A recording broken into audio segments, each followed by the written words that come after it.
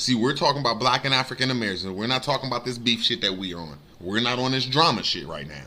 We're on Aboriginal TV's channel talking about Pan Africans throwing shots at the Aboriginals. A Pan African came on here, our brother that makes our shows live for real. I gotta say, all of us need to like sneak together and throw this nigga like $10 because he's one of the only Pan African boo boos that come up here and put up a fight. People that just come up here need to see that. They need to see an African and they need to see an Indian and they need to see the debate so they could choose a side. Not a coincidence is a major factor in this community and people don't even know it. Goofy.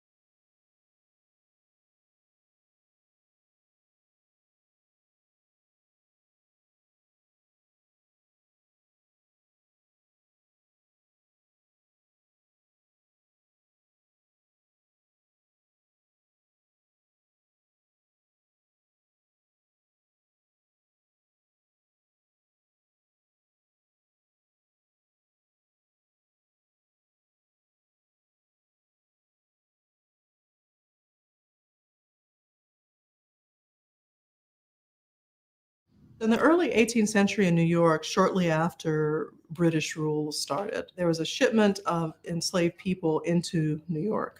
They were Akan from present-day Ghana. We believe that they had already been in battles in Ghana.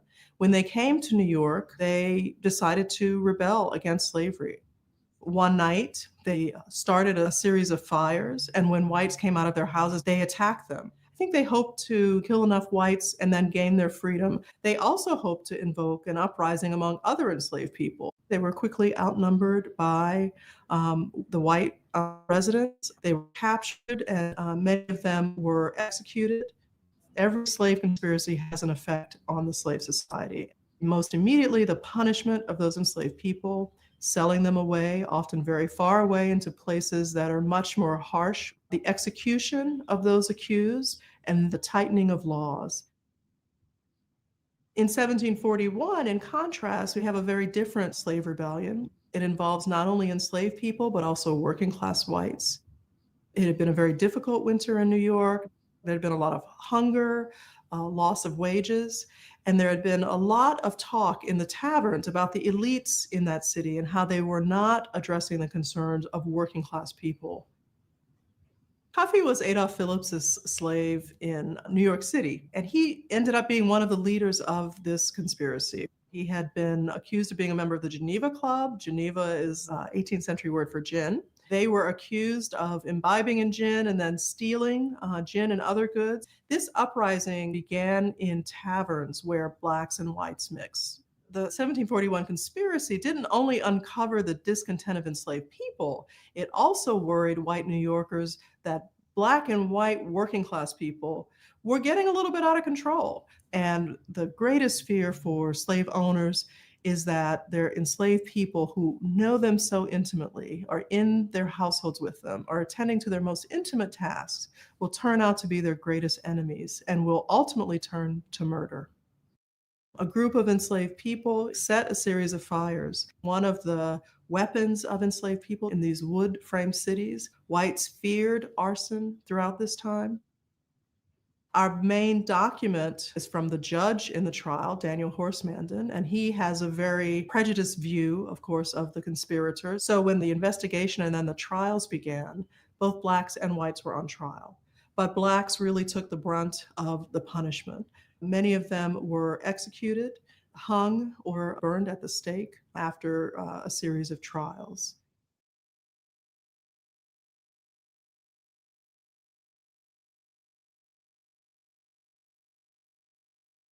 It's very likely to me that enslaved people, angry at the limits on their family life, their mobility, set the fires in order to strike some fear into the minds of whites. And that fear, they thought, might have led them to some kind of greater autonomy.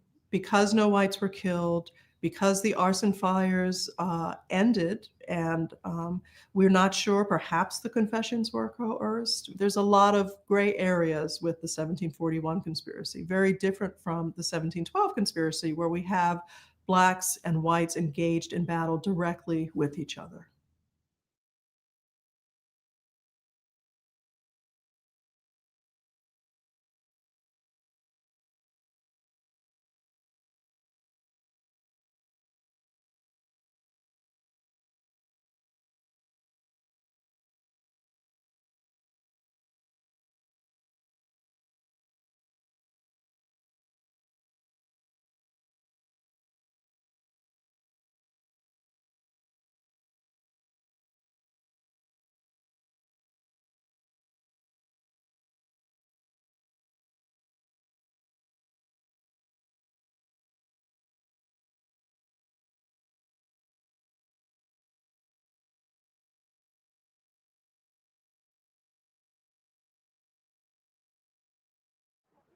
Do you know that New York City at one point in time had the largest black population of any English colony? And in 1741, before there was an American Revolution, there was an African named Kwaku who goes into this building on March 18th and burns down the governor's mansion. The backstory to revolution in New York involves lots of enslaved Africans, which did not support the dominant narrative of what America's foundings looked like. Black revolutionaries are not supposed to be considered patriots. One of the things that also is intriguing about this particular story I'm telling you is that it was primarily involved enslaved African people, but Sarah Houston was Irish. Her and her husband were good friends with Caesar, Kofi, and Prince that were African. And ask yourself, why would an Irish person be interested in siding with African enslaved people against the British? in the 1740s. They were both oppressed, exactly. So Kamal, welcome.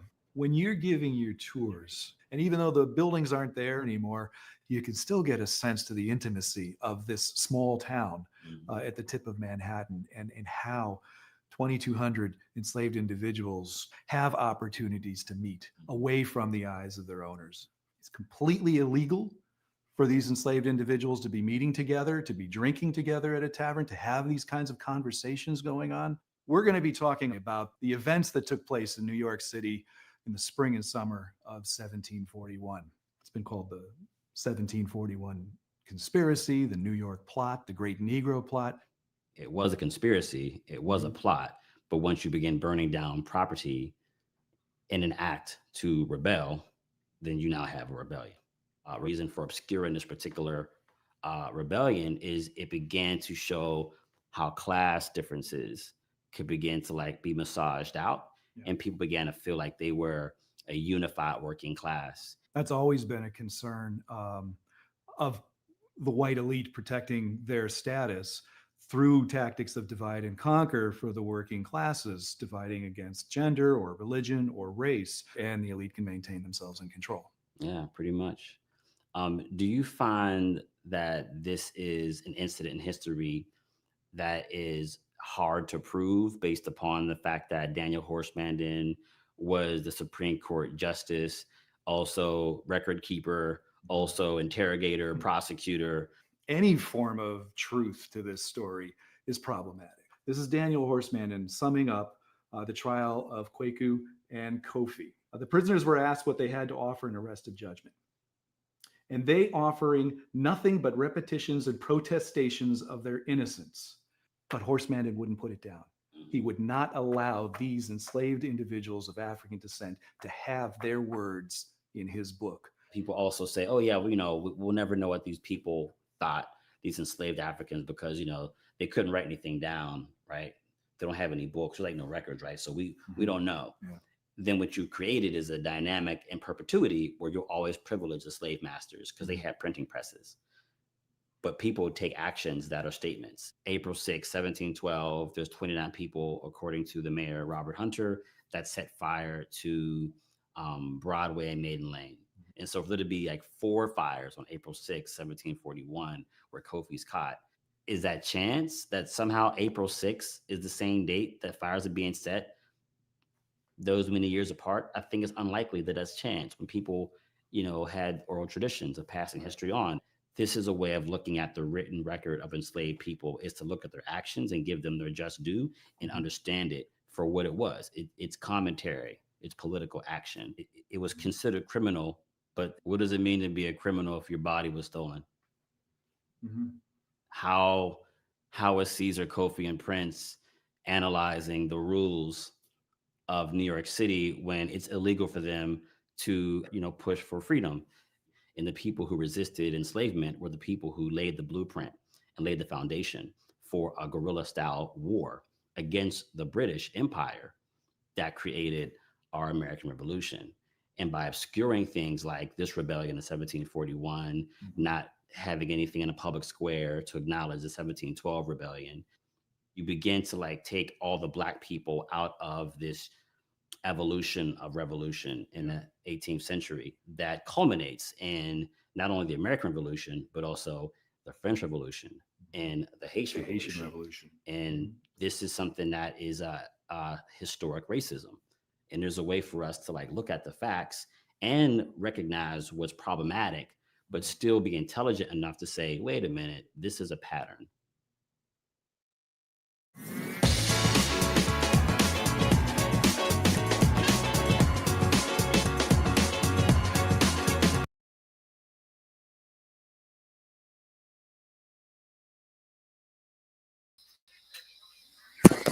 Peace, peace, peace. Mic check.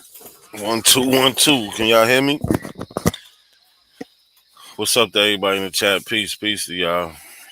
How everybody doing tonight? Hope y'all having a good night. Me, I'm chilling. Same shit, different day.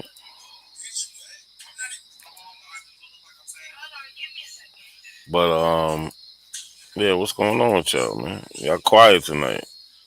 Nobody want to say what up? Hey, you gotta turn that. You gotta turn that down. Oh, there we go. Melanated Goddess. What's good? Peace, peace, peace. So I got a video I wanted to play earlier. I'm watching that on Aboriginal Power Channel, and they was having a discussion basically about black. You know, and if you know these Abos, the Pretendians, right? They hate the word black. I don't know why. You know, they take on these stereotypes and things like that of black. It makes no sense to me, but they just hate black, anything that has to do with black.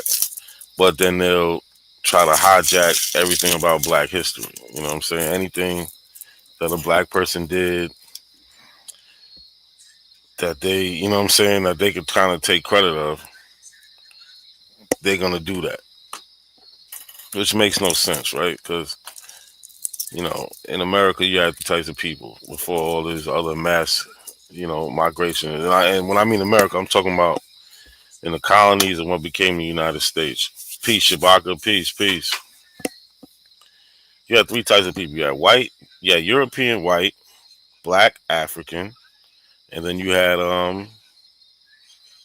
the Native Americans, the Indians, right? And those mixtures. What she said, there is no country called black now. You know, there isn't. But matter of fact, I'm wrong. There is. Sudan means land of the blacks. Niger and Nigeria, those are if you go back to the Latin root, those are play on words on black, right? So those are three countries right there, black. But yeah, Sudan means lands of black. Niger, literally in it means black. And Nigeria is a word that comes from Niger, which means black. So yeah, but when they say skin, we ain't talking about the skin color black. That's just a word that it's an exonym that Europeans gave, right? But you know, white people aren't white, but we still understand that they're white people. You know, those are social constructs. So depends on the society you live in. We happen to live in America, who has the social construct of black, white, and shit like that. So you just can't hide from history. And it's not these conversations about what's correct today. These conversations about what happened in history. But I didn't get to watch this whole video, so I don't know the whole video, and I definitely didn't get to watch it from the beginning. Melanated, you know you African, so I don't even know why you playing tonight. But if you can come up here if you want, I'll put the link in the chat. You can definitely pop up, and we can watch this video together. You can tell me, you can chime in on it. I would definitely appreciate that. If anybody want to hit the link, hit the link. But yeah, about this video, they going back and forth about black and shit like that. And it looked like it's putting a little divide in their community, right? You got it's really A1 versus Aboriginal power, but then you see the sides that the people taking in the conversation. You know, some people that would never talk back to A1 is talking back to them, and you just see it's becoming a real divide, especially since Aboriginal power loves that whole FBA movement, and people like A1 and Chief Holiday, they from the old school. You know, black is bad, black is just so negative, when black is beautiful and black is powerful. So I don't even know, you know, they got to get with the times. But let's start this. For real though, but nah, niggas just gotta get right into it. But listen, man, speaking of attentionists, we got the attentionist one in the building with us, man. Peace and blessing. Peace to the God. Peace. Salute. Yes, Loud sir. and clear, brother. Loud Salute, and clear. fellas. Peace to the gods, man. Peace to the goddesses, man. Yeah, I mean, y'all niggas still on this word black, right? Nah, we ain't gonna. Nah, we off of that. We cooking. I know We one off of thing. that. See that power? See? The term, hey, look. I know we gotta stop using that term Negro and nigga, because that ain't our term neither. That shit belongs to the troglodyte hybrids, man. They the Negroes. Man, no the hell they not, bro. Yes, they are, bro. Hold on. He said Negro belongs to the troglodyte hybrids. What type of pseudo-scientific classifications is this? Troglodyte hybrid, like what is that? Can somebody give me a picture of what a troglodyte hybrid is? And this is what he said Negroes are. Where the fuck is he getting this shit from? yeah. yeah. When we hear this conversation, we're gonna see, right? You know, Aboriginal power always looks up to A1. So this is kind of ugly on that end, but we like it, we love it. You know, our term neither. That shit belongs to the troglodyte hybrids, man. Yeah, but back to this. Does anybody know what that is? A troglodyte hybrid? What is that? Or did he make that up? I'm serious. I don't know what the hell that is. And they the Negroes.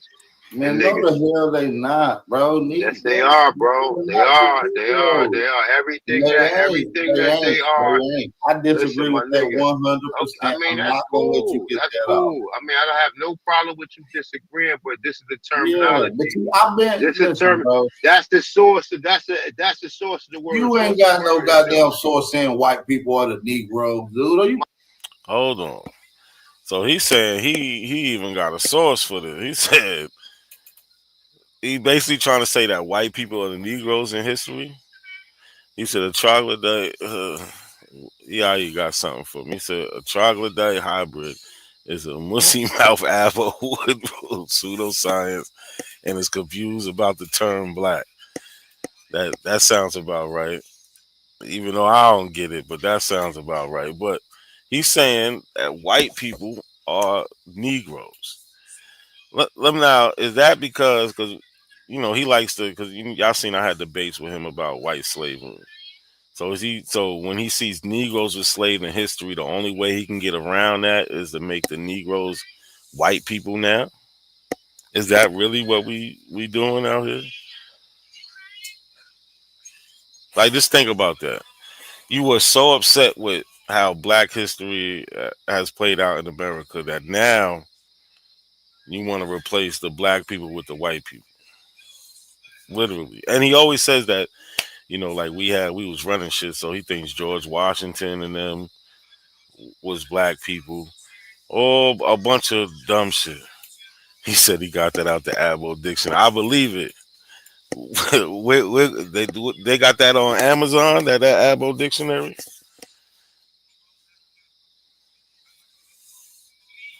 Shit is ridiculous, man. My nigga, I just did a bill yesterday. Go check it out. I seen you talk about the Cabbage Patch Kids, but you didn't show no source. I wasn't just talking about no Cabbage Patch Kids, nigga. I was talking about the troglodyte hybrids, nigga, which is the Negroes. And then, yeah. You already know, man. I go deep with this shit, nigga. Bro, the word Negro. The word Negro was the chimpanzee that the troglodytes got mixed with. Hold on. So you telling me that? You telling me that that white people come from two different types of monkeys? The word, listen. The word Negro. The word. Yo, hold on, y'all. Are these niggas serious? Y'all hear the conversation that's about to start happening? Root word jumping there with if root word says to you, "Are you saying?" and then tries to repeat what you're saying, 11 out of 10 times it's gonna be fucking wrong. So I don't even take what he's saying serious. But where did monkeys come into play in this? Monkeys with monkeys is making Negroes? Like, that's what they're saying, man?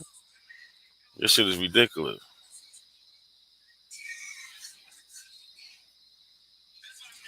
Hold on, what Be Active? Let me see what Be Active said. He said, "All I want to know is why, if FBA Abo Wabos pretenders are all the we know African descent, why they always tethering themselves into real Black Americans, aka African descent, aka African American business." All right, that's what I was just trying to say too. Like, because when you go back to all the inventors, they're gonna say Black inventors, right? It's gonna say first Black kid to do this, first Black to do that. You won't have no history if y'all was never called Black, or y'all didn't want to be called Black, and that's not y'all not the Black people. You won't have no history. Like, even though we can't find these Abos that they talking about anywhere in any history books, even in Black people's writing, nobody's talking about these dudes. But now we're at monkeys on monkeys. Like, this is ridiculous. Just because they hate the word Black. Word Negro go back to troglodyte So ask Negro. yourself this question: where the fuck did the word come from? Because we never called ourselves no Negro. So where did it come from? Spanish. No, it did. No, it did not. That is not no fucking Spanish. Well, that's some stupid shit. Negro don't mean brown and black. That's some bullshit. None of the terms that you can go by, we never called. First of all, we all know that Negro is a Spanish and Portuguese word. We know that. The Latin Niger, Niger, whatever. We know that it comes out of this Latin language, and we get it through the Portuguese and Spanish. So what is he talking about? It's not that. That is not no fucking Spanish. Where I come from? Where the fuck did the word come from? Because we never called ourselves no Negro. So where did it come from? Spanish. No, it did. No, it did not. That is not no fucking Spanish. Well, that's some stupid shit. Negro. Seriously, how the fuck is he gonna deny that the word comes from the Spanish and the like? What the and he's supposed to be their grand master teacher, the God A1. Like, what the fuck is going on? So he's just denying, or he's denying just because he's biased and wants to continue with his way of thinking, which is fine. You're entitled to do that, but or he's just stupid and don't know what the fuck is really going on. Y'all let me know. Y'all take a poll in the chat. Y'all let me know what y'all think. Negro don't mean brown and black. That's none of the terms that you can go by, we never called ourselves during those times. I mean, but listen, we need to know what these terms mean to even be. But wait. No, we didn't. Listen, it doesn't matter what the hell you was called. Listen, A1. It does matter. But what you're saying, A1, I need you to understand. Ain't no AP. I need you to listen, A1. It doesn't matter what you was called 50,000 years ago, 7,000 years ago, 2,000 years ago. It's about how you identify now and how you define these terms, placing it on your damn lineage. Now, you coming with all this white people or Negroes, troglodyte niggers, and homunculuses and shit, bro, I'm not with that, bro. That shit is crazy.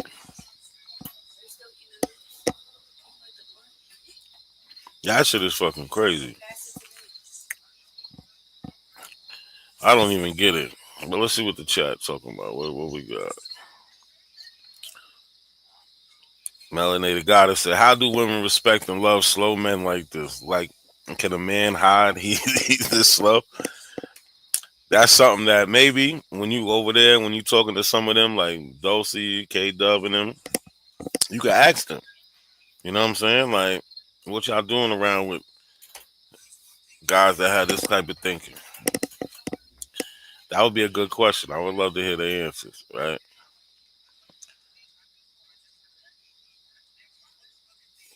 So, again, they're trying to change history. They're trying to change words, all just to be an Indian. Because they can't accept anything that the white man says. But their concept of even thinking they can comes from white men, that they came from America. But that's for another thing. Let's see. Where we at right now? I'm not. Nigga, well, That's your theory. That ain't I even just no want to ask him theory. about his That ain't theory though. even no When he say his theory, he's saying that You ain't gonna a put that out chocolate there. diet and the Homo sapien has sex and they came out with a white person. Hey, No, I just want to ask a simple I question. respect it if that's your theory. I just But want to you ask a ain't simple gonna question, It man, ain't even Paulo. I my just want to ask a theory, simple my question. nigga. You Just can't come and because. say that's just See, the pure thing of fact, it is, bro. my nigga. Listen. Hey, A1, are you saying that white people come from monkeys mixing? Oh yeah, for sure. They're not mixing, but that's what they was I genetically sliced disagree with. Yo, he said white people come from monkeys mixing. Like, come on, man. How did and he has kids. Like, this shit is crazy. I really hope he's not pushing this shit on anybody. And if he is, I hope they're not taking this shit serious. I hope this shit don't go past YouTube. Sean P, what's good, bro? The link in the chat. Well, you don't even need the link, but pop up here, man. We just going over this video from these niggas earlier of just them just talking crazy. Like, this really exposes how crazy they are. Like I said, I ain't watched the whole thing. I ain't get a chance to. I popped in, I was at work, I was listening, and they was just sounding crazy, but they was also divided on this black and Negro word. Shit's killing them right now. Are you in the bed? Well, lay it on down then, my man. But yeah, let's get back to this video because they talking about monkeys and Homo sapiens, and monkeys and monkey mixing and making white people. This shit, I never heard no shit like this. My nigga, listen. Hey, A1, are you saying that white people come from monkeys mixing? Oh yeah, for sure. They're not mixing, but that's what they was genetically I sliced disagree with. with that. That's down there like Well, Charles I gotta Darwin. hear this though. That's the fight. Bro, my That's nigga, down there listen, like bro. Charles Darwin theory, man. Go back and check them. Go I was back and saying, check it out, bro. saying what he was saying. Look, they Yeah, can't but listen. the These people, yeah. These people are not organic to this land. These people are hybrids that was mixed, and these people are all besides the hybrids, the incubators and all these other genetic experiments where these people came from. And I'm satisfied with that. I'm not going to argue against that. I am perfectly I ain't gonna satisfied argue with against that. that. I ain't gonna argue am against that. But when you start talking about with that. they the Negroes, I got to give you the No, And the I can argue with both of them. No, I don't mind. Like, the because when term we go to Negro chromosomes, is a term.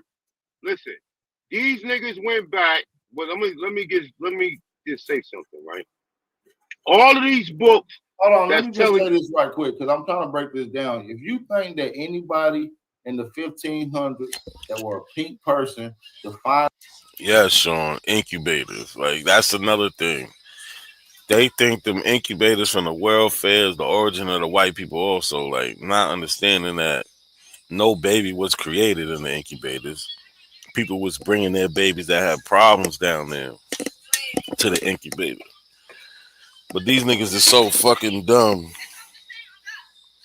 These niggas really think white people just came around 200-300 years ago, if that. Like, this shit is fucking ridiculous.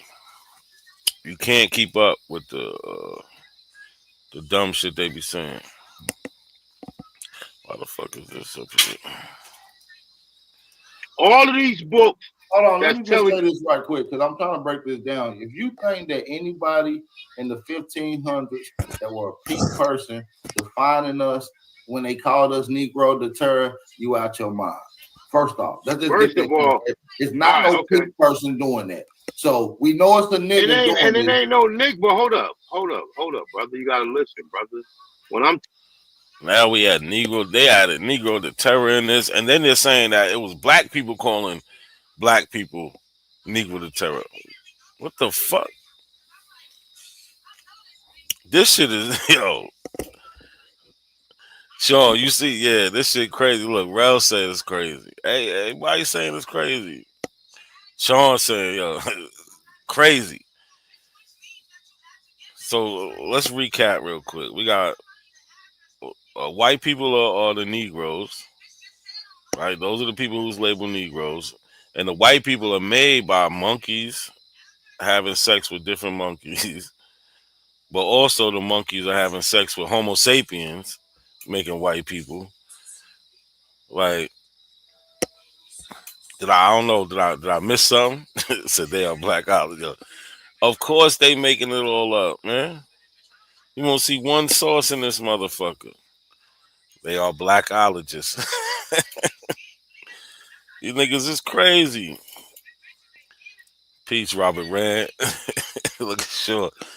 Sean, you supposed to be going to sleep. You over here laughing. Don't wake nobody up in there laughing, man. Right, Shabaka. Total confusion. Feel sorry for their children. Me too, because I can't believe that. I hope they not telling nobody this shit.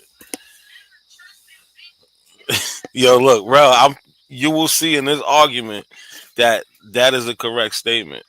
It'll make you have to agree with AP, but he's gonna back it up and say some other dumb shit that you be like, oh hell no, like both sides is just retarded.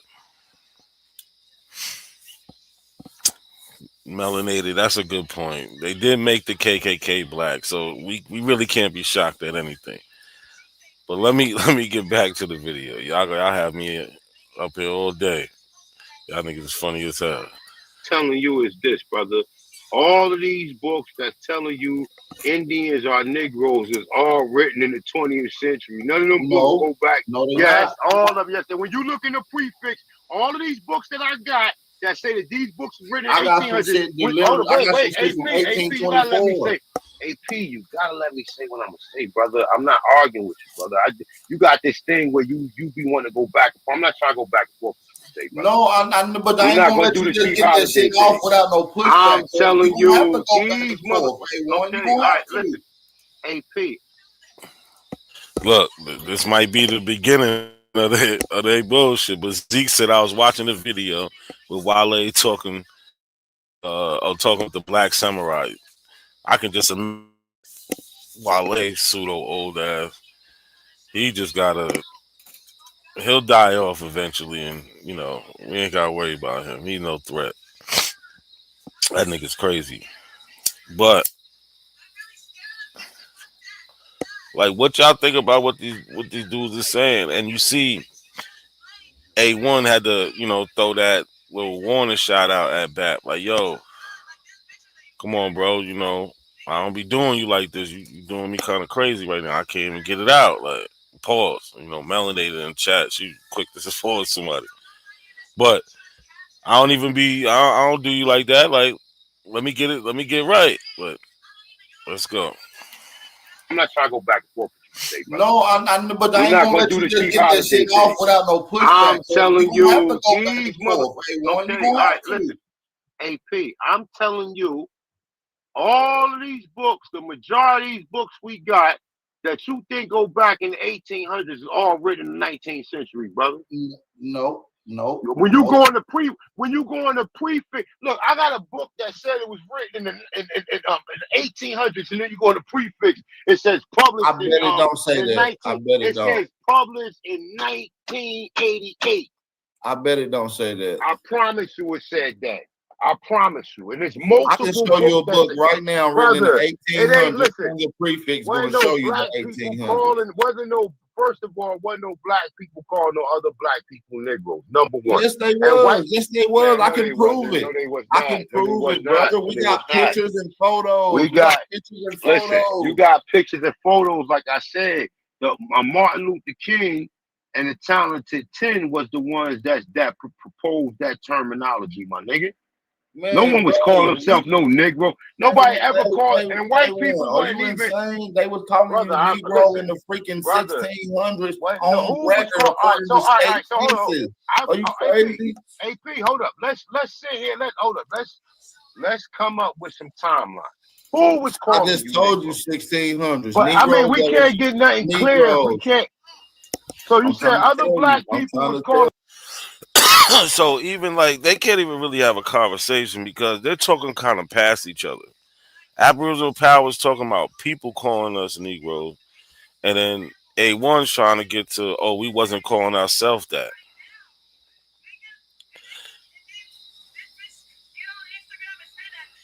Yo, hold on. Yo, I just noticed this. This is how dumb this nigga is. And this is his thing. If y'all can look down in this corner, I don't know if that should just peep how he spelled Aboriginal wrong. In that bottom left corner under BAP, he spelled Aboriginal wrong. He's supposed to be the king of the Aboriginal. How the hell I just noticed this shit. I don't know if y'all can see that shit. Right here. How the fuck he missed? I know, like, but look, this how dumb these niggas are. But back to the video. That shit have made me forget. Rel, you see that shit, Abo? What the fuck is that? Abo roll. Like, Abo, he tried to sound it out. That's what the fuck happened. How the fuck you don't know how to spell Aboriginal? That shit is ridiculous. That shit covered. Look. And this is his banner that he puts up on all his videos. What the fuck? How you Aboriginal power but can't spell Aboriginal power? Oh shit! I forgot what I was even trying to bring up in the video. Oh yeah, they talking past each other. One's talking about what we called if we called ourselves black or Negro, and the other's talking about who called us black and Negro. But yeah, Bap, you got to fix that shit. I don't know what the fuck you got going on, man. Other black people, Negro. I'm trying to tell you, bro. Why don't y'all both get y'all stands and then go from there on attacking each other's stands? No disrespect. My nigga, I'm telling you, I don't believe nothing he's saying, and I ain't gonna never agree with none of that shit he talking about. That's what I'm saying. I don't believe none of that shit. I mean, it's cool. It's perfect. Hey, AP, it's perfectly especially cool, when you talking about whites or Negroes. I'll pop my shit. Look, AP, I'll pop my shit on my channel. You pop your shit on your channel. I don't agree with none of that shit, bro. So I ain't gonna vote. I ain't gonna have this. I ain't gonna do like you do with Chief Holiday. Do this shit in public. Well, listen, that's what I'm saying. We're not doing this shit in public. I'm not going to do it. What I'm saying. Look, that was his second warning. Like, yo, because him and Chief Holiday also had a couple of heated discussions behind certain shit. Because BAP is like pivoting towards different things, except in that FBA shit. Right? They was never with that black. You know what I'm saying? They hated black, right? With a motherfucking passion, baby. And now back, he's pivoting on, yo, yeah, we black. But he'll say we was called it when it really get pressed down to it. But he accepts it also. I don't see what the problem is, man. But this shit is funny. Listen to these retards go back and forth about shit they making up. This shit is just hilarious. If you want to have this conversation, you can call me on the phone. What I'm saying is, A1, what I'm saying is, you're going to have to learn this, though, fam. If you come up and make a claim going against my claim, be prepared to box with your claim and provide sources. You know what I'm saying? I'm not going to allow nobody to challenge me with a wacky ass. At this point in time, crazy? Listen, hold on. At this point in time, I ain't believe no fucking sources, my nigga. Because a lot of these sources is fucking lie. A lot of these sources is written. Look, and that's where the pseudo begins. That's where the pseudo, he could just go anywhere because he don't believe no sources. Because he doesn't know how to distinguish what a real source is in the first place. Right? No, BAP is not the same as A1. BAP, Aboriginal Power, he's the one that be having a channel whose channel says he got the dread. A1 is the one we never see, but he's like he was like the puppet master, but not so much no more. And this is where it's been a lot going on in the background. He don't have that same pull like he used to. He's supposed to be they OG. But nah, they not the same, melanated. You know they not the same. So you don't believe in Raffle Boy work no more? Listen, no. What I'm saying is that I gotta cross-reference my shit, my nigga. I'm saying you don't believe in Raffle Boy work no more? You remember him? Yeah. But not saying, you're not accepting those sources and thinking that you could actually debate or conversate with somebody. It's crazy to think that you could actually pull that off. But they've been letting him do that for a long time, where he could just say whatever he wants. Now today he's being pressed about it. Like, nah, you got to show and prove. You can't just say what I'm saying is wrong, and then without showing something. Nah, A1 from Jersey. It's right by New York. He's from Jersey. And Aboriginal Power, he the one, he from Tennessee. But yeah, so this is the first time A1 is being saying by one of his peers, like, yo, nah, you gotta source up. And he's not jacking that. I mean, listen. You know, that's 1800s, I right? believe You know, in some of it. 1800s. I believe in some of it. I don't believe everything in his book. I don't believe in everything in his book. I don't believe in everything in his book. So get that out your mind. So Well, what part do you not believe? What part do you not believe? I don't believe. Listen, I'm just saying, if you're going to come up with the claim of him saying Negroes and this, that, and the third, I don't agree with that. Why? What part do you not I just don't agree with it because wasn't no white people. But listen, though, A1, that's the thing. Yeah. This is a real documented book from 1824, prefix 1824, published 1824.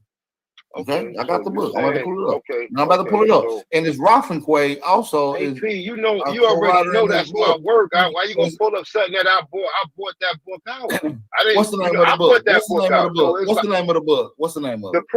The primitive nations, the primitive black nations, my nigga. No, that is not what I'm reading. What book you gonna pull up? I'm reading the Annals of Kentucky. That's my work. This is my work. This is my work. The Annals of Kentucky. The Annals of Kentucky. This is my work, A1. You talking to me, bro? It's me. It's me, A1. Don't do that now. I'm telling you. This is real talk. One of y'all got to learn how to back down. That's a good conversation. God damn. Hell no, I'm not backing down for no damn white. He the one who got the ego. But listen, like I said, the word Negro come from the troglodyte hybrid. We want to hear y'all's points. That's all. That's it. So if you niggas want to be Negro, you niggas want to be black, that's perfectly fine with me. I'm not none of that shit. So listen, let me ask you this. I'm not none of that shit. I want to hear this right quick.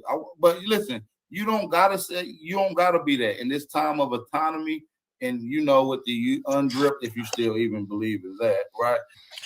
What's so bad with being black? He let it be known. He like, I'm not none of that shit. He said about 4 or 5 times. Like, what the fuck is going on? And he still ain't proved nothing. None of them have. But it's just outrageous for him to say that black Negro are white people. That's what he's saying. Shit is fucking ridiculous. I don't. And they got Wycliffe up there. Like, just looking silly. You got the right to self-identify. But the thing about it is, what you can't negate is what's on your family records. You see what I'm saying? So I don't care if you claim it now. Some shit that the census man. Hold on. Some shit that the census man, you know, when they was doing the enumerations for the census, my nigga, they was going around talking about census records. We actually got business certificates. So where do you think the terms come from? We're not just talking about census records. Listen, we got actual to be called black. A1, let me say this. We got actual records, patent from the patent office, where Negroes signed their own name and their own signature and put their own race down as Negro, brother. We got patent businesses. We got a lot of shit, bro. What are you talking about? And the thing about it is, it's on your family. Like for A1 to try to make the argument that black people didn't call themselves black or Negro back in the 1800s, that's ridiculous. That's fucking just stupid. Like, he might, and that's his problem because he's too busy reading white pseudo authors, right? That's the people he likes to read, like Barry Fells and them motherfuckers, instead of going looking back and see what black people said for themselves. You can't name, black people and their writings. So that's where his real problem is. He's too busy reading from these and what's the dude, the Graham guy, whatever his name is. Like he reads those type of people. He never goes to the time period that we're talking about, 1800s, and see what the writers who are black are writing about in the 1800s. Wouldn't that be the first one of the first steps you do to see what black people was thinking in the 1800s is to go and look at what they was writing in the 17? Like that's like would be like the first step. You would go to the people. You want to go to the primary. The people are the primary. But these niggas don't know nothing about research. They wouldn't know what to do. I don't even gotta see your family records to know that Negro, black, and color is on your ancestral record. I ain't gotta see it to know that. You're agreeing, so you're arguing some nonsense, my nigga. Every black person did not agree to be called black. Every black person did not agree to be called Negro. And when you go back in history, if you study hard enough, you'll find this out. Just because a few ignorant motherfuckers agreed to be called a fucking color and agreed to be called a troglodyte motherfucking hybrid monkey, then that's on them. No, listen, I want to get your perspective all the way out before I even interrupt. I'm gonna allow you to break yourself down and explain how you come up with Negroes was applied to white troglodyte quote unquote monkeys. Because that's the terminology in which they was called. So what these motherfuckers then did was just like we were never called slaves, but they applied the term. They flipped the script and start calling us slaves, and now Negroes call themselves slaves because they have enough people that people believe that it's credible to speak on it like they're professionals. So therefore, people be like, oh, this guy can't be lying. He has to be telling the truth. This guy had 4 or 5 degrees, not knowing he's learning it from the troglodytes. He's learning it from the Slavs, my nigga. So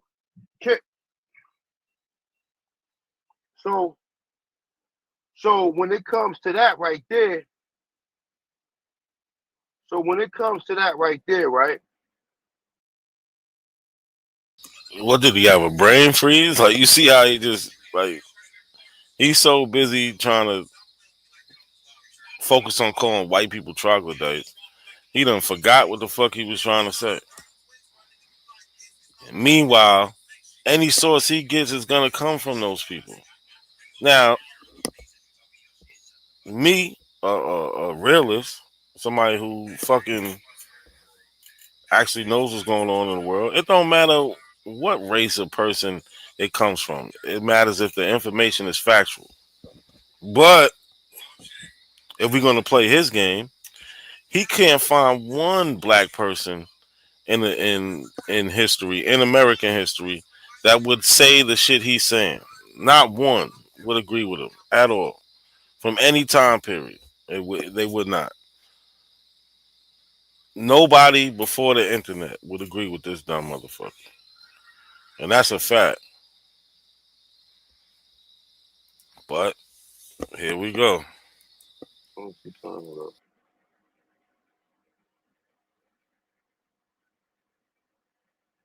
So when it comes to that right there, right, we know that these people then did the switcheroonie on us, bro. I don't believe shit. I don't believe nothing that coming from them niggas. Unless I can verify. If I hear someone else saying something different, hello? Mic check. Y'all can hear me? I'm listening to you. Okay. If I hear one, hey, look. If I hear, hey, listen, look. If I hear something coming from them, and then I hear something coming from my people, and we can verify what they saying, I don't believe shit, because just like he told you was a fucking slave, and look how many black people you got running around here claiming to be a slave. Look how many black people you got claiming to be a slave. I don't know one black person that's going around claiming to be a slave. Like, Nobody claims to be a slave. Motherfuckers say, yeah, some of their ancestors wasn't slaves, but nobody's claiming to be a slave. Like, that's the dumbass argument. Because black people did go through slavery, that don't mean we're slaves today. What the fuck is you talking about? So is that why you don't want to be black? That don't change the history, right? So what the fuck is the point?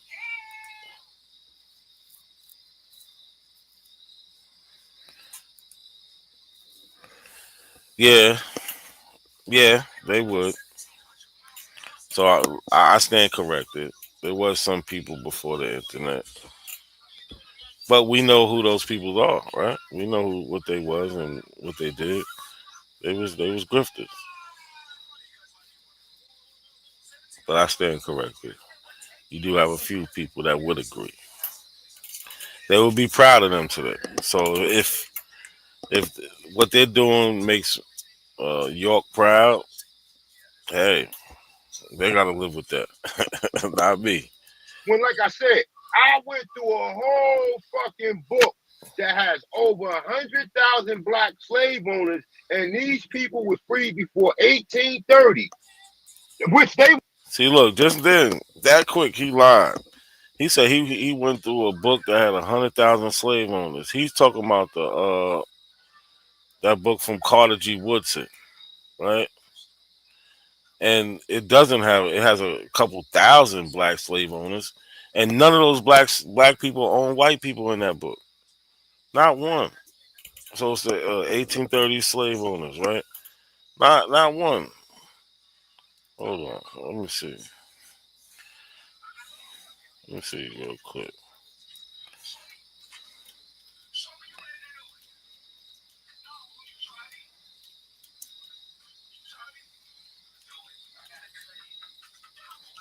See if I can find this shit.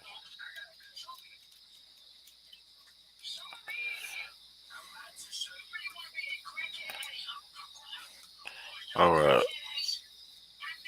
Let me see. So this the book he mentioned real quick. Let's hold on. Let's do this right. Like I said, I'm doing this on the fly. I didn't watch this whole thing, but some things we're gonna point out. was a fucking slave. And look how many black people you got running around here claiming to be a slave. Look how many black people you got claiming to be a slave. When, like I said, I went through a whole fucking book that has over 100,000 black slave owners, and these people were freed before 1830, which they was probably never slaves. What did they call them? All right, so the book he's talking about is this book. I have this book. I have it on. It's on Internet Archive, but it's the Free Negro Owners of Slaves in the United States in 1830, right? But in this book, they're not talking about black people owning white people like he's trying to act like right now, because he's trying to say it's hundreds of thousands of black slave owners. How we the slaves and how we on the bottom, so we couldn't have been the Negroes, right? But let's look at the overview of the work, right? Publication compiled by the Association for the Study of Negro Life and History and funded by the Laura Spelman Rockefeller Memorial. The data source uses data from the 19th century federal census to list heads of households who were free black individual owning slaves. Key findings: documented thousands of free African Americans who legally owned slaves, knowing that many owned family members to protect them from harsh laws or forced separation, while others operated under motivation.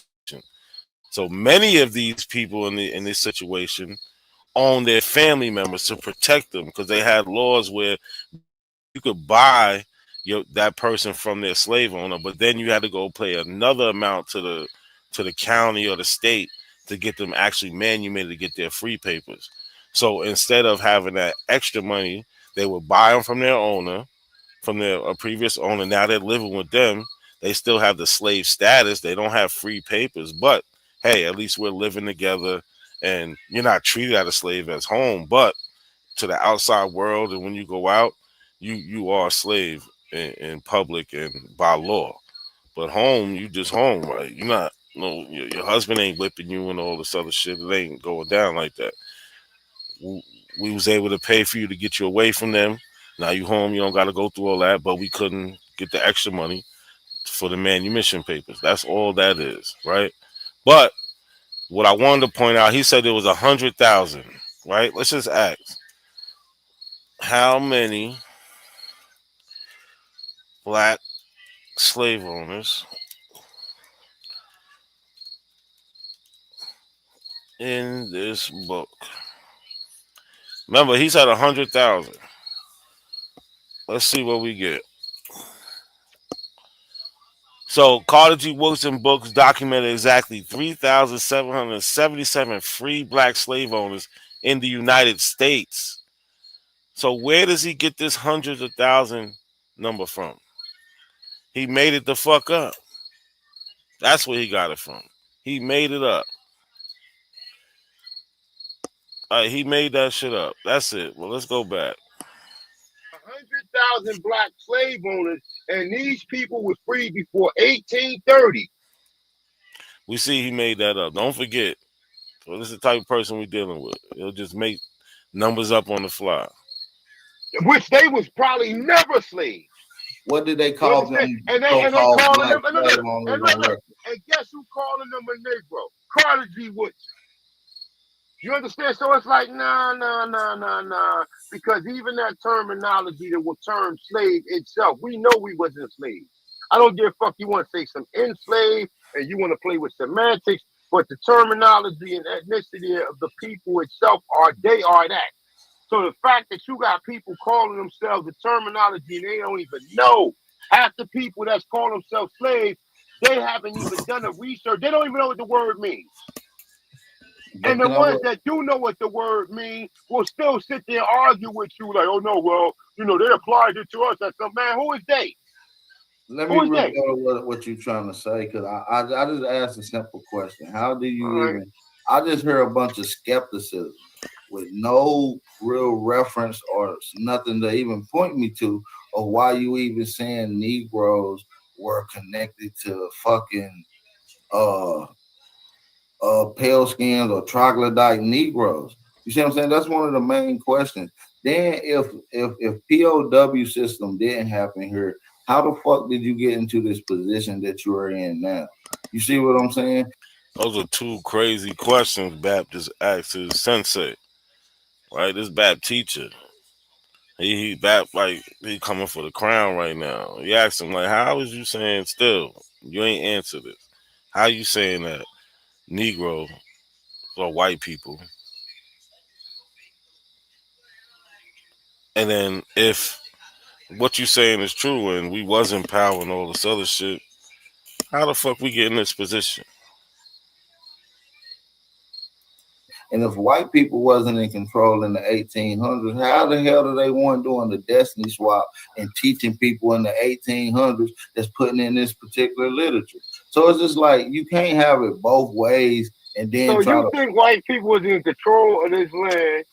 You think white people was I don't think they was, but you just said that they was. So I'm not going. Man, we need to stop playing these games. I'm not going to play the game, AP, because I see how you and Chief be going back. I don't like that shit. We're not going to sit here. I'm not up here to these particular people. I just let you speak. I'm not up here. Well, that's the second time he said, I don't like how when you and Chief go back and forth. So he think he trying to do him how Bap been doing Chief. But he's still handling you. But from what I seen, it gets a little worse. This shit is funny. Oh, I just let you speak. I'm not doing the shit for no views or none of this shit. Just let you speak, bro. But listen, what you just said was those particular people were learning from the troglodyte, meaning that they were getting taught by the troglodyte at that particular time. I don't believe that, bro, and you don't believe that. We've been talking about this several different times. So what I'm saying is you can't have it both ways in this narrative. I'm just trying to see how who was hold on. You gotta say that again. You say that one more time, brother, because that shit sound like some bullshit. When we was talking about the people being Negroes here, these books written in the 1800s. You with me, A1? Yeah, I'm with you. You said that these people were being taught by the troglodyte. That's what you said, right, A1? Who was being taught by the people who was writing these books in the 1800s, brother. Well, not even writing it. The people now, a lot of that stuff has been written, like I said, later on. I'm not talking about now.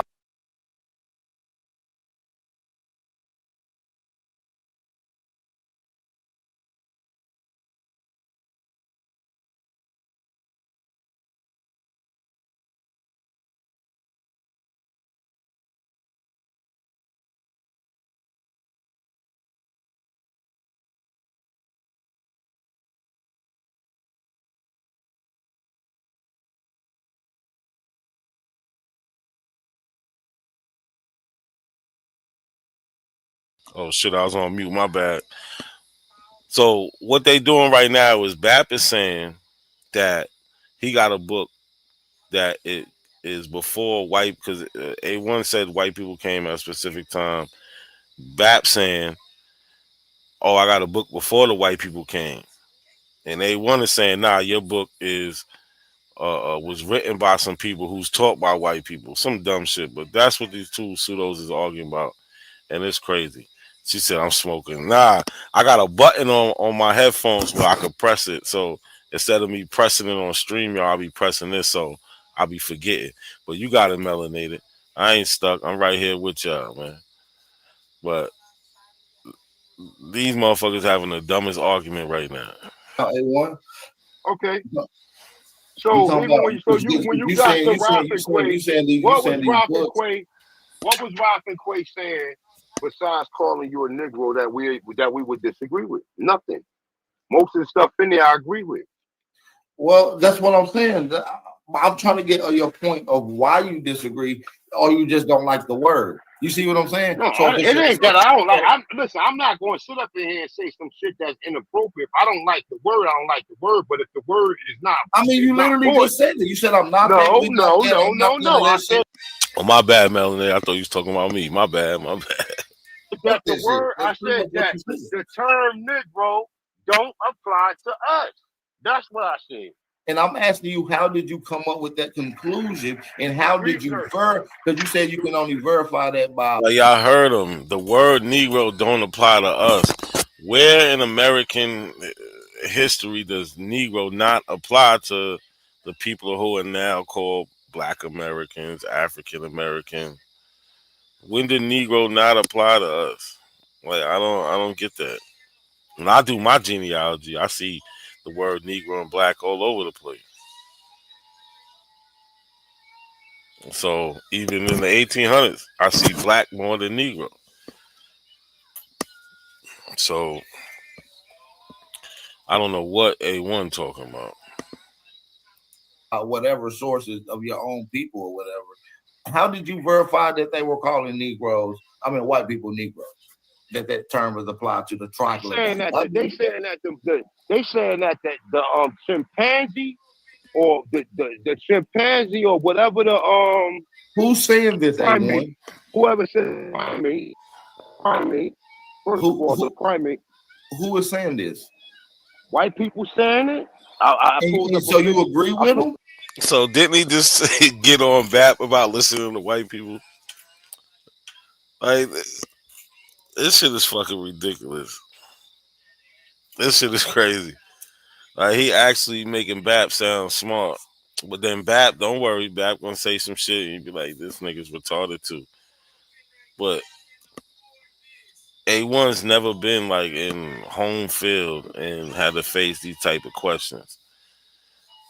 So he's getting real frustrated. That's why he already threw a couple warnings. Yo, don't treat me like Chief. Like this shit is funny. No. Hold on. No. Specifically for real though, so we can get some. That's where the scholarship. I'm saying, listen.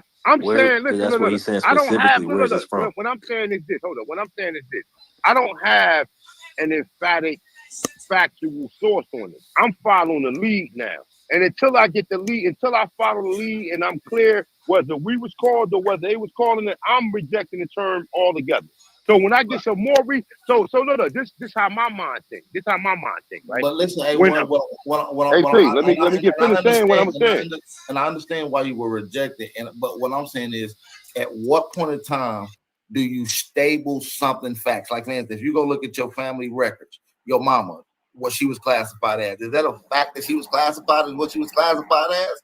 Is it a fact that what's on your birth certificate is what you classified? Like, we can't negate Yeah, the but fact. just because you classify Hold on. This is the key point. Hold on, this is the key point. Just because we classify, we can't be naive to the fact that we were classified as these things, and that people operated their own businesses with these labels attached to it. We can go and show you these things. The records. Okay, so pages. Okay, so damn, your phone messing up. Everyone down. So the same people who were Yeah, African American at some point, now they been that term. Jump off. It just seems like you just keep going into like a. Let me get my phone. All right. Let me grab my phone. Yeah, with these new theories and shit like that, you back on it. And if it can't stand a little bit of criticism, honest criticism and critique from me, then it ain't sturdy enough. Nah, I ain't even got. Okay, can you hear me now? Yeah, I heard you perfect. Okay, so what I'm saying is this, right? So let's just run it down the line. At some point in time, we agreed to be called African American. Before, in 1989, I didn't know nothing about being in the time. Hold on, let's run it back to the first time. Let's go back to what I would like to perceive as documents. We got Spanish, supposedly people coming from Spain, Portugal, and all these that particular region making their way over here, right? They're calling the people here Negroes in the 1519. Are these people not white necessarily or though? But look, first of all, I don't even. Are these people white or Negro that's coming over? First of all, Spain didn't exist until after the 1900s. So we talk about contemporary. That whole Spain. Why do they always got to do this whole pseudo semantic shit? Spain wasn't. I don't know when exactly they started calling Spain Spain. I know the Romans called it Hispania, right? Hispania. So that's in Roman time. So Hispania translates to Spain, but in the colonial era, yeah, it was Castile and Portugal, right? So what? We know the Castilians are the Spanish. Like, why we have to stop the conversation because he said Spain? Like, come on, man. Like, that shit is fucking retarded. But that's what these pseudos do. You can always spot a pseudo. Like, that's one of the things. They'll stop a conversation and play a word game. Like, we know who we talking about. Shit, I don't agree with that shit no more, man. I don't agree with no Spain because it wasn't even called Spain. It was Al-Andalusia. So what are we talking about? It wasn't called Spain until recent times. Yeah, but see, that's Al-Andalusia in one language. That's I believe Arabic, right? Romans, they called it Hispania. Somebody in another language might have had a different word for it. That don't change that we're still talking about the people from the Iberian Peninsula coming over here. Like, it's not that hard to follow. But they telling you when was it called Al-Andalus? It was called Al-Andalusia all the way up into the end of the 1800s. And peace, Root words, yo, Root. Whenever you want me to show you what I was talking about, your genealogy, man, we can do that, man. Go over that. You playing?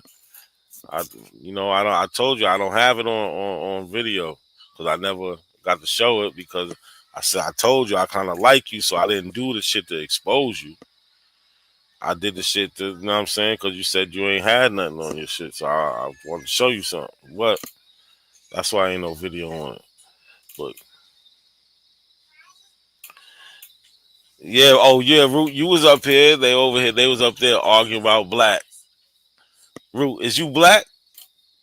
You fucking with the black? Like, what you doing, Root?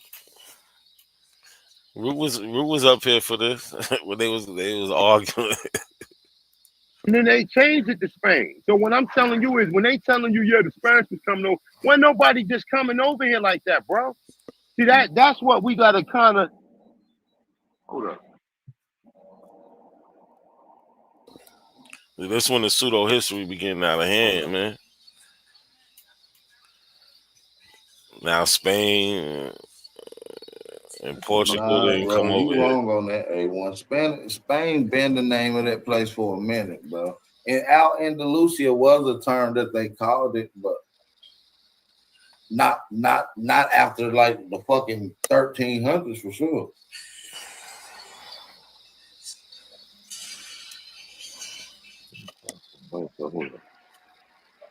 Only thing I'm saying is when we're in 2026, it's a different paradigm. Like, you know what I'm saying? Like, this is like, like, you know, just it's a different paradigm. But when you're bringing evidence saying that the word Negro comes from the word troglodyte nigger, and that's a Homo sapien and some type of ape.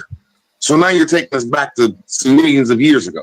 Like I have power saying, you can't take that past 12,000 years ago before the archaic human. I might be off 1,000, like 10,000, 8. Rue, I don't know what the fuck you was talking about. You just saying anything. Like nothing you said was correct or made sense. Like 1,000, whatever. But the archaic human, that's when the monkeys stopped mixing and having monkey sex. You know what I'm saying? And the evolution is after the archaic human. Wild as hell, man. Y'all niggas gotta be stopped with this crazy talk. Monkey sex. 12 that like what the yeah. Rue, you need to be taught a lot, man, because you need to stop. This shit is insane. This shit y'all be saying. Wild aggressive. A1 wild as hell. I ain't gonna lie, that was wild. But Rue, when you finally get the balls to stand up to A1, you always agree with A1. You was over there beefing. You was going back and forth with him today. What happened? Bro. People come from a lot of monkeys, bro. Yeah. No, I'm just saying, like when we was talking, like when we talking about Spain, Spain is literally the new name for the explorers. You see what I'm saying? In 1491, which is the war that happened, or what they call the fall of Granada, A1 and what words?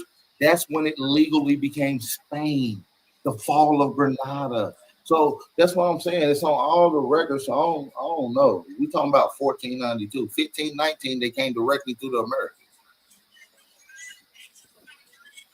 1549, they was in the Carolinas.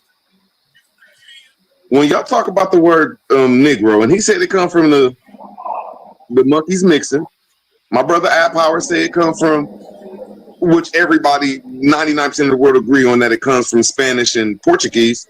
But I'm trying to say don't no word come from Spanish, Portuguese, Italian, French, because all of them are Romance languages. The word comes from Latin. Why would you call two monkeys that fuck a Negro? Like that don't even make no damn sense. My nigga, ain't no two monkeys that fuck, my nigga. It's motherfuckers that genetically. These niggas was genetically fucking created, my nigga. So you know what the fuck I mean when I say that. I'm not telling you no fucking niggas mixed with no monkeys and created no white people. I'm not saying no white people with no kids and they turned pale. I don't believe none of that shit. Look, A1 getting fed up, but what the fuck is you saying then? Because that's what it sounded like you were saying earlier. That's why they asking you these dumbass questions. Root, you should not be allowed to be on panels at all. I'm just gonna be honest. Like you be saying the craziest shit. You definitely don't belong on no panel. I believe that they came from a fucking chimpanzee breed that is referenced as being a troglodyte, and also the terminology of the so-called actual. I want to debate your theory with my theory. I'm not debating you, my nigga. I'm not doing all that, my nigga. I'm not. We I know got my own theory. Like this shit go too far. These niggas talking about they got their own theories and shit. What type of scientific method do they go through to come up with their own theories? And Bat flat out said, yo, I want to debate. A1 ran. I'm not debating you.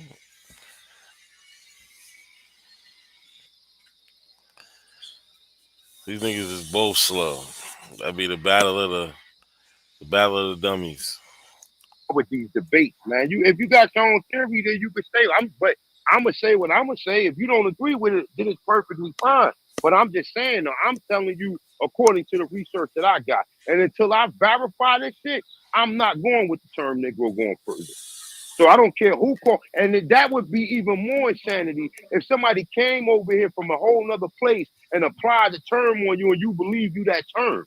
What kind of shit is that? Who you think applied that term to you though? That's what I'm asking. You get said the Spanish. You think the Spanish applied it to you? So was the Spanish Negroes or were they pale skinned? Brother, I don't. First of all, you need to find out what the term Negro means. The term, and also the term. I know for a fact that they were Negro. AP. The term Negro is also applied to being a slave, my nigga, being somebody in bondage, my nigga.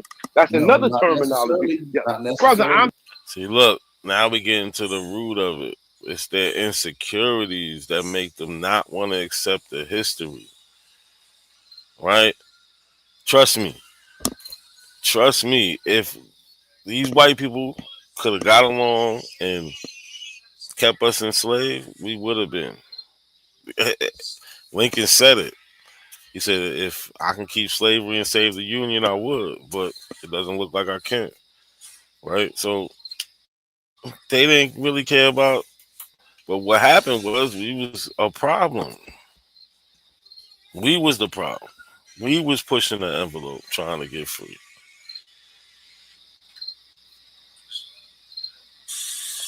But these niggas would never understand that because they don't even accept the history that did happen, right? Like, we fought the whole way. That's why we free today. And then even when we was free and then we wasn't getting treated right, went through a whole nother civil rights era. Like, let's not play these games, man. We have a proud history. Like, we set the trend for other black people in the diaspora, African people in the diaspora, on the continent and in other places on how to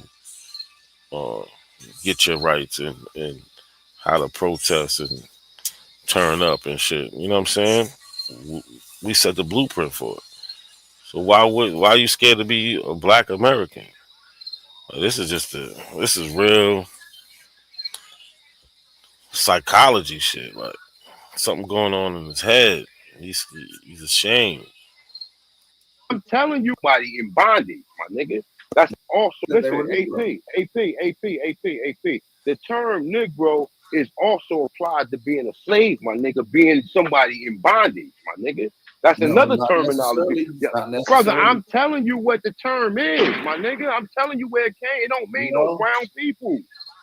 It don't mean brown people. These people went back, changed history, wrote all this shit in the history, and now we're calling ourselves these ridiculous fucking terms. How you get the original term or what it mean? How you get it? What you mean? I don't, like I just told you, I'm still and all the shit. How you get it? I'm still doing research on it, but until I verify, but I'm just saying, until I verify, that's what I'm saying. Until I verify, it haven't been, none of this shit, but AP, none of this shit has been proper. Nobody There's else. only, you ain't gonna show brother, no white people, okay, so no land being all called the people Negro. that's saying for AP, all of the people, all of the term nigga and Negro is being called that by fucking Europeans. The white people. You're not being show no records for white people being called Negroes. Is what I'm saying. Brother, I can show you records to that, and when I get home, I'll show it to you. I can show you records that the term Negro is connected to the word slave. Listen, I can show you records that the term Negro is connected to the word slave, and we're not fucking slaves. You can be. So, man, listen, my nigga, I'm not doing a semantic thing. I'm not doing an enslaved if you go to jail, nah. The terminology. Listen. These Europeans are the only motherfuckers who can do these word swapping and do the word changing. And people, yes, it is. It's very true. No, according to the law, you could become a slave, bro. If you commit a crime, for punishment of a crime, you could become a slave. That system has always been around. The slave system that y'all think, chattel slavery, chain links on your neck, shackles, and hung and beat and breeding forms, that's silly Alex Haley stuff. The real system of slavery was penalty of crime. They were falsely accusing a lot of people with crime, just like they do today, and it gets you put in slavery according to the 13th Amendment, verbatim. That's in law. I'm not making this up. Like, it's right there. It happens right now. There's people. Here go Bat exaggerating the 13th Amendment and try to make it seem like, oh, how the 13th Amendment was set up was how it was set up before. So what's the point of making the 13th Amendment then if there's no adjustments to it, right? He wants to take away that, oh, if a black woman was enslaved, that means automatically the child was enslaved, because that was the law of the land. That's how they was doing it ever since 1662, when they created that law in Virginia, and every colony after that inherited the same shit. Right? So since 1662, if a black woman was enslaved, her child was enslaved. That's not how the law went. It wasn't if it's an Indian woman or any woman or a white woman. No. If it was a Negro woman. So you can't just act like, oh, it's just slavery was what the 13th Amendment is saying. No, slavery was way more than that. That's why they made the 13th Amendment and said the slavery is abolished, except for if you commit a crime. Right? So crime could get you in a debt of labor. Like you could have to do 5 years of labor, and they put you on a plantation. So now you're owned by the county, and that county could lease you out to wherever work needs to be done. It could be work for the county, it could be for some individual planter or whatever else. That's not the same thing as, oh, because my mother was a slave, now I'm a slave. That's way different. And again, I keep seeing this Aboriginal. I don't know what this is, but Bat, you need to fix this. You fucking up, my guy. People you know, I know, we know that's enslaved. Literally. Can't leave, do what another motherfucker say, wake up when they motherfucker tell you to, eat when they want you to eat, go play when they want you to go play, shower when they let you go shower, and you work for cents an hour. Hold on for a second. Hold on. Let me mute up. You can't tell me that ain't slavery. All right, man, you fighting to be that term, man. Keep fighting, man. You fighting for a cause that ain't got no. Listen, no, I'm just not. Hold on. I'm listening. I'm listening, AP. I'm listening. Hold on, talk. No, I'm just not going to deny the facts, though, just because I don't like something or I want it to be something else. You can't deny the facts. If you deny the facts, you ain't going to be able to work on fixing the issue. You just blatantly be delusional of the facts, you're not going to deal with the actual real root of the cause. Motherfucker. You just can't. It's impossible to. Look, Matt, he trying to get to him like, yo, you got a problem, you need to fix it, but you need to get to the root. You gotta listen. You hard headed. He trying to teach him. He ain't jacking it though. That's like a motherfucker got a hole in your roof of your house, but you leave the house and never come back to it. Talking about I'm gonna fix it. You can't fix that hole if you're not there putting the work in.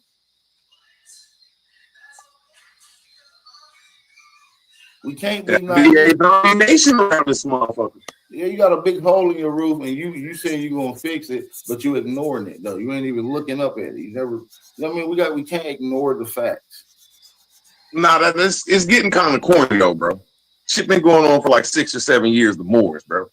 Like, get over that shit. That shit is turning into something else. Like, you don't have a spick of information without the word black and Negro. I don't care if you don't like the word. We all came up with it from the Moors. Whoever talking about that word, we all went to the same place and understand it. So when you take it out of law, you're doing something wild, and that's why you can't argue your points, because it's not genuine, man. It's coming from somewhere else, man. But I digress, man. I'm telling you, I'm saying that this terminology not applied to us, brother. We just like the other terminology, just like the terminology slave was not applied to us, brother. If you believe you are that, I don't know what to tell you, bro. I'm going back. I don't believe shit these people saying no more, bro. Because even a lot of the stuff that we've been talking about, these people be written. But let me say, but listen, A1, when you just start questioning, when you just don't believe nothing no more, that's called. No, I'm not saying I don't. I believe we are Aborigines. I believe we are a Tonton. I believe that just like how when we first started this thing, people was running around here thinking they was Native Americans, brother. And how did we had to fix that? And you still got people who will argue with you to this day that they that. Yeah, I know. You know what I'm saying? So let's be for But real. A1, Let's you be said for real. A1, you said you seen something about them saying white people or they came from the monkeys and the monkeys was called Negro. So and then when he asked you about like where was that, who said that specifically, you said white people just be saying it or something. You said I think you said the white people say it, other No. people say it. I got that. Taj was reading from something that he got from the Library of Congress yesterday on the video I put together. And who you think wrote that Library of Congress? My nigga, listen, I'm not even doing it. If it's perfectly fine, whoever wrote it. But I don't have no. He just up here quoting shit he seen from Taj Tariq Bey. Like, the fuck? Yo, these niggas is crazy. And he going hard about some shit that he just watched the video on. Like, acting like he did some research. Like, nigga, you just a follower. Like all of y'all is. Just followers on that pretending Apple. Because for you to think that with all the evidence going against it, you just gotta just be following blind faith ass niggas. Like, it's nothing different than being a hardcore Christian, right? You just a hardcore Abo. That's your religion. Like, these niggas is crazy. The thing about it is this, AP. I'm just trying to get your methodology of how you pick and choose what person you listen to, what information right? This the thing. Oh, hold on. I gotta take. Give me like 10 real quick. I gotta. Okay, you good. Give me 10. Go ahead, Milestone. I see you were trying to get it in. You got the floor. Hold on. Let me say this real quick. Hey, Root, you got your family history together yet? Hold on, let me say this real quick, bro. Hey, hold on, Milestone. Yeah, to finish that up on that point. I think the problem is, like, that's why I was trying to figure out where he get it from specifically, because then it'll show why he believe that. You see what I'm saying? But if you just saying white people say it. Yeah, I want to see a big lip, wide nose troglodyte. Or even a source that say Negroes is monkeys. Like, that's what I want to say. It's something that like something in concrete that says Negroes is monkeys. Like, do you hear? That's the point. Like, and I'm glad that they like trying to hold him to his shit, because that's how you're supposed to do it. He said some wild shit, and you try to stand on it. Like, you said Negroes is troglodytes, these white people, and they're created by monkeys having sex. And you know what I'm saying? This is what you're trying to say, just to try to deter people from the word Negro and black. Like, this shit is crazy. This is that Moorish pseudo, I don't know what the fuck to call that shit, but that shit is just craziness for these grown ass men to be repeating this retarded shit. And now look, you said you're gonna step away for a minute, and they all just bomb me and shit. Like, this nigga's wild. And then we wouldn't be saying. And it was the mixed monkeys. Yeah, it was the like you had a statement on it. Like a mental monkeys. So for me to believe it, you know what I mean? He said the mestizo monkeys. Yeah. Be saying, and it was the mixed monkeys. Yeah, it was the mestizo monkeys. You had a whole be saying, and it was the mixed monkeys. Yeah, it was the mestizo monkeys. You had a statement on it. Like a mental monkeys. So for me to believe it, you know what I mean? They killed it. Say, okay, that's why you. Oh shit! But when you Let say me like, say who I am. I'm the Aboriginal of this land. White people just say that shit like that. I'm the Aboriginal of this land, fam. Right. I'm the Negro, the monkeys. And I'm Cap Negro. Oh yeah. So you know what's funny? So listen, right on that point right there, I wonder what a one thing Negro de Terra is now with that new theory.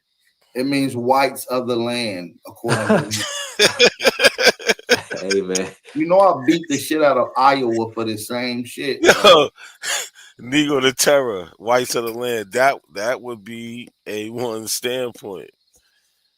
Negro is white people. Like, what the fuck is wrong? Like, who they see? These niggas used to just saying anything. A1, he's a slow learner. You don't understand. Times is changing, right? That shit like him and Chief Hollywood do. Oh, I'm the source. That shit ain't working no more, man. I'm telling you, man, they separating from them old dinosaurs in their community.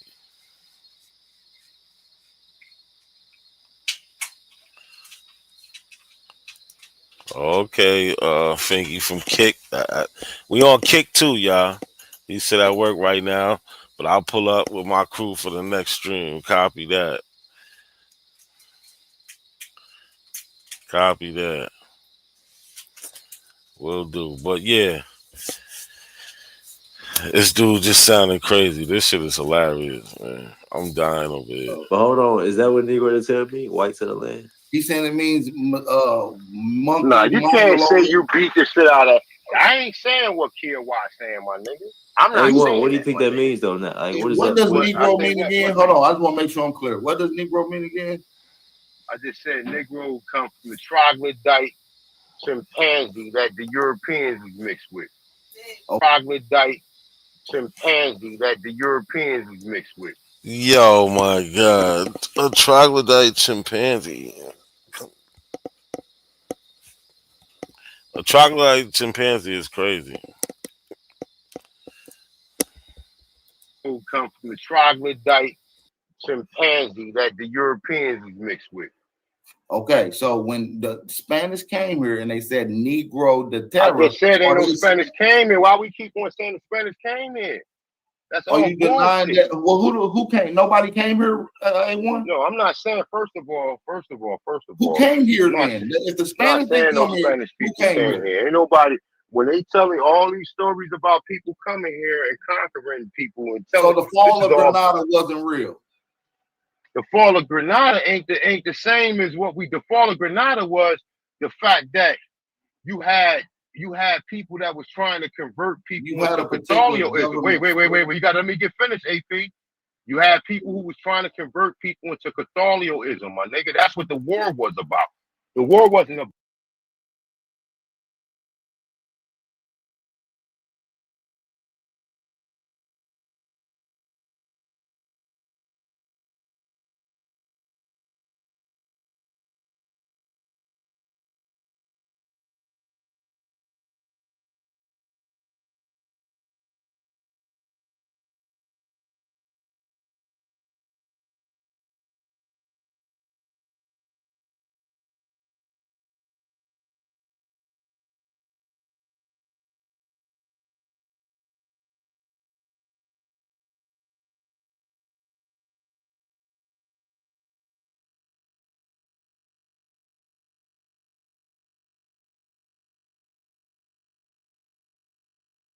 About that they ran black people out of Spain and Portugal. The war was about that they was trying to convert people into what we call. Hold up for a second. What's she saying? The war was about that they was trying to convert people into Catholicism, into Christianity, my nigga. That's what the war was about. So let me mute up real quick. Let me unhump this fella. I'll be right back. Nah, brother. Fall of Granada was an ongoing empire that was around before. So we're talking about the Empire of the Chimps. Hold on. You're not going to talk about that place, and you ain't going to just skip over the fact that it was called Al-Andalus before the fall of Granada. After the fall of Granada, it's called Spain. You understand what I'm saying? It was a whole entire government shift and political takeover. The people that was there left that particular region. And we know shortly after that, and after 1493, when they took over Granada out in Andalus and became Spain, less than 18 years later, allegedly the Spanish or those people that were in Al-Andalus, that is now called Spain, come into America. You say you don't believe that? If you don't believe that, who the hell came here if that's the case? And if nobody came here, how the fuck did you get into these positions? How do you got murals in the 1500s written by indigenous people depicting these people?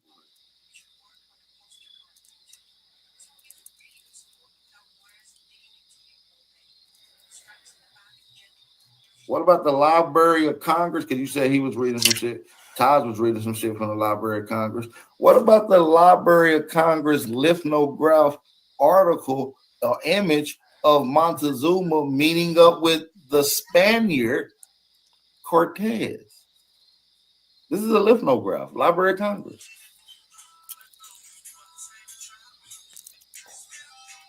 Allegedly, I mean, according to what they say. I ain't gonna lie, bro. I can't even do the Taj 3 thing, bro. So I don't He get it. I fucked don't me understand. over, man. Yeah, man. I don't He the best understand it, I ever bro. seen, though. I gotta say, he's My the best I brother, ever you seen. don't have, but you know what though? You don't have to do the Todd Tariq thing. I'm Um, saying what I'm saying. So it's like if I y'all, know. if you don't I agree with what would I'm saying, listen. if you A1, niggas A1, just sit up in A1, here fighting, wait, A1, A1. hold up. I If know I don't y'all have to fighting do it, here bro. to be a Let term me say this real that quick, bro. y'all don't, I but let know me I ain't come mean on, to brother. trigger you. Hey, Wolf, Hold on. Let me let say me this, say what bro. I'm gonna You say, just, brother. I know you cut me off to Let say me that, just though. say what I'm saying. Let You me just cut say me what off I'm to say saying. that. You If cut me y'all, off hold up. when I was saying what I was Okay, go saying, ahead. right? So, like I Go ahead. said, I know I don't have to do the Touch 3 thing. That's why I said it, bro. That wasn't no Okay. shot at you. I was just So all saying. right, so that's cool. I'm I was just just saying, saying, listen, like, brother. as a funny joke. Like, You got a lot of I don't people out know. here who got a lot of knowledge, brother. And like I said, a lot of time people do themselves a disservice, my nigga. So it's like whether No, you I believe used to what I'm rock with saying. bro. I used to watch his stuff. Okay, I I'm mean, talking about listen, today. it's cool. It's one. What I'm saying is, I don't understand what is the attachment to the term Listen, I can Negro. eat What the is meat the and term spit out the Negro? bones on What is the everything. term Negro getting anybody, my nigga? What is the It's term getting Negro? The everybody term everything Negro in the ain't gonna tune get where you you nothing. from, bro. It should get you in a state of reality and understanding The that. state of what reality? The state of reality, realizing Can I please say that one thing, Power, please? When he keeps saying that it comes from the monkey, he hasn't proven that, but I could prove that. I don't gotta. I'm saying you can prove that the word has a lineage through Spanish that goes to Latin, and the Latin verse is the land of the kings. Now, can you rebut that? Yo, I swear this nigga Root be smoking crack. This nigga said the Latin verse, the land of the kings. This nigga, yo, bro, Root, you gotta stop, bro. I fucks with you, but you gotta stop, man. This nigga just say anything. No, I'm asking you a simple question. No, I'm asking you a simple question. Bro, I'm gonna land my plane real quick, A1. Why do you get so mad, bro? Y'all can't force your ways on people, but go ahead, man. Real word. You can't just keep saying, bro, listen. You gotta at least like this. You gotta hold up, but go ahead, man. Should be crazy. But how you gonna present something to me? How are you gonna be talking for an hour and not let nobody else present their shit, brother? Do you see how we? But go ahead, man. Go ahead, man. Because you sit up there first. It's the zombie coming out you, my nigga, bro. You acting like a zombie, bro, over this word. But go ahead, man. And then you won't even let me talk. This is what niggas do. Like, this what me talk, bro. Okay, you gotta stop doing that. You gotta quit playing victim when you're the one that's a bully. You know, bro, I'm trying to tell you what I'm saying. Yo, Root Words is in straight troll mode, trolling the shit out this nigga. But go ahead, man. You gotta, when you done at A1, when you done, you gotta let us rebut you. That's all, bro. I'm not, it ain't no, first of all, what you said ain't no fact. So until you pull up the literature showing me that, then I can rebut it. Just because you said some shit don't mean I'm gonna rebut it just like this, right off the spot. So you're gonna have to show wait. You're gonna have to show it to me, you're gonna have to give me the source, and then I can rebut it. I'm not gonna rebut some shit you said, and just because you said it is fact. You ain't said you ain't taking what that's what I was saying about listen. I just said you can't just say just but listen. I just said God damn, man. Until further notice, until I can confirm it, I'm not rocking with none of them terms. So if I hear somebody say, A1, no, we heard you when you say you're not rocking with it until it's confirmed. Hold on, how you been studying history, black history for all these umpteen years, and you talking about you gotta confirm what black and Negro mean? What the fuck is wrong? Like, what the fuck y'all be doing?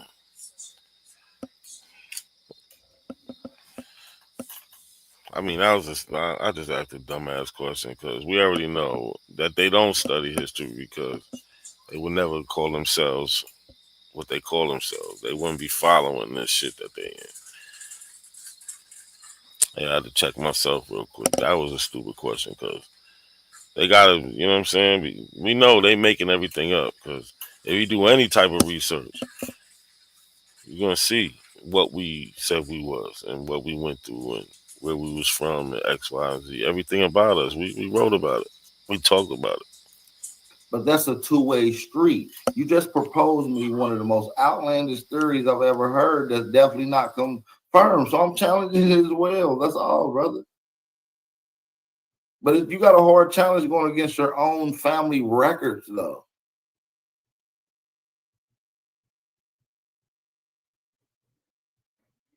I can prove your family record says Negroes in color. It comes from Latin. And when you say Negro de Terra, you saying land of the kings. Because in the late 1800s, early 1900s, when Ethiopia was made, because it was made, post nigga, they made that shit off us. They saying the niggas, the Every time Root laugh like that, he know he lying. Now Negro means kings, and now niggas in Ethiopia, but they don't want nothing to do with Africa, so Ethiopia gotta be in America. Like this should have give you a headache, man. Goosa niggas, the word niggas mean king. So my interpretation, we come from the land of the kings. That's why you got castles over here in the. So he's taking Negro and then taking it to Negus, which is from Ethiopia, and using that meaning for Negro. So he's saying kings, but he don't want nothing to do with Africa though. Like, what the fuck is wrong with these dudes? In America. And there might be some castles in Africa, but I digress, man. There's castles everywhere on the planet, bro. Except for desert areas like Africa, like motherfucking Australia and shit. I ain't saying I'm right. I just know this the land of the kings. Name me one great pyramid and structure in Australia.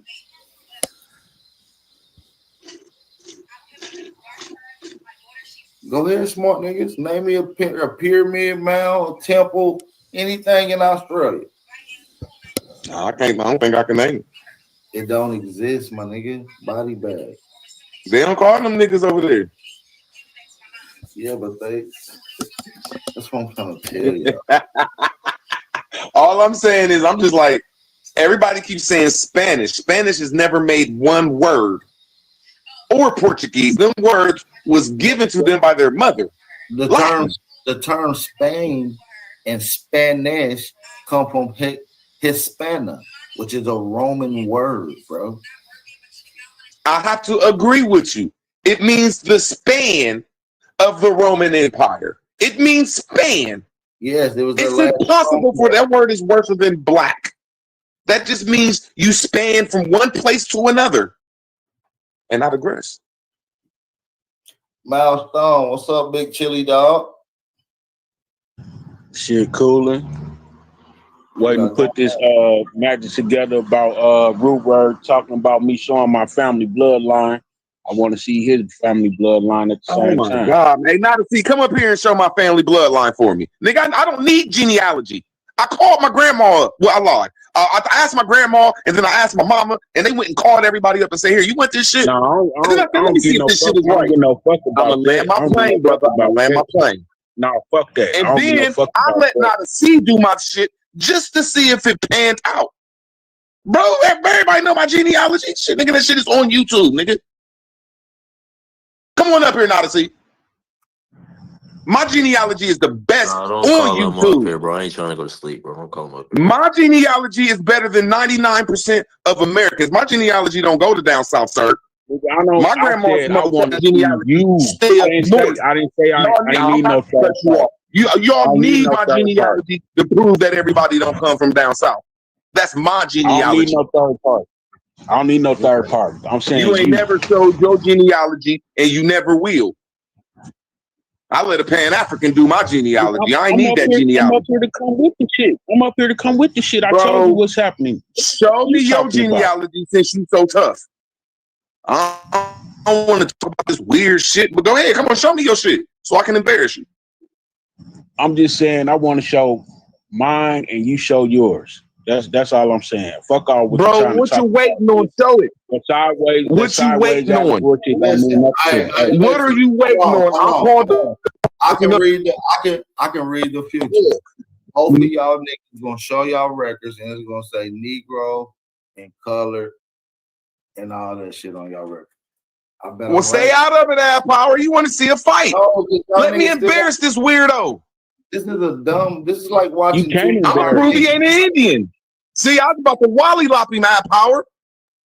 I know. See, I was about to, bro, when he pulled his shit up, it was gonna prove he ain't a $5 ass Indian. He better slow his ass down. You ain't smart enough to fight with me one-on-one, bro. You can't embarrass me, Root. You can't embarrass me. I don't give a fuck about all that little sweet shit you be talking about. That shit don't affect me. Let's do a paperwork party. Y'all put come on. Goofball. Come on up here now to see. He got that shit right on call. All night, bro. I don't have no genealogy. Not to see got it. Real words. Go find the video where Nada did your genealogy and I'll show it on your behalf. And Milestone about to show his genealogy. And Milestone don't got that heart. Yeah, he do. He American. He American. Don't got that heart. Niggas be talking shit till it's time to show up. Not a C. Bring your ass up here and show my genealogy. Man, why you got an A-Rap with your How do somebody else got your genealogy and you the one that put it on the table? Got your genealogy, nigga. Right. Am I allowed to answer You the one that put it on the table. Why I gotta go through somebody else? I didn't come with this conversation because I got into the Indian community when people told me to go ask my grandma. That's all I had to do is go inside them Bible books. I don't gotta talk that shit. Here with some sideways. Now look at him being mad. I didn't have to do that. Sir, I'm not mad. Don't put no jacket on me. Well, then Nada said I got some white people in my family. I said, why don't you do the genealogy so I can embarrass you? And then after Nada did my genealogy, he found out my mother's lineage comes from the north. Yeah, some part of my lineage don't come from the south, brother. Islam. Negroes and colors, man. Be proud of your Aboriginal lineage and understand what happened to you so you know what the cause is for. What this shit done here in this colonial government. You understand what I'm saying? Let's just be real, bro. So let's just be real. That some people came here and gave you a term, and let's be happy about the term that they gave us that don't even apply to us. The niggas just sit up here fighting to stay them terms. They're saying, yeah, we got history of being this, and you got history of when you reprogrammed to be a terminology that these people done called you. I'm not saying that. What I'm saying is, why do we have to continue to be a terminology when we? No, I'm not saying we gotta be that, but I'm just saying I'm not gonna let you deny that you. I'm not going. First of all, I'm not gonna forget, bro. I'm not no idiot. I know we got history under them terms. But that's the whole purpose of what we're doing. That's the whole purpose of what we're doing now, AP. That's the part that can't get skipped over because no point skipping over that. No point. That's what I think. But hold on. Let me hold on. I want you to listen to me real quick. Listen to me. Okay, go ahead. Genealogy is key, right? And if you're going to simply deny your genealogy, I'm going to check your ass. No one. That's what you guys is thinking. You thinking because people saying fuck them terminology. You can't rewrite the terminology, right? You only can correct them. So in correcting the terminologies, we say that these people with listen, that's some stuff to shit. You can't correct some shit that's already been done. It's already been done. Hold on, A1. What I'm saying is, you won't let me make my point. You won't even understand me. You want me to understand you. You won't even listen to me to understand what I'm saying. What I'm saying is I totally understand we have history as color, Negro, Black, African American. I totally understand that. We cannot rewrite them terms. We know that we have history under them. But it's on y'all records. I don't want to argue no more. It's on y'all nigga. Just because it's on somebody's record don't mean that they have to. It's official. That means it's official. Hold on. Hey, I don't know if you understand this. If it's on your records, that means that the whites wasn't being That's why you called. ain't. You're not a troglodyte. Look, You're not a that's why you troglodyte. able to That deflects look. that whole narrative. Whip and kill Africans of. Wait a minute. Is that the actual act? Or are you reading? Hold Help it on. that you I don't said that with understand, respect. I Wolf. said that with respect. Hold You gotta on. add to Carolina Saytono Rebellion. Is that what you're talking about? About the Negro Act? There may be another title, but it is the Negro Act. Yes, absolutely. And it's talking about how free Indians were classified as Negro, mulatto, mestizos, who were now free, accepted. Let's see what I this know it ain't is. say. I know it ain't say they was classified as Negro because that's white people. Hold on. No, he needs to read it. Let him pull it up. Y'all Okay. gotta stop being I'm disingenuous. about to pull That's it my up on only the issue, screen. man. That's my only issue. I'm about to pull it up on the screen, sis. It be disingenuous because y'all acting like you got something, but you ain't even got it figured out. That's my point, isn't it? I'm just sorry. I'm sorry you upset, but you don't have it figured out, and it's a lot of pseudo. And I don't let it slide. They might listen to you and be like, "Okay, no, that don't make sense." You still ain't She said proved she that got a Berbers are. source though, bro. You still ain't proved Just pale skinned because or you Berbers. don't Just understand because you don't upset at what I mean just that I said, don't don't mean have you a gotta point. have an I attitude, baby. can't help Hold it on. that you I don't said that with understand, respect. I Wolf. said that with respect. Hold You got on. an attitude, Hold on. but I You said it can't with put that respect. on me that you don't Hey, hold on. understand. Hold on 1 second, y'all. Nobody I got understands. y'all y'all love each other. But listen, let's let's get to the info. This is the Negro Act. The May 10, 1740 South Carolina General Assembly Act, the Bill of Better Order in the Government. Is that the act you talking about? The Negro Act of South Carolina? Sister Isness? Sorry. I'm sorry. What did you say? Is this the one you're talking about? 1740 I'm South Carolina, the General yeah. Assembly? I'm on the road, so I can't really read it. So I'm gonna take your Okay, word for I'm it. That's sorry. it. Okay. I'm gonna read. It's a lot to read, so I'm gonna just read this quick segment, okay? And it's on the screen, y'all. On May 10th, 1740, the South Carolina General Assembly Act of the Bill of the Better Order in the Government of Negroes and other slaves in the province, also known as the Negro Act of 1740. The law prohibited enslaved African people from growing their own food, learning to read, moving freely, assembling in groups, and earning money. It's also authorized white enslavers to whip and kill Africans of. Wait a minute. Is that the actual act? Or are you reading the summary? No, I'm reading it from this website that Oh popped no! up. Find it. Actually, you can find the whole thing in Internet Archive. What does it say about white people whipping Negro slaves? That's what I'm saying. I wish I just put the link to the direct archive in there. That would be better, but I'll find it though. I don't want to. Man, y'all ain't about to do business like that. I put two more up in the Man, back stop chat, your man. thirsty ass up. Y'all need to stop being so thirsty on this YouTube shit. Oh, I didn't know you Listen, put a let me say source. this.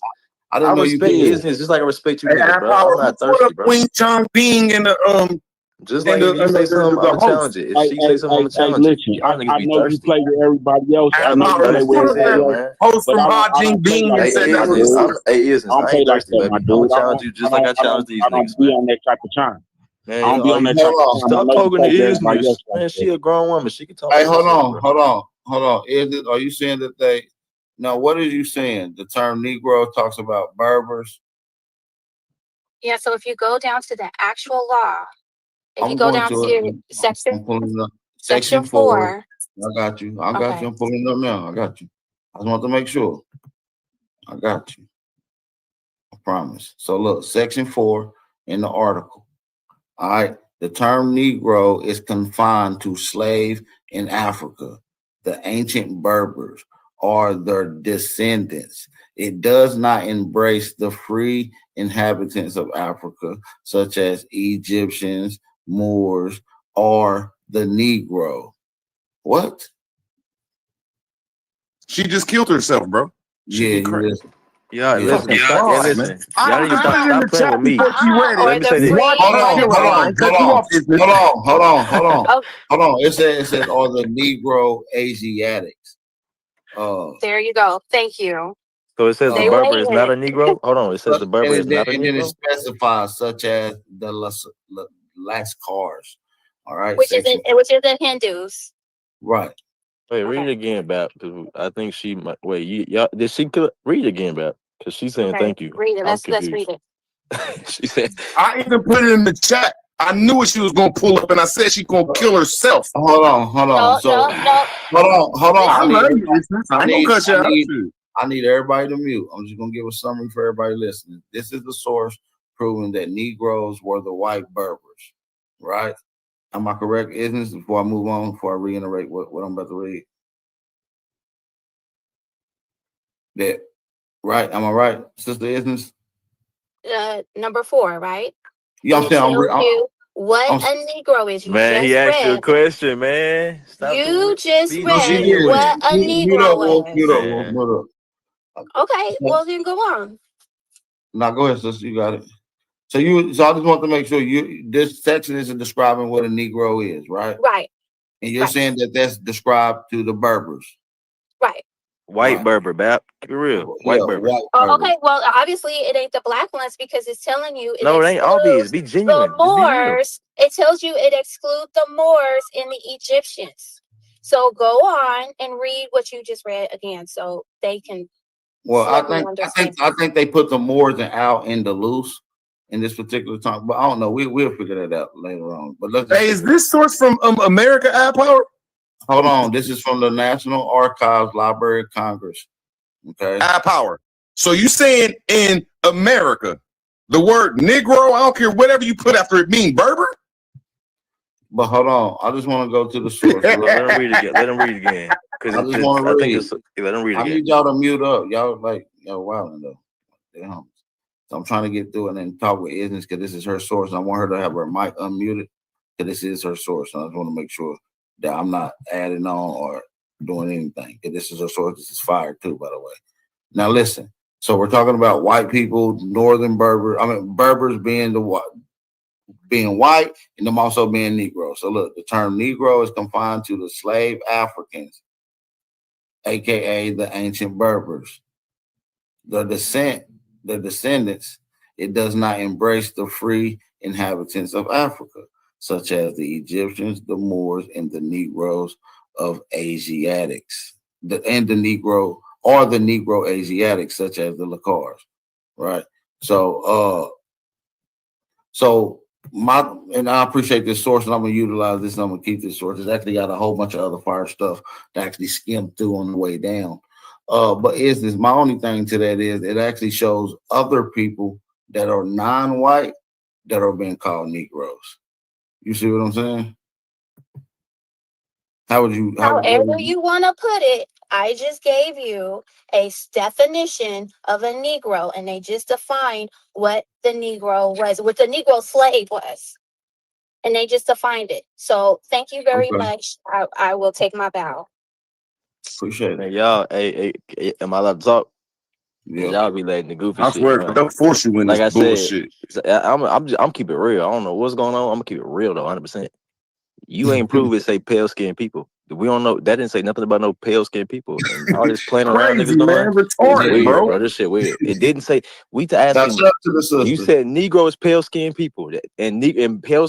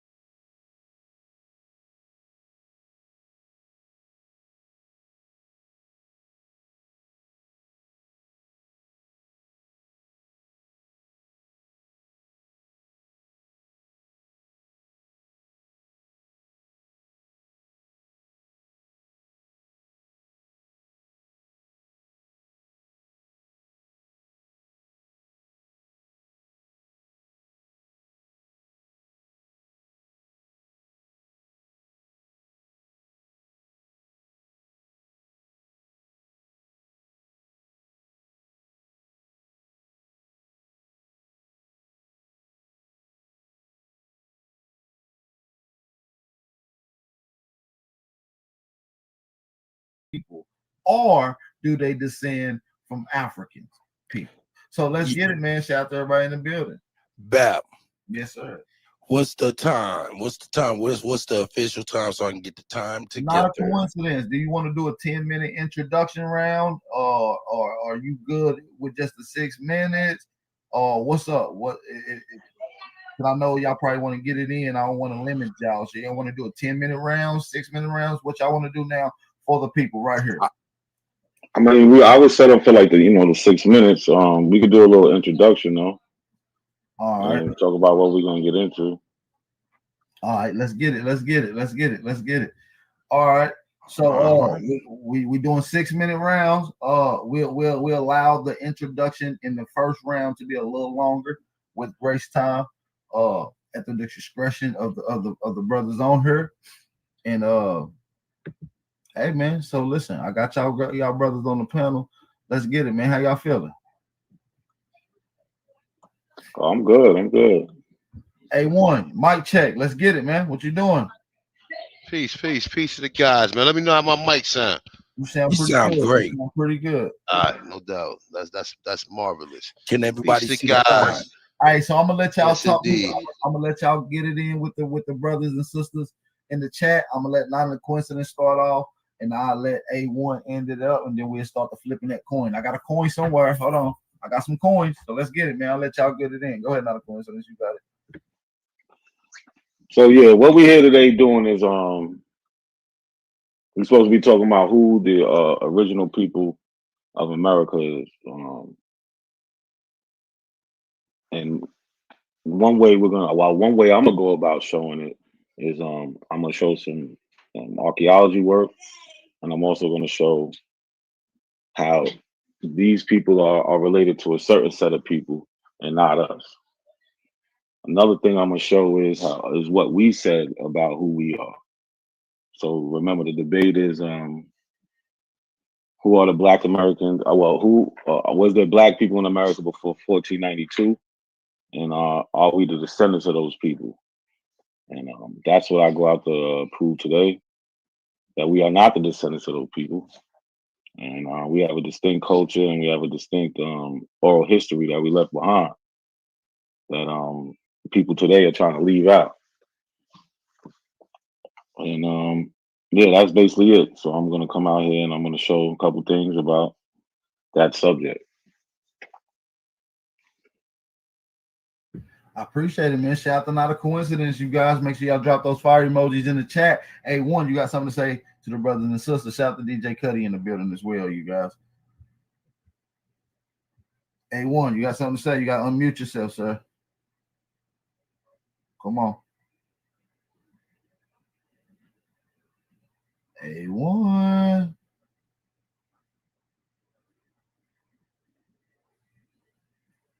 Showing me? My bad. My neighbor was at my door.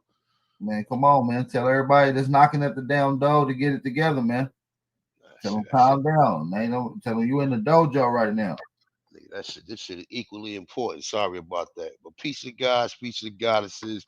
You already know what time it is.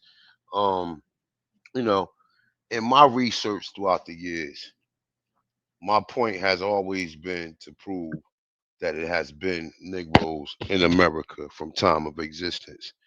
And with all of the research, I'm gonna do my best to prove it well-rounded. You know what I'm saying? You already know what the information leads to. And the people can conclude from there. Like we have always seen evidence, and always remember, I'm gonna give I'm definitely gonna give some information about how they dumbed us down and how they pretty much misclassified us and other Indians that was misclassified, as well as some Aborigines that still got tribes today that are part of the ancient tribes. So let's do this, man. You already know what time it is.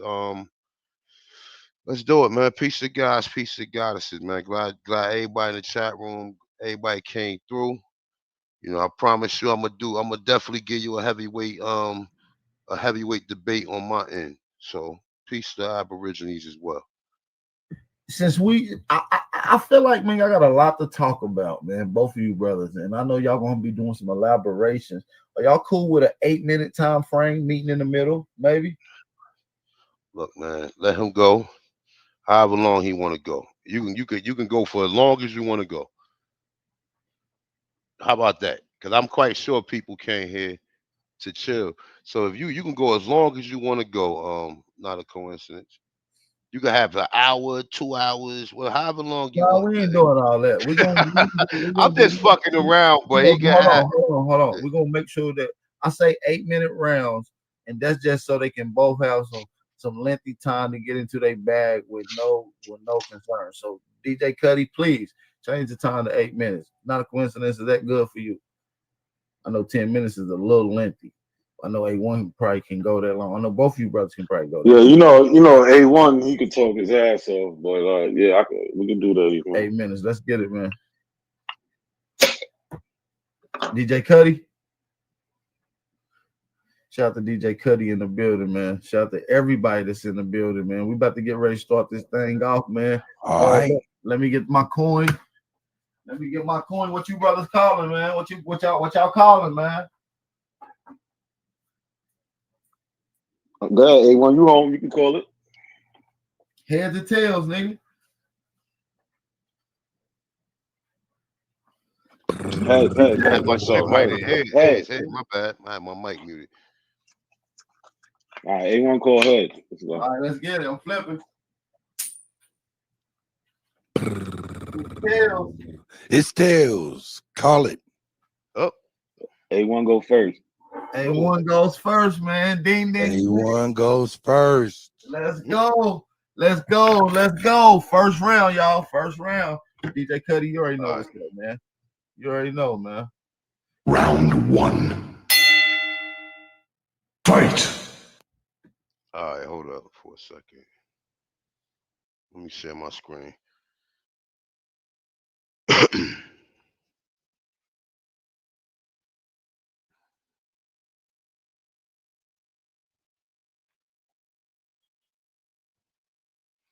We're gonna start off. All right, I'm gonna start the time now. We're gonna start off with what we Round know one. thus far, right? Round one.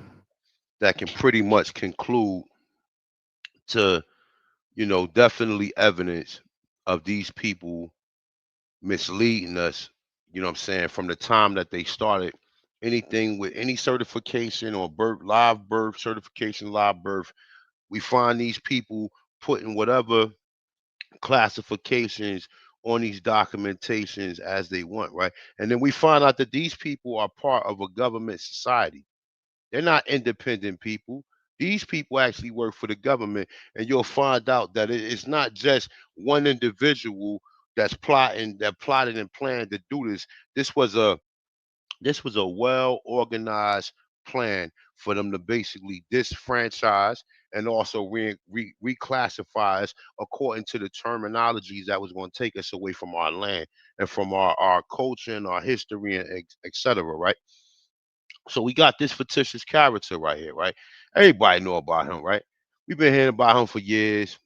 They've seen memes and all this shit, right? But let's get into it a little bit. We just gonna kind of go into it. We all know who he was. He was a Virginia State Register of Vital Statistics. He served from 1912 to 1946. He was a staunch promoter of eugenics, a discredited movement aimed at science um scientifically proving white racial superiority and thereby justifying the marginalization of non-white people. Employing Virginia's Act to preserve racial integrity in 1924, Plecker effectively separated Virginia citizens into two simplified racial categories, white and colored, right? So let's go down right here, right? Because I only got a couple minutes, so I got to kind of run through what I got, right?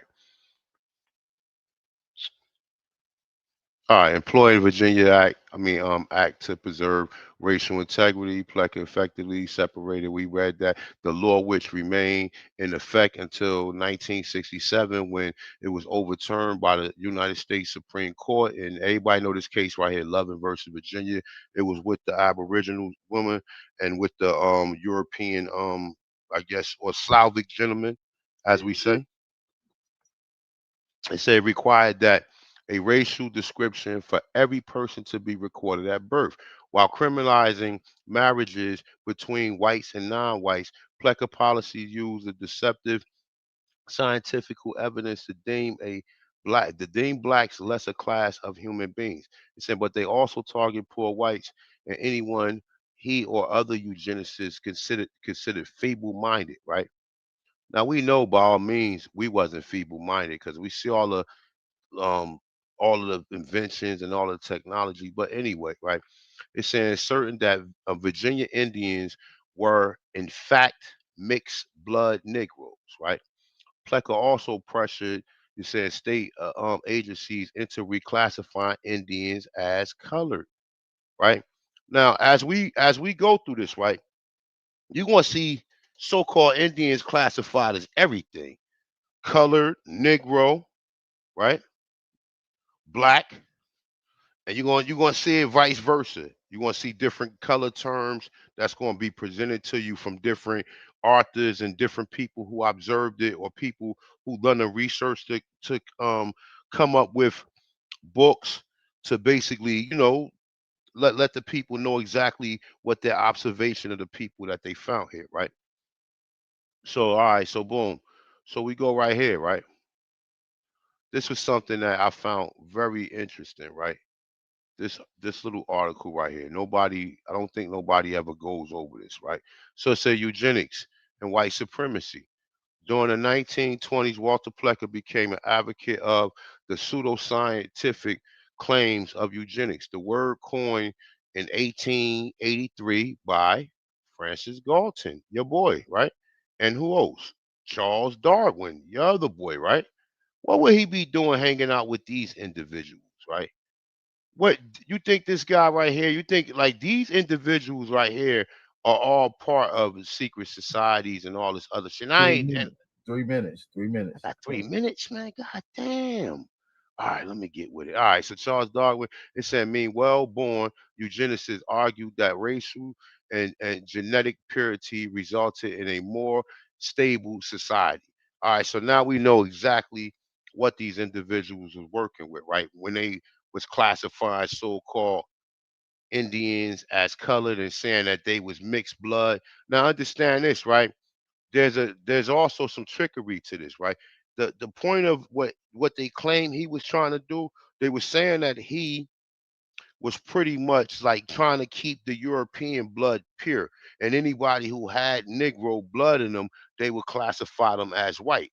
I mean, they would classify them as Negro. The same thing, vice versa. So when they say they had Negro blood, they meaning that the Indians were actually Negroes, and some of the Europeans mixed or we mixed with them. So, that been a point of contention this whole time with these classifications, and these classifications is done on purpose. So with that, I'm gonna get into what I need to get in. That was actually I was just reading that just to connect the dots with everything from these different classifications and these different terminology. But now we can get into it, okay? All right. Once again, I say that with emphasis, right? America was a Negro continent, right? So, just to start it off, we got the term nigger right here, right? A So minute, when you, a minute and a half. yo, I'm gonna need like 10 more minutes, man. I mean, not a coincidence could present whatever he want to present. You can pull your whole library out if you want. But let me just continue this right here. Let me just get like, you said how many minutes I got, AP? A minute and 14 seconds or 10 seconds. All right. So the term nigger or Negro in the so-called Oxford Dictionary is saying a dark-skinned person of any origins. In early U.S. in early U.S. use, usually with reference to American Indians. Now, do they call American Indians niggas today? But with the classifications that we got from your boy right there, Walter Plecker, who was part of the Eugenics Society, right? We can understand these different classifications, right? So just for the individuals that's just coming to the table and just trying to understand some of this, right? These is like, just earlier, lessons pertaining to this typical topic of us being an American and who the Americans are. Right. So once again, America, a native of America, originally applied to the Aborigines or copper colored races. Right. So we go here, go back to the census right here. 3 seconds. 3 seconds. 3 seconds. Come on, bro. Time. How So many listen, rounds? How many rounds do we got, bro? I can't work like that. I need more time than this. well, listen, we can. Y'all agreed to these times. So listen, I'm willing to give y'all a 3 minute. I'm willing to give you another 2 minute additional time, and I do the same thing for not a coincidence. I want to bring both of y'all on. Give him 2 minutes. He sound like he's struggling. Give him 2 minutes. I'm struggling. Shit, I'm just getting started, nigga. Shit. All right, This so ain't we'll give nothing. you, listen, we can give you another 2 minutes, but you have a 30-second grace. Okay, not that's for both of y'all rounds. Okay, not coincidence. DJ Cuddy, you got that? We're gonna give him another 2 with a 30-second grace.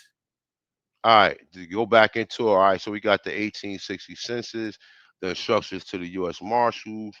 We're gonna go right here. We're gonna go to schedule number 1, free inhabitants. Then we go down here to Indians. Once again, say Indians not taxed are not to be enumerated.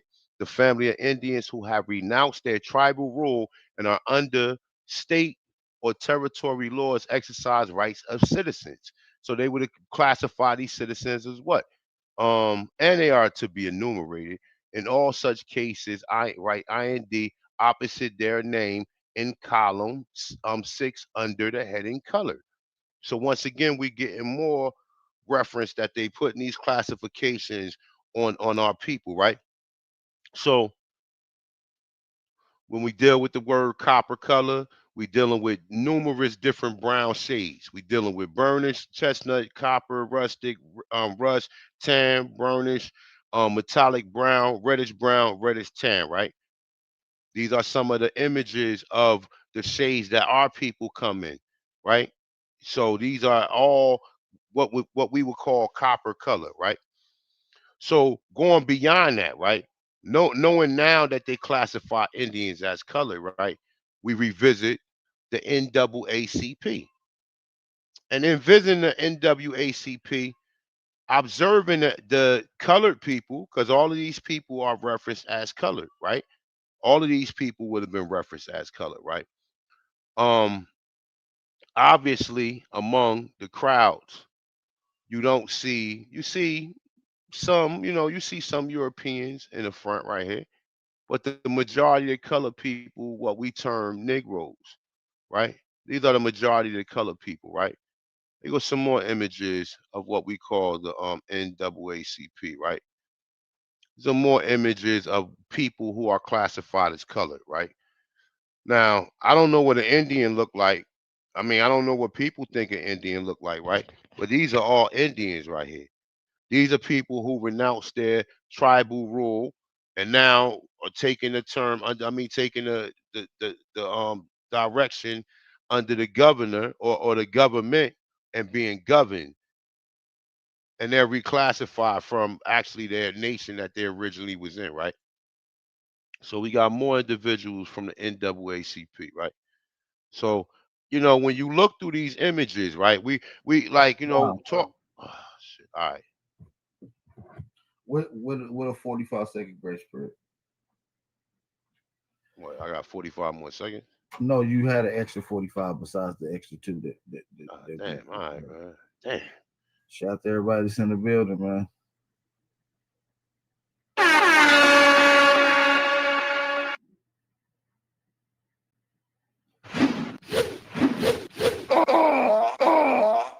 Come here!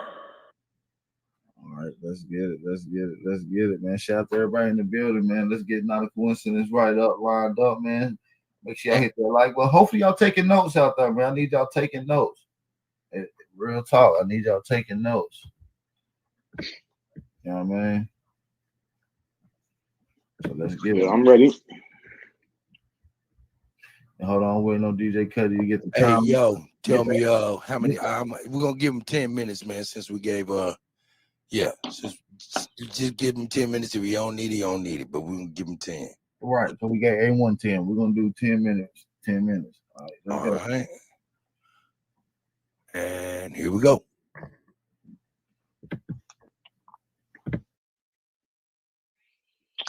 So yeah, first of all, let's talk about this. The title is Hold on. Let me reset your time. Hold up. Let me reset your time. Here we go. I apologize to everybody. Here we go. Round 2. Fight. It's still round 1 though. Oh, it is round 1, isn't it? I'm tripping. Round 1. Fight.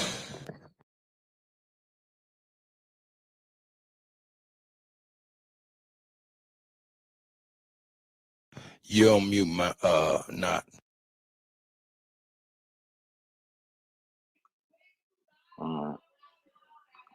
Time reset.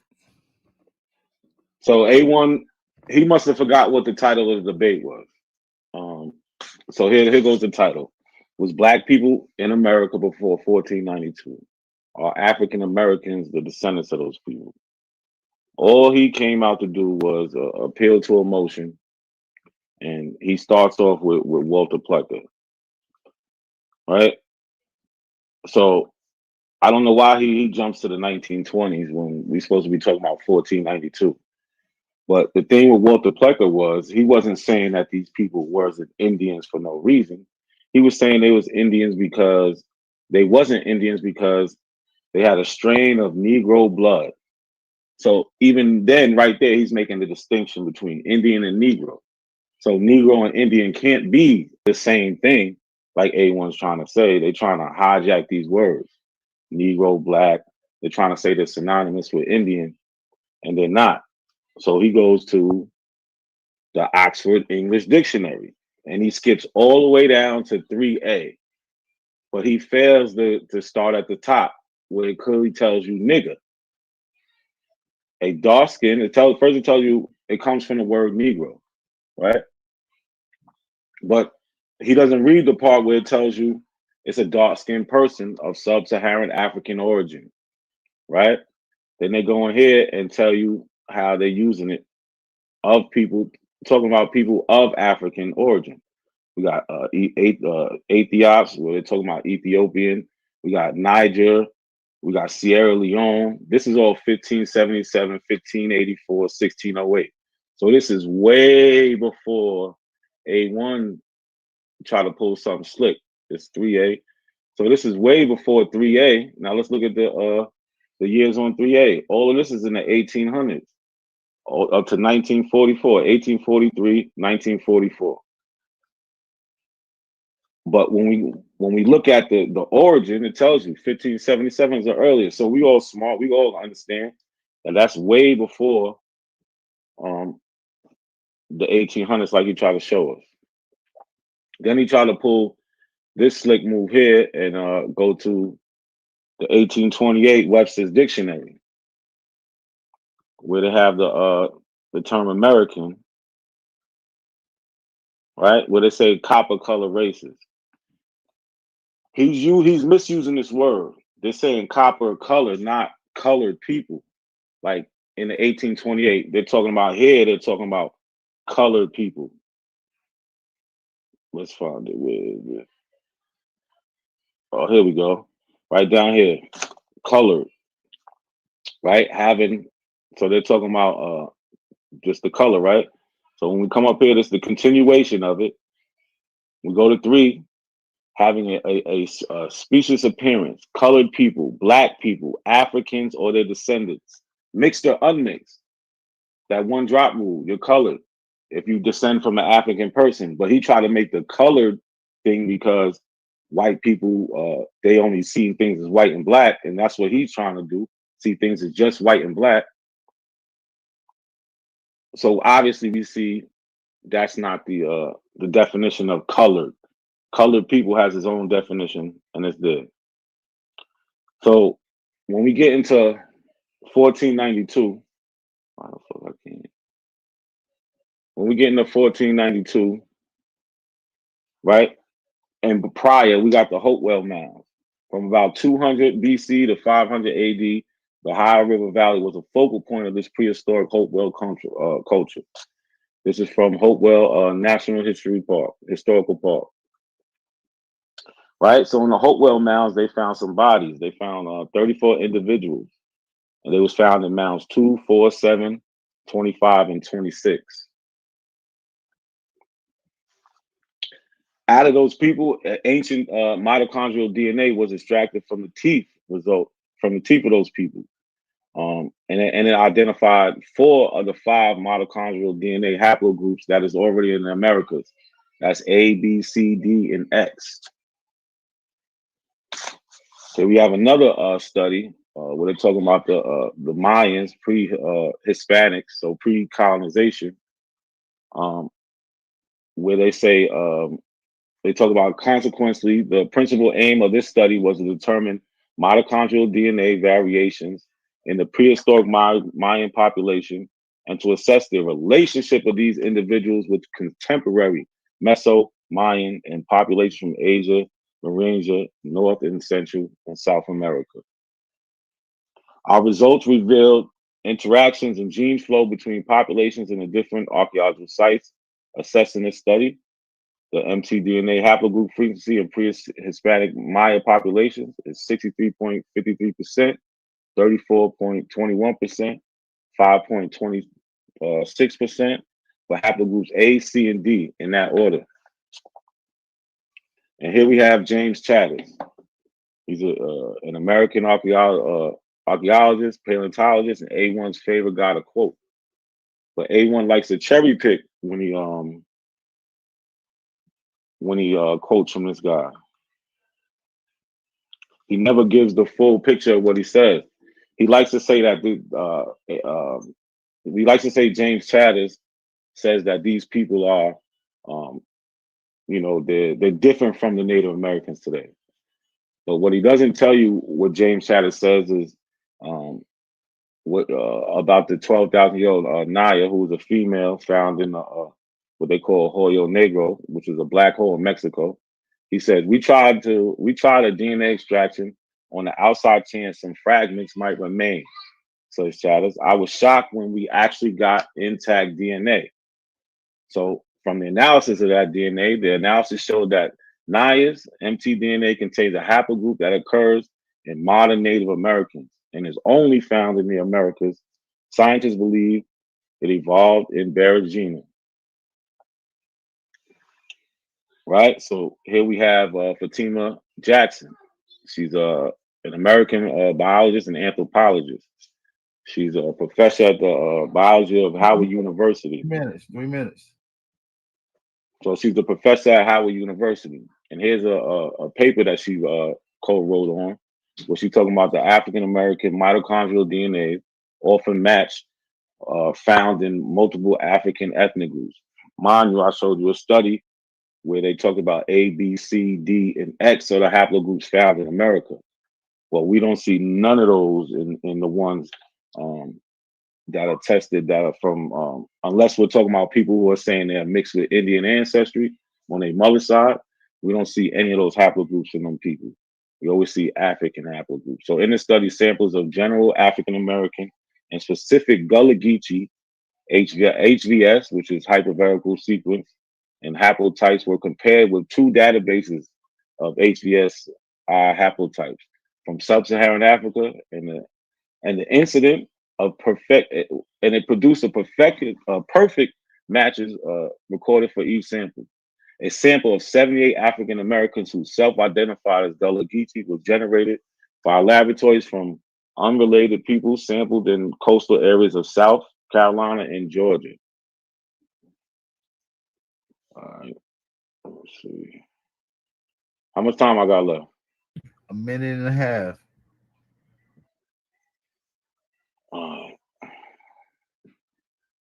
So yeah, like I said before, the debate was about was black people in America before 1492.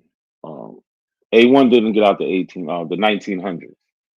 I don't know if he forgot the debate topic or he just thinks he can come in here and just throw Walter Plecker's name around because it brings in an emotional response to people, because in Virginia, and only in Virginia, he was able to tell some people who said that they was Indian that they wasn't.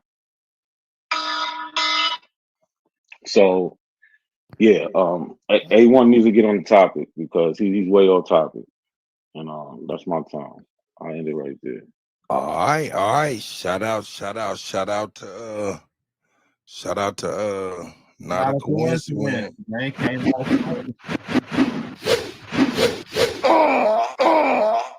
Shout out to everybody in the building, man. We about to go into the second round, man. Before we go into the second round, man, I want to play a little music. DJ Cuddy, turn it up a little bit, man. Let the people get set in, man. This was a good, nice round, a nice introduction round, man. Nice round. Come on, DJ Cuddy. What the music at? Let's go. That's right. Swim team shit, nigga. Go boy shit. Hey, just got off the pack.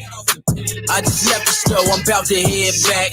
Gotta call my plug again, they asking where it's at. Hey, I just got off the pack. I just left the store, I'm about to head back. Gotta call my plug again, they asking where it's at. Niggas on them drugs again that don't know how to act, Hey, I just got off the pack. Half a brick of salt for 20 pounds of that batch. Gram for gram like Uncle Sam, you know I tax. Know a freak little hoe stay busting off of flats. If she a freak little hoe, I'ma bust all on the back. When I do it, you know I do it to the max. We in Neiman, we in Gucci, we in Saks. I got the Uzi and G-Heno got the Mac. You ever play with the G, I turn you to a pack. Boy, you can't take the heat, it turns you to a rat. I'm trying to shake this D and serve all of this crack. You know we play for keys, you play with me instead. Get in that water, see us swimming for them racks. You see them blues all in my denim, bitch, them stacks. I probably need an intervention, and that's facts. My Remy dirty, this 30 got me relaxed. Just got off the pack. I just left the store, I'm about to head back. Let's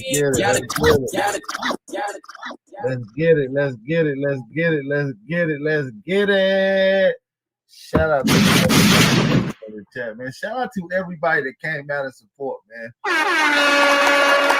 gave away 4. Let me take that back. I gave away 5 free tickets, man. So shout out to the people that got the free tickets, that left those emails in the comment section. We really appreciate you guys coming up. Shout out to Thompson is one and not a coincidence. I appreciate y'all for coming out for the debate. Let's get it going. DJ Cuddy, you got the time set up, man. We're getting into the second round, man. No doubt about it. We're getting popped right back on up, and we are on and popping. Yep. Round. Let me light my second wood. Let's go. Yeah, I'm about ready. You're absolutely right. A1, are you ready, my brother? Yep. And you just let me know when you're ready. Go ahead and get set up, everyone. I'm ready. I see your screen ready. Round 1. Excuse me, wrong round. Round 2. Let's get it. Y'all ready? Here we go. Round 2. Fight. Let's get it. A1, you ready to go? You locked and loaded? All right, let's get it right. All right, so look, I know you guys like, damn, A1 this lame, he gonna show a meme. Well, let's get into this meme right here, right? So this is Carlos Chavez Marquez, right? We're gonna get into a little bit more about him, but this is what he quoted in the early 1920s or early 1900s, right? They say the Negro type is seen in most ancient Mexican sculptures. The Negroes figure frequently in most remote traditions of some American Pablo. It is to this race doubtlessly belong to the most ancient skeletons distincted from the red American race, which has been found in various places from Bolivia to Mexico. It is likely we repeat that America was a Negro continent. Now I know y'all like, oh shit, this nigga showing memes and shit, right? Nah.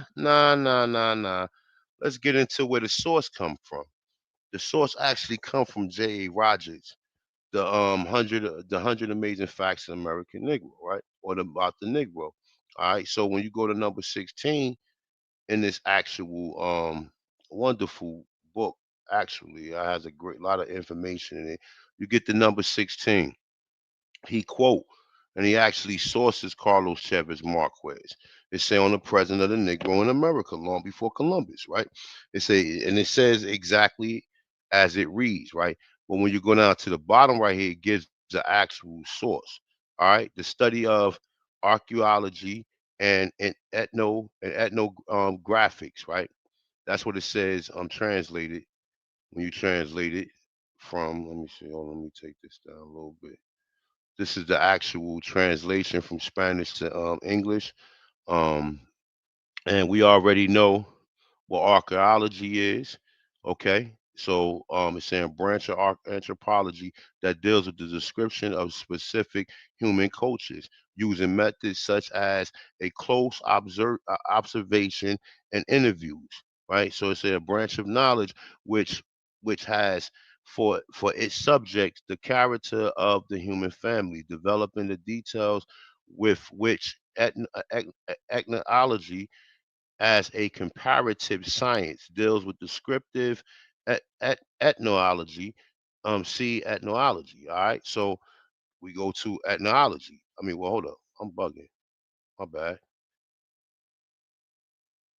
Oh shit, my bad. I'm bugging. I meant ethnographics.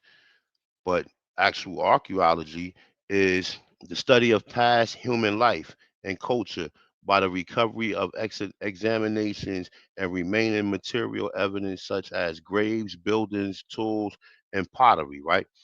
So this is his actual book. Let me see. This is the actual book itself, and this is the details that was descriptive in as well as the meme and as well as what Jay Rogers referenced, right? Translated, right? So let's continue. So when he mentioned Bolivia, right? These would be indigenous people from Bolivia, right? But not a coincidence, and other people will have you believe that these are Africans, right? Even though that they found the most ancient bones in these areas, that these Negroes throughout these lands are Africans, right? So there's no descendants of any of these ancient people of their remains, or no none of them descendants. All of these people are Africans. There's no Aboriginal people in that land of from them two places, right? These are Aboriginal people of Mexico, right? And as we see, these are Negroes or colored people, but I'm gonna say Negroes specifically, right? Not a coincidence. Brought up DNA. When Walter Plecker was around and the eugenics was created, they wasn't using no DNA to basically classify no people. Walter Plecker was not taking nobody DNA classifying Negroes as colored.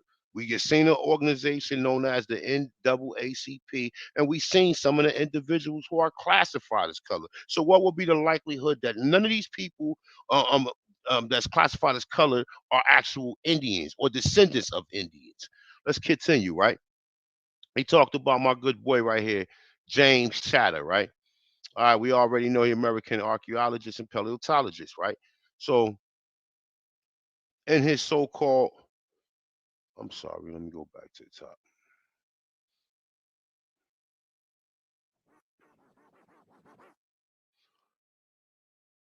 In this so-called article, it say DNA from a 12,000-year-old skeleton help answer the question who were the first Americans, right?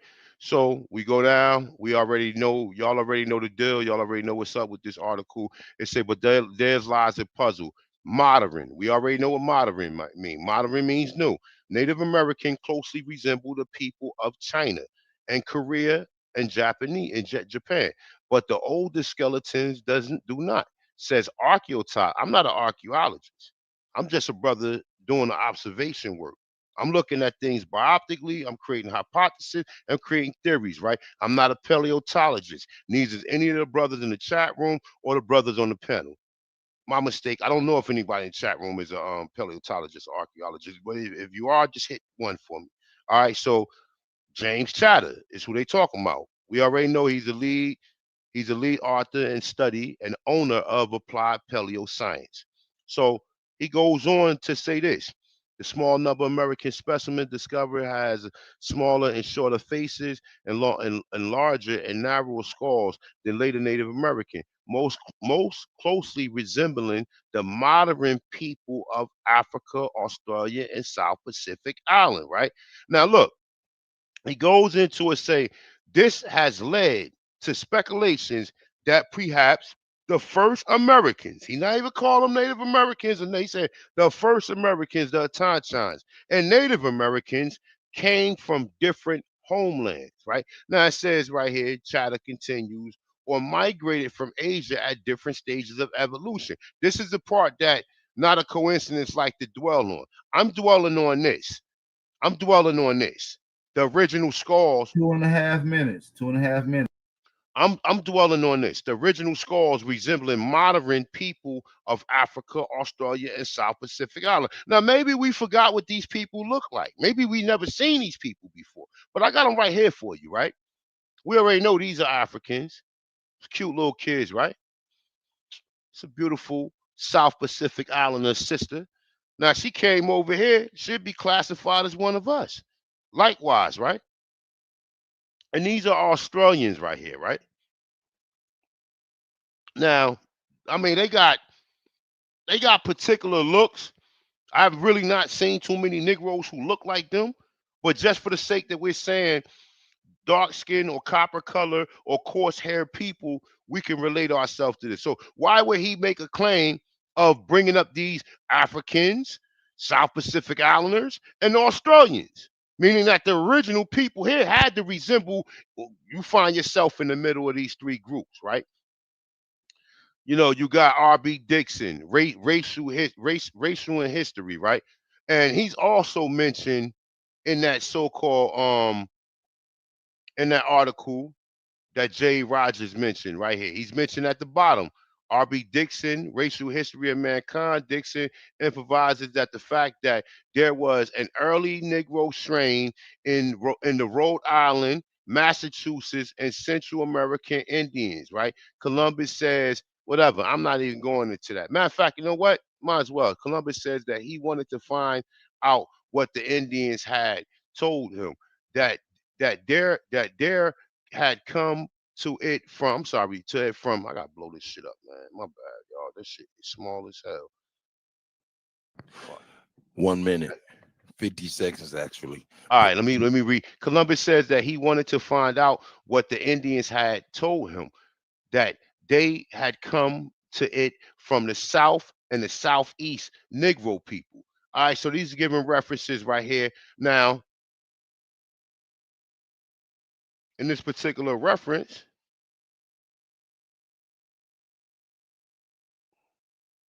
let me take this out. Let me blow this up. He gets into it. All right, so he said, we can, however, be confident that as in the North or the Caspian type is far and away the most important one of the Lipterine group, whereas of the Proto-Negro largely outnumbers, right? The Proto-Australianoid, because in this book, he's making differentials, right? So he's saying at least in two most important series, those from Santa Laganda in Brazil, right?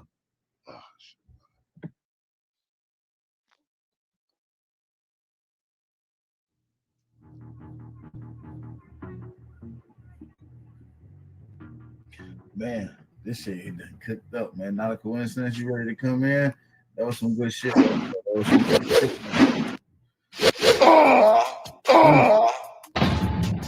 Oof. Oof.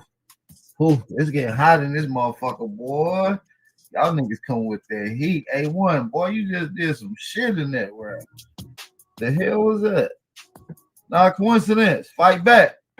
Let's get it. Get the time set, DJ Cuddy. Let's get that 10 minutes on us. Yeah, let's get that cracking. Let's get him back cracking. Yeah, let's get that 10 Let me know when you're ready, Not. We ready. We ready.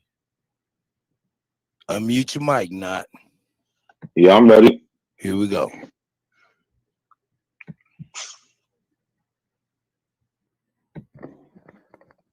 All right. Here we go. So A1 has a real problem. He does this all the time. He comes out with these speeches, and all he's doing is cherry picking. Okay, I'm gonna show you what I mean by when I say he's cherry picking. So cherry picking is suppressing evidence or the fallacy of complete evidence. Is the act of pointing out to individual cases or data that seem to confirm a particular position while ignoring a significant proportion of related and similar cases or data that may contradict that position. So he runs to this. This is his favorite article. I already told you what James Shadid said. He said them people are related to the Native Americans you see today. But for some reason, he wants to keep going over this. So he'll point out places like where they say that the skulls are different, and these people look like modern African, Australian, and South Pacific people. But if anybody knows the Aboriginal doctrine, they know the Aboriginal doctrine says they've always been here. The Aboriginal doctrine says they didn't come from nowhere. But James Shadid says they came from somewhere. They came from Asia. That's what he says. He leaves that part out. So when we talk about cherry picking, that's what cherry picking is, right? He leaves out the part that where they say she says a DNA sequence with some modern Native Americans. He leaves that out. So it's more in this article about them being related to each other and them coming from somewhere else than there is about that little part where it says that they look different. Because they tell you in this article is multiple waves of people. Now, finally, he brings up Columbus. He talks about what Columbus says. He went to somebody else quoting Columbus. He didn't actually go to Columbus. So this is a collection of letters from Columbus's first voyage, right? So let's see what he says. So this is Thursday, October 11th. We don't gotta read everything to understand what's going on. But he clearly says, oh shit.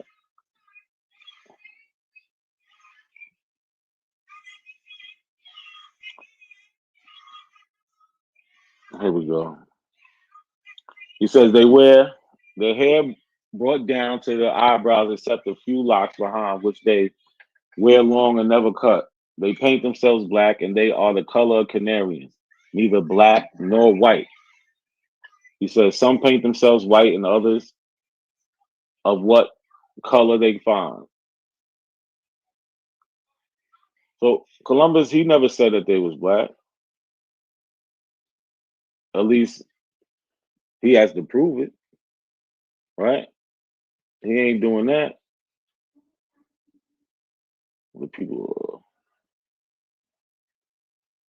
So let's get back to this, man.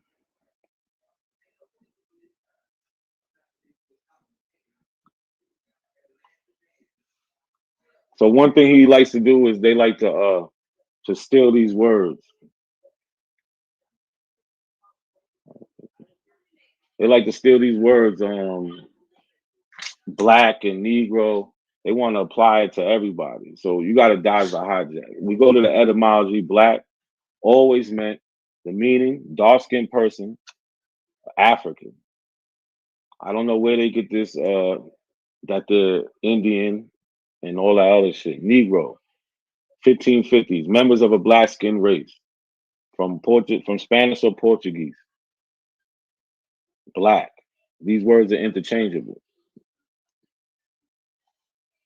They always been They always been synonymous with each other, right? You got Negro, like I showed you earlier when we went into the 1828 Webster Dictionary, colored, African American.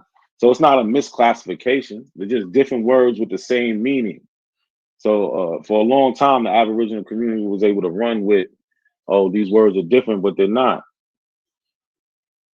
These words are all synonyms. So again, he showed you a secondary source of somebody saying that these people are Negroes or black or whatever.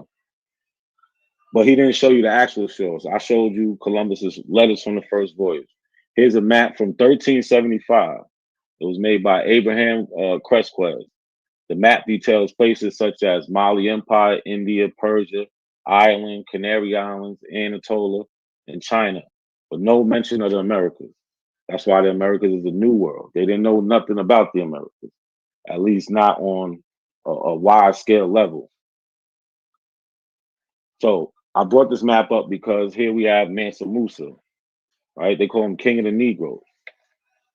Translation, this black lord is called Musa Meli and is the sovereign of the land of the Negroes in Geneva, Ghana. This king is the richest and noblest of all these lands due to the abundance of gold that is extracted from his land. So on that map, this is on panel 3. So here we see the word Negro being applied to them, to these people in Africa. Everybody knows what Ghana is. Way before he tried to show you with that Negro definition, probably about almost 500 years. Because like I said, he showed you something where it said that they was calling Indians niggers in 1800s. They've been calling Negroes from West Africa long before they even thought about coming to America. So they're not 3 minutes. black. They not none of that. So I showed you how the word was used through etymology. I just showed you the word being used in 1375 on a map. So again, black and Negro, this is how it was used. This book is from the late 1400s, about 1470. It was written in the 1440s. It's called The Chronicle of Discovery and the Conquest of Guinea. The author, Gomez Enes Zuera, was a Portuguese chronicler, a person who takes the history of historical events. Gomez details the kidnapping and release of a black man named Adahu. He is released because he was able to negotiate a ransom. Now, this man Adahu was a Moor, and he basically sold out the other black people, even though they already had him enslaved. He gave them up, and this is how we get to the origin of slave trade. But that's for a whole nother debate. So here we go. This is on page 55, volume 1. For as the Moor told him, the least that they would give for them would be 10 Moors, and it was better to save 10 souls than 3. For though they were black, yet they had souls like the others, and all the more as these blacks were not of the lineage of the Moors. And what ended up happening is Anton Conclave received for his 2 captives, a Dahu and it was a female, 10 blacks and a male when they went and swapped them. You can find that on page 57. So here we got a book. This man, the author of the book, dies in 1474. The map I showed you was from 1375. What did A1 really show you so far that has anything that's going on? Nothing. So one thing that they try to do is they try to play this color game. So here we have a dark-skinned woman. You can't say she's pale. She can't say none of that. You want to play the skin color game? Well, here you go. You got a dark-skinned woman. 60 seconds. You got a dark-skinned woman from the Guna people of Panama. Y'all should look them up. Indigenous people, Aboriginal.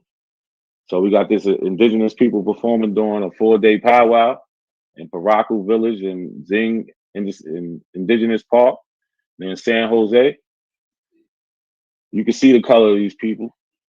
My point is there is more, there's melanated people outside in the world that are not you, and you have nothing to do with them. And they can still exist. It's not one or the other. That, you know what I'm saying? It's not an exclusion thing. It's more than what you think. You got to think outside of the box. It's not a black and white world. And he keeps showing you stuff from these scientific racist people That's what it's gonna be.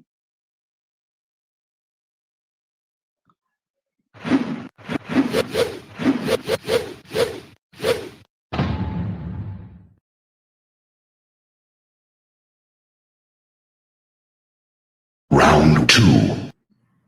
Shout out to Not a Fatality. Coincidence, man. Shout out to Not a Coincidence. Shout out to Ahanu, man. Shout out to Ahanu. This was some heavyweight rounds, man. The people came here for a heavyweight jam. They came here for a heavyweight jam. Y'all really putting on, man. We're gonna take a quick spin out to get to some little hippity hop. We're gonna come back with the third round boogie. I'm about to get ready to put the polls in the chat. So make sure y'all come back. DJ Cuddy, spin that music for us, big bro. You know how we rocking. Freestyle. What the Yo, I ain't hella weed. That what they telling me. What they telling me. What they what that fella need. What that heifer need. Can't get caught with these. What are those felonies? Trying to keep the hood straight with they felonies. When I made it back safe, I just fell on knees. Thank the Lord for the hustle that just fell on me. In these streets, I'm trying my hardest not to fell on knees. Keep a popper and some paper for my bell on me. If I have to pop, I pray my blick don't fell on me. Ain't gonna tell me when they coming, they gon' bell on me.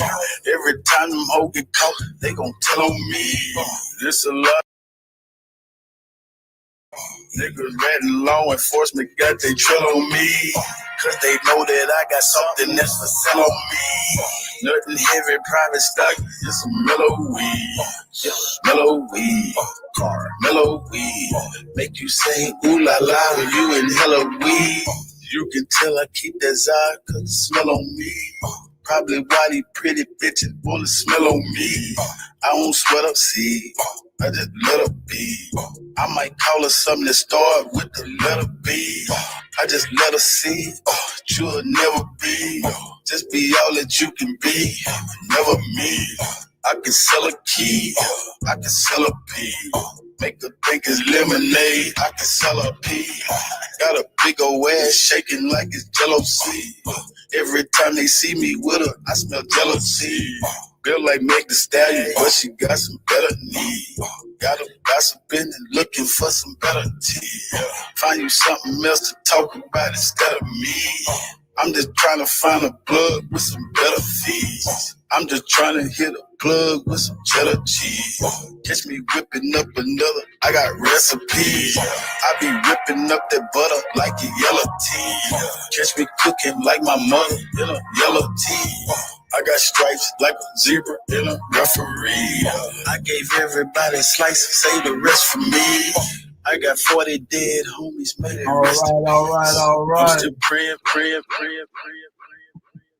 Shout out to everybody in the motherfucking building. Shout out to DJ Cut Tech, man. Y'all already know, man.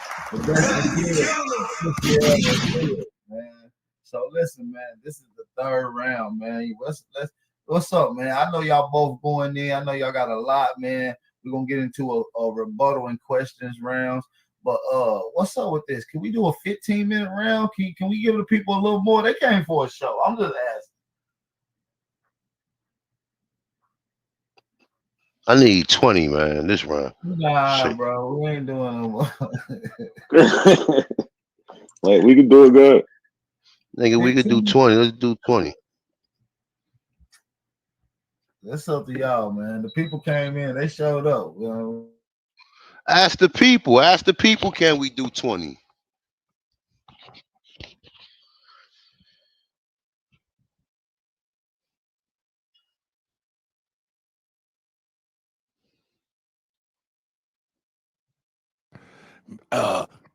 Let us know. 20 minutes? What? 20 minutes?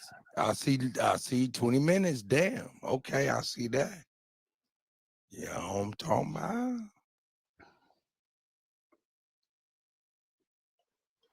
All right, we ready?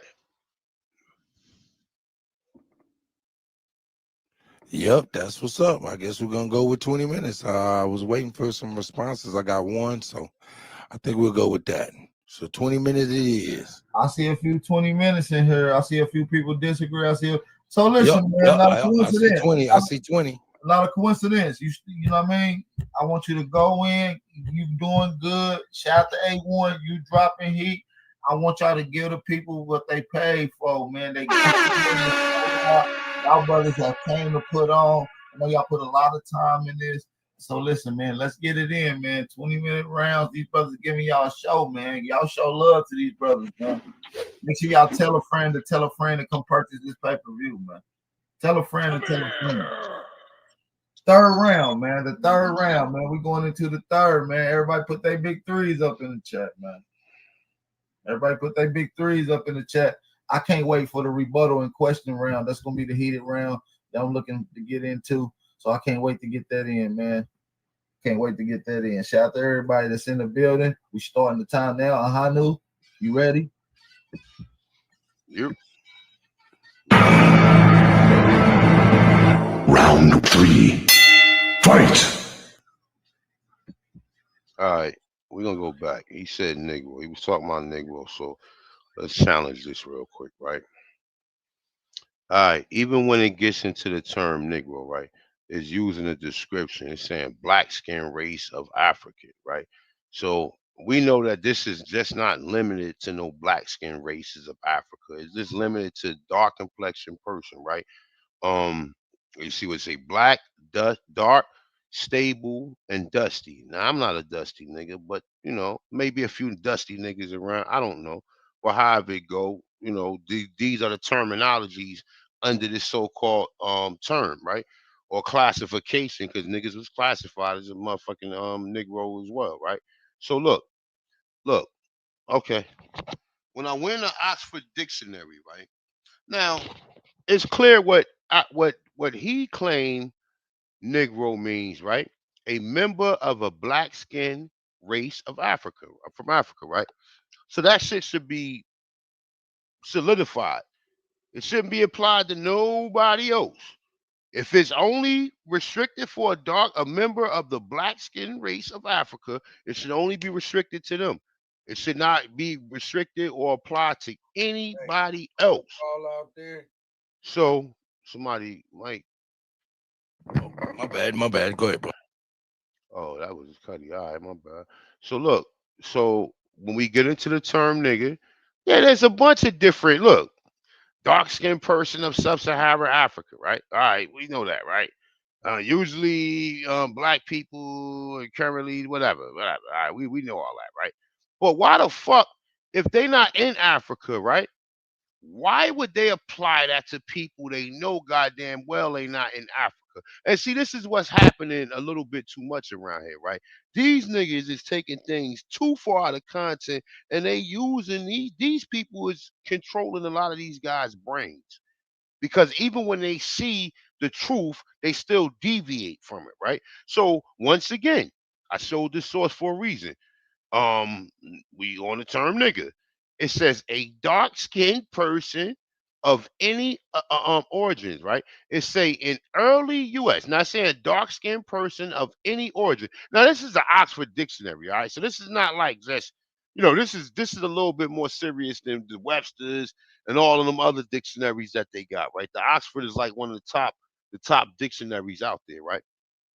Sorry, so it clarifies a dark-skinned person of any origin. So okay, dark-skinned person of any origins, right? But then it goes right here and says this: in early U.S. use, usually with reference to American Indian. Now, why the fuck? I mean, I understand what it just said: a dark-skinned person of any origins, right? So they're applying it to the American, the Aborigines because they are a dark-skinned person. That's why it's being applied because it says it right here, right? Don't it? It says it with clarity. A dark-skinned person of any origins. So even when you go back to my brother right here, look. Matter of fact, we don't even need to go there. We go to something different. And look, shout out to Richard Neves too, man. America's a Negro continent, man. Shout out to this brother, right? So look, we ain't gonna go nowhere else. We can go back here. We got another source right here, right? Another source. Hold up. All right, so this is the article right here. Let me see. All right, so we right here. All right, boom. So this is an article. This is about Louisiana. And it tells you. It said a set of bones from the skeletons from the Brazilian prehistoric made up of 42 men and 39 women, with an age estimated or date at between 7,500 and 11,000 years. Challenge the most accepted theories about the first inhabitants of the New World. The skull from the region of the Minas Gerais indicates that the original discoverers of America had like Louisiana features that recall those of present-day Aborigines of Australia and blacks of Africa. Now look, once again,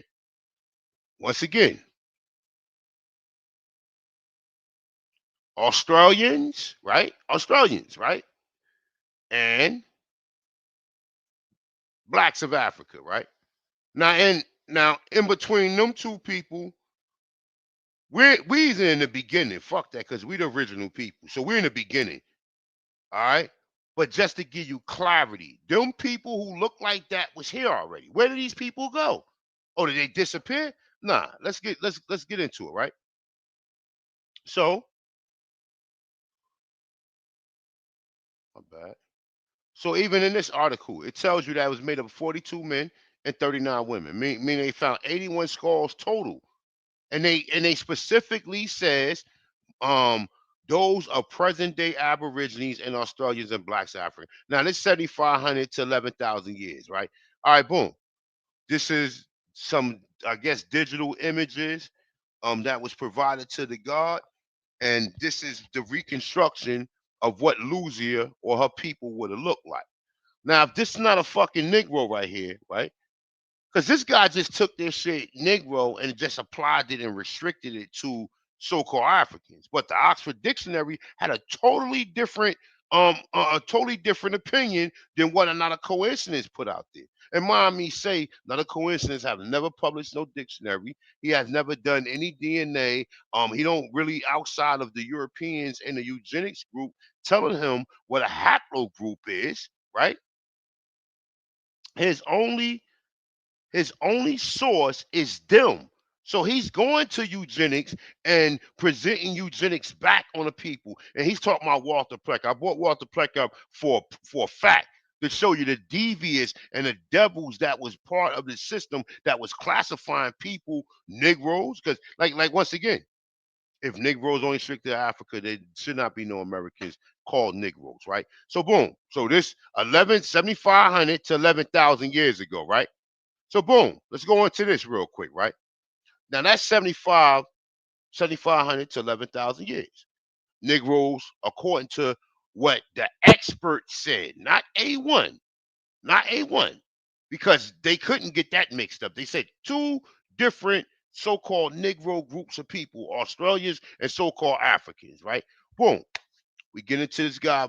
He mentioned something about Africans and Native Americans, right? See, no, most people never seen the motherfucking cover of the goddamn book. Now the fucking cover of the goddamn book is these niggas is from fuck. These are the Incans. These are the goddamn Incans. And they go your spirit tips that Columbus was talking about of the people who he encountered, right? But enough said. Let's go into it, right? This is a father and two sons. This shit, they took this and made a painting over there in Spain. They took this and made a painting in Spain. And this is how the brothers was getting dipped down back in the day, right? So look, so let's see if when the Europeans, who everybody think came here and did what they did, let's see if it was still Negroes here, or was they still applying the term Negro to the so-called Indians, right? All right, so let's get into this, right? So this is per Jack Forbes, right? So he said the possibility that Native Americans was quite commonly called Negroes is very much supported by the Portuguese usage. During the colonial period, Brazilian Indians were referred to as Negroes de Terra, Negroes of the land, not from a land over there, but this land right here. Okay? A great many examples from the 16 and later centuries, right, are cited by George Frederick, Frederick, whatever. So this is your source, right? Y'all want to look him up? Not a coincidence. You do a lot of terrible research. You should look this individual up, right? In his analysis of the Portugal sources, these do not have to be repeated. It's saying, I'm here, but suffice to say that it was so common that finally in 1755 a royal decree had to be issued as the following. Now, oh, here you go. Among the regrettable practices which has resulted in the disparagement of the Indians, one prime abuse is the unjustifiable and scandalous practice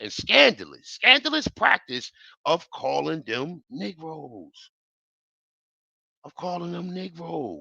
Now, we repeatedly see this shit. We repeatedly see this, right? But let's skip this right here. Let's get to something else. Enough for the science, right? 10 minutes. 10 minutes. Now this is another source out of this so-called book, right? R.B. Dixon, right? Racial History, right? Fabulous book, by the way, right? All right. Now check this out, right? Listen to this. And listen, once again, with these books, I do not agree with everything that's in there. I only could agree with what I can cross-reference and what's consistent with information that I've heard that's outside of a lot of these people guidelines, right? Boom. All right, so he said in contrast with their more easternly Algonquin tribes, our knowledge of those of the New England is wholly derived from cranios, since the pure blood Indians of the greater portion of this area has been extinct. Now, boom, I do not agree with that, and I'm gonna show and prove in a minute. Check this out. The larger number of cranial are from site in the central and eastern Massachusetts and Rhode Island. Right now, look, keep them states in mind, Massachusetts and Rhode Island, right? It says, and shows analysis that dominate the elements in all this area is the most unexpectedly the proto Negro. Now, the majority of the cranials that they found in Rhode Island and Massachusetts, according to the scientists and the people who've been researching this shit, has been proto Negro. Proto means first. You already know what Negroid means. So now we have more Negro activity in the Americas, right? But check this out, right? It's an image of a gentleman I found, right? His name is Chief Cusco, right? And he was actually the chief of the Hassana Misco, right? But this is what he looked like. Now I'm quite sure a lot of people have seen this image of this brother right here, right? Which this is actually the Nasser Garrett. Okay, this is actually the Nasser Garrett, right? No, I'm sorry. Let me go back up. It's actually the Nasser Garrett. Okay, some more images of the chief in the back here. See, look, all Negroes. You see some mestizos and some mulattoes, right? But these are all fucking Negroes, okay? Still Negroes to this day, right? Look, more Negroes. So these niggas dressing up like Indians playing games when they already found proto Negro cranios in Massachusetts and in Rhode Island? Are you out of your mind? Well, let's go into it, right? Boom. Quite sure people have seen this image. It's kind of blurry, but we're gonna get through this, right? These are the Pinquots, right? So the Nasser Garretts was once part of the Wapanaki, which they are kind of similar in between. And I'm quite sure you already know about that because you said your family was Metacon or King Philip, who would have been Nasser Garrett too. But they flipped on the Wapanaki, right? But nonetheless, we're gonna get into all this shit, right? So boom, they find cranios, proto Negroes, all the way in Massachusetts and all the way in Rhode Island, right? Now let's deal with this, right? So Rhode Island, Connecticut, Massachusetts is all in the same regions, right? So these are the Pequots, right? Wait a minute, I got some updated pictures of them. These are the Pequots. Now look, she probably married into the tribe, right? She probably married into the tribe. Cause I know nigga like not a coincidence. He be swirling and shit, right? So he'll probably let one of these Europeans up in the tribe. But as we can see, all these people are Negroes. I don't give a fuck. She's a Negro too. So like all of these people are Negroes, right? But wait a minute. Wait a minute, A1. Do we have some more information to support this? Oh shit, we got some more information to support this. These are also the fucking Pequots, right? Now, oh, these are all of the so-called Indians was killed off, right? All of them was killed off, and then only the Africans exist, which they are brown skinned and they're being called Negroes, and then some of the Africans are saying they're Indian. Which one is the fucking truth? We are the Aborigines of this land, and it's unrefutable. Okay, so look, more images of some beautiful Pequot sisters, right? Look, we got more. See this? More. Okay, ain't come out that clear, but y'all get it, right? So let me go into something else.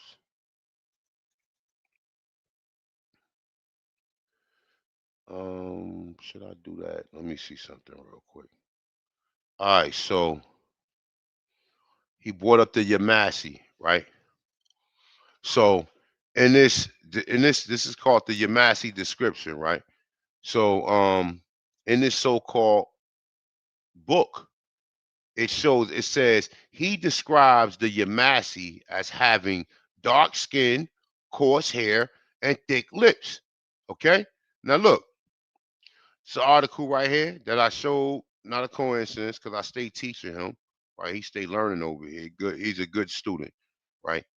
But he's a very mischievous student. He's a very foolish student, right? So look, let's get into this shit right here, right? Now I'm not saying none of this shit. I wasn't around. I probably was out there doing whatever I was doing. Boom. Nonetheless, though, how it go, right? So in this article, this House of Representatives, document 179, it said reported to the Industrial Commission on Agriculture and Agriculture Labor, right? Washington General Printing Office, year 1901. Okay. Now it's gonna be a little. You're gonna have to kind of dodge a little bit of shit, but we're gonna get into it, right? In this, he talks about the Negro population in South Carolina for 20 years. There haven't been no disturbances and nobody been killed, etc. Right? So it's saying that is the statement of the mayor of Beaufort County. Not a coincidence. He wasn't even around in 1901. Are you out of your mind? It's saying the mayor of Beaufort County. Now it's saying perhaps is the blackest spot in the whole South. That is to say that the Negro population predominates more there than anyone else. It said there, is a peculiar historical fact connected with the town that I would like to mention to the commission. That is the place where the federal troops first set the Negroes free. Let's dodge that one. It said it was done on those islands in the neighborhood of Beaufort, and there are now 40 seconds. 2 the minutes. predominant race. The predominant race. This man refused to them as a quiet community. The more peculiar thing is the quarter figure in his book on the human race assertions is the fact that the Africans. Now look, we just said what the people said the first Americans resemble. Just because they saying that they're Africans, they only saying that because dark skinned people and they trying to throw us the fuck off. But however it go, right? It say African people lived on these islands long before the discovery of America. So these people wasn't even around to find out where they came from. They don't know that they African. They're only saying that because of the storyline of what's being proposed to us today, right? Okay. Um, real quick, let me run through this real quick, man. So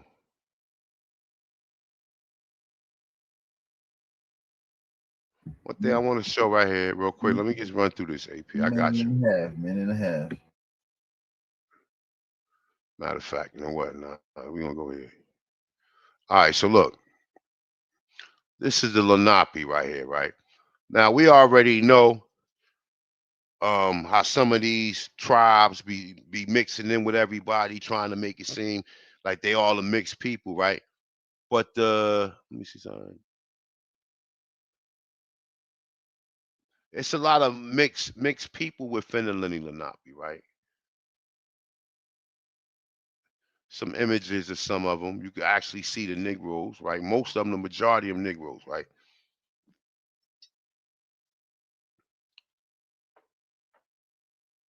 Look, this the Shinnecock Nation, right here. Look, these are Shinnecocks. 1975, nigga. Before any fucking DNA came out, bro. You think these people are out of their mind? They just making this shit up? These are all sisters right here. Okay, you see maybe some mulattoes in the back, but the ones that they picturing right here is sisters. Okay.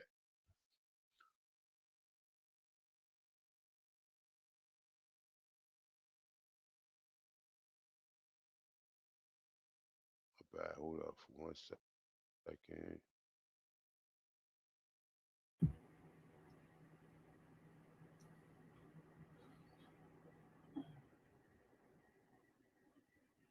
And I'll just run through this real quick, just for the people. Your time been up.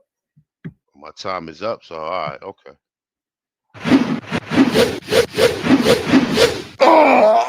Brutality. Uh-oh. God damn, he came with some heat. That was like a little mini lecture right there, bro. I ain't gonna lie, that was some heat, not a coincidence.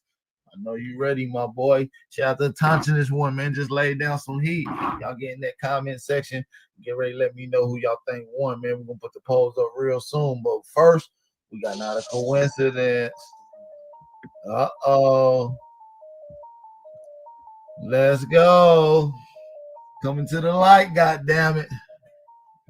Let's go. And Thompson, this one just blazed this bit. That's a hard one to follow after. Go ahead, not a coincidence. You got the flow, man. I'm out of here.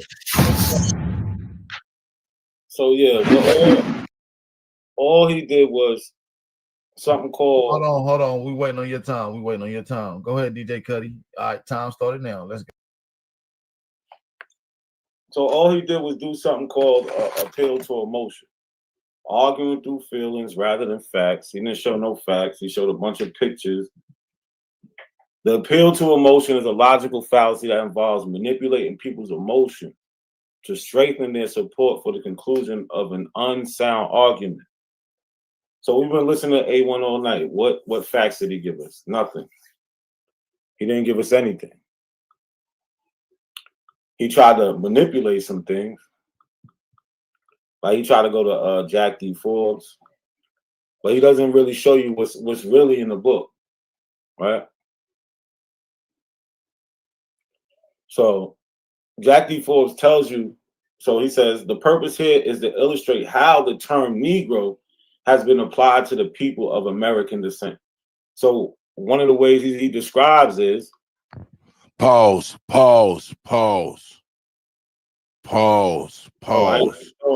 Yeah, you ain't sharing nothing. Hold on. Let me get you on right now. Oh yeah, boom. run that back. My bad. I'm gonna run it all the way back. I'm resetting your time and everything. He got two different ones showing though. He got two different ones in here showing. I'm showing No.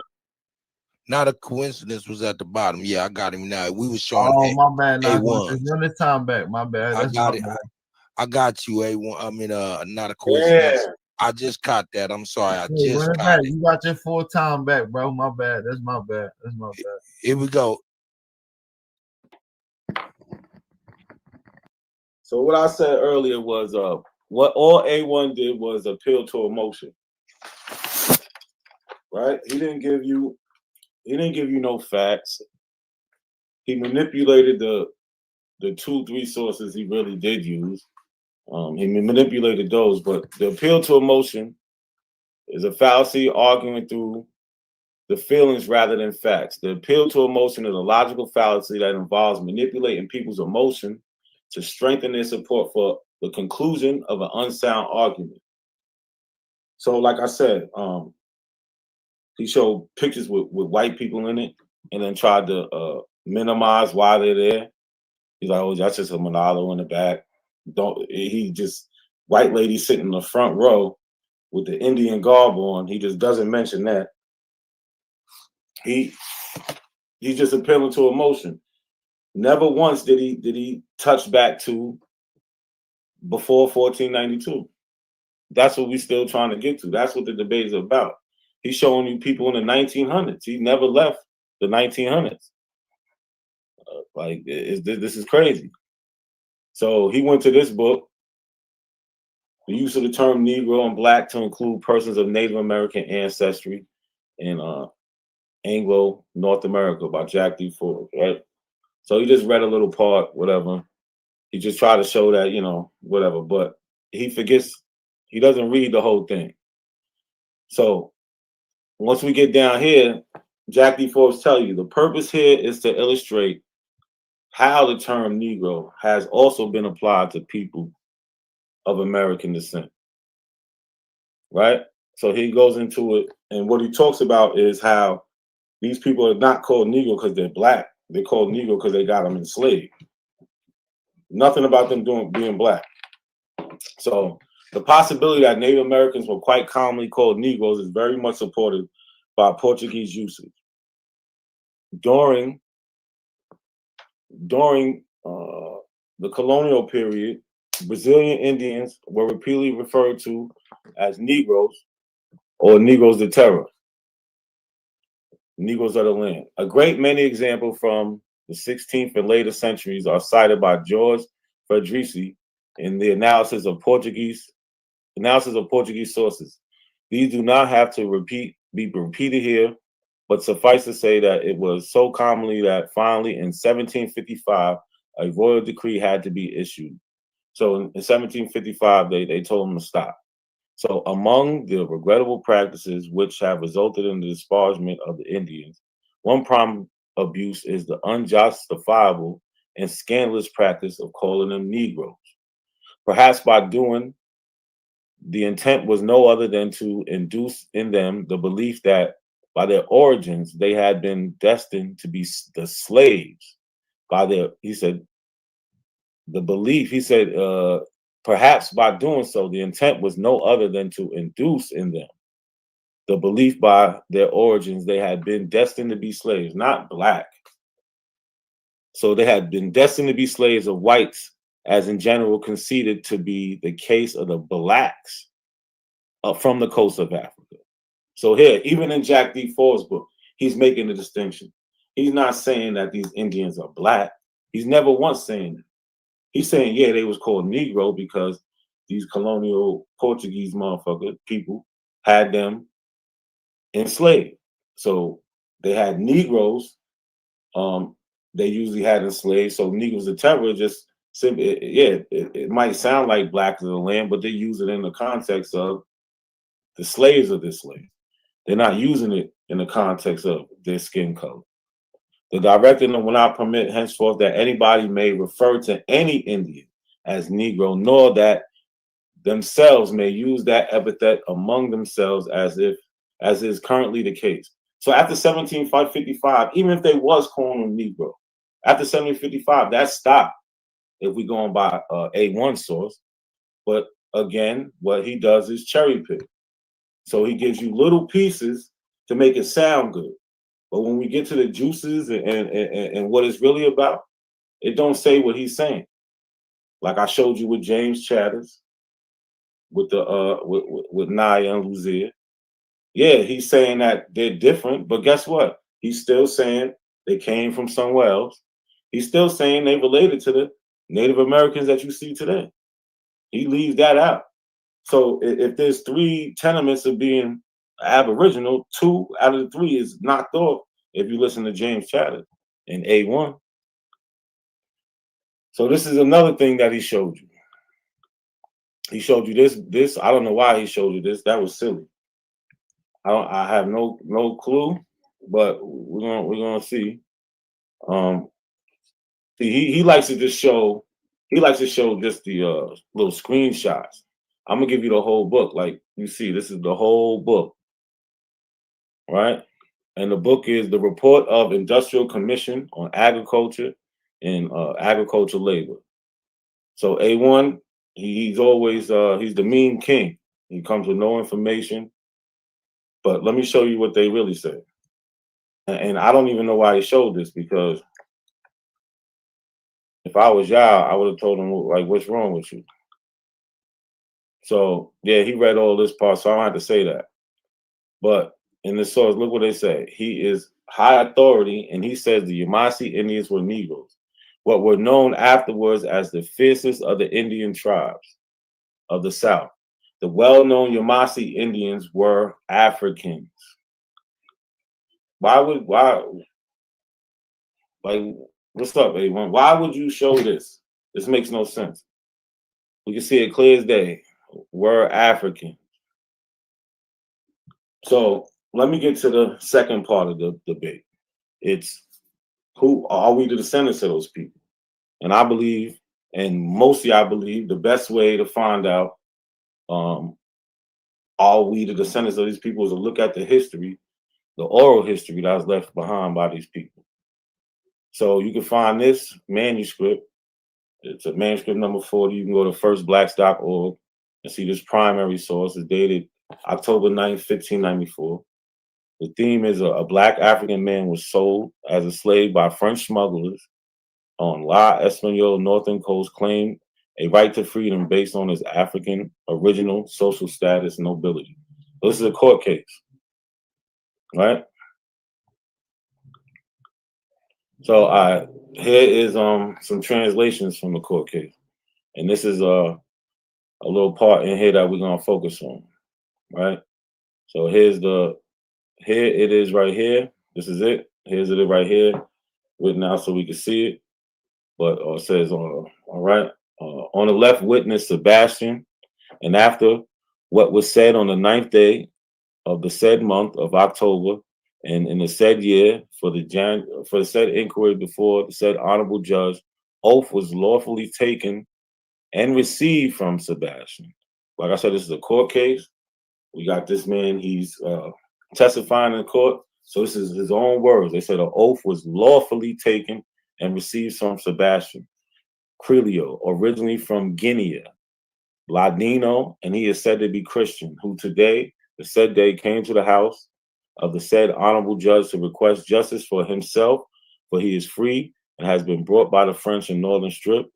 And after taking oath and being asked about the reason for the complaint and beginning of this business, said that the witness is Creole from Vaganda, which is in Guinea, and that he is the son of a king of such people. And when this witness was coming from the said town by sea of Sierra Leone on the vessel of Gaspar de Agua, which may have been more or less a year ago, the witness was the page boy. Page boy is somebody that works on a boat of the said captain, since he was being paid for it.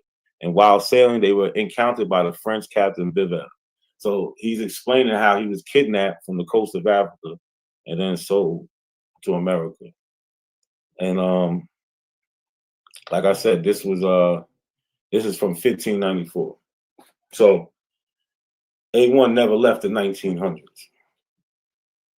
Here we got Paul Cuffey. Everybody knows who Paul Cuffey is.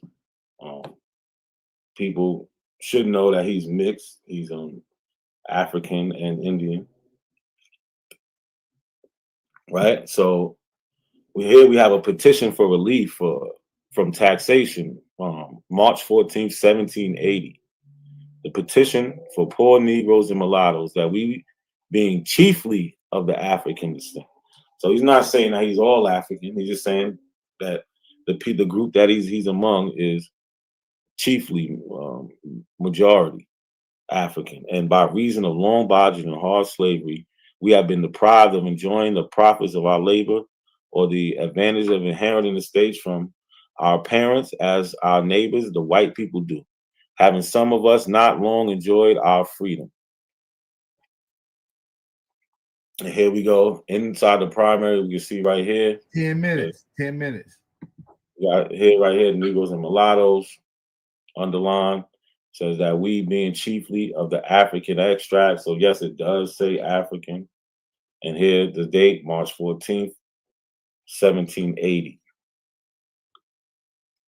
And on the back of that document, we have the signees here.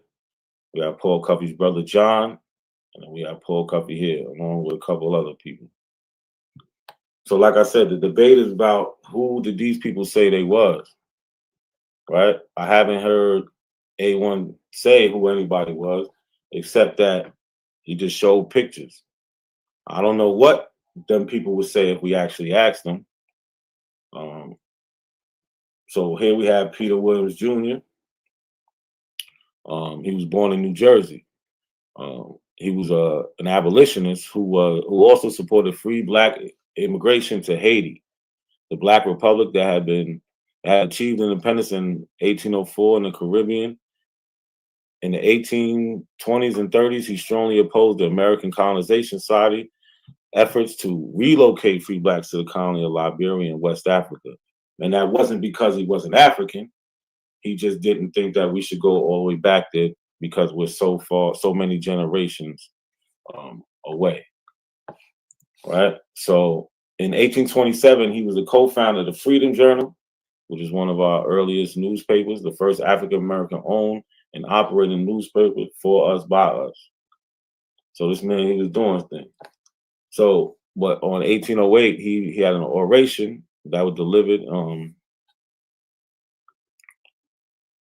at the African Church. At the African Church, January 8th, right? 1808. So here on the cover you see it says by Peter Williams Jr., a descendant of Africa. Right. So when we go inside the book, we see this is on page 11. These are a couple excerpts from the book. But to us Africans, the descendants of Africans, this period is deeply interesting. We have felt the sad effects of this abominable traffic. It has made, if not ourselves, our forefathers and kinsmen, its unhappy victims, and pronounced on them and their posterity the sentence of perpetual slavery. So like I said, they talk about this. They also talk about how they got here. It says mutual agreements were then made. The Europeans were to supply Africans with those gaudy triflers, which are like just like shiny objects, the things that really don't have any value, which so strongly affected them. And the Africans in return were to grant the Europeans their prisoners of war and convicts of slaves. That's on page 15 of this oration, written in 1808. Mind you, A1 didn't leave the 1900s. Right? So here we have Thomas Jennings. Right? This is an interesting guy. Thomas Jennings is the first African American or black man, businessman to receive a patent. If you look him up, he's the first one to get a patent. Here's a news article from 1821 talking about it. It was for the dry cleaning services, right? So he was born in New York. He was born free. So no, not every black person was enslaved, and we still told this story. So this is an expert from his address from 1828. So him being a businessman, him having money, of course, he was into the civil rights movement. And this is what he says on one of the speeches he gave to the Mutual Relief Society. Our claims are on America. It is the land that gave us birth. It is the land of our nativity. We know no other country. It is a land in which our fathers have suffered and toiled. They have watered it with their tears and fanned it with sighs. Our relationship with Africa is the same with the white man is with Europe. Only with this difference, the one immigrated voluntarily, the other forced from the home and all its pleasures. We have passed through several generations in this country, and consequently, we have become naturalized. Our habits, our manners, our passions, and our disposition have become the same. I might as well tell the white man about England, France, and Spain, the country from whence his forefathers immigrated, and call him European as him call us African. The argument will hold as good to one case as the other. Africa is foreign to us as the Europe is to them. The key point to take from this is he's saying that we've been in America for a long time now. Yeah, we came from Africa, but that was a while ago. So again, Nobody's denying being African. They're actually talking about it. And that's the excerpt from this news article that was printed from the Freedom Journal, April 4th, 1828. You go look that up. 4 minutes and 30 seconds. How long? 4 minutes and 30 seconds. Here we have Henry Highland Garnett. He was born in Maryland. Another person that was a prominent person in the movement of Black people in America. Having escaped as a child from slavery in Maryland with his family, right? He did that. After that, he became an educator, a minister, abolitionist. People try to throw shade on those things, but if you really understood the history, you wouldn't. So on Sunday, February 12, 1865, he delivered a sermon in our U.S. House of Representatives. He's the first colored man who was on any occasion spoken in our national capital. On the occasion of Congress passing on January 31st of the 13th Amendment ending slavery, right? So here we got his book, Garnett's Memorial Discourse.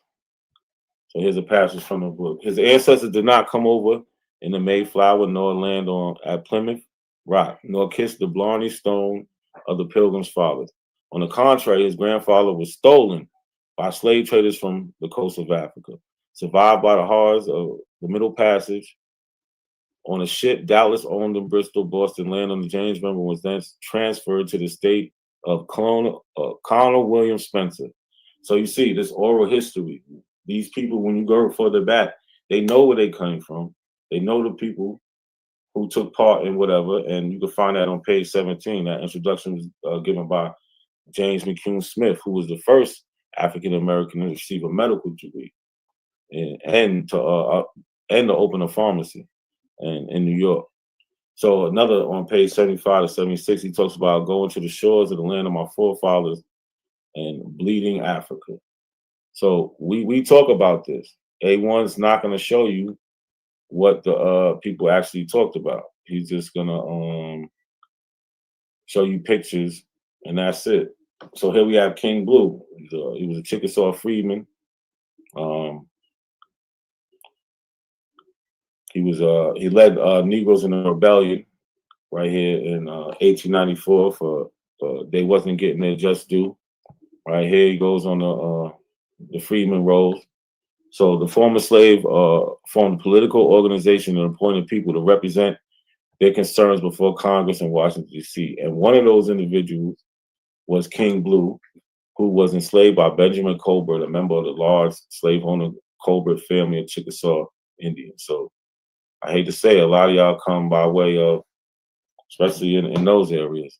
So here's the eloquent request of the memorial of the Chickasaw freedmen. And in that, here's some excerpts from it. This was written in 1882. So it was written in 1882. This piece is one of the most eloquent documents written by freedmen leaders King Blue and Isaac Alexander. They made an appeal in the form of a document called the Memorial Chickasaw Freedmen. In this document, their plight and their plea for assistance from the United States is felt by the reader. It is produced on this page in its entirety. So a couple things to take from that document, you can look it up. If you punch in the eloquent protest of the Chickasaw Freedmen in 1882, it's going to come right up for you.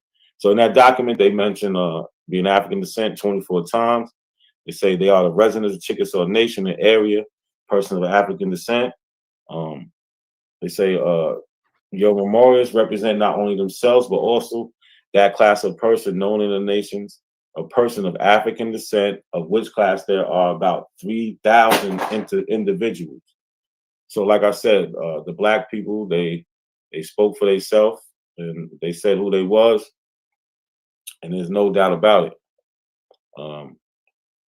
If we go back to the beginning, like I said, the topic was Black people in America before 1492. I showed you the Hopewell Mounds. I showed you how these people are not related to you. I showed you what type of people you are related to with Fatima Jackson, a Black woman. He didn't touch anything. He didn't touch any archaeological sites. He didn't go anywhere near 1492 because he can't, because that term black and Negroes, that doesn't get applied to these people till after colonization. Tom, brother. Good job, man. This was a fire ass fucking debate, y'all. Shout to everybody in the building, man. Shout out to everybody in the building, man. We're gonna take a quick. Hey, we not done though. We not done. We're gonna bring these brothers back for a question and rebuttal round. Man, drop a fire emoji. Y'all ready for the rebuttal round, man? Are y'all ready for the rebuttal round? Also, man, I need everybody in the comment section to drop their fire emojis in the chat. I need y'all to get in there and let me know who y'all thought won this, man. I need y'all to let me know who y'all got winning this. All right. Poll is in the chat, man. Y'all turn up with that. Also, it'll be a post poll after we release the debate on YouTube. It'll be another poll set up. Not a coincidence. We'll be able to share this to all his friends, buddies, and be able to stream it on his live stream beforehand. All that good stuff to put up his poll so we can take note. Shout out to everybody that's in the building too, man. This is gonna be one of those ones.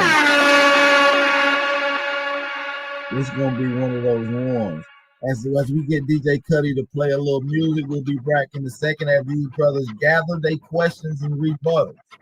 I'm gonna let these brothers gather their questions and rebuttals. We'll be back in just a second. Let's go. Don't forget. Tomorrow, 7:00 p.m. Aboriginal Power versus Rob Bourne. Don't forget to go to the videos, the past live streams. Links is in the description box. Make sure y'all get y'all tickets for that debate tomorrow, man. Y'all know I'm coming to show up to show out, right? All right. Shout out to everybody in the building. Let's get it, DJ Cuddy. Turn up.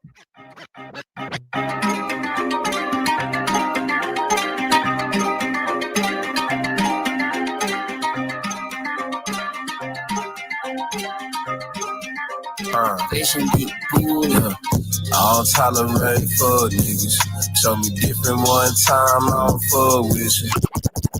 I don't tolerate fuck niggas. Show me different one time, I don't fuck with you.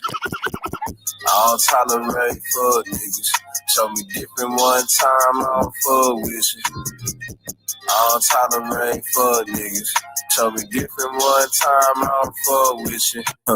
Brett had my bed before we started, bitch, I'm Caesar. Came up from the get-go, knew my status, he ain't needed. I don't tolerate fuck niggas.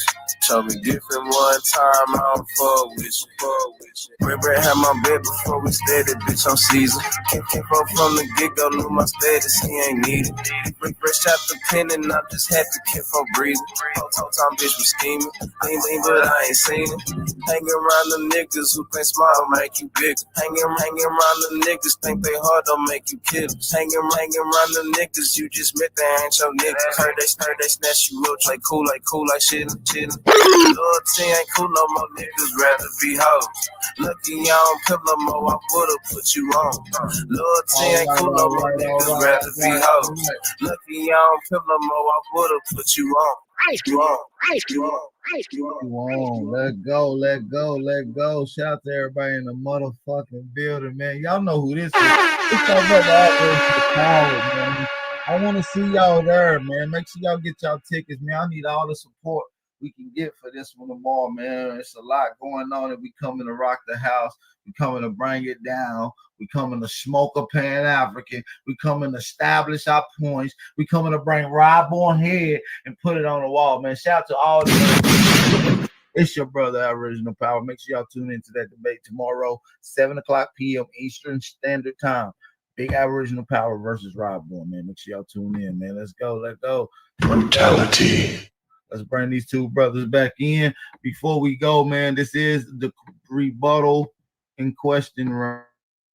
Come here. Rebuttal in question, man. So, yeah, man. Get over here, nigga. Finish him. Fatality. Brutality. Yeah. Finish him. Yeah, all that good shit. Shout out to everybody in the building, man. So how we gonna do this questioning and rebuttal round, man? I just want to let y'all brothers go back and forth. I'm gonna ask a couple questions, and in the midst of y'all getting it in, man. So I'm gonna just sit back.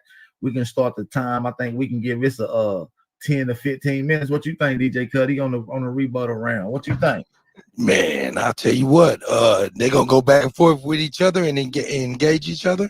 Yeah, periodically I stop and ask for questions and clarity. You can stop the time as I stop, brother DJ Cuddy. But yeah, yep, they're gonna go back and forth. What y'all thinking?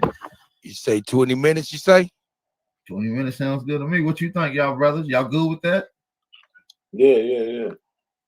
Hey man, y'all drop them fire emojis in the chat, man. Y'all ready, man? Y'all drop them fire emojis in the chat, man. Here it goes, man. The rebuttal. Round one. Wrong round. This is round 4, really, huh? It's the rebuttal round. Let's get Here it. we go. Come here. Y'all niggas can open up your mics at any time. Y'all got it. All right, so A1, why didn't you show anything from prior to 1492? Why was that part of your I strategy? showed an article in Naya with 81 scores from 7,500 to 11,000 years ago. The shit where no. If the Bering Strait was dealing with modern Native Americans, right? The Bering Strait. Remember the pseudo shit that you niggas be referencing? Remember, 11,000 years ago, right? He's saying the first Americans was here before them. So how the fuck Africa wasn't even called Africa. But all of that is part of eugenics. I started off with Walter Plecker to let you know who his friends and who he was working for. He was working for the Eugenic Society, and therefore they classified us all as Africans. That was part of their pseudoscience that they was talking about. Now, when I read the term Negro, so do you? The term Negro should not say the term. Wait, the term Negro should not say nothing about no Indians if it's Africans, unless the Indians was dark skinned, like all of the articles that I presented said. And also with the so-called tribes who still claiming it that you're in denial of. They're Africans who had sex with Native Americans, right? So A1, what you're doing is like you read from Walter Plecker. What he said was anybody of color, basically anybody not white, they're gonna call color. So that doesn't mean that hold on, I interrupt you. Hold on. So that don't mean that these Indians are the same as black people, because like I showed you in the article, he makes the distinction. It says that they're mixed with Negro blood. So never once was he confusing them with Negroes. He's saying they mixed with Negroes, so he knows that they're two different people. Different people. And when it comes, I'm gonna end right here. When it comes to James Chatters, like I brought up, he brings up two other things that relates them to the Native Americans of today. All you got is that he says that they skull shape is different. That don't mean it's you, bro. All right. I'm gonna say James Chatter for last. But back to Walter Plecker, right? He classified Indians as colored, right? So these Indians as colored, see, that so-called thing that Walter Plecker did was started in 1860. And I showed you that. I showed you on the 1860 census and the free inhabitants and what they was classified Indians that was living off of their nation. I like to say tribe, living away from their nation. They was to be classified as colored, and they was to basically pay taxes like the rest of the citizens. Right? So no, that's not true. I'm not done yet. I'm not done yet. So if they classified them as colored, they put IND under colored. Okay, we went through a whole organization called the NAACP. I'm quite sure some of these Indians who then strayed away from their tribe or their nation would have been part of the NAACP or whatever, right? But obviously, we see no evidence of that. We only see Negroes. So Africans was classified as colors along with Indians as well, right? You got Africans classified as colors along with Indians. Then you got Indians classified as Negroes. Then you got African American classified as Negro. All these people is the fucking same, and you are falling under eugenics and the general education system, and you're spewing this shit back to the people, keeping them more confused. I added clarity. I showed what the term Negro meant. I showed what the term Negro meant. Oh, copper color. Oh, bam. Let's see what copper color means, since we keep saying this shit, right? Showed that. Had other sources, man. I could have went for another 3 hours on your So ass. hold on, A1. I didn't When even did I you ain't even show? really get into my bag. I was just getting warmed up. But you killed yourself. You fell on your own sword because you read my same sword saying Negro the terror, and you can't in your mind come up with no explanation to why the fuck they was I no, calling hold them on Negro. now. Let me go now. I showed, like I showed everybody. Everybody, I read it plain today. They didn't call them Negroes because they was black. They called them Negroes because they was enslaved, and that's what the paper says. That's what your source says. You're trying to do some bullshit and trying to flip it. Now, when you bring up the census, and we can go to it right now, and I bet you won't bring it up because it don't say to classify Indians as colored. It says classify Indians as Indians. That's exactly what you're saying. So why would it be put Pull under it a up. column? Do you know what a Pull it up. spreadsheet is? Do you I know what a know it. I spreadsheet? know. The I column, know. look, the title that's at top of the column is what basically references everything that beyond Yeah. all this sub When you level go to the so-called instructions, when you go money to the grant. we can go to. I'm Brother, my gonna pull it dude. up. You When we can go go, to I the mean, you can pull instructions, whatever you want up. it You can clearly say it straight says when you come across an Indian, label them as Indian, and you know that. Label them as Indian. Label them as Yes. colored. Label No, them it as does not say colored. that. So Label pull it them up. as Pull it up colored. then. It says Pull it label them up. as colored. Pull it up. As This is a colored. debate. Listen, So what's the up? This is a debate is debate. Pull over it with. up. If we still, I mean, I got some other shit I want to show you. I mean, if you want to see it, you want to see. No, I got some pull up that bonus. census. Look, I got a Pull up. bonus round for y'all in the chat room. Pull You up really want it. those instructions you talking about. I'm not pulling up nothing, brother. I Because already that's where that showed and comes proved. from. I Listen, my know, dude, because you I can't. already showed and proved what I need to show and prove. If you want me to show and prove further, I can go into it further. If you I'm don't want to gonna just show take this L, if you don't just want to take this L and go in your motherfucking shell and I'm sit gonna there, show. nigga, I'm gonna show everybody. you can show whatever you want. All right, A1, I mean AP. If he shows something, then I'm gonna be allowed to show something. Yeah, we are allowed to show something. It's a debate. Hey, yeah. It's free reign right now, man. Fatality. Yeah, man, it's free reign. Go ahead, show what you gonna show, my dude. Finish him. Oh, here we go. Uh-oh. Hold on. Here we go. Here we go. My third blunt, man. Just did my third package. So remember, he said the 1860 census, right, y'all? So let's go. These are show it, bro. instructions. You I'm got about it. to. You got it. Show it. Hold on. Relax. I'm demonstrating now. This is what a debate is. 1860 census. Instructions to the marshals. So we're gonna go right here. So he said, he tried to say color, right? He said if they said label Indian as colored. Now let's read exactly what it says and show why A1 shouldn't be in front of anybody talking to anybody about anything. It says color under heading 6, entitled color. In all cases where the person is white, leave the space blank. In all cases where the person is black, without mixture, insert the letter B. If a mulatto or mixed blood, write M. If Indian, write IND. It is very desirable to have these directions carefully observed. So he tried to say in 1860, this classification started. But like I'm showing you on the 1860 census to the U.S. Marshals, on that, he said that box where it says color, they tell you if you come across an Indian, write IND. So in 1860, if your people was Indian, they would be Indian because ain't nobody hiding nothing. It clearly says, if an Indian, write Indian. So I don't know what you got to say about that, A1. Uh-oh. Indians not tax are not. Wait, hold on. Let me share my screen real quick. All right, some other shit for you. Hold on. Uh-oh. I got some other shit for you. Hold up. Uh-oh. Finish him. Drop them fire. You can't fuck with me, A1. Like, you over here lying to these people. Well, and I like can't that's fuck just with you. it. Really? Nah, you brought up the All right. 1860 census. You ain't know what All you right. was talking about. No You problem. try No to say it sweat. No said sweat. No sweat. label No sweat. No Indian sweat. as No sweat. colored. It don't say that. It don't I got say something that. else for you.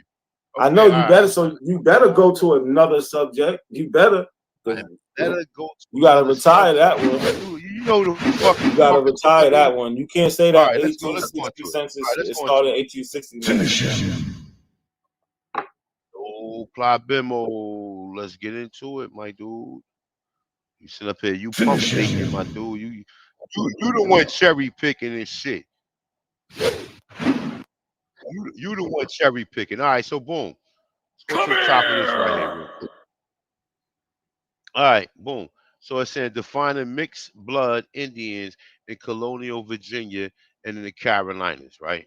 So right here. All right, so let's say right here. In 1794, August 18th, right? It's saying registered free papers of Nancy Coleman, a dark brown, well-made mulatto woman. It's saying freed by the judgment of the General Court and John Hardaway, being a descendant of Indians. Okay, it's 1798, February 10th, registered free papers and of Daniel Coleman, a dark brown free Negro or Indian. Okay, look. A dark skinned free, I'm sorry, a dark brown free Negro or Indian. Why would they get an African mixed up with being a motherfucking Aborigine, right? Formerly held as a slave by Joseph Hardaway, right? But obviously he obtained his papers and got free, right? So you got another one right here. You got Hager Jumper, a dark brown mulatto or Indian woman. Short, bushy hair, obtained her freedom from Stephen Dance, being a descendant of Indians. 1805, May 27th, registered free paper. Betty Coleman, a dark brown Negro woman, formerly held as a slave by John Hardaway. The General Court freed her. Why? Being a descendant of an Indian. I'm not done yet. Let's get into some more shit. Since you wanna rattle my cage, right? Come here. A matter of fact, you know what? I'm gonna show you something real quick, right? Check this out. You always talk about the slavery shit, right? You love to talk about the slavery shit. And check this out. This one for you guys. Watch it. Don't take this move, all right? Watch this move right here, right? This gonna be a funky dope maneuver right here. Check this out, right? Finish So this him. is from Brown University, right? Now I don't even deal with the whole topic of Indian slavery, unless like they're saying that some of these people was put into servitude for numerous reasons, okay? But let's understand what they're saying. And being as though that this guy actually believes in the slave trade, right?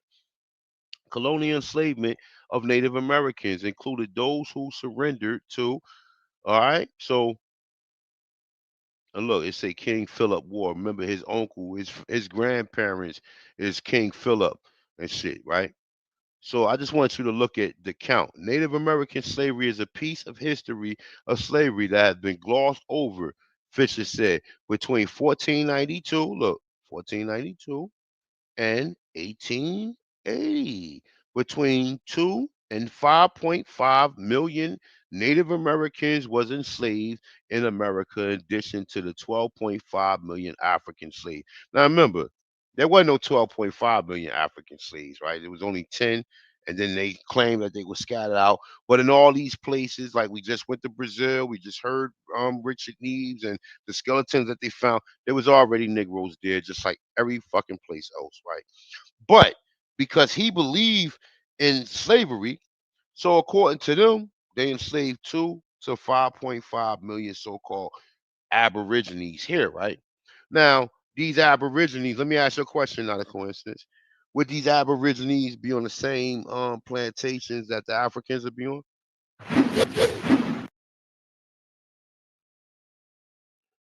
Possibly in the Caribbean. Yep.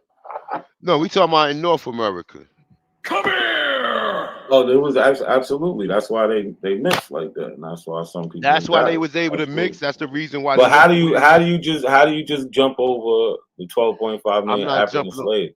How No, are you it wasn't. cherry It picking wasn't that, bro? 12.5 million Africa. No, It your was only. source says We that. could Your go. source says it Okay, though. I'm not going How by are the you source. doing that? I I'm not know, because but so why I bring can it go to up? slavevoid.org right Come on, now. bro. We I can just let see. you talk. I just let you Dude, talk. My okay, you nigga. asked me a Come on. question. What? You asked me No, a I question. didn't. I'm not asking you no question right now. I'm pointing out the fact that this man just put up a Pointing out source from 12.5 Brown million. University. His source. This is what cherry picking No, is hold about. on. Just to be fair, stop the time, DJ Cuddy. You did ask, what about why did you jump over the 12.5 million slaves? I guess. All right, Mod, can you make sure that he answers the question for me? Absolutely. I'll let him. I'll let him go ahead. I would like an question answer to that. That question is for you, A1. Why did you jump over the 12.5 million slaves that's mentioned in that article? Do we need to go to slavevoid.org? Come here. I don't. Hold up. Oh nah. I don't even have it up here. But we don't really need to even do this, right? On slavevoid.org, it I'm said saying that why. this. So why did you jump over this particular article? I just want to know. Elaborate to the people before you get into. Why did I bring up this article? No. Why did you not mention the 12.5 million African slaves that's mentioned in that article? Why did you Look, check this out. If we go to slavevoid.org, they saying that now in North America, they only brought 130,000 people here. Now, them 130,000 so-called slaves that, all of this shit is ambiguous and fucking confusing unless you really come to some because it's outdated. So you pretty much saying you jumped over that because they have now come to new conclusions.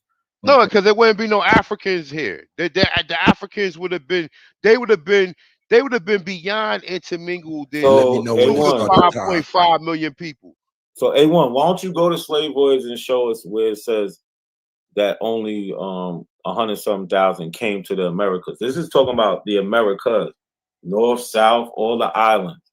Show us where it says only 100,000 came to the Americas. I think he said 300,000. Whatever number. That I'm telling you, Slave Voyage says 12 million. We could read it right here. Look, it says 12 million African people right there was sent across the Atlantic as slaves. It says it right there. It says it right there. Listening. Okay, all right. We're talking about North America though, so let's get into. No, but his source didn't mention North America, bro. His source mentioned all of the moderator. His source mentioned all of the Americas. Hold on. Did the source mention North America? It mentioned the Americas. Oh, okay. Confirm. Okay, so it mentioned Americas, right? So look. The total, look. 12.5, right? Hold up, but that ain't even right because they changed. That's right. It is no, right. They changed it. It was 10 no, million. They didn't change out anything. of the 12 million, only 10 million made they it say here. what they say is made it. But that's a long way from your 100 to 300,000. You just said 100,000. Wait. Hold on. I got this. That's that was your claim. You just made that claim live. Relax. I'm starting the time. You said the Brown University source is wrong. Relax. I am relaxed. You said the Brown University source was wrong because the number said 12.5 million, but that number's different. And we can go to Slave Voyage and see it's different. When we go to Slave Voyages, the first page said 12 million.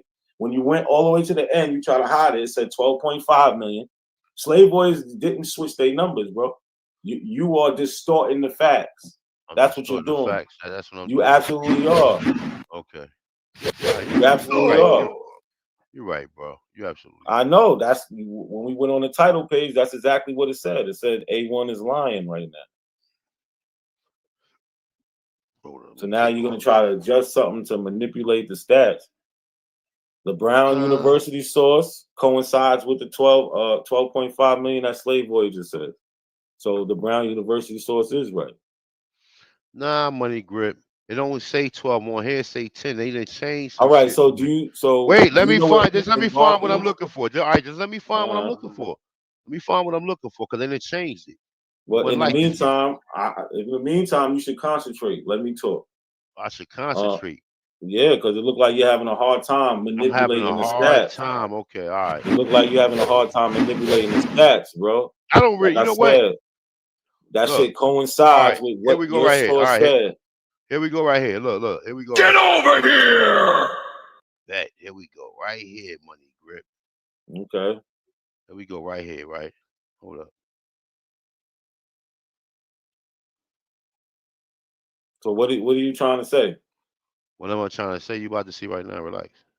Because the Brown, remember what the claim was. You said the Brown University source is wrong because Slave Voyages says that 12.5 didn't come to the Americas. You just try to isolate. You just like right here. try to isolate shit. It says Northern United States right here. These are all the people that came. It say right here, Maine. I'm gonna highlight it for you right here, right, guy.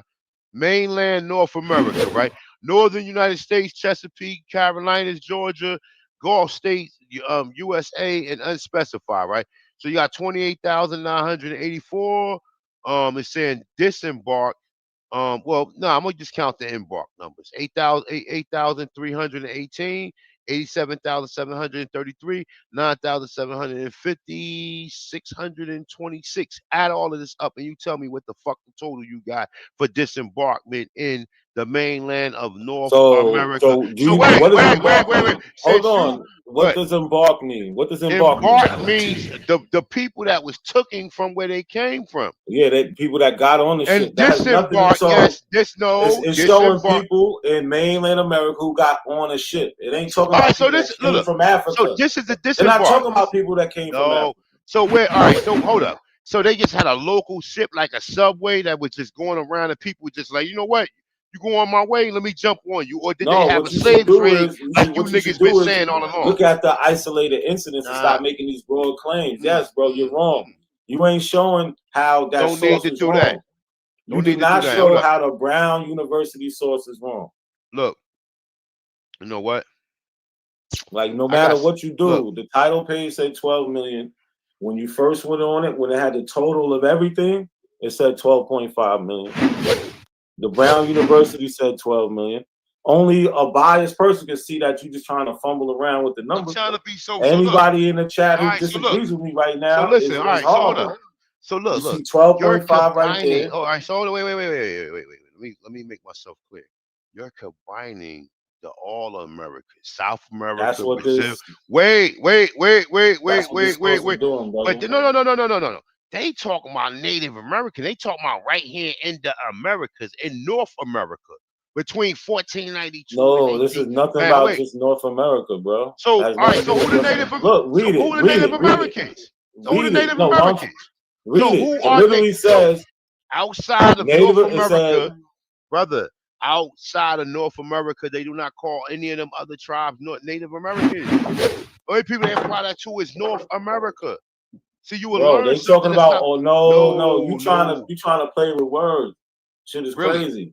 It literally says Native Americans, which means these people's slavery is a piece of history. So look, of that has been glossed over. Fisher said between 1492 1880, between 2 and 5.5 million Native Americans were enslaved in the Americas. All the Americans. In addition, in addition to 12.5 million, just like Slave Voyager said. So you're wrong about saying I'm wrong. That Slave Voyager changed the numbers. I'm glad you said it right. Go ahead. You can move on. I have something. I have a special. Can you show how this man is Cisco? Can you show how this man is Cisco? I had a special part of my presentation set up for you. That I'm just going to go in on it a little bit real quick, right? Now, these are obviously Negroes, right? These are Negroes. You can appeal to emotional you want. Hey, hold on. Y'all time is up. I'm gonna give y'all a 2-minute grace period to finish y'all argument. DJ Cuddy put it up, and that's gonna concur this debate. This was a fire one, y'all. Let's go. Hold on. Yo, can you share my screen real quick, man? Yeah, I got you. Let me get finished. Yeah, I got you. Look, hold on. We're gonna be like, okay, go ahead. I want to let them share. So this is what I'm talking about. These people, they make these false claims, right? They think they know something because they heard somebody else say something or whatever. So this is my 4th great grandfather, right? Levy Phillips, right? This is who A1's trying to play around with. Oh, he said that he's a descendant of these people. I didn't say it's in an article. I don't go around saying I am in an article. I could care less. I don't know. I can't prove it. But they do a couple things in this article, right? So, right, they say Paul Jefferson, medicine man, Dr. Levy Phillips, this would be 100. This is him, Indian guy, right? It said the doctor's grandfather on his mother's side, Samuel Jones, as the white folks named him, was the last king of then the small Roanoke Island tribe of the Indians and was known as King Philip. I don't make the claim. The paper does. So here we go right here. So his first wife was Maria Wash Roscoe, a woman of part Shinnecock Indian and part Negro extraction. And this is what I keep trying to tell y'all. There's a distinction. They always talk about distinction all through time. They always know these two people were different. And he can't show you nothing. All he want to do is appeal to emotion and show pictures and look at shit and deny. That's it. What you got to say, A1? A1, it's your turn. I'm pulling up your screen. Let's go. Hey, put the 2-minute clock up for A1, brother. Brother Cuddy. Put the 2-minute clock up. A1, you got the flow. Let's go. Restart this time so when you're ready. Go ahead, A1. You gotta get ready. A1 walk All away. right, so like I was doing, right? All right. So besides the pseudo shit, this guy believes in DNA. When they wasn't using no DNA on us ever in history, right? When these people was classifying you, who they was classifying you as, they didn't pull out. Let's pull out a DNA and see if this Negro is an African, right? They wasn't doing none of that shit, right? They was just going by the complexion of your skin and what you look like, determining that you was an Aborigine in this land, right? So, like I said, you went in Chief Kisco, right? These are more Aborigines right here, right? You see this? They took the trouble to make sure that they documented these people, bro. And you and other people are the only people who in denial of, like, why would somebody waste their time to make some artifacts? These are the Timbuktu right here, right?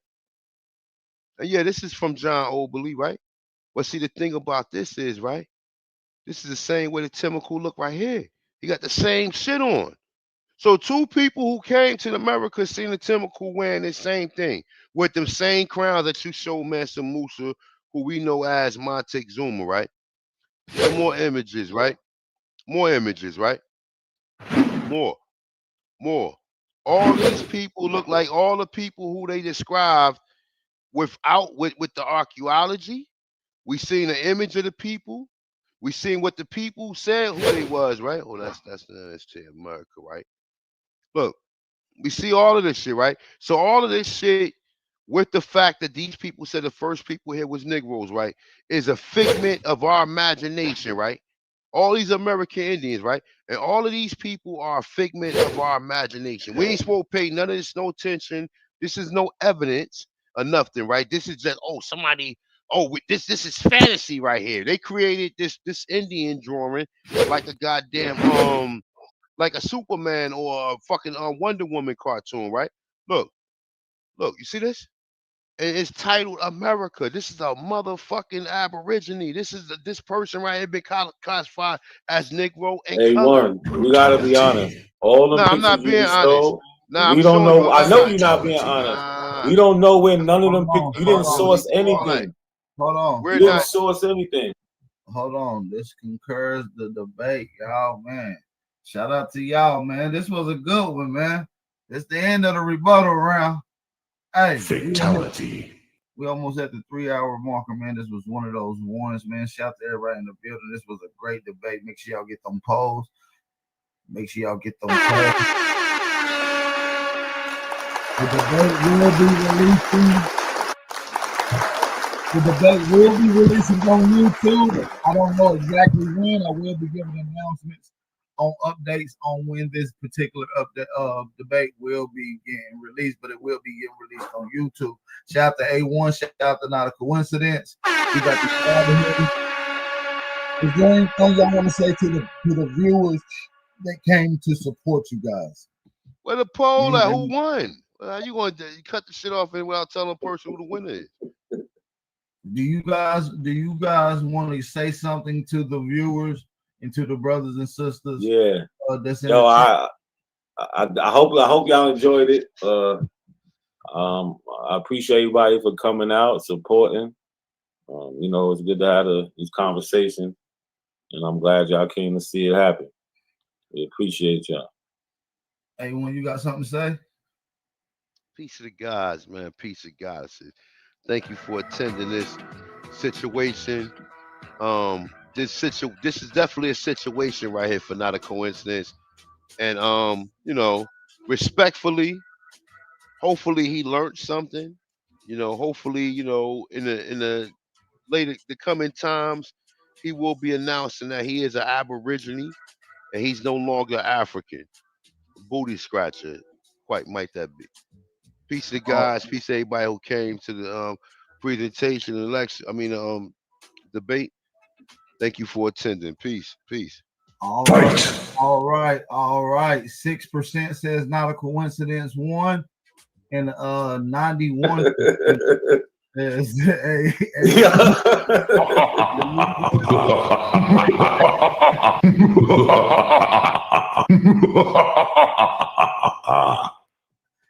the chat says a fatality, but listen.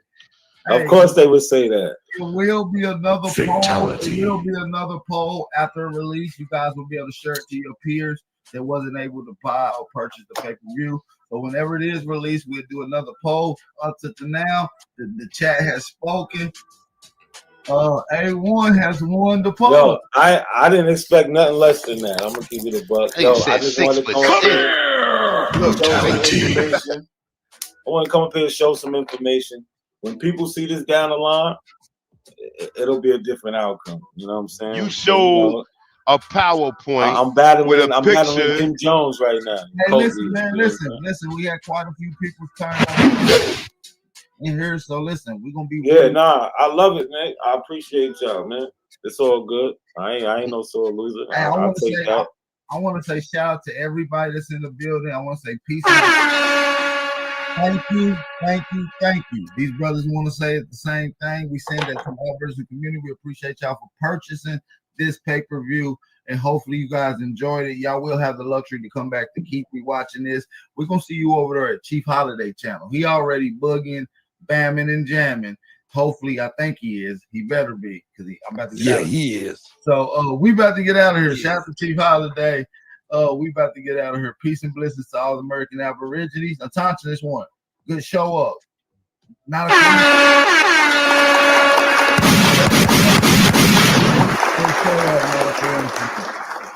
Shout out to everybody in the building.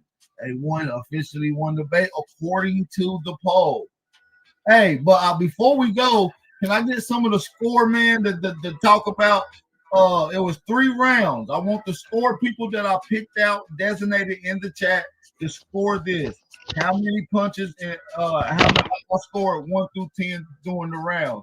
I need Lightman Z, I need Lucky, and I need Smoke Signal to put that in the chat. What y'all scoring it 1 through 10? A1 or NOC? A1 or NOC? Y'all let me know in the chat. Lucky Gus, Lightman Z, and Smoke Signal. They might be over there at Chiefs already. I'm not for sure.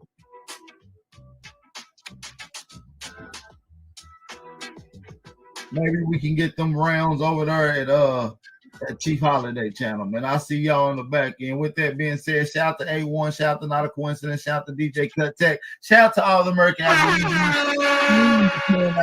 that purchased this pay-per-view.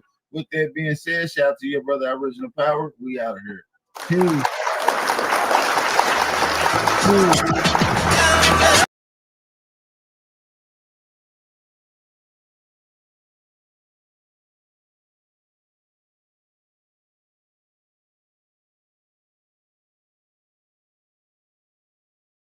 Welcome to the Battle League. This is the Aboriginal Power Debate League, where all knowledge is being tested, calling out all Aboriginals, calling out all Pan-Africans, all Hebrews, all Moors, all Indians. Come step in the ring and put your information on the table. Battle League. Motherfucker up. What are Aborigines at up in here, man? Do your homework on AP. Asking where the Aborigines at, bro. Do it, deal. Y'all know my song. Turn me up.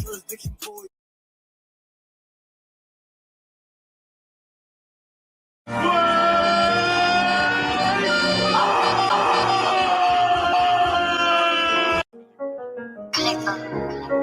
had to really step back and look at my situation for what it was. I had to look at my life like it was a movie. I had to look at all the moving parts. So I could really understand what it was. When they say love, make you blind. Yeah, I'm introverted. I don't talk to niggas cause I'm constantly serving. I got a trap on top of my bed, I got a murder. Echoes out about the streets wanna murder. This shit come with burdens. The streets wanna murder. Streets wanna murder. I told you that this thing of us come with burdens. This shit come with burdens. This shit come with burdens. This shit come with burdens. Hate the city red. All the shit I seen replaying in my head. Heard the streets talking, so we called them boys instead. Black wanna murder and they call with another feds. And I thought they would, yeah. But it was right, really, niggas were crooked. Tap in Aborigines. Tap in. All Aborigines tap in. I know the streets listen when I talk. I can't abuse it. I can't abuse it. I can't abuse it. I can't abuse it. I don't talk to niggas cause I'm constantly serving. I got a trap on top of my bed. I got a murder. Head goes on the block, the streets wanna murder. This shit come with burden. I'm introverted. I don't talk to niggas cause I'm constantly serving. I got a trap on top of my bed. I got a murder. Head goes on the block, the streets wanna murder. This shit come with burden. The streets wanna murder. Streets wanna murder. I told you that this thing of ours come with burdens. This shit come with burdens. This shit come with burdens. Yeah, baby, you know I get it.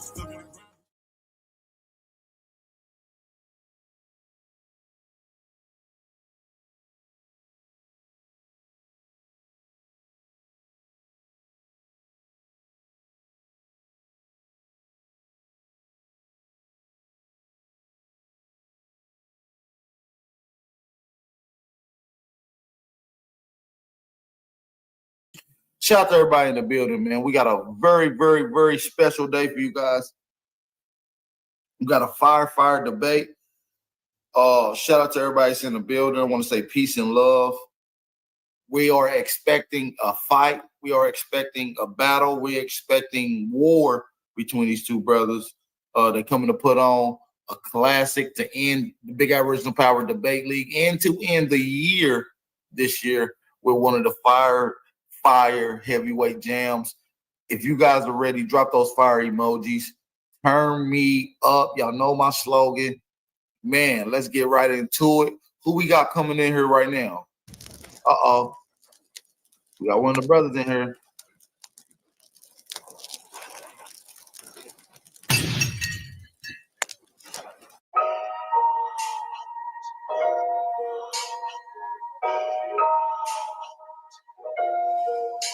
Yeah.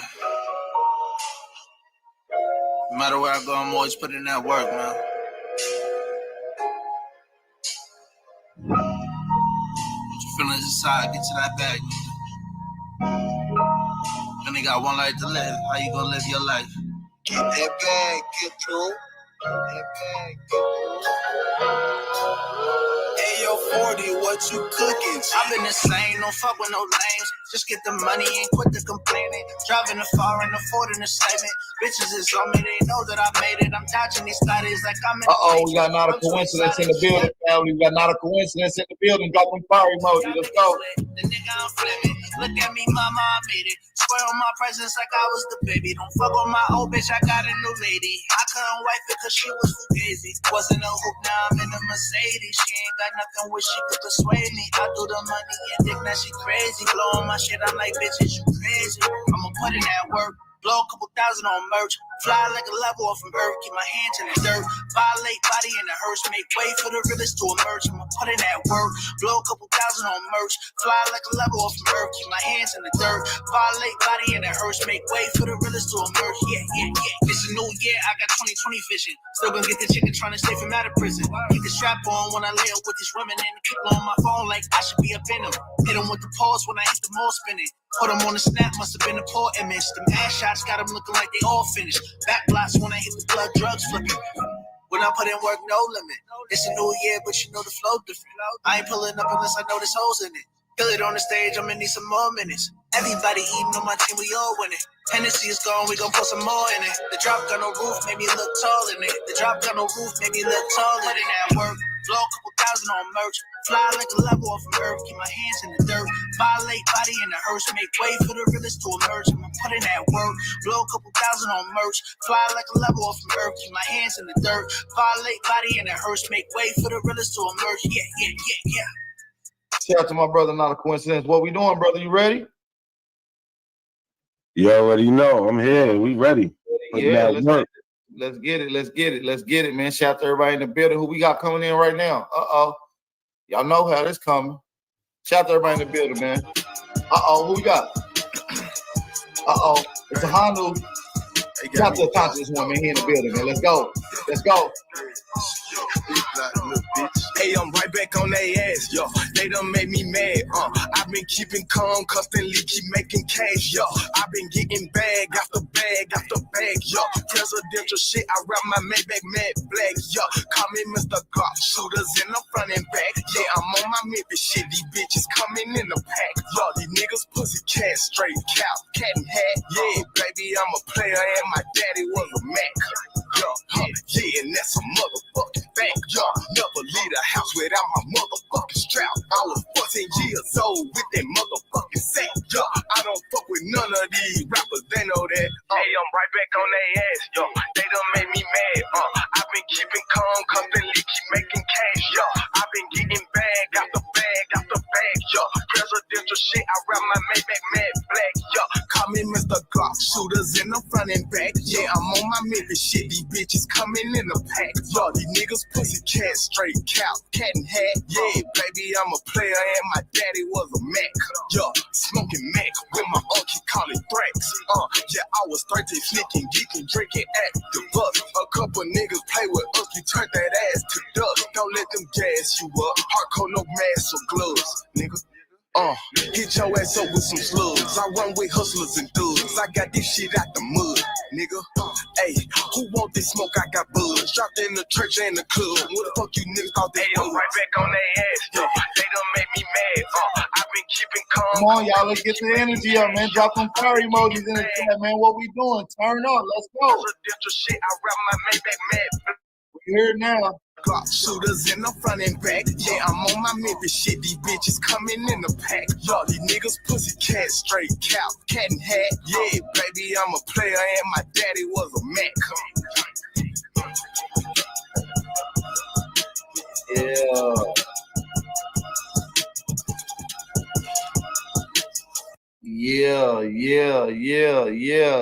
We here, family. We here. I ain't got nothing else to say, man. We here. I just need y'all to drop them fire emojis in the chat. What we doing? What we doing, family? Where my lucky coin at? Here it goes. Uh-oh. Y'all know what that means. We ain't even gonna wait for it. We got a movie to get to. You heard? Hey, New York versus New Jersey in the building. Autonomous versus pro-black nationalists in the building.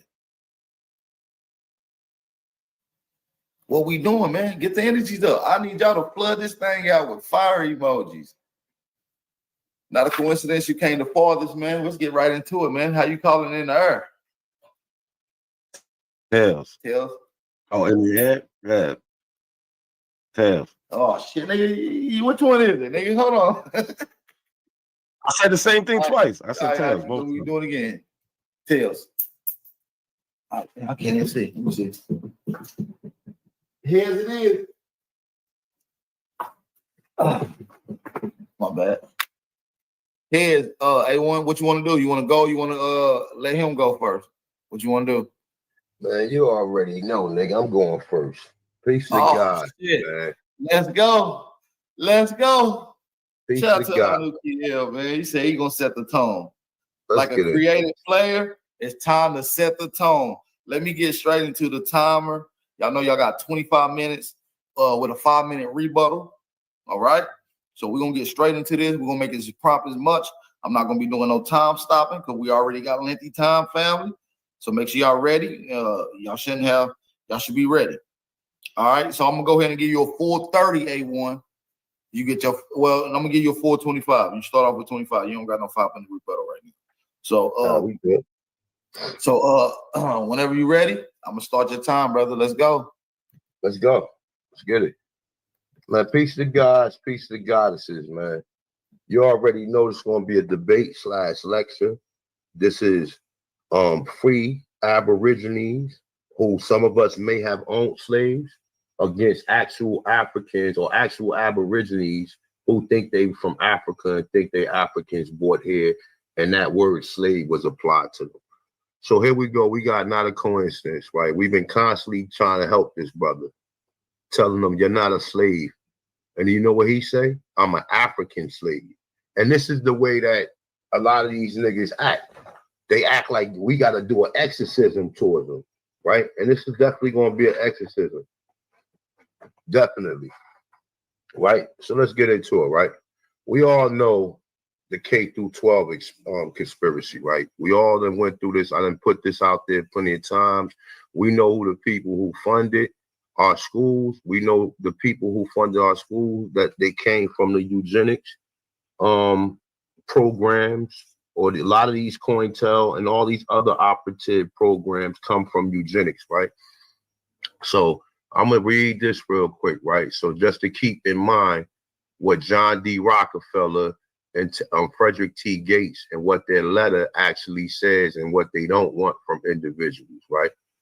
So it says, in our dream, we have the limitless resources, and the people yield themselves in perfect docility to our molding hands. The present education convention fade from their minds, and unhampered by tradition, we will work our own goodwill upon a grateful and rival folks. We shall not make these people or any of their children into philosophers or men of learning or men of science. We have not to rise from them.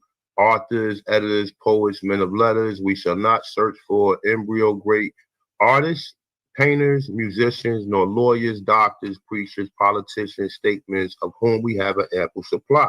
The task we set before ourselves is a very simple one, as well as a very beautiful one.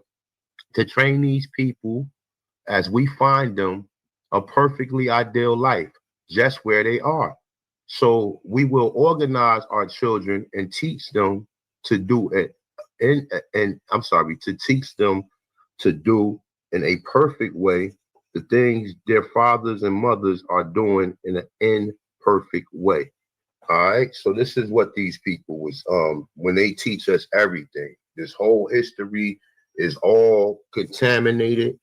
None of this history we get should be taken, verbatim. You should always cross-reference it. And every time you get someone in opposition of the original narrative, you should always be, suspicious and do your due diligence and research that point as well, right? So we already know these people put billions of dollars. This nigga spent $325 million for education from 1903 to 1964. Okay? And what it said this included more than 60 million, more than 50 million in 2020 dollars spent specifically on African American history. The tendencies we have today were locked in place in the 1930s. All right. It says, so what the Rockefeller, Gates, and the GB wanted to keep our people barefooted and pregnant as it were. The public, of course, heard nothing of the secret conspiracy, and they do now. So around 1910, Rockefeller millions and Dewey's brain converged on a single goal. Simple-minded kids in dumbed down schools. Okay, so this is what we actually regurgitating when a lot of these niggas come up here and argue points where we actually show information and sources, right? So this is a short history of fake history. We are fighting for the truth. I'm not saying why fighting for the truth is critical. The case of fake history repeats itself. The Americans' right told vicious lies about the Confederacy for decades. This is by Robert McCliving. It's saying the view of Reconstruction was the period of a terrifying black domination and the restoration of the rightful reaffirmation of the United States as a white man's country was prevalent through the nation from 1890. I'm sorry about that, y'all. Through 1890, it's saying to the early 1960s, pushed by followers of the early 20th century Columbia University historian William Dunning. This interpretation was routinely taught in schools. This inversion of history has an enormous impact on the lives of at least 3 generations of Americans that through diminished continue down the present.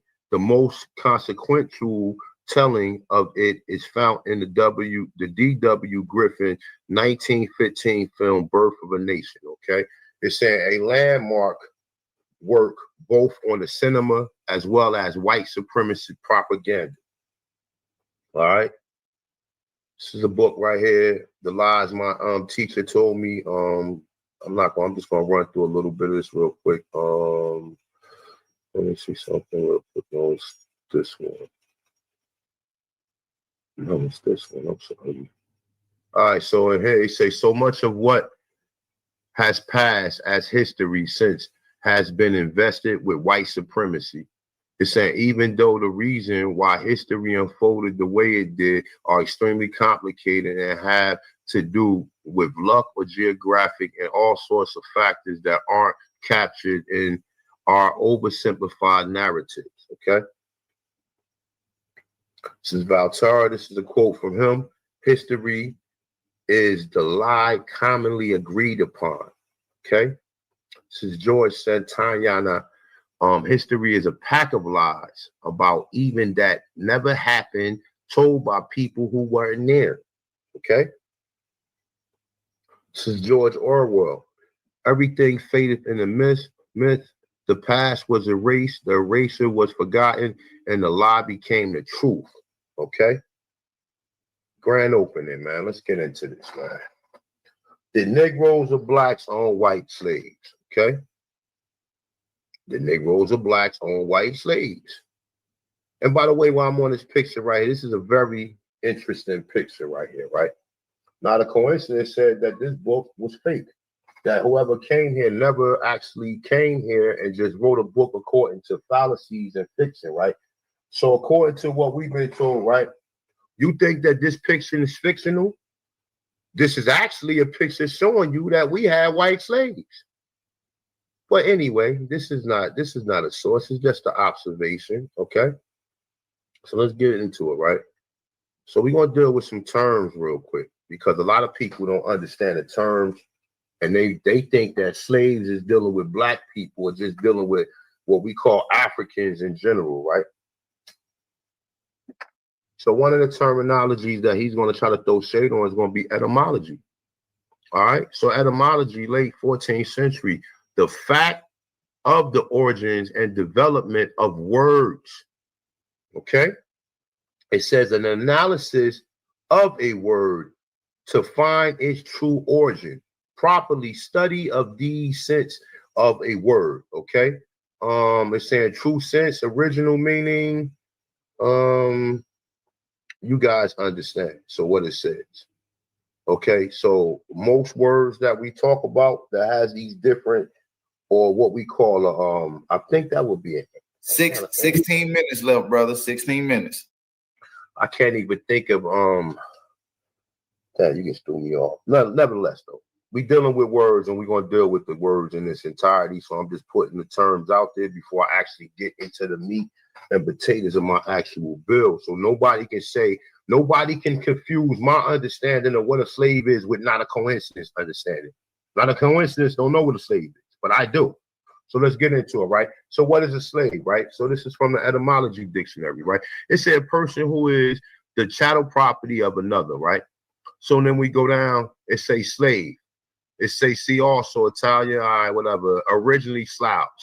So used in the secondary sense because of the many Slavs sold into slavery by conquering people. Those history of the Slavs can be shortly memorized in the slave hunts and the entrailment of entire people. The Slav was the most prized of human goods with increased strength outside his marshy land of origins, hardened by the utmost against the pervasive industrial content with little good humor and cheerful. And guess what? This part right here is what sums it up, right? He filled the slave markets of Europe, Asia, and Africa, right? But we're going to find out that he filled the slave markets of America as well, right? It's a dictionary, the American Dictionary of the English language, right? We're going to be dealing with this term right here, right? Even though I don't like the term, we're going to be dealing with this term Swazi, right? So when you see the word Swazi come up, when I'm referencing it, this is what's being referenced. And this is what the people, this is a description of what a Swazi individual will look like. It's saying being of a dark hue or dusky complexion, tawny. In warm climates, the complexion of men is universally swarthy or black. The Moors, Spaniards, and Italians are more swarthier than the French, Germans, and English. That don't mean the French, Germans, and English are not swarthy. Okay? So what do swarthy mean again? Being a dark hue or dusky complexion or tawny. Let's continue, right? Etymology, understanding of what the word swarthy means. Dark color, tawny. All right, it's a reference to skin. All right, I'm gonna be dealing with more. When I mean more, I mean being a dark person in relation to European. The name in the Middle Ages was a synonym for Negro. All right, we're gonna be dealing with complexion, the specific meaning of color or hue of the skin or face. Right? We're gonna be.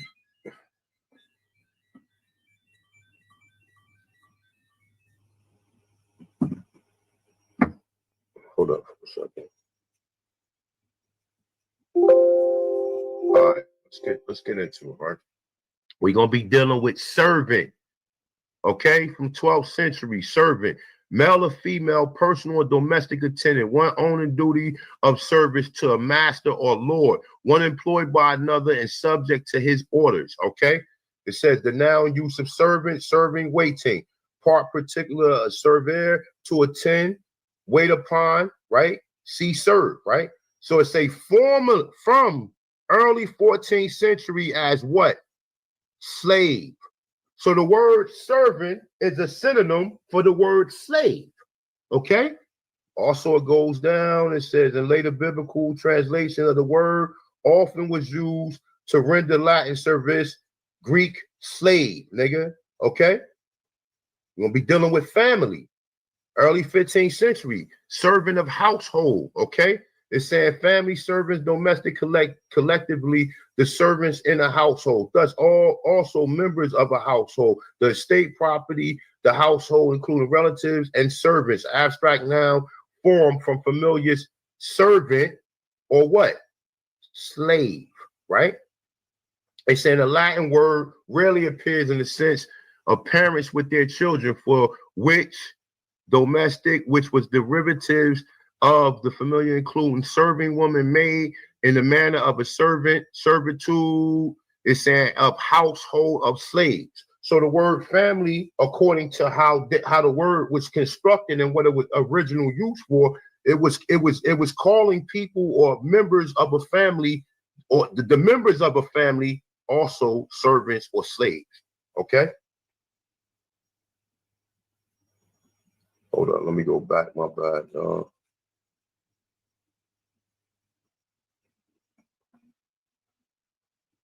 All right. I'm also going to be using the term Indian, right? And when I'm referencing Indian, I'm talking about niggas.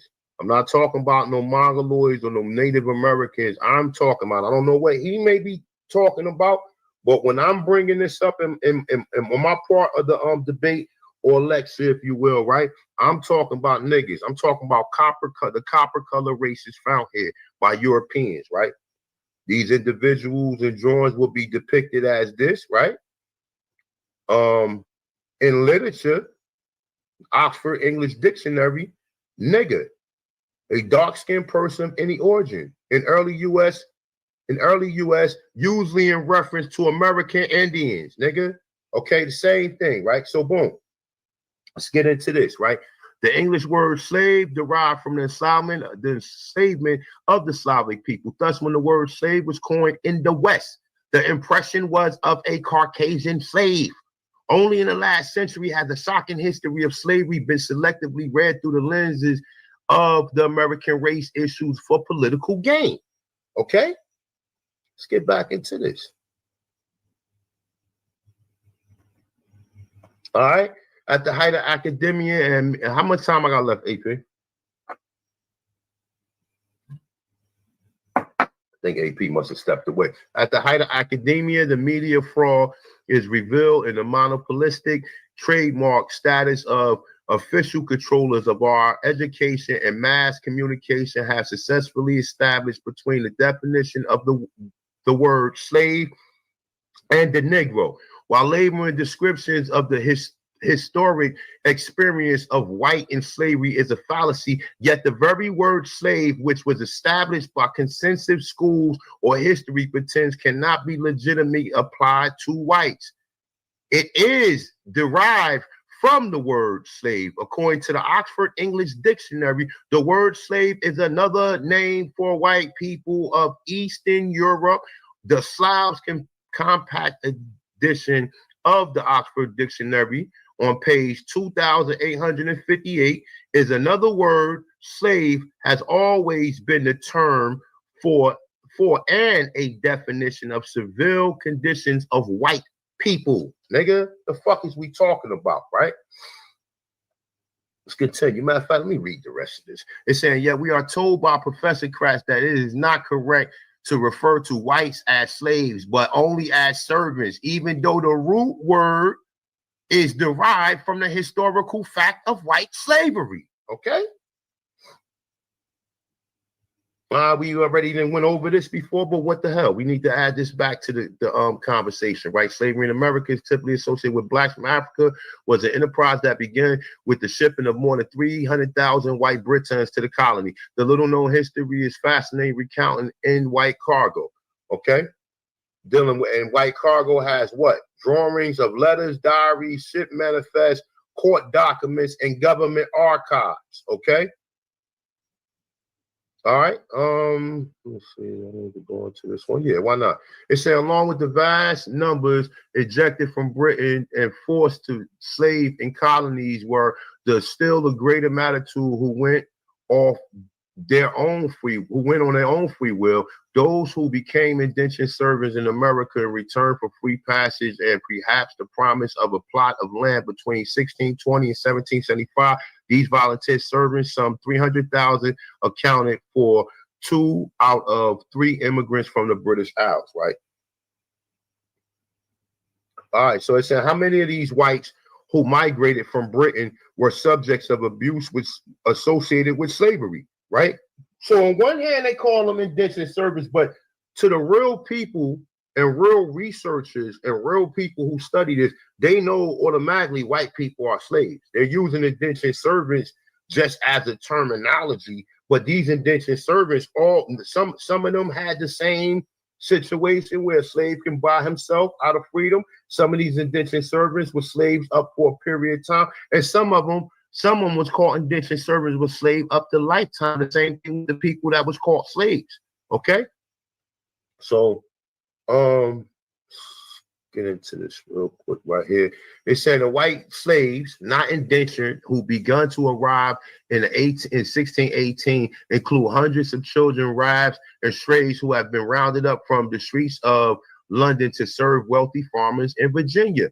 Other slaves came from the ranks of the homeless and poor, who King James I held responsible for spreading the plague, and from English swirling prison population. Okay? So just remember, right?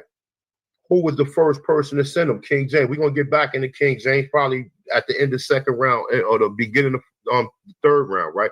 It said of the 300 slaves, right?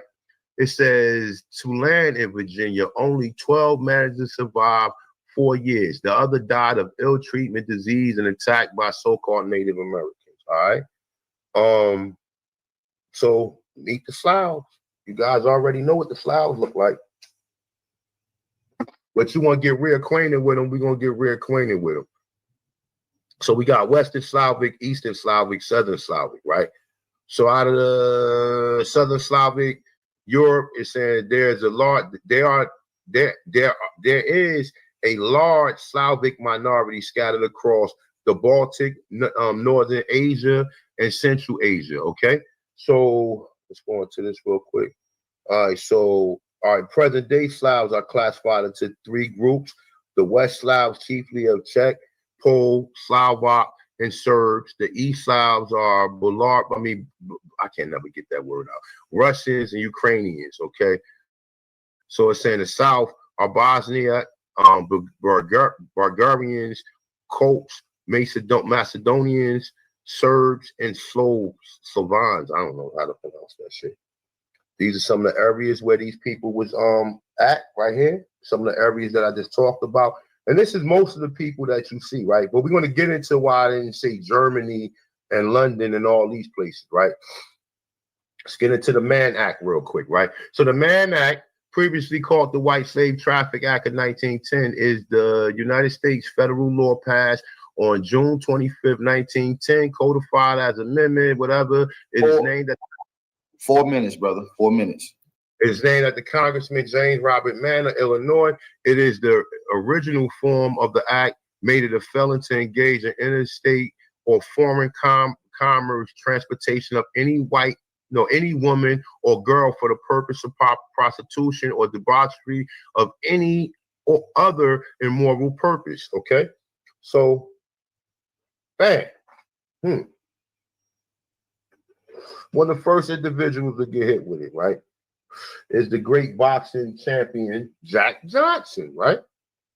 And check this out. In 1920, Jack Johnson became something else more than a champion, world champion boxer. He became a wanted man, accused of violating the Mann Act, which forbade transporting women across state lines for immoral purposes. Johnson's relationship with white women got him in trouble with the law. At the end of the 19th century, the concept of white slavery sparked a public panic. The Mann Act, also known as the White Slave Trafficking Act of 1910. Okay, so he got charged with the Mann Act, which the Mann Act is what? What's the Mann Act? The Mann Act was previously called the White Slave Traffic Act of 1910, and he got charged with trafficking white slaves, nigga. Okay? Check this out. There's another source for you, right? And this is from Slavery and Servitude of the Colony of North Carolina by John Spencer Bassett, PhD, Professor of History of Political Science at Trinity College in North Carolina. The first slaves that we hear in North Carolina were white people, and their masters was Indians. Now, when I say Indians, I'm not talking about the Indians he think. I'm talking about the Indians we just referenced. Right here. The Indians they call niggas in early U.S. history referring to American Indians, right?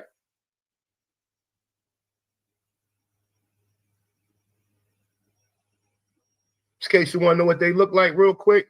It said, though America possessed some dark brown men approaching to black, yet it has been almost universally believed that there was no Aboriginals, black or Negroes found on this continent. But considering the peculiar circumstances under which black races was found in North America, nigga.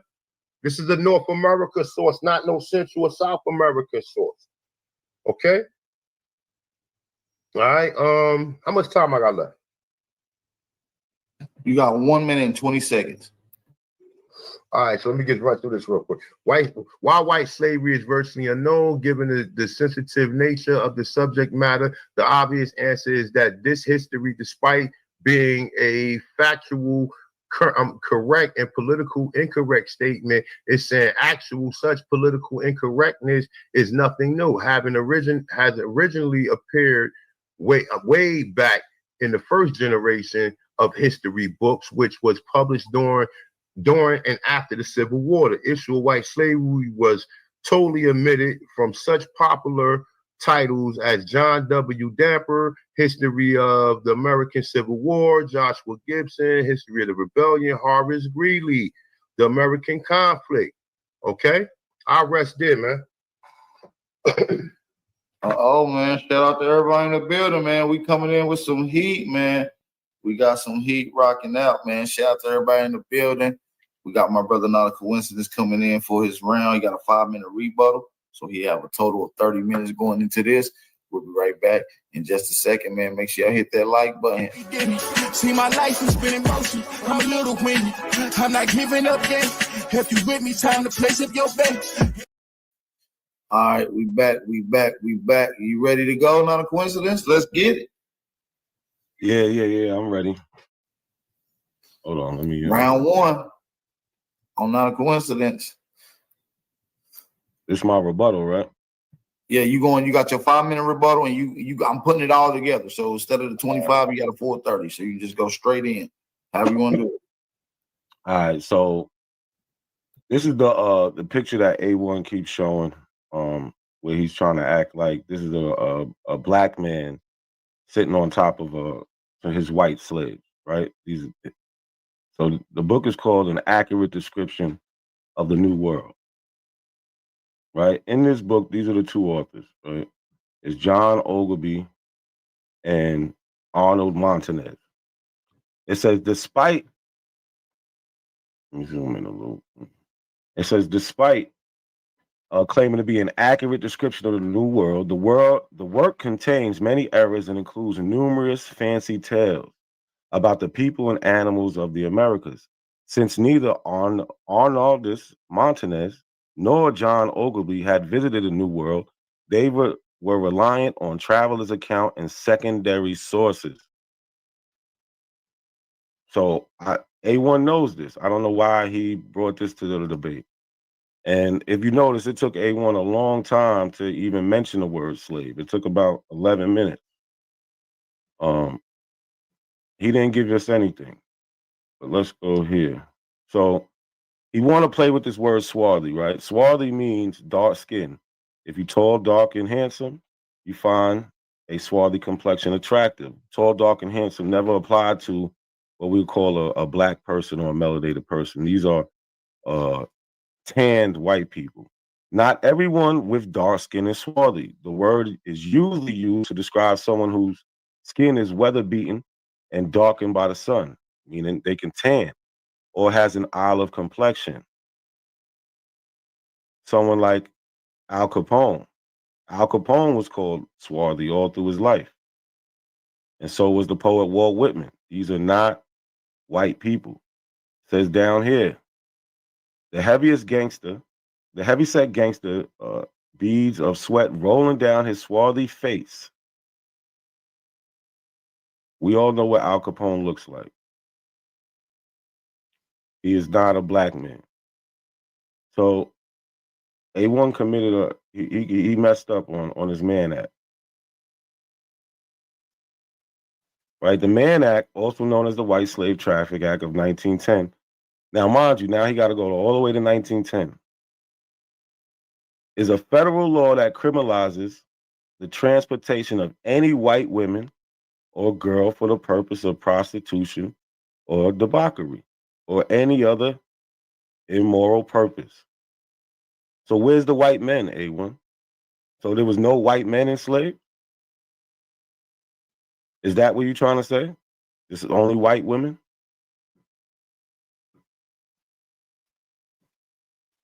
Let's go here. Hey, you ain't read the top. You ain't read the top. Why are you jumping in? Stay muted. Why are you jumping in? What type of shit is that?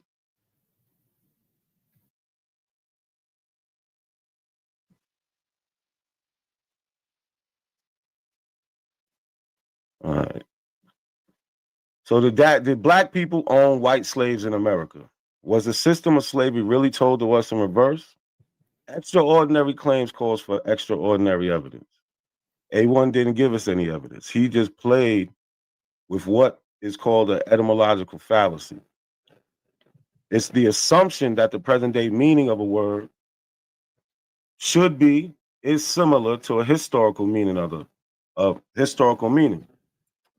This fallacy ignores the evolution of language and heart of linguistics. This fallacy usually is committed when one finds a historical meaning of a word more palatable or conducive to his or her argument, meaning he likes how it sounds and he thinks it backs up his claims, but he's really making a big mistake, right? So we come down here, we see we have 13th century, 1300s, a person of chattel property. So when he goes all the way down to this old definition, this is where he commits this fallacy at, because he likes how this sounds, even though it doesn't mention any black slaves. He likes how that sounds, right? So what is the primary source? Something A1 didn't show us. Not one primary source. It's text of laws, right?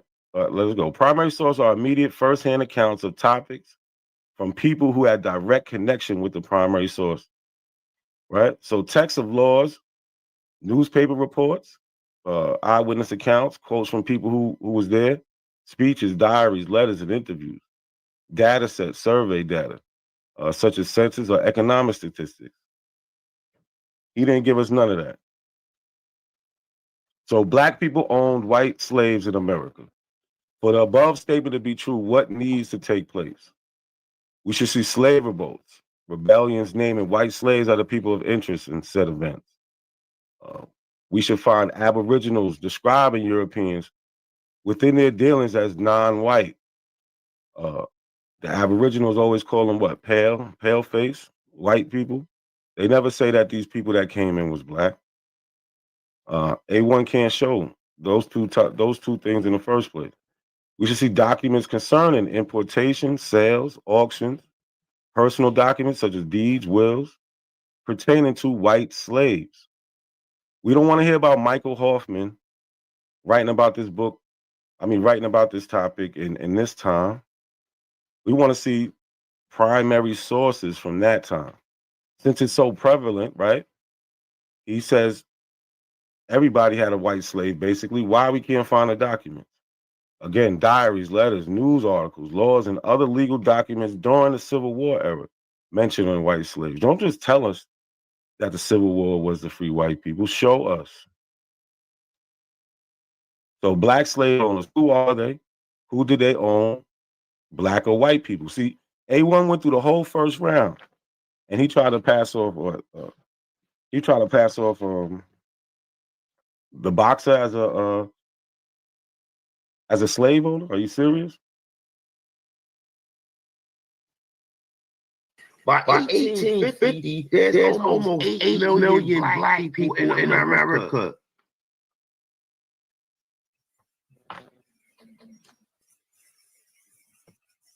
And then out of 8 million, probably like 2 million of them owning fucking slaves.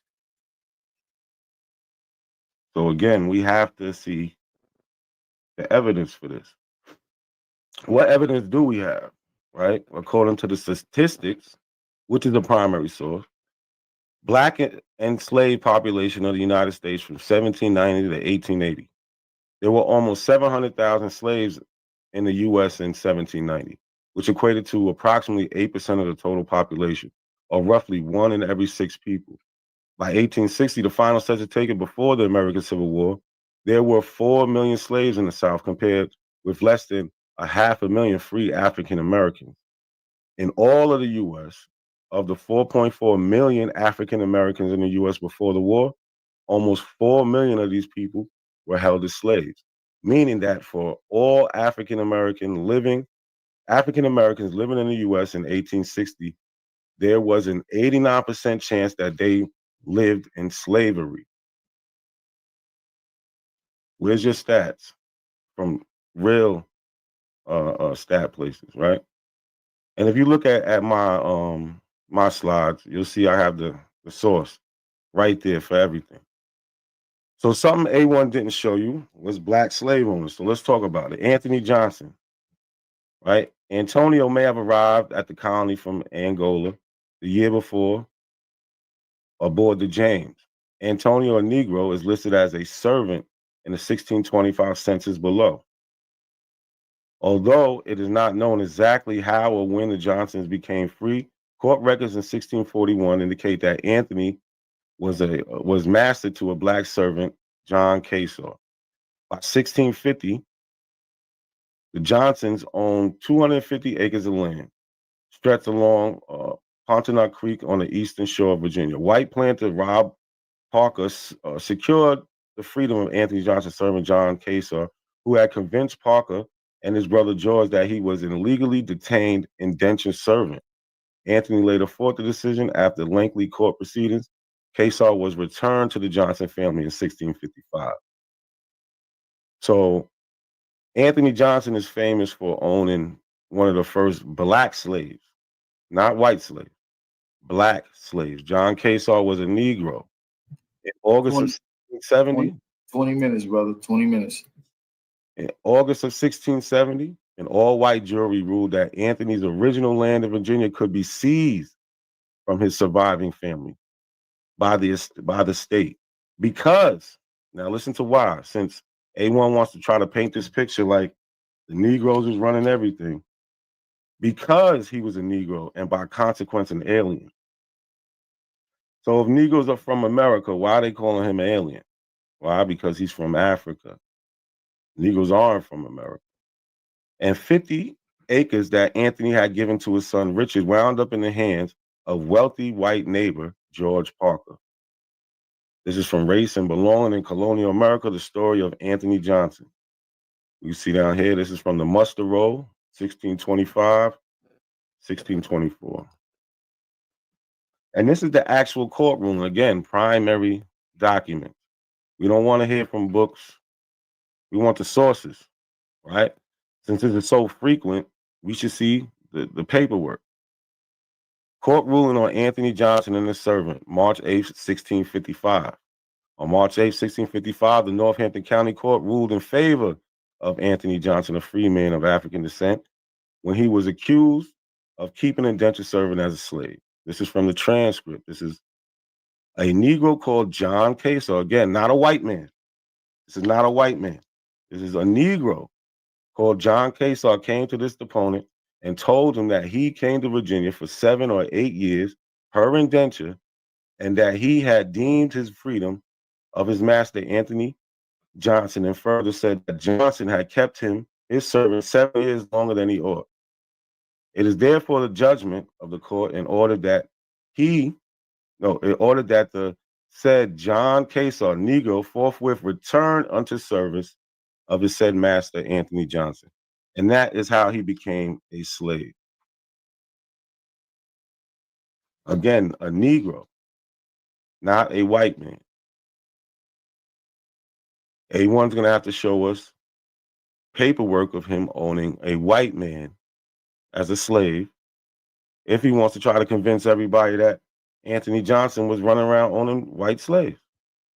It's that simple. And since Negroes is running everything, 1670, Anthony Johnson lost his land. Why? In August 1670, this is the primary. Several months after Anthony Johnson's death, a jury in Virginia court decided that because he was a Negro and by consequence an alien, ownership of the 250 acres Johnson once owned should be escheated or reverted to England. Primary sources. Next black slave owner, something A1 didn't talk about. William Ellison, born April Ellison, was an American cotton gin maker and blacksmith in South Carolina and former African American slave who achieved considerable success as a slave owner before the American Civil War. He eventually became a major planter and one of the wealthiest property owners in the state, according to the 1860 census, in which his surname was listed as Ellison. He owned up to 68 black slaves, making him the largest of the 171 black slave owners in South Carolina. He held 63 slaves at his death and more than 900 acres of land. From 1830 to 1865, he and his sons were the only blacks in Sumter County, South Carolina, to own slaves. The county was largely devoted to cotton planters, and the majority population were slaves. See, I'm bringing you real people. Real people. So the 35 years between 1830 and 1865, him and his sons were the only people in Sumter County, South Carolina, only black people, free blacks, to own slaves. They're not talking about white slaves. So this is the Yorkville Inquirer. Your Yorkville Inquirer, York, South Carolina, Thursday, May 1st, 1856, page 2. See, we're going to source our information around here. I have read in your paper an account of a free Negro in one of the free states who by his industry has accumulated several $1,000s worth of property and raised a large family. Reading this reminds me of a case in South Carolina, in the South, which deserves notice. A Negro man by the name William Ellison was bound out by his master to a gin right in Winsboro, South, during the time of his apprenticeship. He was allowed by his master to do extra work, and from his industry and economy, he laid up sufficient money to purchase his freedom from his master. About 30 years ago, he came to Statesboro, Sumter District, South Carolina, and commenced gin making and repairing. And in a short time, he was able to purchase his wife and children. And the last time I was in South Carolina in the year 1845, William Ellison owned 40 or 50 Negroes, not white people. Among them, 50 or 20 workmen. Where are these black people owning white slaves all through history? They're not there. And this is the 1850 census of William Ellison. And his sons owning black slaves, not white. And we know that because we could see these B's. B. Those dashes mean ditto. Same. It goes all the way through. He goes all the way through. They're in the same house. Well, not in the same house. The list continues up here. It's all B's. Where's the white slaves? In real life. Not in the imagination of Michael Hoffman, a white man. Not in his imagination. That's the author he brought us, Michael Hoffman. So we have Antoine Duboulette. 13 minutes and 40 seconds, brother. We got Antoine Duboulette, was the Republican state treasurer of Louisiana from 1868 to 1878. He was one of the wealthiest African Americans before the American Civil War. Duboulette was a free black, his father part owner of Cedar Grove Sugar Plantation, which he had inherited from his parents. Upon his father's death, Duboulette took over his father's responsibility and assisted in managing the plantation. The plantation held more than 70 slaves. In 1834, the plantation was divided between Duboulette and his siblings. You can get that from his Find the Grave website. The successful management of both his and his wife's properties allowed him to acquire additional properties, which included a plantation on the west bank of the Mississippi upriver from New Orleans. By 1860, he owned more than 100 slaves and was considered the wealthiest black slave owner in Louisiana. This is the 1860 census of Antoine Duboulette owning black slaves. Where are the white slaves, A1? As we see here, Antoine Duboulette, all black. Like I said, these are the primary sources. Something he doesn't have. It's Antoine Duboulet, wife, sold land to now deceased man. That man's estate at his death contains Negro slaves. So here we see, first instance, a certain tract of land measuring 3 apparents and 1/4 of an apparent front on the river Mississippi by 40 apparents, more or less in depth, with the opening thereunto belonging, and with a double concession containing 161 arpents and superficies, purchased from Miss Antoine Duboulet, free woman of color, on the 2nd day of February, 1840. That's from the Gazette and Centennial, January 3rd, 1857, page 2. Now, if we go over here to the right here to the left, we see the following named and described slaves attached to and being on the above described plantation, to wit. Look at all these Negroes. Where are the white people? We got Grady, son of Negro boy, age 2, an orphan. George, Negro man, age 35 years. Charles, Negro man, age 21 years. Jack Brown, Negro man, age 50 years. And so on and so on and so on. This whole list is nothing but Negroes. We're still looking for the white slave. So far, A1 gives us the Mann Act, which only is talking about white girls getting pimped out. He can't be serious. This is the Manning Times, May 22nd, 1907, page 1. Owned slaves. Some Charleston history, not very generally known. Richard colored folks who owned and controlled Negro slaves, the same as white people. It's in 1907, they're writing about this. Who owned and controlled Negro slaves, the same as white people, up to the close of the Confederate War. They were very intelligent and stood well among the white people. I thought the white people were slaves. Or are they family? He said slave means family. Servant means family. Servant means slave. So slave means family. So you saying that y'all are the white slaves?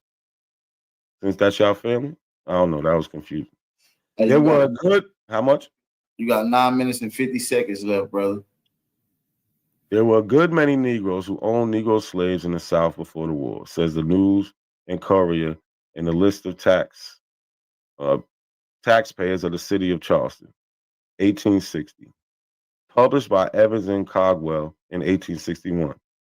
The names of 132 colored people who owned and paid taxes on 390 slaves in Charleston. The tax on slaves was $3 per capita, and the amount paid on the Negroes owned by Negroes in this town at the beginning of the war aggregated $1,170. But doubtless there were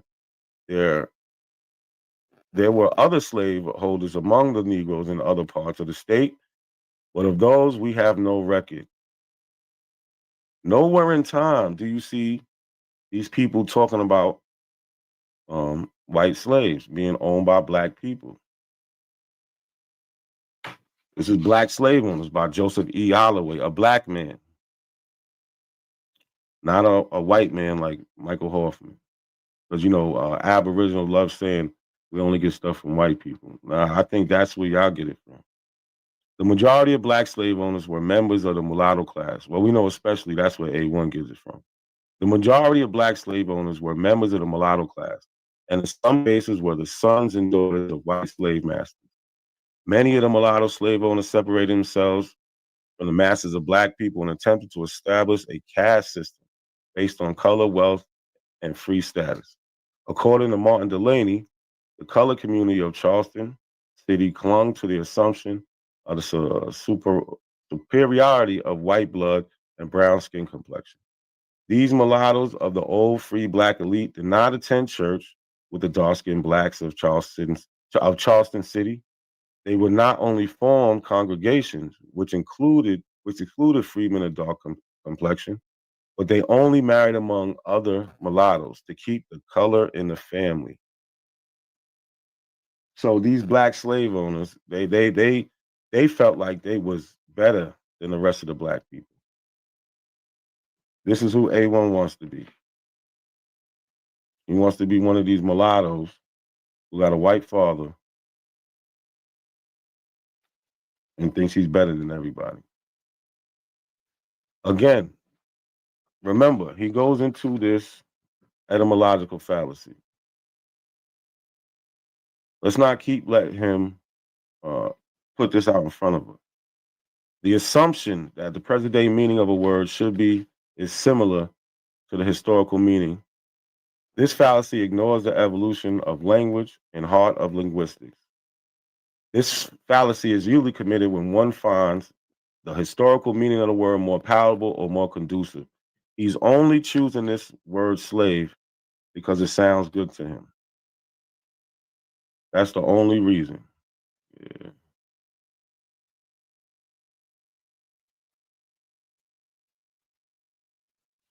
Right? Shit.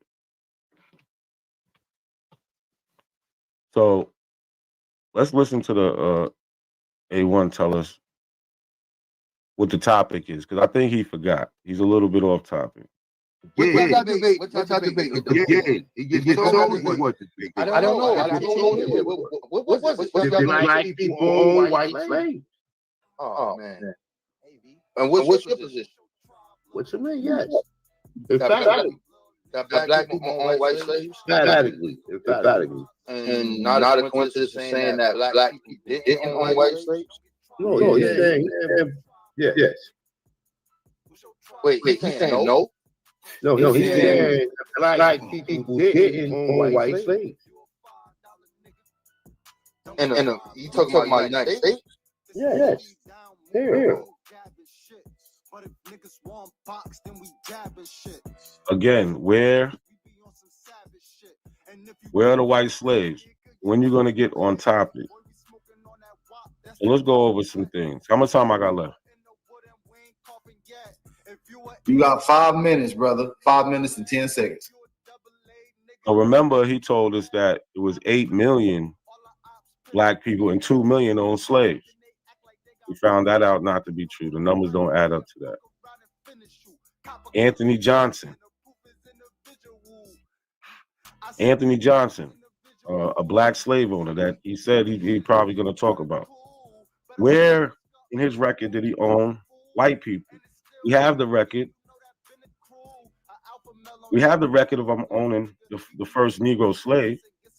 But where's the record of these white slaves? We should see court records of them. We should see bill of sale. He had to get them from somewhere. He didn't grow them out the ground. Where did he buy them at? Something, A1. William Ellison. We have all through William Ellison, we got records of him what? Owning Negroes. Like here in the census. Why didn't they put white on the census? Why didn't they put a W? These are questions A1 has the answer for us.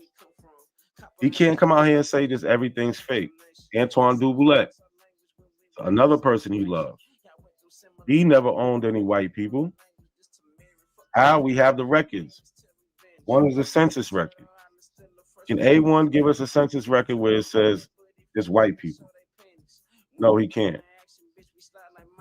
Right? We have news articles of the time that express how Negroes was owning Negroes.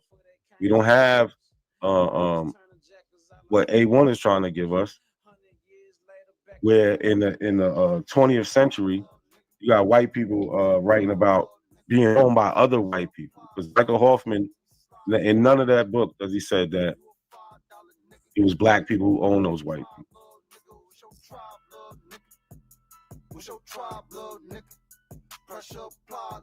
And then we have the black people who think that they was better because they was mixed with white people. This is what A1's giving us. A bunch of nothing.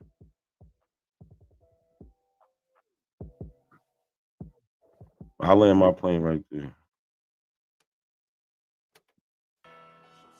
Still have 2 minutes left, big brother. No, I'm good. I don't need it. Okay.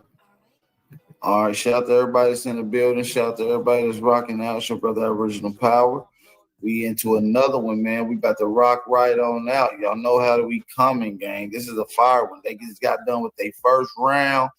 Y'all know how it is. We waiting on Hanu Will. Get ready. You can come right up. Shout out to everybody in the building. This was a fire. See, my life has been in motion. I'm a little windy. I'm not giving up yet. If you with me, time to place up your bet. Ain't no turning back. Got niggas who ran. When we caught his ass, got caught in that jail.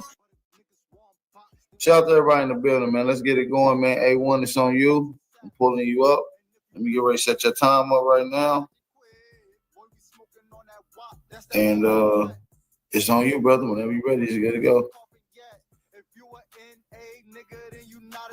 A1. A1. Bro, I'm right here, man. Relax, man. I got you. All right, we'll say something. We don't know. Ain't no relaxing, niggas. Niggas have too much fucked up as technical difficulties, and let's get it. All right, so let's get back into it. So look, you can take that background music off, AP. All right, there you go. All right, so man, listen. You showing us two slave owners, right? Two Negro slave owners. You want to pull up Antoine Dibelec and Anthony Johnson, right? So let me show you something real quick. I don't know if you think you be dealing with sometime, I do, but let's get into the meat and potatoes of this shit. All right, so I'm gonna share my entire screen. So look, he pulls up them two people right there, right? And I've been telling this nigga for years, just this book alone, right? Every state, nigga, we got Negroes owning slaves. There's thousands of them. Why you keep on bringing up Antoine Dibelec and Anthony Johnson? But we're going to get into Anthony Johnson later on, though, right? But we have a whole book of Negroes owning slaves, my dude. And like I said, even here, and this was just additional right here. This is in South Carolina alone, where they telling you they bought all these niggas and they was enslaving Indians and they was enslaving white people, right? It's just so funny that none of these black people who write these books and show you any of these statistics, what was going on, they never bring up white slaves. They never even utter the words white slaves. Every slave was black. Every slave was black, right? Oh my God, let's get into it. A piece of the gods, man. Y'all already know what time it is. So we got white slavery, right? The new democratic doctrine, right? So we got evidence of white slaves at the same time, right? But he can't find no evidence of it because all he looking for is black slaves. All he looking for is black slaves. That's why he can't find no white slaves.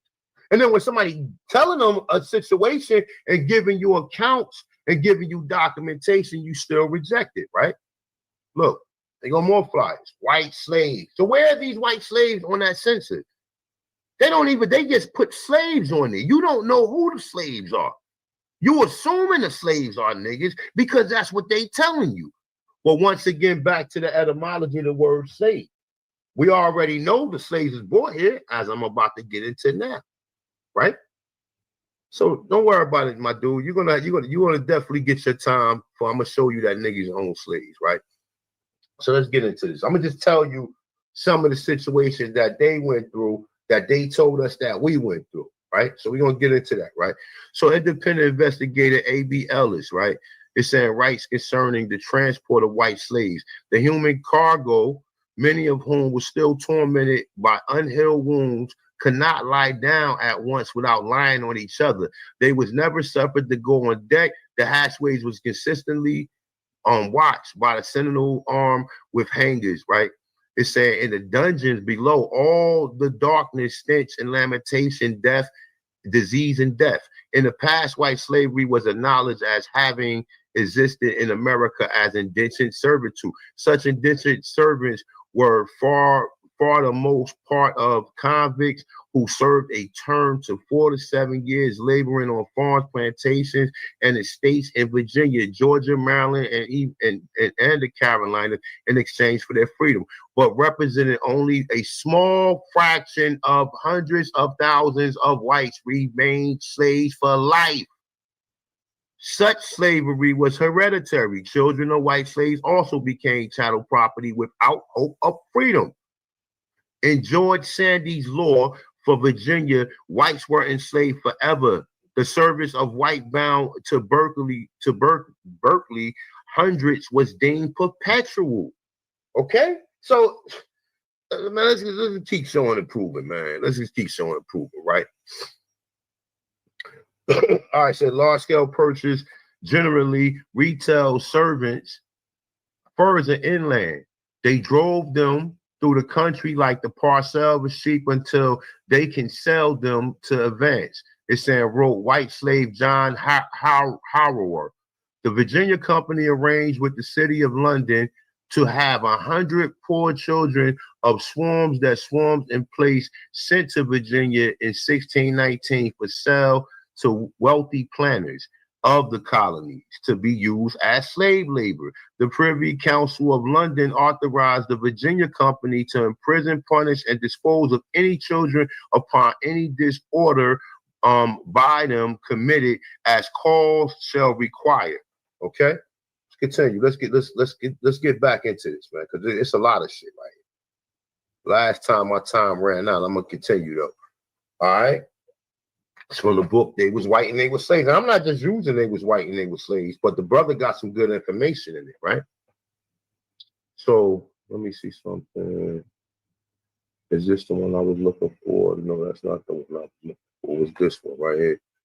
All right, so this is from another Virginia legislation, Virginia Assembly. I'm sorry. It said, notice of runaway white slaves in South Carolina. Newspaper included specific warnings against harboring and assisting the fugitive white slaves, as listed the statutory criminal penalties for doing so. Certification of freedoms were required to be carried on the person of free white slaves at all times. All white workers and poor colonial Americans were regarded as suspect, guilty of being fugitive slaves unless they could give an intelligent account of themselves or show their certificate. A very convenient arrangement for enslaving free white men and women in America by claiming they were fugitive white slaves who ran away from safe havens in portions in North Carolina.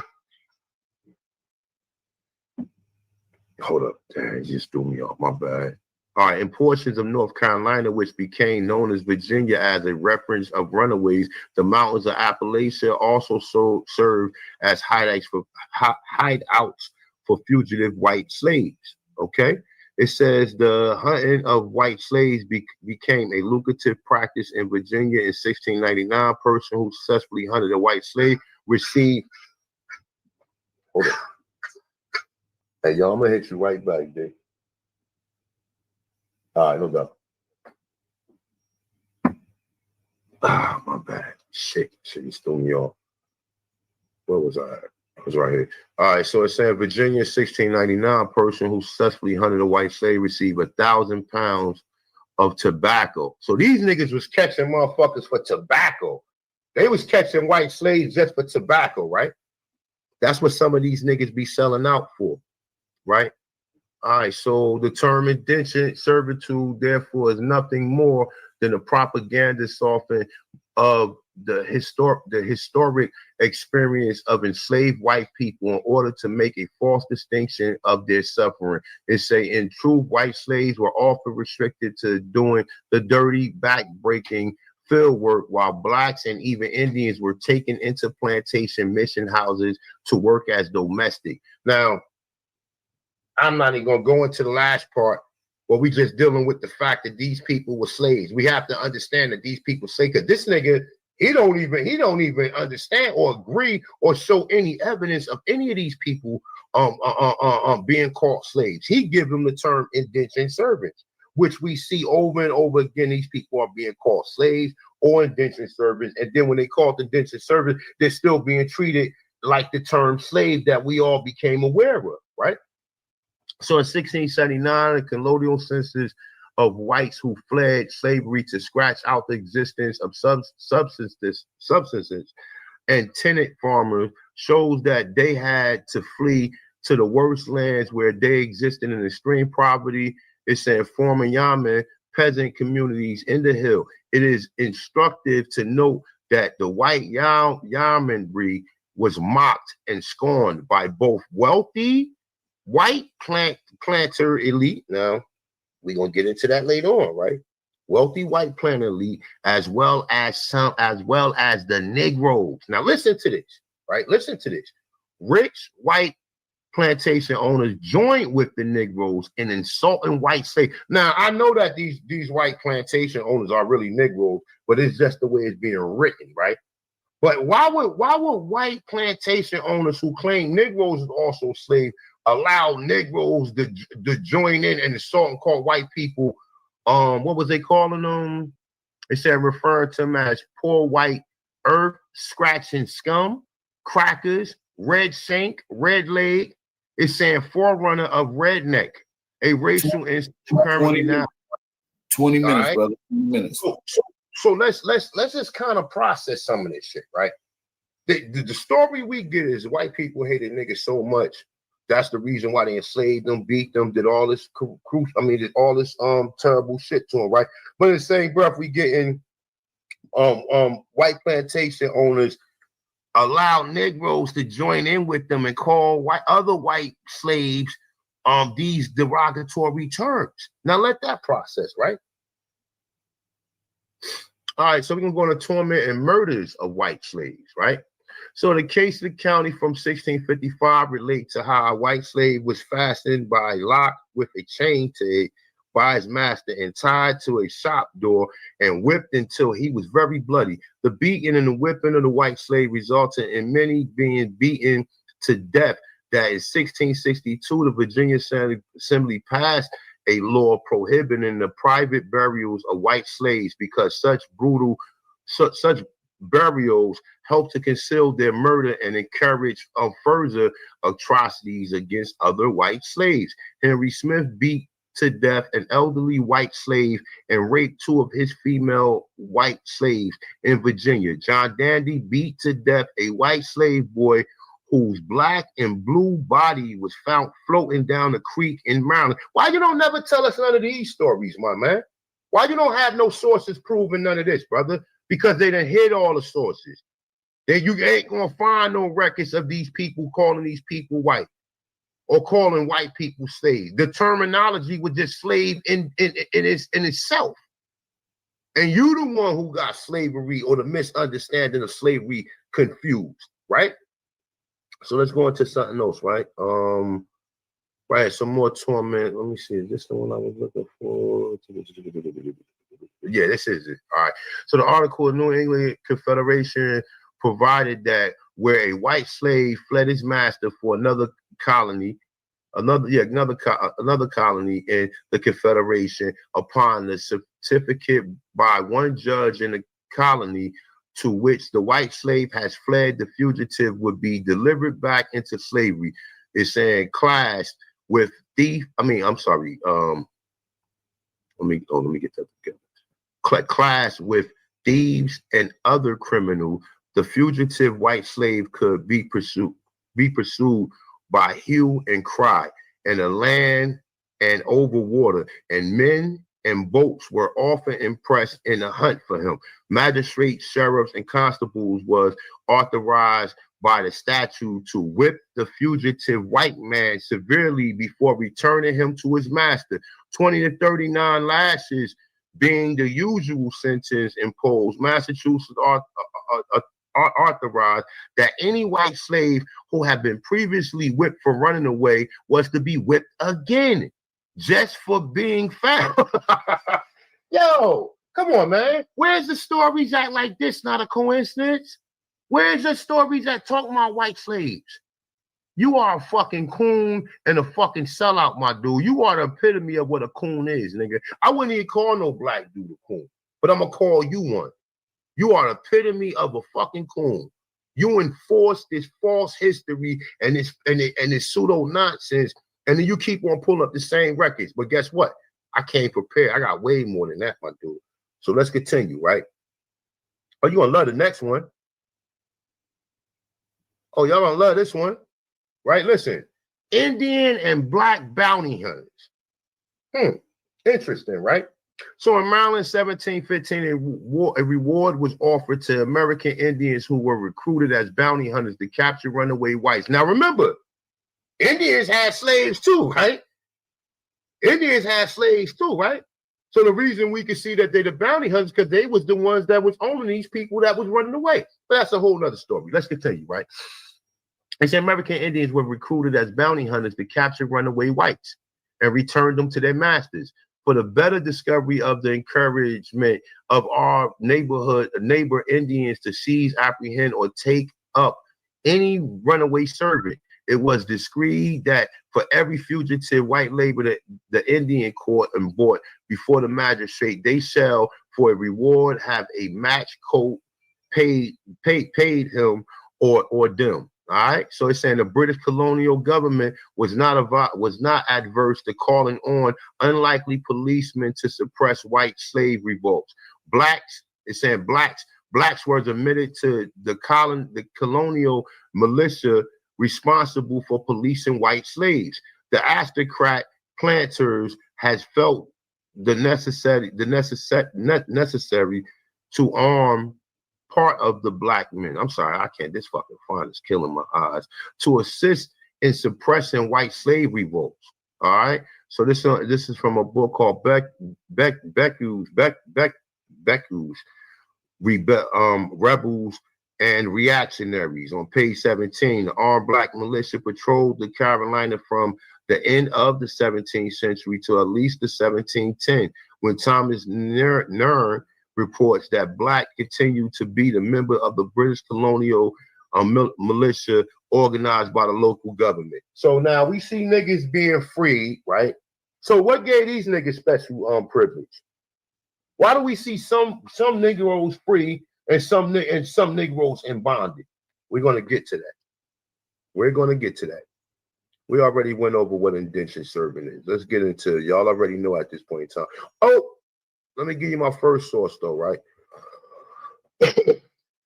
All right, so it's saying white slaves. Now, your boy got this right here, right?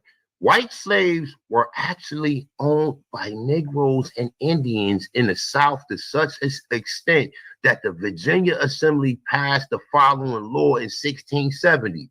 So before 1670, not a coincidence, once again, white slaves were actually owned by Negroes and Indians in the South to such a extent that the Virginia Assembly passed the following law. Now, this is only in Virginia. This is only in Virginia. I just showed you Maryland, Maryland, North Carolina, South Carolina, Georgia, all of these places niggas own slaves, my dude. This is only in Virginia. Show me some laws where they stop niggas from owning slaves. And you just can't pull up no William Ellison or no Anthony Johnson because there's hundreds of thousands of them and you can't find a record for them. Not today, at least. Okay, so once again, this is a secondary source, right? What's the debate about? Did Negroes or blacks own slaves, right? That's what the whole in America, right? White slaves were actually owned by Negroes and Indians in the South to such an extent that the Virginia Assembly passed the following law in 1670. Not a coincidence. Not a coincidence. I thought ain't no blacks own no slaves in in America, my dude. I thought no black. Now you want the source for this one, smart ass? It is enacted that now check this out, and this is kind of vague and ambiguous too, right? This is very vague. Now listen to this. It is enacted that no Negro or Indian, though baptized and enjoyed their own freedom, shall be capable of any such purchase of Christians. It don't even say whites. It say Christians, nigga. It says Christians, nigga. White people wasn't automatically under the religious faith of Christianity, my dude. This is all speculation. So the Statute of the Virginia Assembly, Volume 2, page 280 to 81. Negroes also own other Negroes in America. Charleston County Probate Court Record 1754, 1758. It said while whites language in chains, blacks were freemen in Virginia throughout the 17th century. Willie Lee Rose, a documentary history of slavery in North America. Page 15, John Henderson Russell, Free Negroes in Virginia, 1619 through 1865. Page 23. Bruce Levine, Who Built America, Volume 1, page 52. Since you want fucking sources, go look them up. But once again, the debate is about did blacks own slaves? There's not a timeline. There's not a timeline. He's saying that they didn't own slaves. In America, never. Once again, the debate is about did blacks own slaves in America? I'm going to read the source again. White slaves were actually owned by Negroes and Indians. And remember, Negroes and Indians is one and the same. I'm not saying an Indian is an Aborigine and that's a copper color brother, that's a Negro or whatever else you want to call them. So Negroes and Negroes in the South to such an extent that the Virginia Assembly passed the following law in 1670, not a coincidence. And you know that this law exists, and we're going to get back into it again. Now check this out. I got some other shit for you, right? Now this nigga keeps saying that these slaves was mulattoes, right? And he think that the white man was running around here messing with these Aborigine sisters, right? And this is just Hey, 9 minutes, 45 seconds, brother. You gonna give me 9 minutes to run through this? God damn, boy. All right, so look, the condition of the mother. Oh, this picture real too. This is what niggas was doing. Look, and she got a fat ass in the picture. Look, and this is how niggas was perceiving these women. Okay, this is what was going on. Okay. They say contemporaries were aware that the popular stereotype in the white female indentured servants as whores, sluts, debauchee wenches. Okay? This is what they was calling them. Well, let's get into some more of this shit, nigga. Let's go. The condition of the motherfucking mother, not a coincidence. Hold up. Let me take a sip of this real quick. All right, let's go. 1662, the Virginia Assembly enacted that the law that a child was free or a slave depending on the condition of the mother. The legislation was passed defining the status of mulatto children. Children would be considered the same status as the mother. If the child was born a slave, the child would be considered a slave.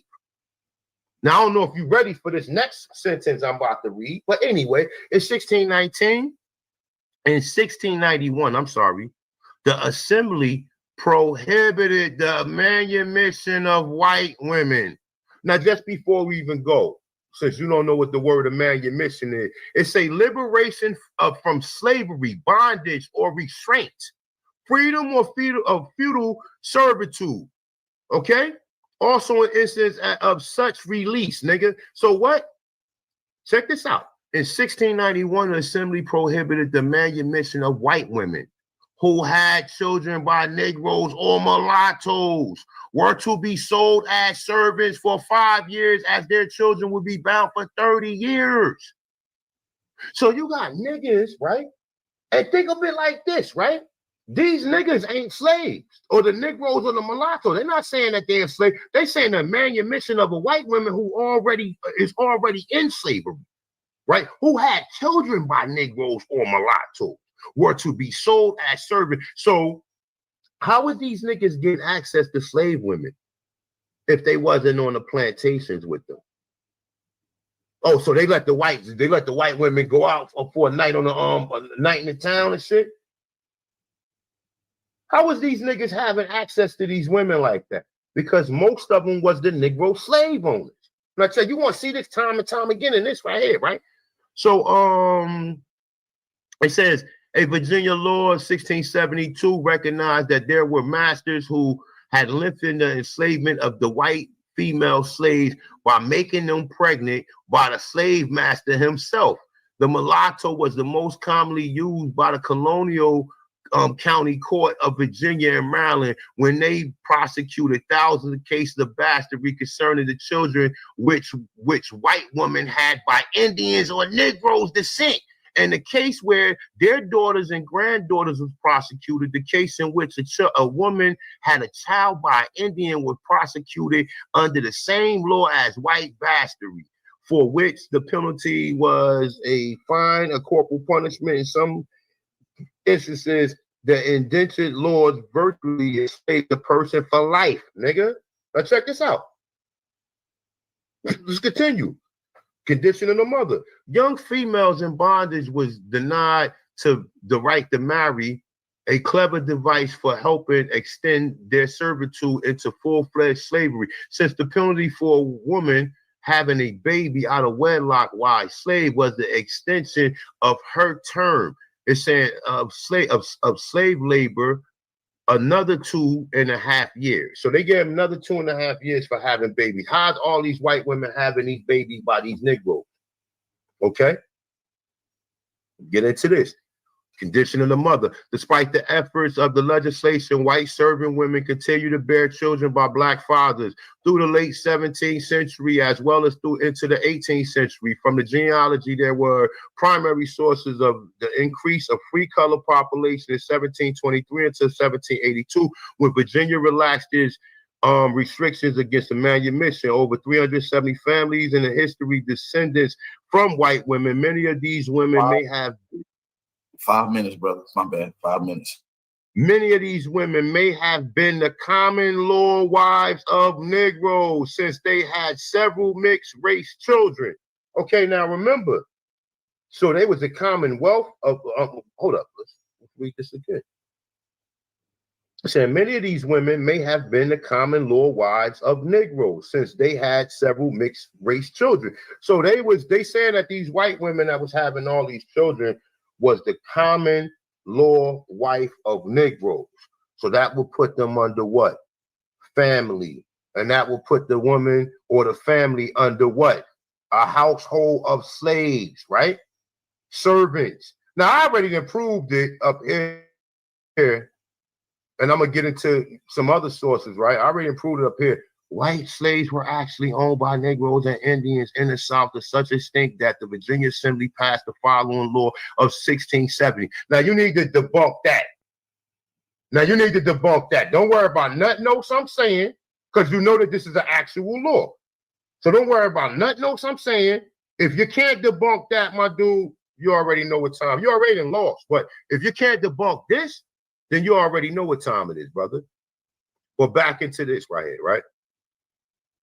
So got this one right here. Boom.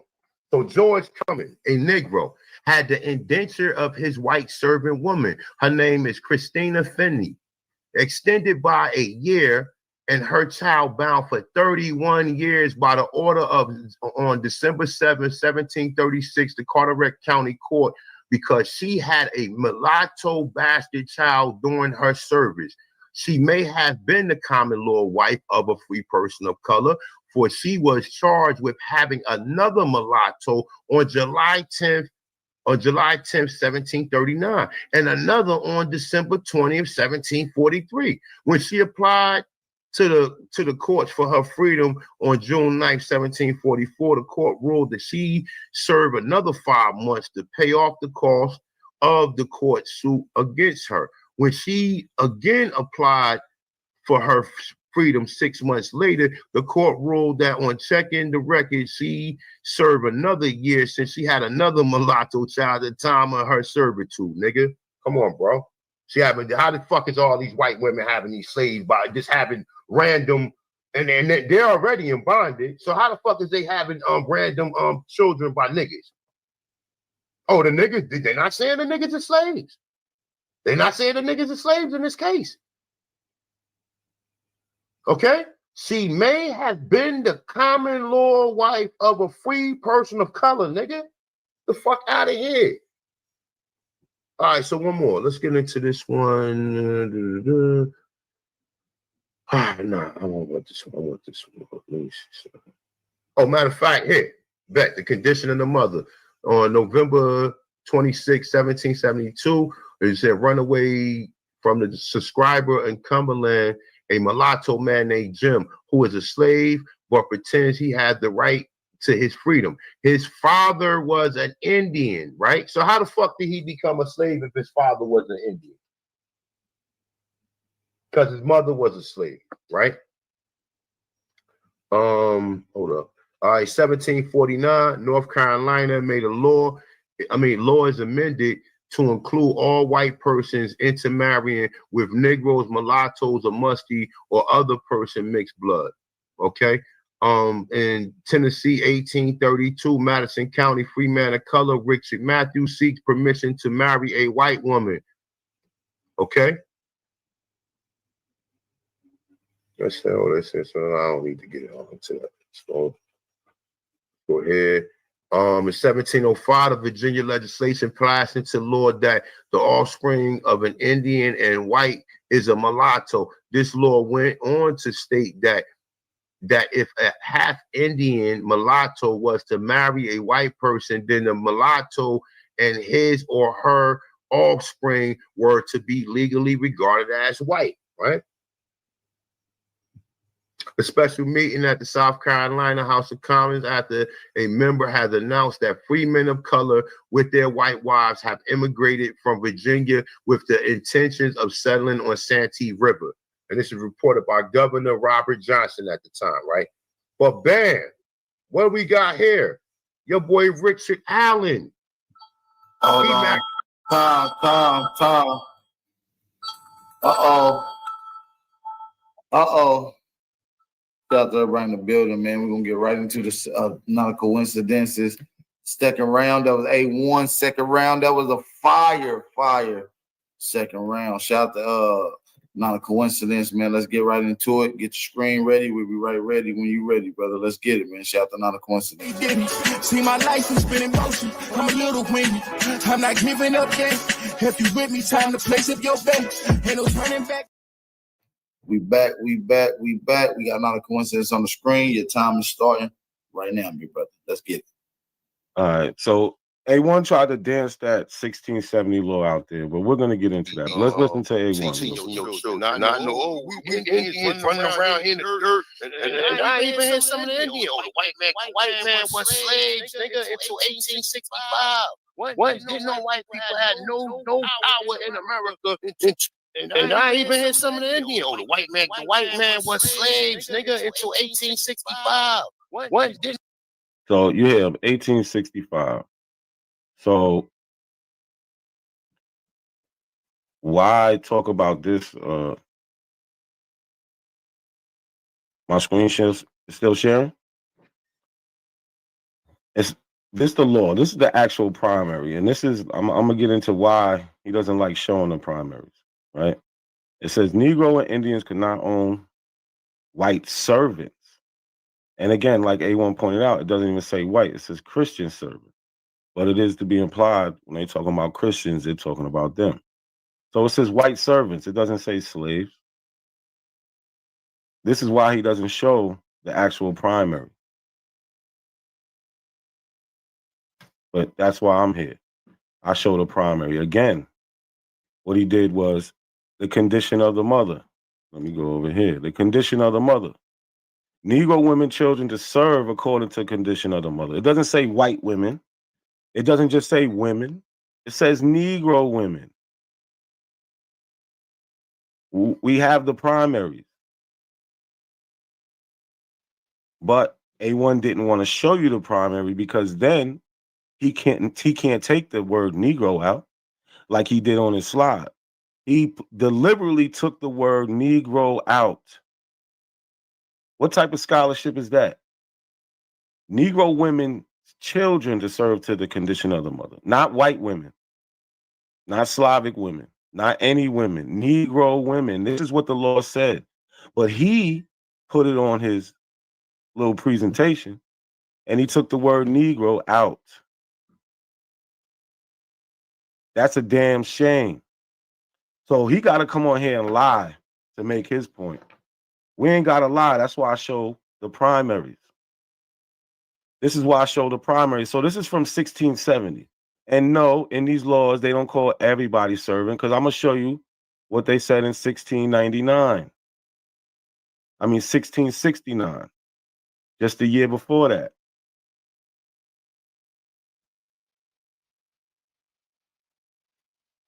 What does it say? An act about casual killing of slaves, right?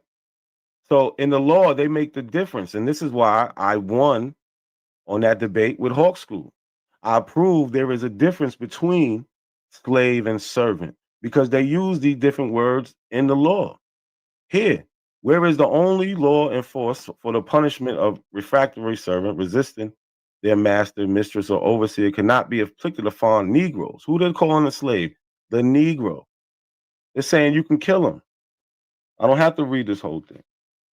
But he showed you this and took out the word Negro. He should be fired on the spot for that. He took out the word Negro.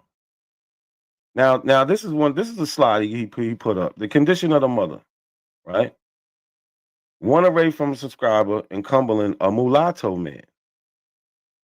Mulatto, he's mixed, he's not white.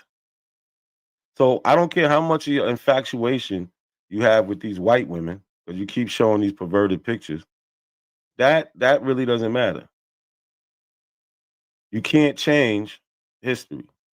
That's why what you did do was you didn't show the primary. So you can try to change history. But we got you. We caught you. We caught you. That should be my 5 minutes. Let me get into.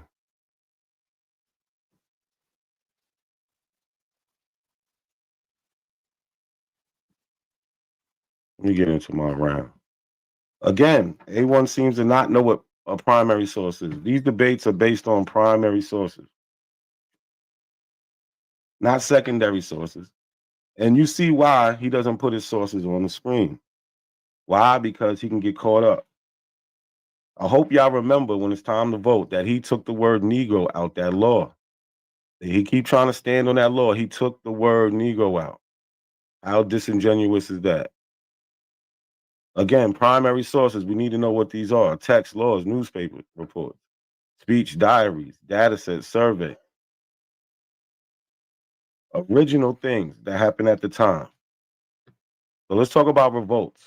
He tried to mention some white revolts, but again, this is secondary sources. We're going to get into the primaries, right? The Vermont Journal, October 18th, 1791, page 2. You see, I give you that. You can go and look up the newspaper right now. You can look that up and get the same article I got and read it right with me. A1 doesn't provide you that because he's not here to provide you information. He's here to provide a narrative. He's here to take words out of laws. That's what he's here to do. The northern plains surrounding Cape Francis were the seedbed for popular slave uprising during the Haitian Revolution in August 1791. Rebels began their assault on plantation complexes, burning buildings and factories. Within a few weeks, rebels forcing in the excess of 10,000, forcing many whites to seek refuge in Le Cap. Let me read this article to you. Boston, September 27th. Extract a letter from Cape Francis. Remember, they was talking about the Haitian Revolution. This is in 1791. On the 23rd August, the Negro slaves erected the standard of revolt in the country and have destroyed all plantations between Port Margaret and Lemonade. Massacred the whites. Again, like I said, massacred the whites. We wasn't there rolling, laying down. We was massacring the whites. He wants to hide this history and just act like all they was doing was having sex with white women, which is weird. Massacring the whites, plundering and burnt everything. The distance of the country now laid waste and end in ashes is 60 miles in length, 28 miles wide, 26. The Negroes are continuing their ravages. Every precaution is taken to secure the city. As many failures as could be spared, or as many sailors as could be spared from the shipping are on shore doing duty. All the slaves in the city are confined in the church. Again, who's leading these revolts? I told you, A1, you can't just mention these revolts. We need to see the primary sources. Like this, the Pennsylvania Gazette, December 3rd, 1730, page 2. See, I could just show you it. He can't. That's why he has to take the word Negro out to fit his crazy white supremacy narrative. The account in our last of the insurrection of the Negroes in Virginia. Insurrection of the Negroes in Virginia. Why you want to hide this history of us fighting and killing these white people? Why you want to hide that? Make it seem like we were just some punks when we wasn't? It's confirmed by our other letters. The Captain Willis of the Amity, as he was coming from thence, discovered a Negro who had hid himself in the ship, and being examined how he came on board, said he was going ambassador from the he was going ambassador from the Negroes to His Majesty King George. However, His Excellency was turned ashore and whipped through every country to the place from whence he came. It is wrote from Jamaica, July 5th, that 100 white men being sent out against Rome, against some runaway blacks, were all destroyed by those Negroes. Again, 100 white men being sent out against some runaway blacks were all destroyed by some Negroes. And that March 24th, 1729, to June 24th, 1730, 11,421 hogsheads of sugar have been exported. 20 minutes.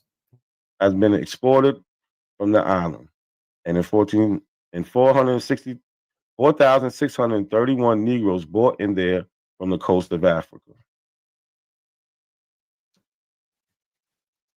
It was so bad that they had to start making new designs on guns just to stop the Negroes from revolt. New guns, self-cocking and revolving pistol to stop Negro revolts.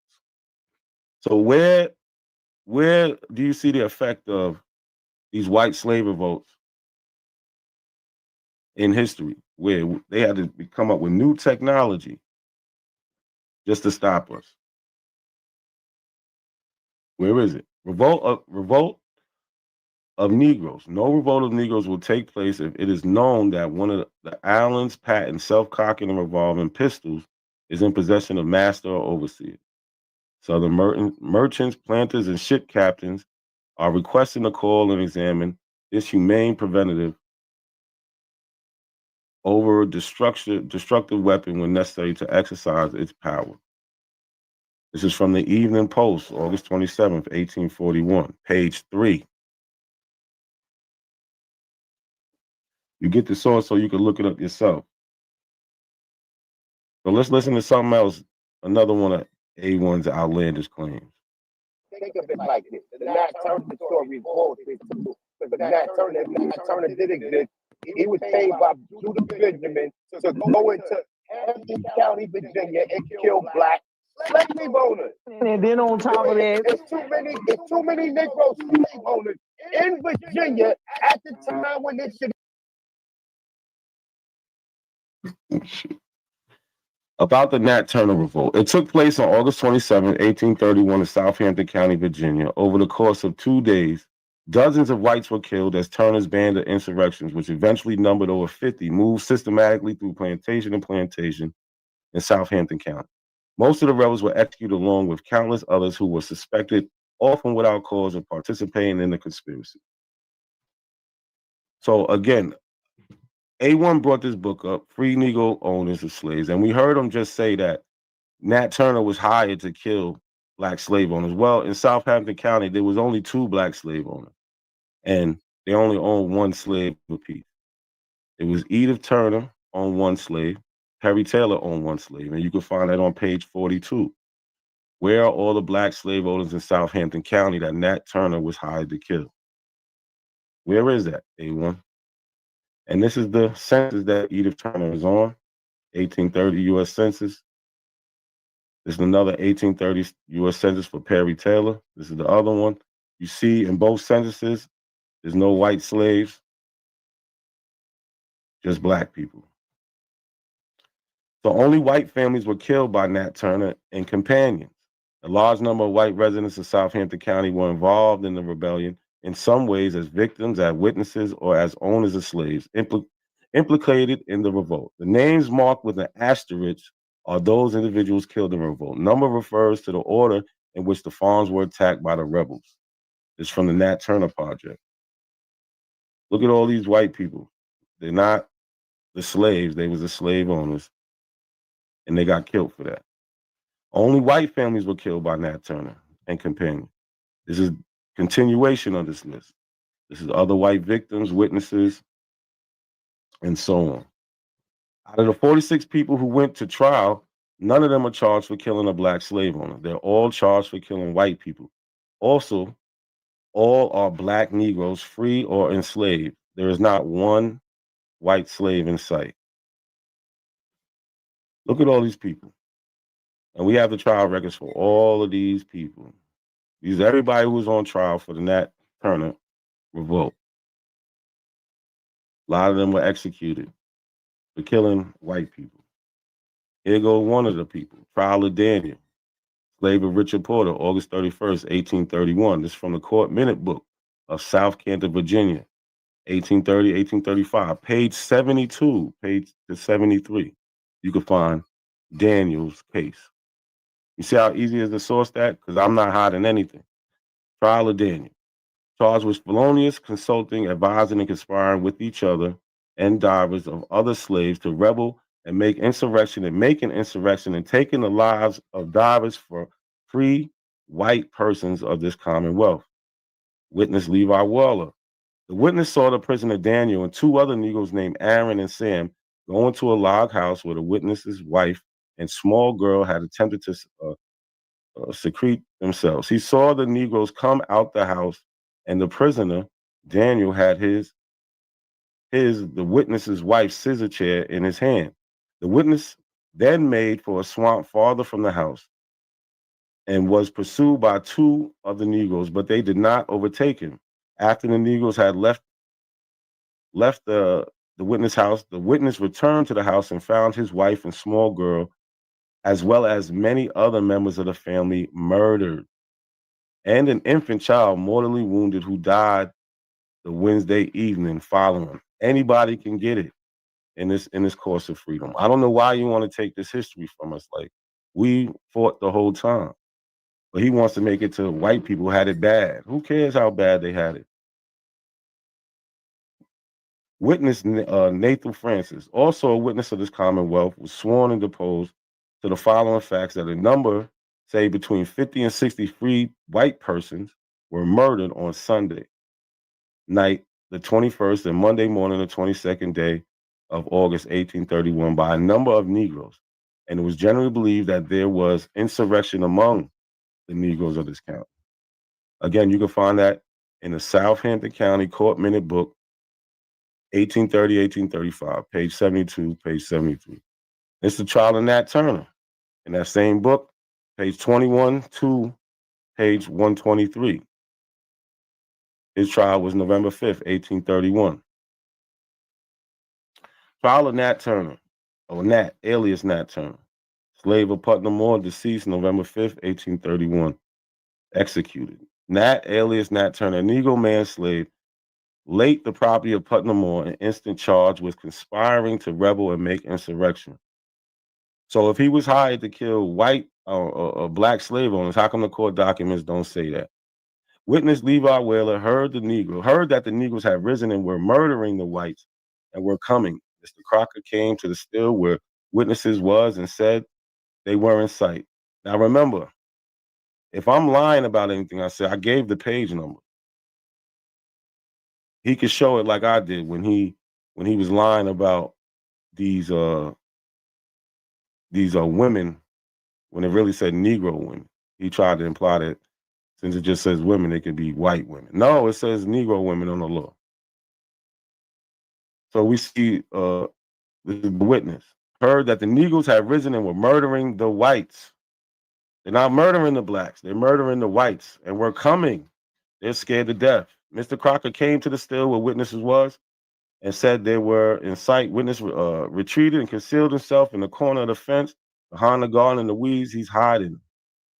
One Negro rode up and looked over, but did not observe him.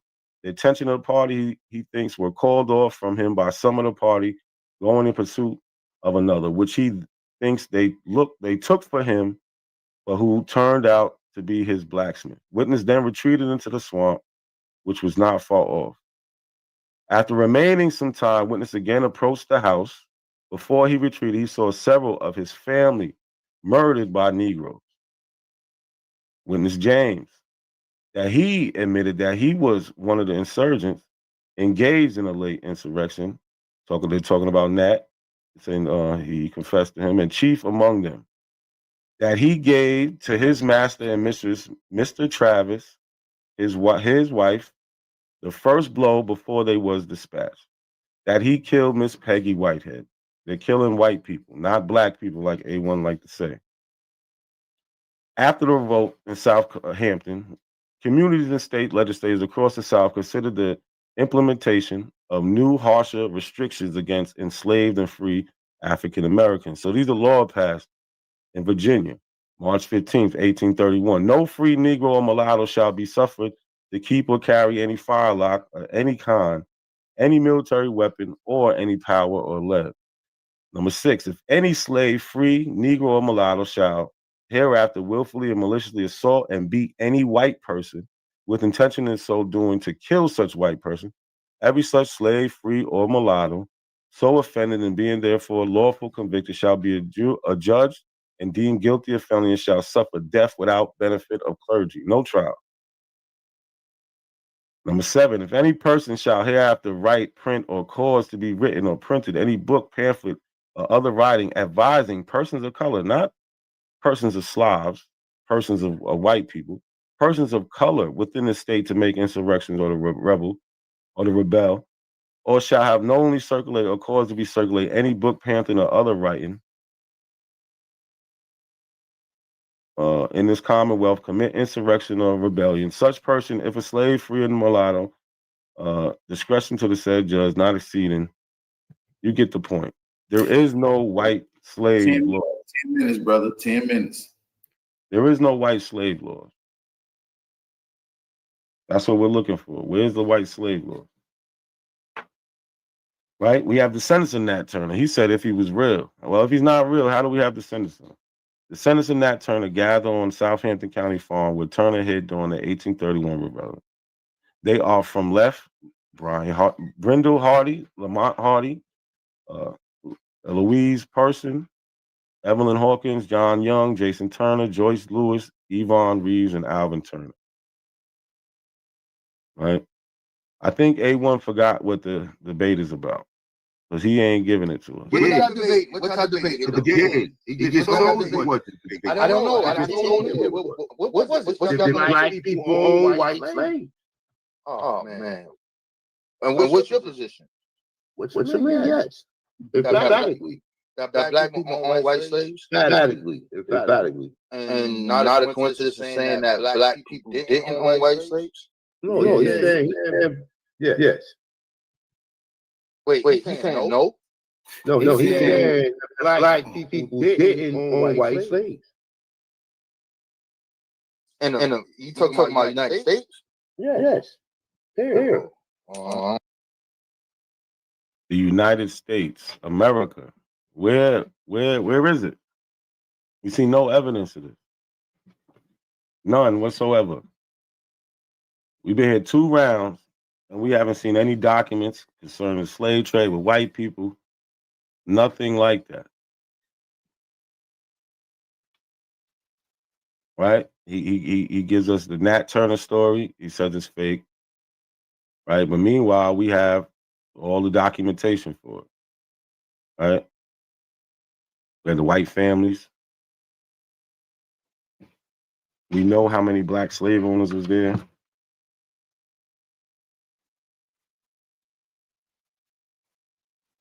What else do we need to do? I said, I think he forgot what the debate is. That's his issue. But let's go back to this. A1 tried to wheel this law out there. right? And you can get it from William Wyler's Henning Statue at Large, Volume 2, page 80. Remember, he said it.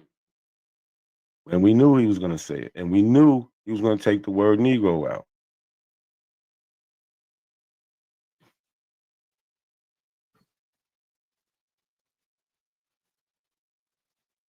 Right? He did it with he took the word Negro out with the women's law. When it said no Negro women, children to serve according to the condition of the mother. He tried to copy and paste and take the word Negro out. But this is what he had to do to make it sound good. Other than that, he has nothing for you. How much time I got left?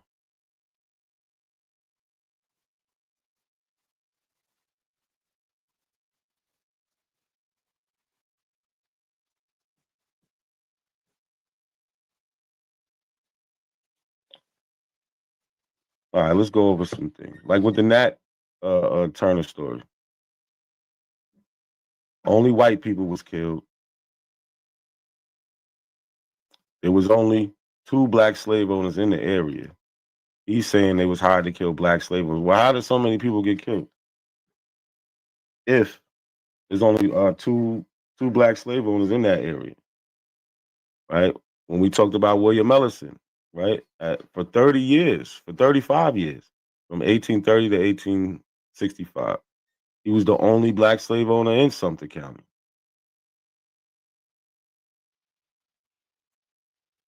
Right? We got the primaries. A1 seems to not know what what primary sources are because he hasn't used one yet. So maybe we need to remind them. Maybe everybody needs to be reminded. 5 minutes, big brother. 5.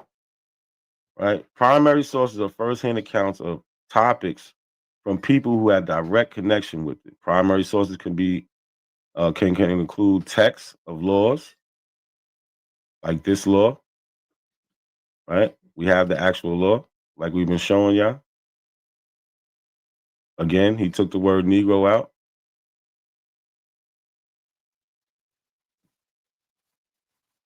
Newspaper articles, like we see over here, of Negro slaves coming in from Africa. That's from the South Carolina Gazette, April 13th, 1769. When is A1 going to get historical with you? Right? A1 likes to paint this picture like we just laid down. No, we didn't. We fought something that he's trying to take away from your ancestors. I don't know why we take that. So newspaper reports by reporters who witnessed an event or who quote people who did. These are primaries. Ads, these are primaries. We got the sources. We're going to go into it further. Right? A1 still ain't show no black slave owners. He hasn't proven that there was 2 million black slaves, like he claims. Hasn't proven Anthony Johnson owned slaves.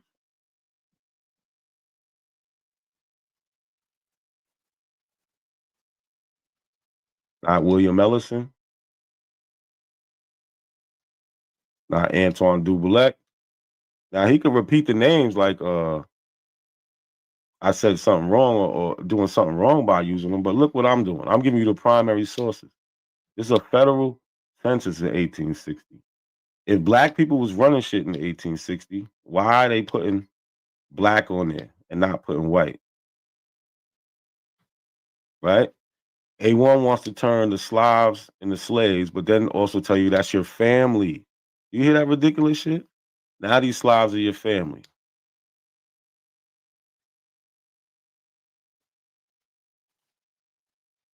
Like, I hope y'all not falling for the same old sermon.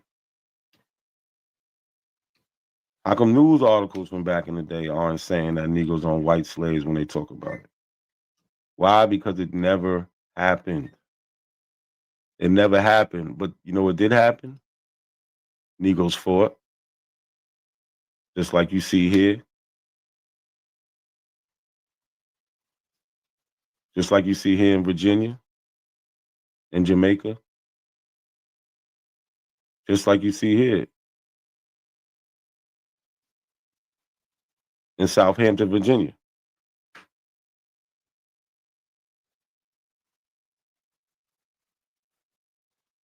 Look at all these people that was killed in that revolt that we have the records for. This was big, but A1 wants to make it seem like it didn't happen because in his perverted mind, black slave owners just wanted to have sex with white women. That's all it was about. So much though, he got so caught up in having sex with these white women that he actually went and brought us this. Remember, he said the condition of the mother, right? When it didn't say, it says the condition of the Negro mother. Why are you leaving that out? But he shows us mulattoes. Look at this picture. That's all he's worried about. A mulatto man named Jim, who was a slave. That's not a white person.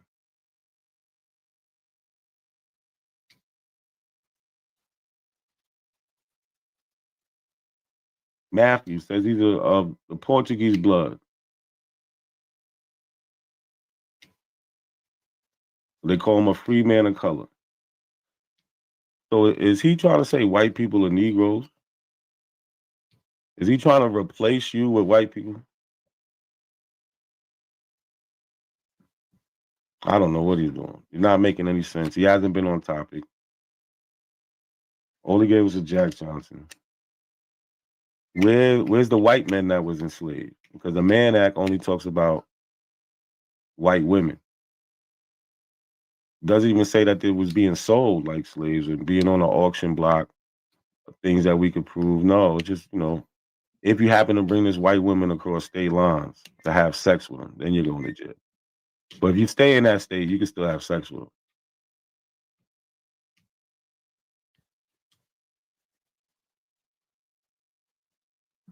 Again, I think A1 forgot what the debate is. So let's remind them. Shout out to everybody in the building, man. This concludes the second round, man. Shout out to both of these brothers. This is a fire-ass debate, man. Shout out to everybody in the building. Y'all let me know who y'all got winning. Put an A1 in the chat if y'all got A1 winning so far. Put an NAC in the chat if y'all got the brother NAC winning so far. Y'all let me know what's going on. This is your brother Aboriginal Power. We're going to take a quick couple minute break. Give y'all enough time to go use the bathroom, get something to drink. We'll be right back in just a couple minutes. These niggas are straight hoes. Niggas know what's up with us, man. Till we don't be out here. Man, I get shit done, boy. Your ass tripping. Niggas call me blooders just like T out here. Let's get it. I be calling phone the phone, say I don't be out here. Catch him, knock his noodles back. Just don't tweak out here. Phone no sliding, late night hunting, ain't no sleep out here. 2 days back to back, that's 50 racks to be out here. Can't have no Fifi on your block as long as Steve out here. Can't try to slide inside a fishbowl, you got beef out here. No, can't wanna get you out the way, they say he a chief out here. Niggas hold, they tuck their tails cause they be scared. And that Hellcat on the E-way off the me. Say his name inside this song, my bros, I bet I see it. Niggas low-key want that smoke you do, you bet I see it. Get your ass back in that house, we got FN99s. My credit so A1 with killers, I be paying my fines. I be on my dick in songs, but I don't pay no mind. All them hoes that be with the odds, gang, and broke they spine. All the crackers get robbed for they shit, they bad back. I keep my Glock and her Chanel, that shit cost 5 racks. All these hoes be going for real, low-key, just buy on the X. He got shot up in his shit out here, he tryna flex. Never cared so much, ran out of wood, just past the Dutch. Your homies die, you don't never slide, it ain't adding up. Get caught with a pipe, you out same night, you fed or what? New op pack in the air, this gas or what? He'll still be alive right now if you niggas ain't gas him up. Give my shorty stingers and guns, I tell them slide for nothing. Everybody with this gang ain't shit, so they ain't dying for nothing. If she don't fuck on the first night, off the rip, I ain't bound to nothing. If I ain't got time for loving my kids, then I ain't got time for nothing. Then I slide home to my bitch, that mean no time for cutting. Why these niggas think they safe? Cause they locked in. Man, we thought this shit was over since some shots. You think you safe when you at out west, little nigga just popped in. I know some killers from out west, they keep them Glocks. Knowing they killer on the loose, it throw my vibe off. You lighting candles on that main street, watch that side block. You ever stood up over, I been knocked his dreads off. You know a nigga claim he haters, but he fanned out. Back then I pull up to them clubs, them killer was sitting in stainless. How the fuck he say he ain't tell with the course they throwing that nigga subpoena? Fuck Lil Durk, he ain't on shit, his ass the same. What else? Fuck Lil Durk, his ass a goofy, he not let Ron either. What else? Fuck Lil Durk, he talk to 6, now laugh about this shit. What else? Niggas always say they out here, we don't never see them. But if we do, we pop out cars and we gon' know idea. Low key, I know they hurt so bad they don't IG. Jumped off the porch back then with extra stacks and smoking meat. 6 9 for Athlon used to stay right there, right by the field. Loco, he stayed next door on Bishop, he was selling meat. 18 for exotic and Chirac selling 36. I'm not trying to die young out here like I'm Rowdy Rich. We get that Lolo, then phone them go sit outside the crib. Yeah. Sign to the streets 3 on the way, we going a 50 cash show, motherfucker.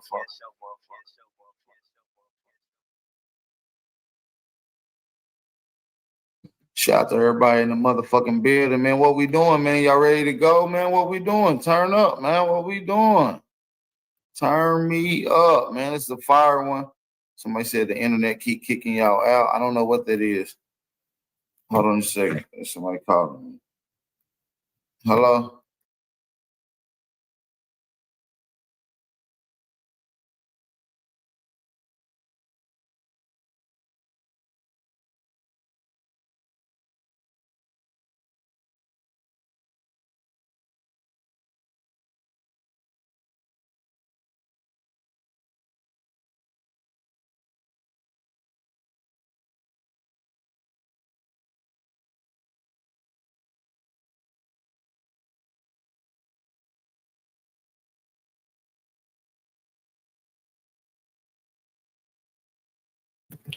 Yo.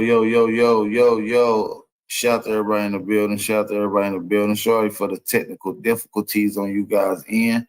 Make sure y'all hit that link. Come on in. Shout out to the family that purchased the pay-per-view. We do appreciate everybody for tapping in. We about to get into the third round, y'all. This is the third round. Let's get right into it, family. Waiting on A1 to get his screen up. I think he already got his screen up. Let's get right into it. Shout out to my brother A1, man. Let's get right into it, family. See, my life has been in motion. I'm a little windy. I'm not giving up yet. If you with me, time to place up your bet. All right, we got brother A1 in the building. What's the word? All right, man. Let's get into it, man. Let's get back into it.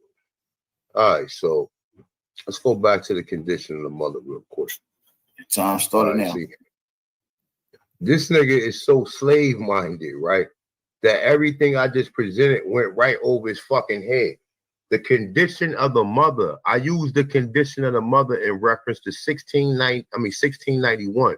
The assembly prohibited the manumission of white women who had children by Negroes or mulattoes.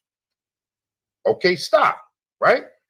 It's saying were to be sold as servants for 5 years and their children be bound out for 30 years. So what is that? If the assembly prohibit the manumission of white women, meaning white women who used to retain their freedom if they had children. My bad, that's why I just called me. 1691, the assembly prohibited the manumission of white women who had children by Negroes or mulattoes were to be sold as servants for 5 years and their children be bound for 30. What the fuck is that? Is that not a white woman who obviously is in bondage for her to be to where they had to come up with a law to prohibit her from being manumission? We just went through the fucking term on what manumission, liberation from slavery. So we have an actual white woman right here in the 1691 assembly that's prohibited from a manumission, right? Because she had children by Negroes or mulattoes. And these children was to be bound for 30 years. So why are they being bound? Not a coincidence. Is they being bound because The niggas is slaves, or is the mother the slave? You goddamn idiot! You just sat there the whole time. Oh, he took Negro out because it ain't pertaining no Negroes. You stupid fuck. It's not pertaining no Negroes. Hey, watch your language. Watch your language. Okay, my bad, brother. It's talking about the manumission of white women who had children. They're not talking about black women. They're saying white women who had children by Negroes. And their children was to be bound for 30 fucking years. Now we just, oh, my bad. Go ahead. My bad, AP. We just read this one. Hold up. Let me see something. Oh, all right. We just read this. Despite the effort of legislation, white servant women continue to bear children by black fathers through the late 16th and 17th, as well as the 18th century. From these genealogy, there was primary sources of the increase of free colored population from 1723 and 1782, when Virginia relaxes restrictions against the manumission. What we just talked about. Over 370 families in history descended from white women. Many of these women may have been the common law wives of Negroes since they have several mixed children, right? We just talked about this one with George Crump, right? George Cummins, a Negro, had an indenture of his white servant woman named Christina Finley, extended by a year, and had a child bound out to 31 years by the order of December 7, 1736, Carteret County Court, because she had a mulatto bastard child during her service. She may have been the common law wife of a free person of color, for she was charged with having another mulatto child on July 10, 1739. And we know that they extended the time because I just read it. Okay. Now, once again, for the people that's on the back of the slow bus, right? In the beginning, right? I went over such terms like servant, right? This is out of the etymology dictionary, right? Servant, male or female, personal domestic attendant, one owning duty of service to master or lord, one employed by another and subject to his order. From servant, foot soldier, servant, waiting, present to attend, wait upon. Now I say see serve, from early 14th century as a slave. It was the usual designation for slave right here. Do you not see this, my dude? You the one who has the distorted fallacies of slaves being Africans, my dude. That's the fucking problem. You talking about African slaves, and I'm talking about the real slaves. But let's get into it, man. Let's get back into it. And as far as, let me see something, because you said something else that was of interest, right? This one right here, right? Because I got another one. So hold on.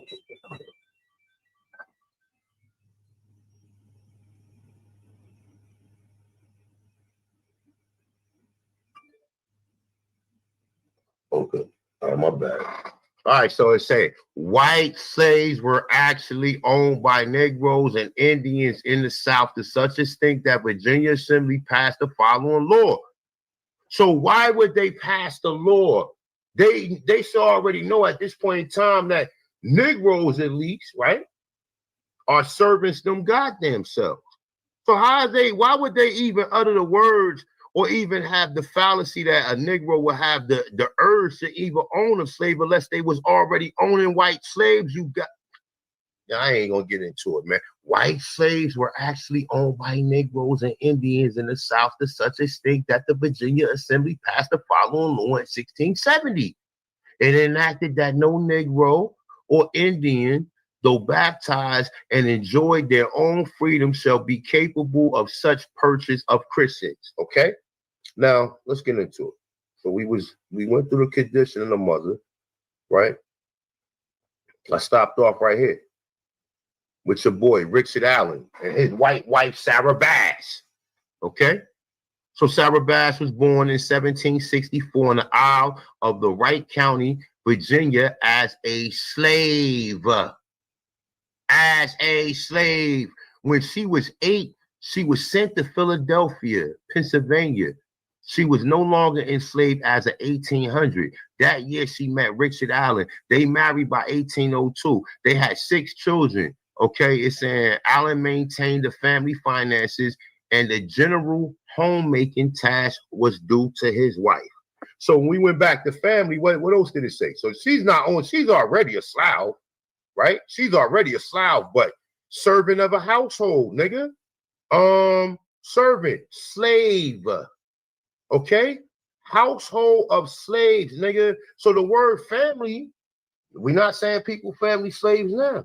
But at that point in time, the word family was equated with people being servants, and the word servant is synonymous with the word slave, as we just went through the word servant itself, right?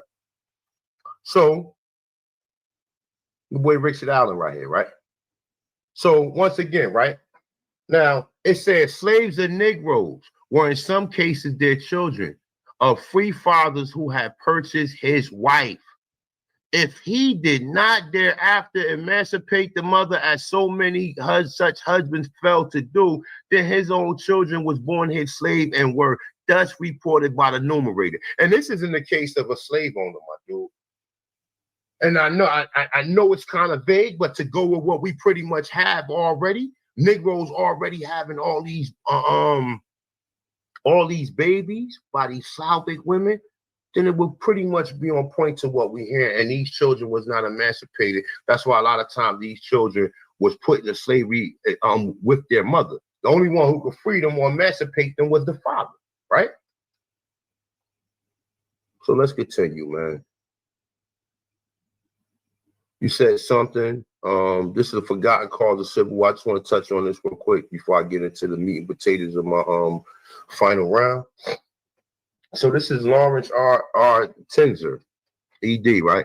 It said throughout the slavery days, a slave was a mulatto if she had any degree of white or black parenting. It must be understood that if after many generations, white people had the mere one drop of black blood could be and were enslaved as mulattoes, white mulattoes to say, right? It's saying many people heard of the one drop rule, whereby the most infestimable amounts of black blood makes one black. What is often overlooked, however, is the fact that in the reality, this is a social classification. A white person and a person who has a distinct black ancestor but no discernible black traits look the same and are both psychologically white human beings. It was 20 minutes. It was the common thinking in the North to hold that slave who look white were white people and not mulattoes, not black. It's saying, hold on, let me see. Let me take this off the screen real quick because it's blocking. It's saying, as it will be seen in the public ramifications of white slavery was the ultimate cause of the Civil War. Okay? So let's get into it, right? So this is your man George Washington, right? And this is what they wrote and said about him, right? Say contemporaries of George Washington had commented that none of his portrait accurately resembles him. And a member of his immediately family is quoted as having said that the pictures of him painted by various artists all look very much alike, but are not really like the general himself. This is attributed to the fact that the expression of George Washington's face varied according to circumstances, and the painter saw it only in repose, right? But this is what they saying George Washington looked like, right? So this is, it's saying, all right, and this is out of George Washington biography, right? So I said, did Bessie reject Washington? Not a rich man. Let me go down a little bit. All right, so I'm gonna go right here where it said he had strong but quite regular features, except that the upper part of his nose was usually broad. His face, like so many countenances, whatever, of his time, exhibited a mark of smallpox. He had light blue eyes and brown hair and was vigorous male. Was a vigorous male. A British officer who met Washington some years later reported that he had a dark complexion and looked like which probably means Washington was tanning at the time. And they was joking at that point in time, right? But it says a great similarity exists also in the word pictures penned by those who met George Washington at different periods of his life and under various circumstances. One of his earlier of these depictions of a handsome young 19, it says 6 to 2 feet inches, slender, blue eyes and abundance, brown hair, and a clear, ruddy complexion. His manner, self-control, his speech well considered, but his personality is not revealed. Okay, so that's dealing with George Washington right here. They saying George Washington was a nigga, right? So your boy Andrew Jackson. Andrew Jackson, father and mother came from Ireland and was richly poor. The Virginia Magazine of History, volume 29, page 191, says that John Jackson was the son of a white woman who had intermarried with a Negro, and that his older brother had been sold as a slave in Carolina. Now you go figure that, right? It's another source, and actually this is from J. Rogers, the 6 Black Presidents. Just to quote, put that out there.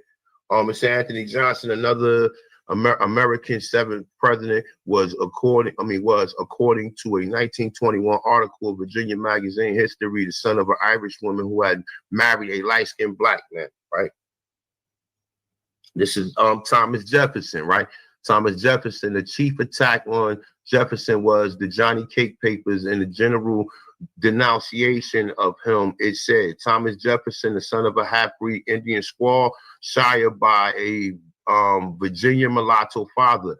It also called him a half nigger. Okay, this is another source of, according to these reports, which are based on books by late Jamaican historian J. Rogers, by African American Leroy Vaughan and others. Thomas Jefferson's mother was part black, as was his father.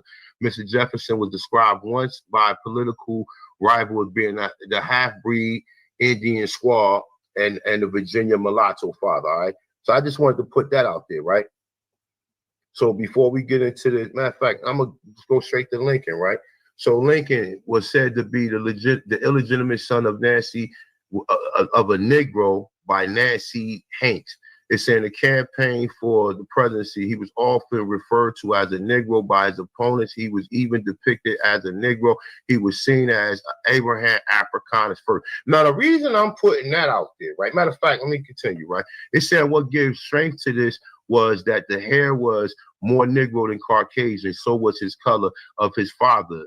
He said his face was round, his complexion was swarthy, hair black and coarse, eyes brown. It's saying of himself of a dark complexion with coarse hair and dark eyes. Now, when we look at Lincoln don't look like that. Neither does any of these other paintings and pictures that these people have put out there, right? So I'm just putting the point that history has lied to us all together. This nigga is the only one who's enforcing this false history that got us coming up as we slaves. We've been oppressed all this time. Just the normal victimhood story, right? So hold up. Some more sources, right? It's from the life of Abraham Lincoln, right? It said, my father came to Spencer County, Indiana in 1828. Lincoln was tall, raw born at 18. With 16 years of age, he was 6 feet high. He was somewhat bony, raw, dark skinned. He was quick and moved with energy, right? They said he was somewhat bony, raw, and dark skinned. The picture that they show us of Lincoln is not dark skinned, brother. It's not dark skinned. This nigga is not dark skinned in any entire. So these people are lying about everything, right? Well, let's get into some more of this, right? Because it's only gonna get better.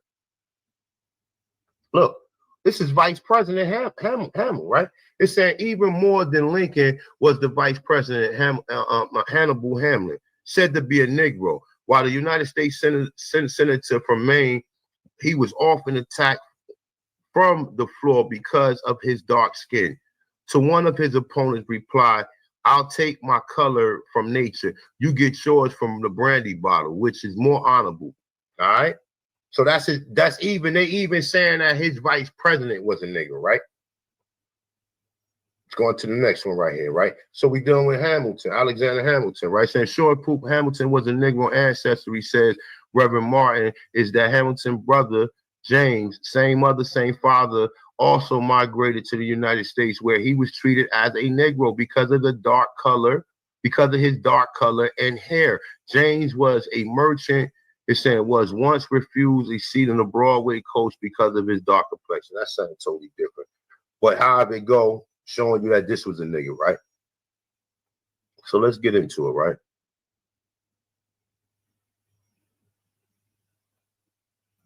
So, all right, so this is at the time, this is Benjamin Franklin, and this is what he said, right? He said, hold up, let me see something. Let me make sure. All right, it said, all of Africa, Asia, and America are Swazi, black. Russia, Italy, Spain, France, Swedes, and the Germans are black. And this is from the Swarthy Memoirs of a Black American Revolution, 1775, 1780, and this is by Lee Cummings, okay? And now here go the actual source. The observation concerning the increase of mankind, people in the countries, etc., by Benjamin Franklin, right? And this is what it said. It said, which lead me to add one remark, that the number of purely white people in the world is proportionally very small. All Africa is black or tawny. Asia chiefly tawny. America exclusive of the newcomers, Woolensel. And in Europe, the Spaniards, Italians, French, Russians, and Swedes are generally somewhat what we call swarthy complexion, or as the Germans also. All right. So now he got you thinking swarthy, which swarthy clearly said, right? Remember, this is he got to argue with the with this dictionary. I'm not arguing with it, right? It clearly says swarthy, being a dark hue or dusky complexion, tawny. In warm climates, the complexion of men is universal swarthy or black. The Moors, the Spaniards, and Italians are more swarthy than the French, Germans, and English. But it's not saying that the French, Germans, and English are not swarthy themselves. So he showed you a definition of a remix single, and then he wants you to believe it when I'm showing you from the actual definition of it. We know what they changed it to now to hide history, right? So once again, swarthy, being a dark hue or dusky complexion, tawny in warm climate, the complexion of men is universally swarthy or black. The Moors, Spaniards, and Italians are more swarthy than the French, Germans, and the English, right? So let's go back down. 10 minutes, 10 minutes, 10 minutes and 10 seconds. That's all I'm gonna need. So when we get into all these individuals, right? We know all these individuals are not the original Europeans, right? Because we got the memoirs of what the people look like, right? Which we're about to get into. But just for showing sake, this is what reportedly said with King George III, Queen Charlotte, and these are other emblems of other higher royalty of coats of arms that was going on at that time, right? We see the same thing at the same time where they claiming that these people was white that was sending all these people over here, kind of find out that the royalty in them countries, niggas was black, right? So check this out, right? We go into this, see them niggas in the castle, right? Same thing right here, the wild men and the Moors, right? So it's in the storming of the castles of the Moors, on the left arm with sticks and stones and clubs. It said five tall wild men attacked the castle filled with the blackamoors. It seemed a clear-cut case of white versus black or good versus evil. It's saying two long robed black defenders, one beside the mount and the other on the drawbridge. So you can see the picture right here, right? These were the people in the 14, 15, 16, 17, 1800s that was running Europe, right? So let's get into it, right? So these are some other images of the fake King Charles the Fifth, right? Which this nigga, he believed, not a coincidence, believed that this is the real King Charles the Fifth, right? And I show him that this is what the people said what King Charles V looked like. He don't agree with that because it don't go with the original narrative, right? We see other composers of other fake drawings and artists drawing white people in a later time, right? We see more royalty in Europe, right? Right? So it's saying on April 10th, 1606, the Virginia Company in London was granted the royal charter by King James I, awarded in a large tract of land in present-day Virginia, Delaware, Maryland, with the objection of colonizing the eastern coast of North America, right?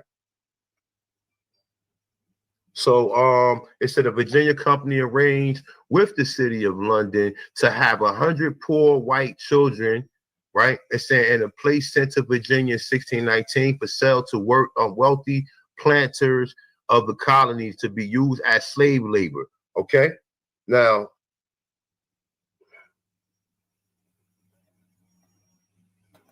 let's get into his memoirs, right? So I know this is another image from Lee Cummings' book, right? That we're gonna get real acquainted with, right? So it's saying, I know that the image of the Black King James can be a little confusing because of the Western education, but this is the truth that is known by the rich and the elite in the world. It's saying that was the reason I paraded all of the English historians and professors before I got into the bowel of this book, right? So now look, here go the actual source right here, right? And this is from the New College Library of Edinburgh, UK, right? Now I'm gonna read from here. It's saying, I know that the image of the Black King James can be a little confusing because of your Western education, but this is the truth that is known by the rich elite in the world. That was the reason I parted all of the English historians and professors before I got into the battle of the book. I had to get your minds ready to receive the truth. King James came from a long line of Black Scottish Stuart kings. 340 years of rulership in Scotland. The Stuarts not only ruled in Scotland, but they ruled in France, Spain, and Ireland, and England. In Britain, the Wales, King James was able to rule all these lands because of these people were Iberian, Black descent. They were the same people.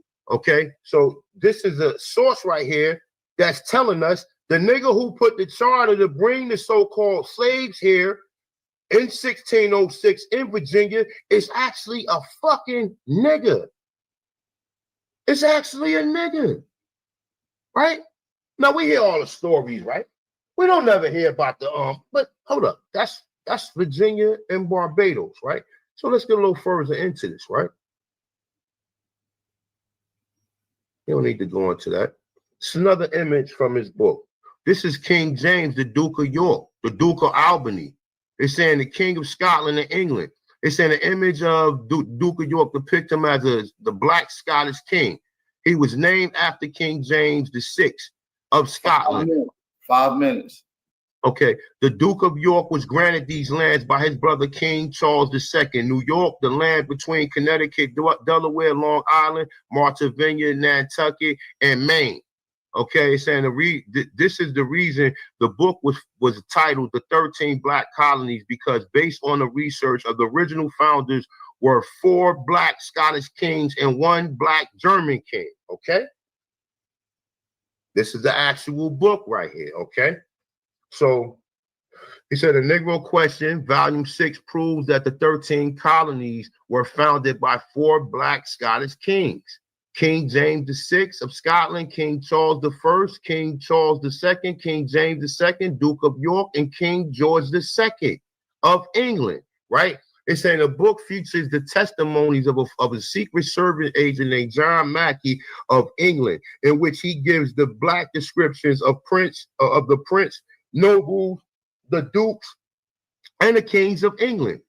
Okay, so let's go into some more of this.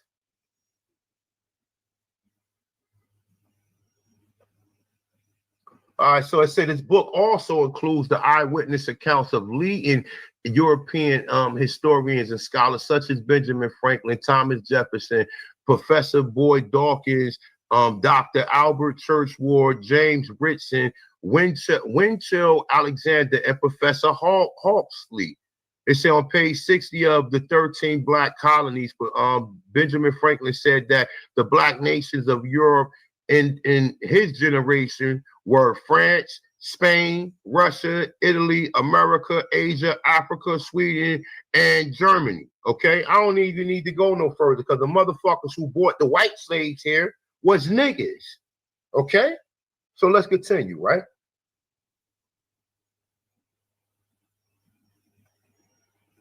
Small images of Charles V right here, right? He believes Charles V is the white man, even though we got Charles V right here on the motherfucking Inca Kings list. We got Charles V right here, and he don't look nothing like this goddamn motherfucker right here. He don't look nothing like him. But not a coincidence. That's not, oh, this is what he really looked like. Even though you got an image of him who don't even look, they don't even look the same right here. Right? Oh, so let's get into this real quick. All right, he said in 1619, some 20 Negroes was brought to Virginia. At least 11 had the names of Spanish and probably Spanish characters. Later were joined by Negroes and mulatto with such names as Antonio, John Pedro. These Spanish-derived servants could have well been part of American ancestry. Okay, they don't know where they came from. The Europeans is the ones writing these lies in, right? But check it out. Let's get into it. So it said between his arrival in 1635, Johnson belonged to Richard Bennett. Okay, it said what was known as the whatever. It's on the south side of James River, the Isles. Hold up, let me see something. Hold on, I think I would pass my shit right here. Nah, all right, it's this one. It says 1635, Johnson was freed and given a 250-acre plantation where he was the master over both black and white servants. Servants meant what? When we just went through what a servant is. And we just heard accounts of other people telling you that they use white indentured servants as a fallacy. They was actually fucking slaves, right? Where we at? It said from early 14th century as a slave. All right, let me go back down. How much time I got left, AP? 40 seconds. All right. So once again, Negroes and Indians owned slaves. Okay, it said whites were actually owned by Negroes and Indians in the South to such a state that the Virginia Assembly had passed the following law in 1670 and enacted that no Negro or Indian, though baptized, enjoyed his own freedom, shall be capable of any such purchase of a Christian. They put that law in place and Negroes also own other Negroes in America. But they put that law in place because they was already owning Negroes, as we can see with Anthony Johnson. Okay? We got P.C. Richards, who's a white man, who was a black, who his mother was a black slave owner. How did he become white today? Right? Tom. Shout out to everybody in the building, man. That was a fire round for Big Bro. Third round down. We're going into not a coincidence, third round, man. After this third round, the polls will be up officially. The polls will be up. Make sure y'all come in. Make sure y'all hit that like button. The polls will be up after the third round. We're about to get right into not a coincidence. It's third round. Waiting on not a coincidence to get it pulled up. Let's go. See, my life has been in motion. I'm a little windy. I'm not giving up yet. If you with me, time to place up your bet. Ain't no turning back. Got niggas who ran. When we caught his ass, got caught. Not a coincidence. You ready to go? Yeah. Give me 1 second. All righty, y'all. Make sure y'all hit that like button, man. Thumb up the video. Support the channel, family. Support the channel. This is one of the ones. Shout out to everybody that supported. Shout out to everybody that's in here listening in. Hope you guys are taking notes.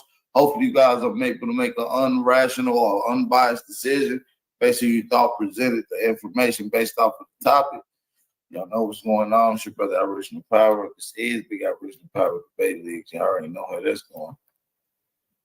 Welcome to the Bat League. This is the Aboriginal Power Debate League, where all knowledge is being tested, calling out all Aboriginals, calling out all Pan-Africans, all Hebrews, all Moors, all Indians. Come step in the ring and put your information on the table. Bat League. Motherfucker up. What are Aborigines at up in here, man? Do your homework on AP. Asking where the Aborigines at, bro. Do it, Jim. Y'all know my slogan. Turn me up. Let's get right into it, man. We got my brother Not a Coincidence. You'll round it up. Let me know when you're ready. We can get right into it. Yeah, I'm ready. All right. So A1 showed us this picture, and this is why A1 doesn't give us the primary source. This is exactly why, because he showed us from a book that has no sources, right? It's just somebody holding a picture, right? But when we go and look at this picture, what does it say? It says an unidentified man with beard, half-length portrait. So this is what A1 does. This is what you call fake scholarship, right? Again, he's showing you laws and taking words out the laws. He's showing you pictures and trying to act like this is Abraham Lincoln. This is supposed to be a picture of Abraham Lincoln. But when we go to the Library of Congress and we find this picture, it says unidentified man with beard, half-length portrait, full face. Nothing about Abraham Lincoln. So A1 got caught with the pseudo shuffle because he just took a book from anybody, any old author with no sources and jumped on it. Just like this Lee Cummins, right? He doesn't list any sources in his book. He just talks. You don't find any sources in his book. There's no bibliography. There's no nothing. This is not how you write a book. This is silly. This is copy and paste garbage scholarship. This is not a book you should read. It doesn't cite any sources. That's why A1 gets caught with this, pushing pseudo garbage to y'all. Why? Because he doesn't source anything. So he wants to run back to this skin complexion thing, right? Ruddy. Well, when we look at records for people who are labeled ruddy, they're talking about white people. And we know because the records say so.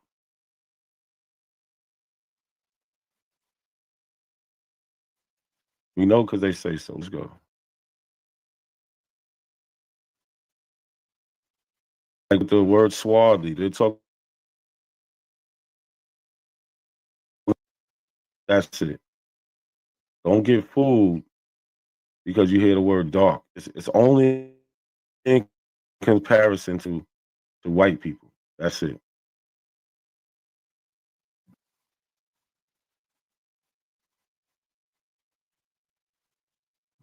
This shit moving too slow for me. Like swarthy.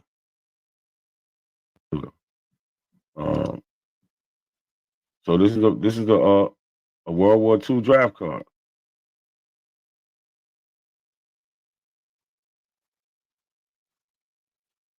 All right, let's turn it. We can turn it somehow. Here we go. All right. What? This guy is a white person, blue eyes, black hair, ruddy. Again, A1 gets caught in this pseudo argument because he never goes to primary sources. Just like swarthy. Y'all keep playing with these words. It's not everyone with dark skin is swarthy. The word is usually used to describe someone whose skin is weather beaten or darkened by the sun or has olive complexion. Black people don't have olive complexion. Black people aren't ruddy. They describe people like Al Capone as swarthy. Walt Whitman, a white man, swarthy. Let's go over here.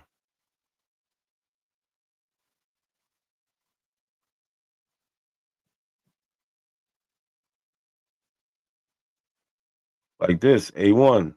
These are not white people. He keeps showing up this condition of the mother. He's trying to show us black people having sex with white women and those children being slaves. Those are mixed children. So what? So now you're saying a black person and a white person makes a white person? Those are mulattoes. That's what they're talking about. When the law say Negroes or mulattoes, yeah. These are not white people, A1. They're not white people.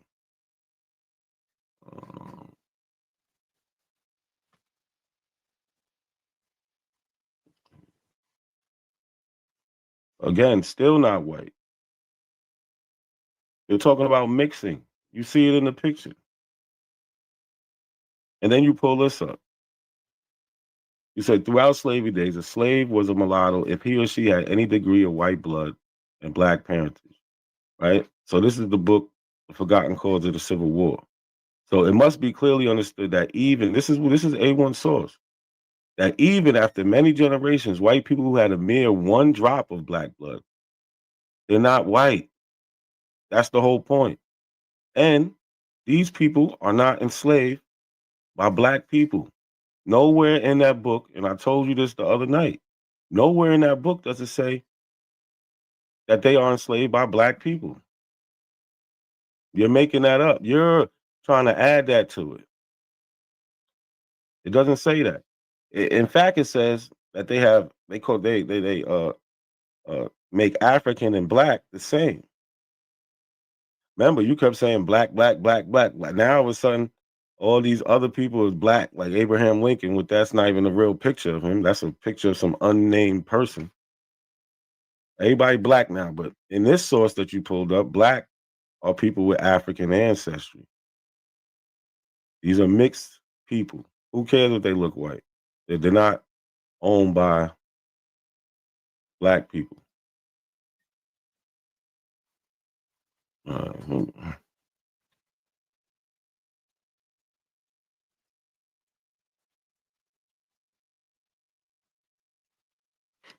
A1 must have forgot what the debate was about.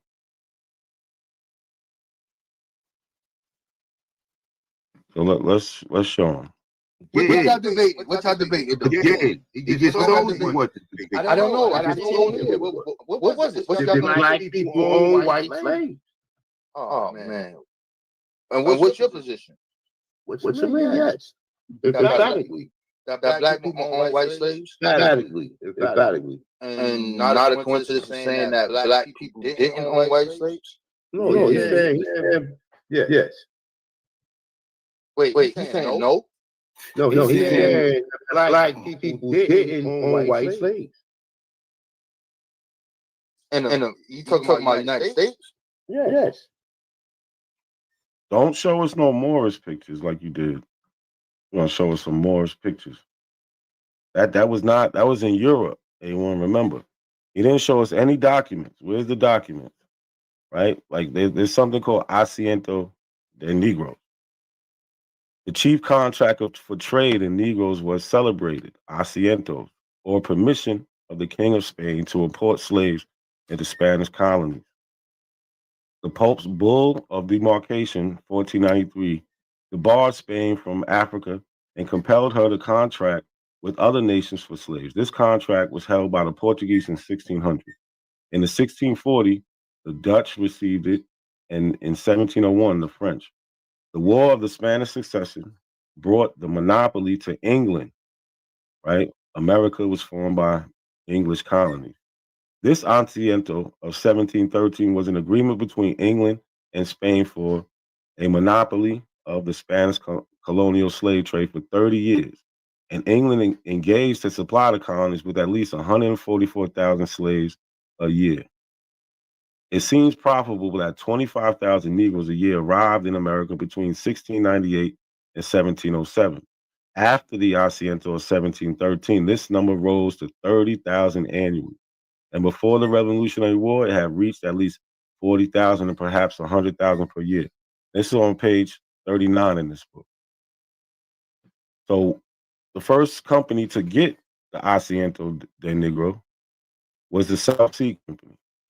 20 minutes, 30 seconds, brother. 20 minutes and 30 seconds. The Spanish granted a monopoly contract, the Asiento, to supply Spanish America with African slaves. After the end of the war, the Spanish succession, as part of the provisions of the Treaty of Utrecht in 1713, the Asiento was granted to the South Sea Company.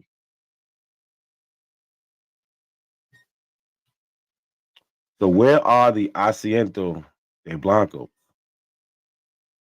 Allowing to the subjects of Great Britain the liberty of importing Negroes into the Spanish America. Negroes.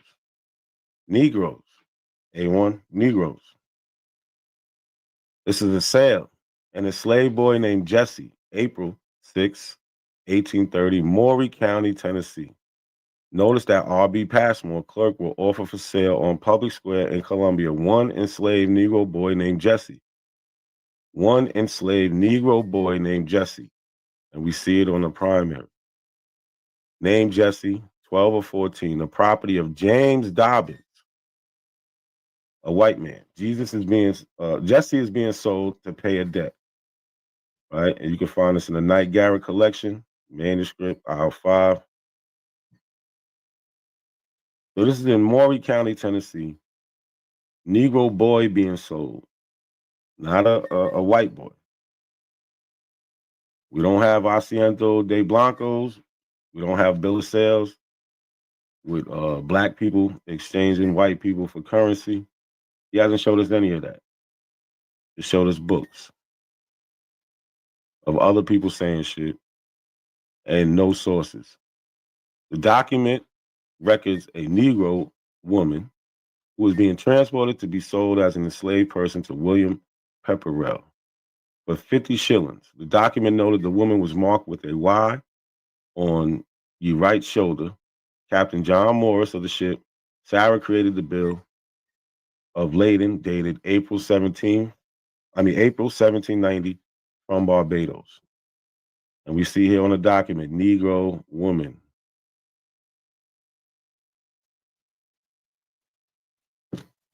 Where's it at, A1? So this is a bill of lading, right? We have shipping.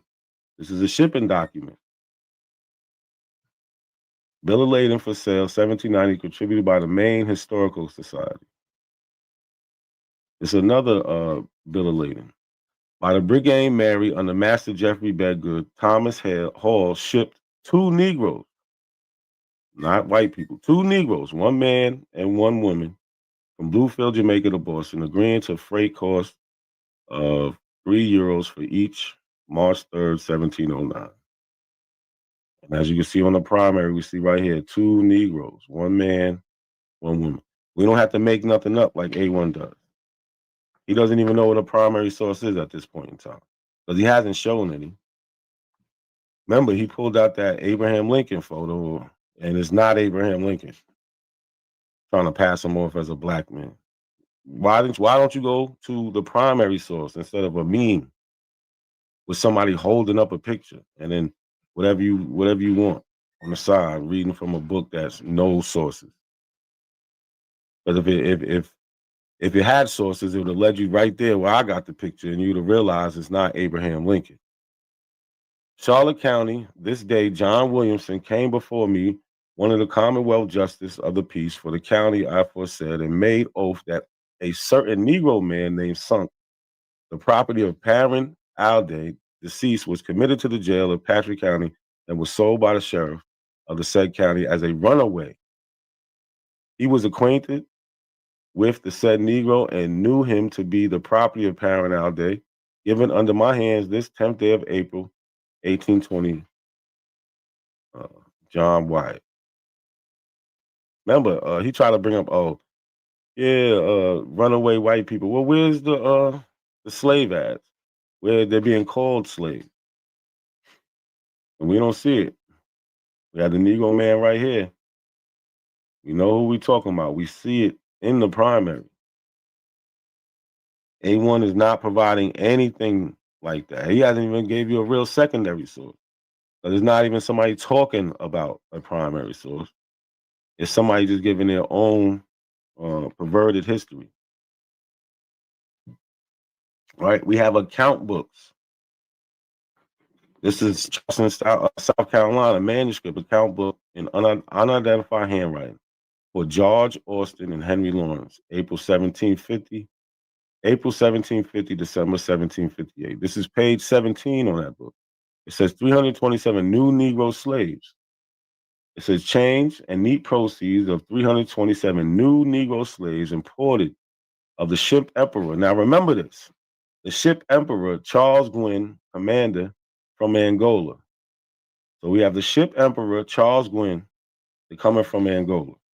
This is the account book. Now this is the actual slave ad where they got these people to come and buy them. They put an ad in the paper, and when they come and buy them, they write it in their account book, and we can see how much they bought and sold them for, how many people they bought, etc. So this is the South Carolina Gazette, September 3rd, 1753, page 3. On Wednesday next, the 5th of September, will be sold an exceeding fine cargo of 350 healthy Negroes just imported on the ship Emperor.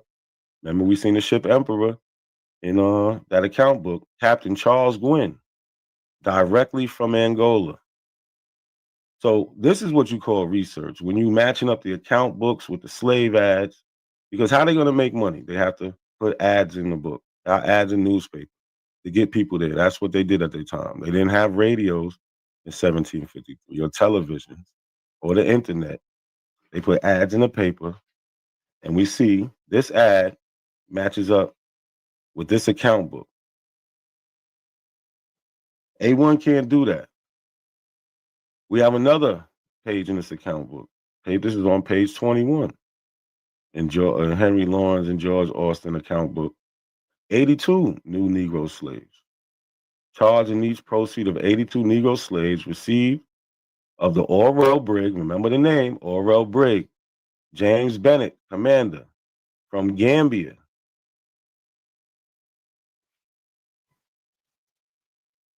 This is the South Carolina Gazette, September 3rd, 1753, page 3. Also on the same day as above will be sold a cargo of healthy slaves just imported on the Brigade Orwell, Captain Bennett, directly from the River Gambia. So A1 loves to bring up this word cross-referencing, but you never see him cross-referencing with primaries. You never see, you see him picking and choosing out of pseudo books that have no sources in them. This is why he ends up showing a picture of Abraham Lincoln, and it ain't Abraham Lincoln. So what are some other documents we have? We have the Georgia succession document. This is when Georgia left the Union for the Civil War.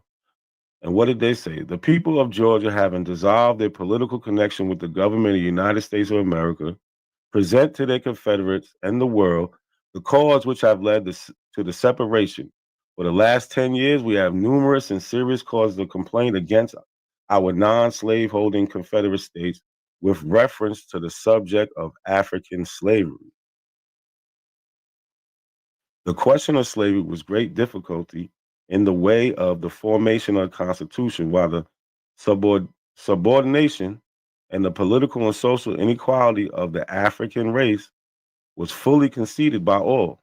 So all of them agreed on the inequality. It was plainly apparent that slavery would soon disappear from what are now the non-slaveholding states of the original 13. So they said, we gotta go. This is a declaration of immediate cause which induced and justified the secession of the state of Mississippi from the federal union. I know there's some people from Mississippi there, right? This is from Georgia. They told you they wanted to leave because of African slavery. They wanted to keep it. This is Mississippi. Our position is thoroughly identified with the institution of slavery. The greatest material interest of the world. It is labor supplies, the product of which constitutes by far the largest and most important portions of commerce of the earth. These products are peculiar to the climate, virgin on the tropical regions, and by an imperious law of nature, none but the black race can bear exposure to the tropical sun.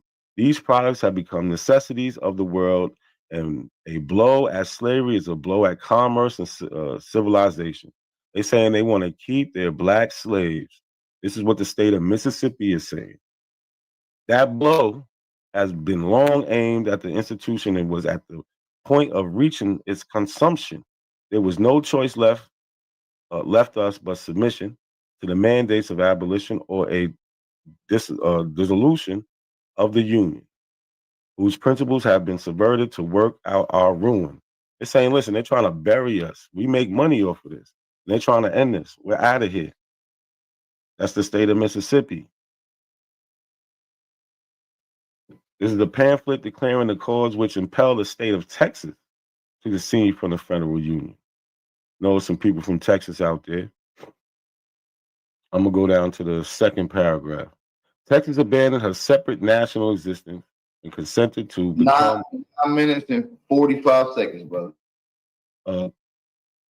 Became one of the Confederate states to promote her welfare, ensure domestic tranquility, and secure more substantially the blessings of liberty and peace to her people. She was received into the Confederacy with her own constitution under the guarantees of the federal constitution. Let me skip down to the next sentence. She was received as a commonwealth holding, maintaining, and protecting the institution known as Negro slavery. This is what Texas said. The servitude of the African to the white race within her limits. That's Texas for you. So now let's get to what A1 can't do. He can't put himself into the history. This is my fifth great grandfather, Sonny Alexander. Where is A1's peoples that owned black people? I mean, that owned white people. This is Sonny Alexander on the property tax list of Couple County, Virginia. It says, and names of slaves, 1783. You see, this is Jeremiah Early, Sonny. This is the actual portraits of people that owned him, Jeremiah and Elizabeth Early. This is my fourth great grandfather on my father's side. I descend from his son Richard. The oldest record I have on him is from 1866. A list. This is how you can find it. A list of register of colored persons cohabiting together as husband and wife, 1866, February 27, Prince Edward County. And we can see my fourth great grandfather, William Nelson, here. This line is his family. Here's a close up. And according to the records, he was owned by Henry Stokes. Henry Stokes is a white man. In the 1860, here's a slave schedule. 1860, Henry Stokes owned 53 enslaved black people. 1860, my fourth great grandfather, William, would have been 30 years old. Henry Stokes owned 3 black males at that time. And here goes living descendants I found with DNA through William Nelson.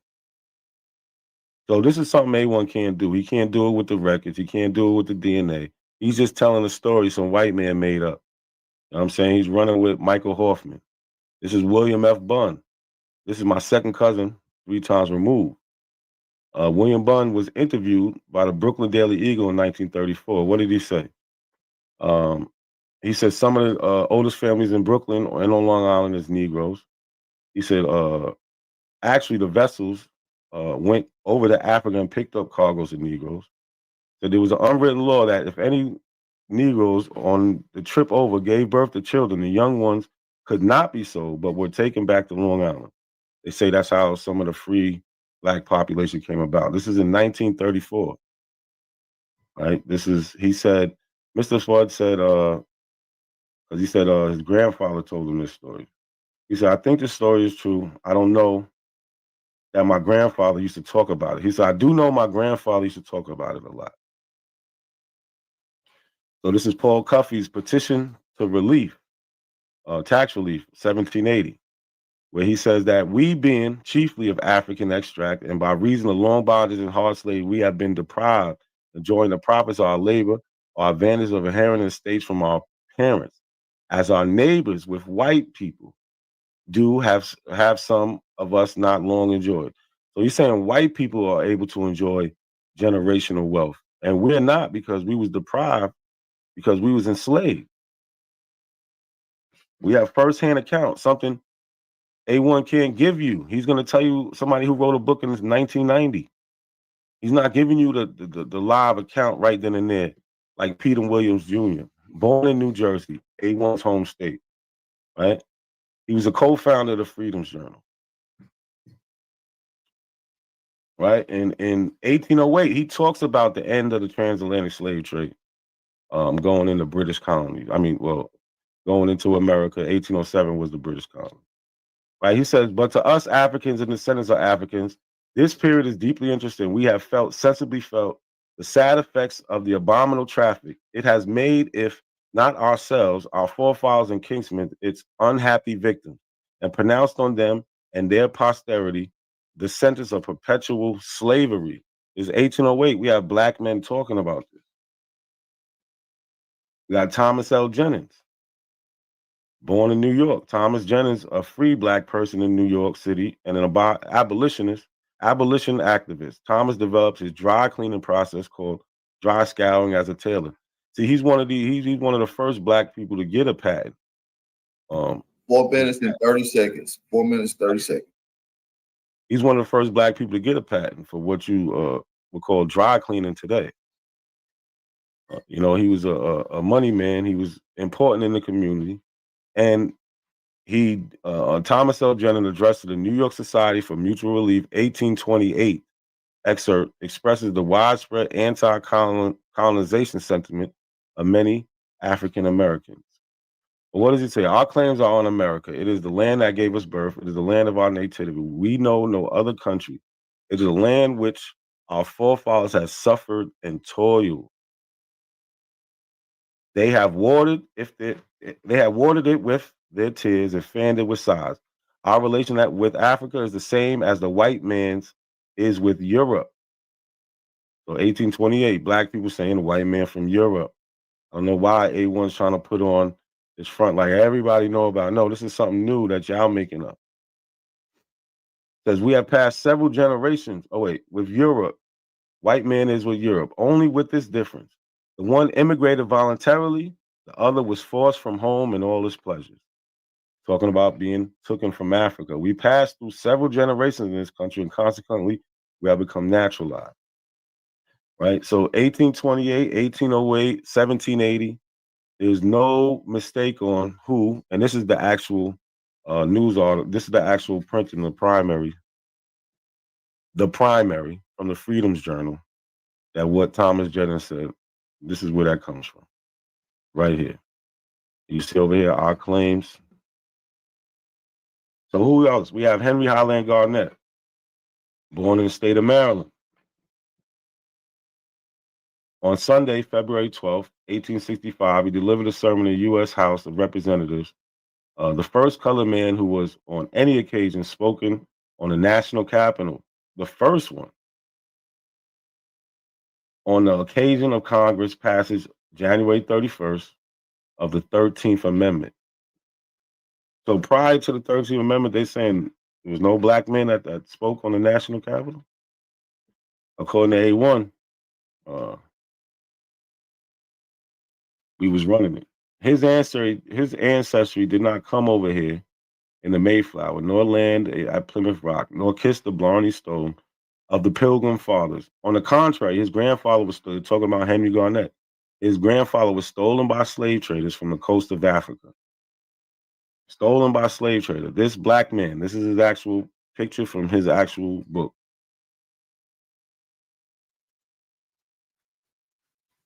Comes from this book, Garnett's Memorial Discourse. Something A1 can't do. This is why he gets fooled by books and show you a picture of people who's not really them. How much time I got? You got a minute and 19 seconds. Excuse me.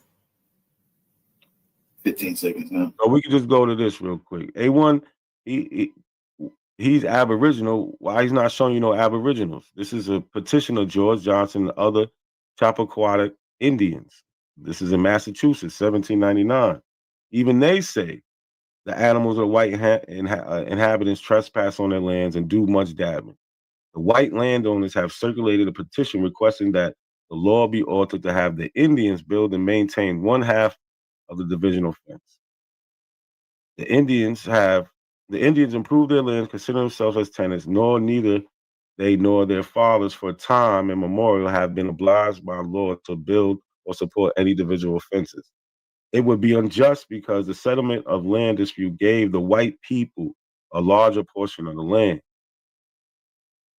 It would be the same as white people taking the rest of their land and the Indians and their children be drove into the sea. This is 1799. A1 hasn't showed us anything. He gave us fancy tales. We can just go back through it. We got the primaries, we got the people, right? Even showed you how my family is attached to this story. Tom. A1. Tom, shout out to everybody in the building, man. This was one of the ones, man. Shout out to Not a Coincidence. Shout out to A1. These brothers came to put on 25 minutes. They showed the endurance. Make sure y'all hit that like button. We're going to get ready to get into the answering and questions round. Also, the polls are officially being dropped right now as we speak. You should see it in there. If you don't see it, refresh your screen. We're going to take a quick break and we'll be right back with the answering and question round.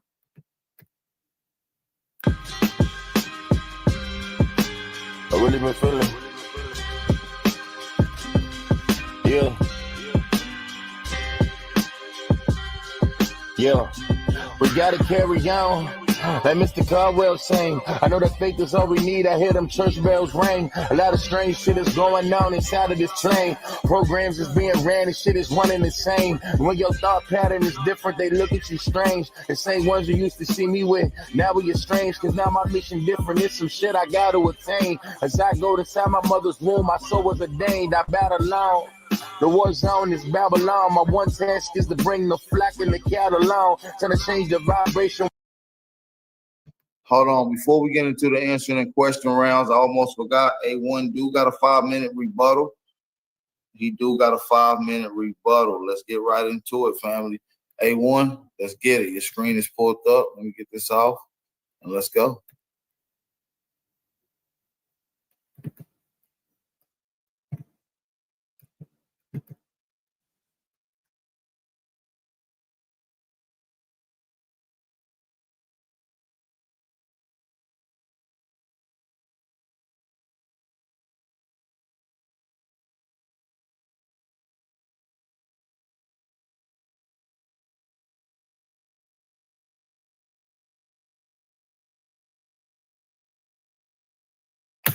We can't hear you if you're speaking, brother A1. Your mic is muted.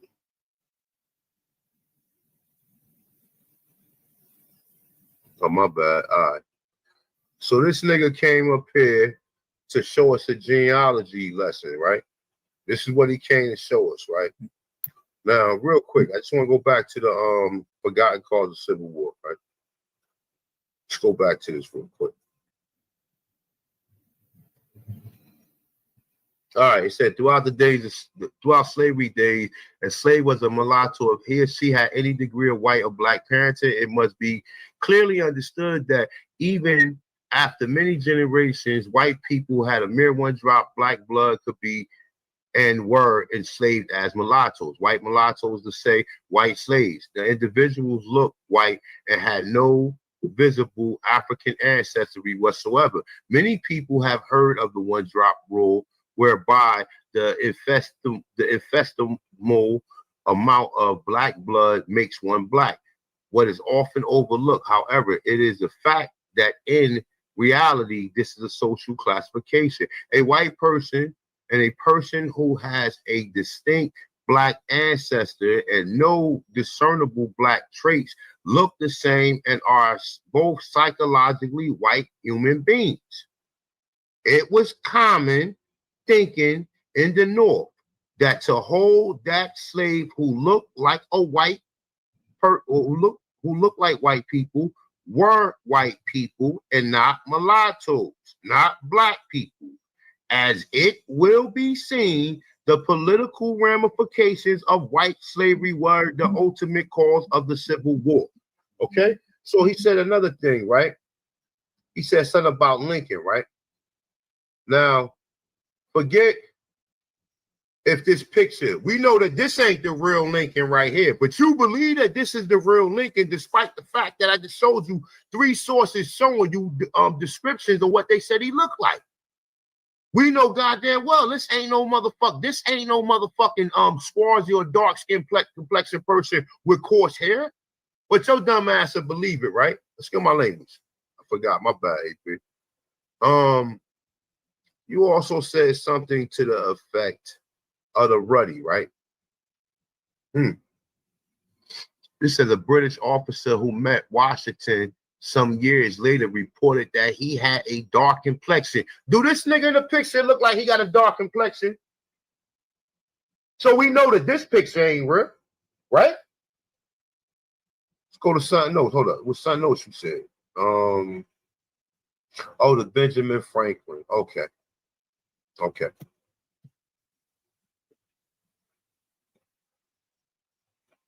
All right, you said Benjamin Franklin. You said I just showed you a picture, right? I showed you from the observation concerning the increased mankind, people of the countries, etc., by Benjamin Franklin. This is a primary source.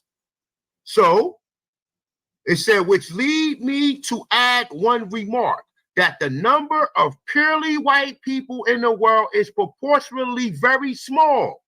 All of Africa is black and tawny. All of Asia, tawny. America, exclusive of the newcomers, tawny. And in Europe, the Spaniards, Italians, the French, the Russians, the Swedes, are generally what we will call a swarthy complexion, as are the Germans. Now, fuck what you, forget what you showing up there, right? We're going to go to the original definition of what swarthy means. It means being a dark hue or dusky complexion, tawny. In warm climates, the complexion of men universal, swarthy or black. The Moors, Spanish, and Italians are more swarthy than the French, Germans, and English.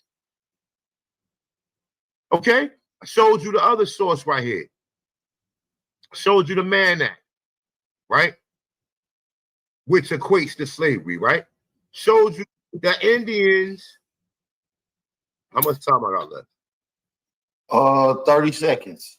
Showed you that white slaves were actually owned by Negroes and Indians in the South, to such a thing in Virginia Assembly passed by the following law in 1670. And all this nigga been showing you is more black slaves, his genealogy, and reading half a sentences. He not even really debunking or he's not really doing nothing, brother. He came up here to show us his ancestry and show you other Negroes, like all right, the boys. We know he was Boule. Time. Peace to God, man. Peace to God. Time. Shout out to everybody in the building, man. We about to go straight into the question and answer round. Like I said, I am gonna give y'all a chance to get a little break in between. We'll be right back with it in just a second. Make sure y'all hit that like button, thumb up the video. My niggas, they Babylon. Now focused on getting my money, Tower of Babylon, my catalog. Self-subscribed, I'm staying strong. I know my destination, I travel, don't know the roads. Don't give a fuck about the status and status quo. If it's down low, the next computer is blockchain. I'm pinging off of towers, can't triangulate my pen game. I'm off the grid. The lyrical EMP, they try to follow down a rabbit hole that's filled with TNC. The last of a dying breed, just aim fire and squeeze at demonic chapters. I know the sigil on his sleeve. And crush the regalia, shining like diamonds to the sea. I'll show you Wonderland. It's up to you if you believe. The son of the matrix, shining like nothing you conceive. A bomb with a pen, removing nothing's gonna leave a line by the wind. We smell percussion in the breeze, the drummer go in and leave nothing but the leaves are not in the grin. Be the last thing you ever see in the problem with him. Lead to a problem with a den. A lion sent down from Zion, bringing drama to your kin. I promise I'm like Obama or Osama, it depends on how God order my steps. When you stepping up to him, I'm different. Can politic or demolish them, pick a fence and stay behind it, cause the lions is out again.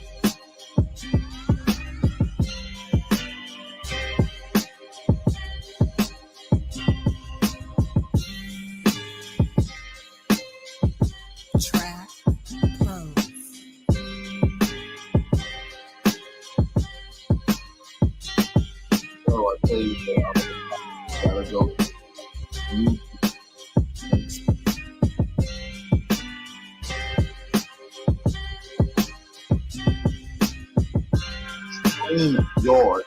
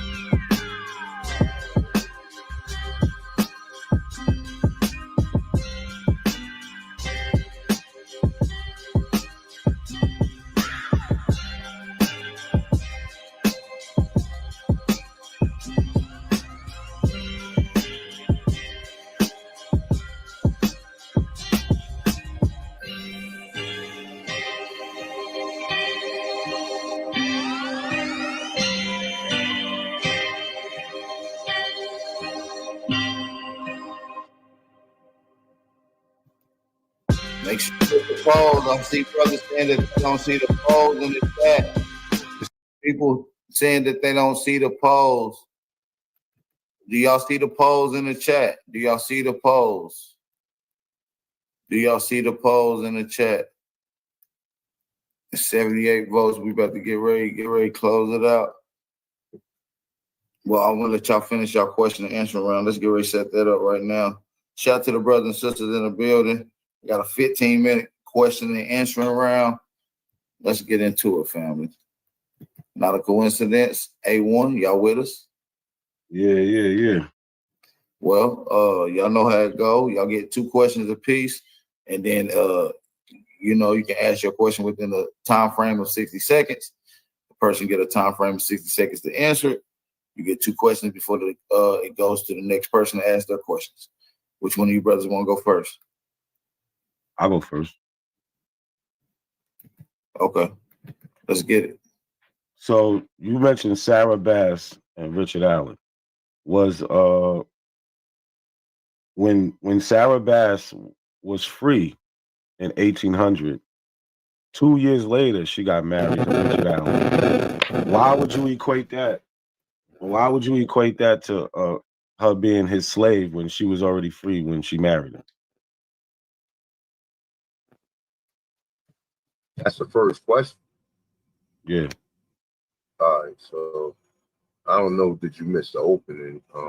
You was here for the actual debate, but all right, let's go back real quick. He was married to her, right? So that would mean that she was his family, that they was family, right? She was free. No, it doesn't matter if she was free. Wait, She still you're was. supposed to answer my question, not ask I'm me. answering. I'm asking. Okay, so the fact that he was married to her, then that would mean that she was part of his what? Family, right? Right? So the term, She's not white, brother, though. okay, what you mean she not white? Well, She's what the not fuck white. she look like? Man, brother, hold up. Hold the fuck up. Oh. Now she not white. Hey, show look, us someone that says she's white. Show us someone that says she's white. We can see what she look like, nigga. We talking about. Hey, look, Where'd I just that showed picture y'all. come from? I A1, just you showed showed y'all. us a picture of Abraham Lincoln, and it wasn't Oh, Abraham Lincoln.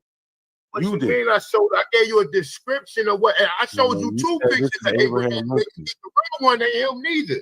You said this is So Abraham if you Lincoln. okay, if you don't believe the black one is not Abraham No, Lincoln, then this you ain't damn. about belief. This is about evidence. No. Hey. We're not Well, dealing can you answer my question, please? brother. I just answered Hey, your I hope question. you ain't sharing them links out there, family, because I see it's 93 cast votes. We only had 70 people, 74 people in here max all night. I'm looking at the max. It was maxed out at 76. I'm probably gonna end the polls, fellas. Is that cool with y'all? Because I think people sharing the link, family. Man, it ended. I mean, shit.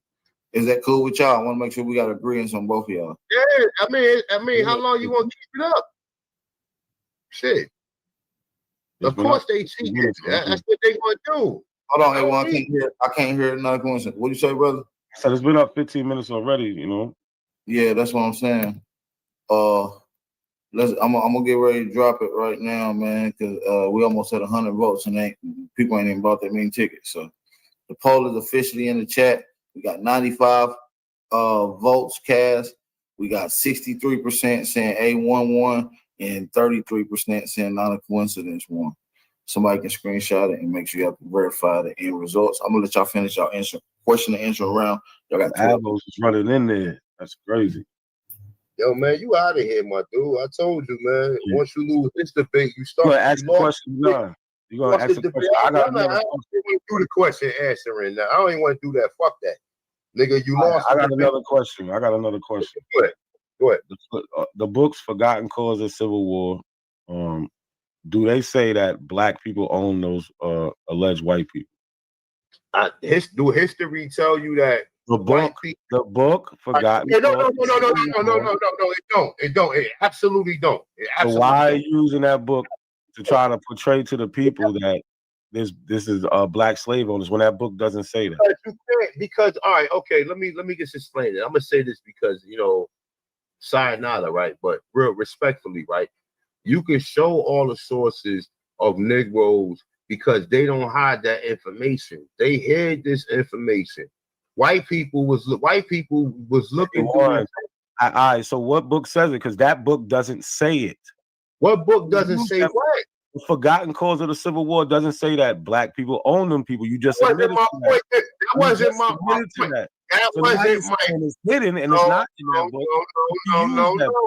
That was not my point of using it. My point of using it was to show you that they lied, but they said that the cause of the Civil War, according to nothing. Brother, listen, let me. Black people. Are you gonna let me answer you, or are you gonna talk over me? I'm waiting for the answer.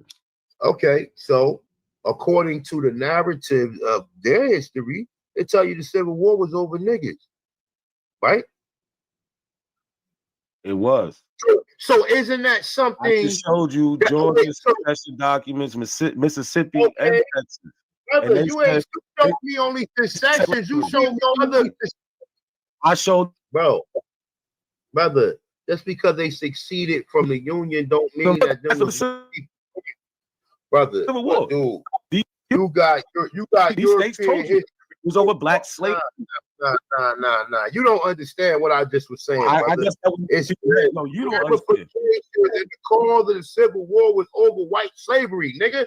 They tell us black slavery. Of course you want to enforce black slavery, nigga. Because you get sold your answer, and you don't even know if them genealogy records that sources for what you're saying. Man, whatever, You had no sources. You ain't source, showing not one bill of sale, one census record, nothing. That was no contemporary evidence. Everything I showed you can read. I made sure I only chose stuff you can read. I showed you where it said Negro. Yes, I could. I was reading them. I was reading them. All right, whatever, bro. Now, you don't know what you told. You showed no sources. None. I knew you was going to do this. No sources. I gave you the 1670 source. I gave you that source. You took the word out. You took Negro out. You took Negro out. With white women, right? I gave you George Cummins. Negro out. And no, I did not. Service. It's the Christian service. Look, I gave you George Cummins. I also finished it off with your boy Anthony Johnson, who had white servants. Servants are slaves. No, servants are not slaves. Those people had indentured contracts. I won that. I already won that. That's just settled. You lost. The way you won, only way you win that debate is by calling up the dictionary that printed that, and you arguing with them. That's the only thing. I didn't make that up. They didn't say nothing about America. That etymology dictionary said nothing about America. It says, brother, nothing about America. Okay. Now let me ask you. The date is about America. What is you talking about? Whatever happened with that? Now let me ask you my two questions. Okay, whatever. All right, if you feel as though you got that off, cool, right?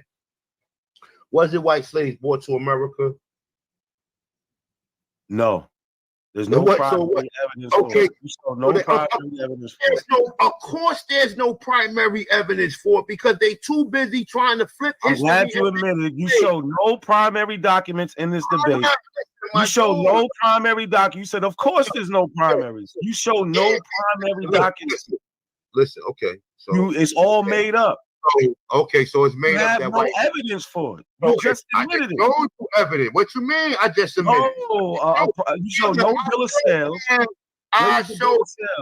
All right. Where was Man, anything? Where was the bill of lading? You showed nothing. Okay, so because you just admitted you showed nothing. Some fabricated sources of showing you Negroes that was brought over here that was done at the Reconstruction. Fabricated nothing. Everybody, you can look up everything I put down. You look it up right now. Nothing fabricated. My nigga, they wasn't calling nobody black. You didn't prove nothing was fake. And in none of your rebuttals did you ever say anything was fake. Now, it was fake. All right. Okay. All right. You answered both my questions. You answered both my questions. So, I guess you won the question answering. But you know what? I think I'm gonna take this to an old victory, my dude. And I know damn sure you damn shame you ain't show not one source. Where you should go you didn't show no source. You should come back around. No primary sources because they don't exist. Come back around these parts. Go. All right, so look, no primary sources because they don't exist. You just said that. So what you niggas can do is this: you shot one Storm P, Lucky, and I see an old girl. They go get a 6-pack. Man, I got no white man in it. 211. Go get a 6-pack of 211. Go get some weed. Make sure it got seeds in it. Roll it in your easy wire and go put your bugs on. How you know? Put your bugs on. The documents are missing. How do you know? Go cry about it over there. I made it up. I don't gotta cry about it because you crying about it now. I ain't crying about nothing. Just like every time on the replay, it's gonna look stupid like you always. Now, on the replay, you gonna look dumb like you always. Coming out, my dude. Thanks for coming out. I'm glad that you showed genealogy. I'm showed you showed your Mickey Mouse genealogy because you ain't go to none of them places and look up none of them documents and none of these fucking. You don't know what I did. You don't know what I did. You ain't got no black slave owners. You too busy learning about black Aborigines. You ain't got no black slave owners in your family. You too busy listen, my dude, I'm not even gonna get into my. I'm not. No black slave owners. It's my personal. Show not one primary source. No court document. Last dude on there, I ain't believe that was your family, nigga. That looked like copy and paste remix. You put a picture up to tell me, yeah, this is my family right here. He said he was a slave, nigga. The fuck out of it. Call he didn't say that. Call your cousin for the phone. He didn't call say your that. cousin for the phone right now. He didn't say that. He And didn't they say, yo, your father's name was such and such, right? You ain't got no proof that's your family, nigga. None you of don't got no family. Y'all whole history is made up. Just like this whole shit you just did tonight is all made up. You don't have anything. You don't have nothing. You have nothing. You have a fake existence. I ain't even get a chance to say that part right there. But hold on, you gonna love this part right here. You have a fake existence. I got a fake existence, okay? You gonna love this part right here, right? Hold up, let me find it real quick, right? All right, boom, here you go right here, right? So it say the 5 black founding fathers of the 13 colonies, nigga. King James Stewart, King Charles I Stewart, King Charles II Stewart, King James II, and King George III. In 1607, Virginia was founded by black Scots, King James I. 1620, Massachusetts and Maine was founded by King James I. 1620, New England founded by King James I. 1632, Maryland founded by King James I. New Hampshire in 1629 founded by King James I. He wasn't even alive. First of all, stop. Founded by King James was not alive in the 1630s. 1638. Delaware founded by King James. It says 1632. King James was not alive. Are you crazy? King James died in 1625. So King James died in 1625. He didn't start nothing in 1630 anything. You reading them dumbass sources got you off. Okay, look, I'm gonna continue. Dumbass books. Want me to continue? The 5 black founding fathers of the 13 colonies, nigga. Get over it, nigga. You've been duped. You run around here. Listen, my dude, Maryland all you doing is running around here. King James died in 1625. That's why you lost. Because don't nobody believe you. Shit, they ain't believe your genealogy when you said you a slave. Ain't nobody. Why you ain't showing no Indian records? What you believe? Why you ain't showing no Indian records? You ain't got no sources. You ain't even put your sources on the Why you can so easily find a slave? That shit was trash. You made the whole shit up. You got Michael Hoffman and some other white. You know what? You know what though? No primary sources. It wasn't by 1%. So it wasn't by 1%. Not one primary. Of course, the coach following. Like I told you. Hey, brother, the whole it wasn't by 1%, my dude. I'm watching. I was watching the last couple minutes when all the people came in. They wasn't voting for me. They was voting by for 1%. It wasn't by 1%, bro. Now your host went up. No, it went up. It went up. It didn't not the last. I was on 33% for the last 3 minutes. I was watching. Hey, Sky One, you was rooting for not a coincidence. All Aboriginals running in here. Look, you took how the numbers go. We seen it. You little bitch. You took the L with him. You was in there pom-pomming. Not a coincidence. Not a coincidence. So not a coincidence. Lost, nigga. All that energy you helped. You ain't show one primary source. You're trash. Nigga. You feel devastated, Shy One, don't you? Abos will sit there and vote, and the guy admit he ain't show no primary sources. What type of shit? Shy probably crying right now, nigga. He probably crying. It went exactly how I thought it would go. Man, go no primary sources. Go get your boy man. He needs you. Still vote go for you. Ass after party over there. Drink your Still Reserve or your 211. Smoke your motherfucking Ari, nigga. You always talking about that shit. That's the shit you drink. I drink Sweet Red, Red Moscato. I mean, I don't even really even drink like that, nigga. I do. I'm more of a fitness workout type dude. So I don't really be putting a lot of poison in my body. I tell you one thing. You need to stop putting that poison in your brain, nigga. Running around here telling you ain't pull up not one. You know it was white slaves here. Why you didn't pull up no records of any white slaves? Why you didn't pull up no records of any white people being owned by black people, brother? All them books you reading from, none of them own black. None of them. Not one. Did Anthony Johnson have white servants? He had white indentured servants, yes, that got free. So did anything that I read about The how only slave he had was John Kasar. That's Tom. That's Tom. Only slave he had was John Kasar. Everybody in the building, man. Welcome to the Bat League. This is the Aboriginal Power Debate League, where all knowledge is being tested, calling out all Aboriginals, calling out all Pan-Africans, all Hebrews, all Moors, all Indians. Come step in the ring and put your information on the table. Bat League. Shout out to everybody in the building, man. It's your brother, Big Aboriginal Power. This concludes today's debate. Congratulations to both of these debaters. Not a coincidence. Shout out to you for coming to put on. Hold up. Before not a coincidence, leave. Not a coincidence. Hold on, A1. Hold on. Shout out to A1 for putting on some fire ass shit too. And congratulations on your win. Shout out to everybody that's in the building. Make sure y'all drop them fire emojis. What were you saying, brother A1? Oh, we got not a coincidence. You lost the debate, right? Did you lose? Yes or no? Yeah, I ain't stupid. Yeah, I lost. Okay, all right. Just remember that. So when you go over on your platform telling niggas you won, we gonna play that sound bite, nigga. Look, I always say the same shit. I lose in the polls, but when you look at the information, you lost. You just admitted there's no primary sources. My dude, you pull a bunch of primary sources. Hour and a half presentation. He didn't show one primary source. Hold on. This is done with the back and forth. I appreciate you brothers for coming through. I'm gonna hit y'all brothers up in just a second on the back end. And I do want to say shout out to everybody in the building. If y'all can hear my voice right now, drop them fire emojis in the building. I do want to make a special announcement. Drop that fire emoji in the building. Drop that fire emoji in the building. If y'all can hear me, I want to make sure I got everybody's attention. Shout out to everybody in the building. I really do appreciate everybody for tapping in to this. This was a fire ass debate. I appreciate everybody that supported. The special announcement, man. Let's get into the special announcement. January the 30th. January the 30th, we got my brother Hawk School versus Dr. Longo. Hawk School versus Dr. Longo. We'll get into the topic, and later on we'll announce that when them brothers come on the panel. So you'll probably see them brothers in the after party sometime tomorrow, if not Monday. Shout out to them, Hawk School and Dr. Longo going head to head. It's going to be a movie. Make sure y'all tune in to that. With that being said, man, shout out to everybody that's in the building. We looking forward to the debates 2024. We got Chief Holiday versus Garfield Reed.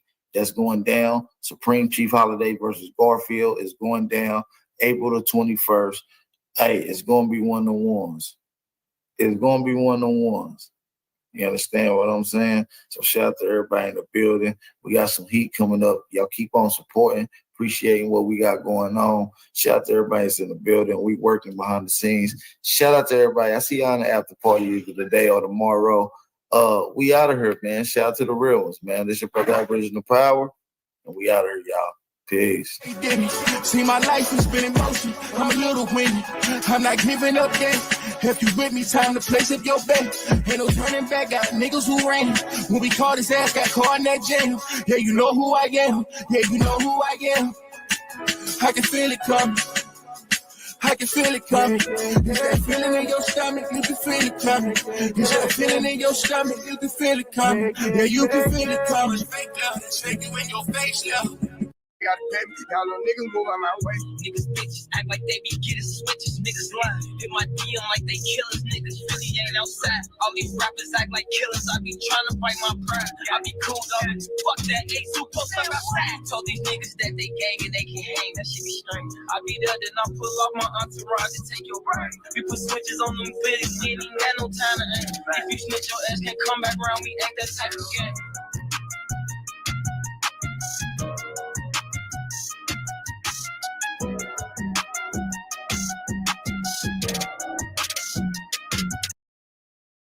Yeah, man. Shout out to everybody in the building, man. Hopefully everybody's in here. Sorry about the little doozy. Somehow it was still public, but it's now back on unlisted. Shout out to everybody in the building. Shout out to everybody in the building.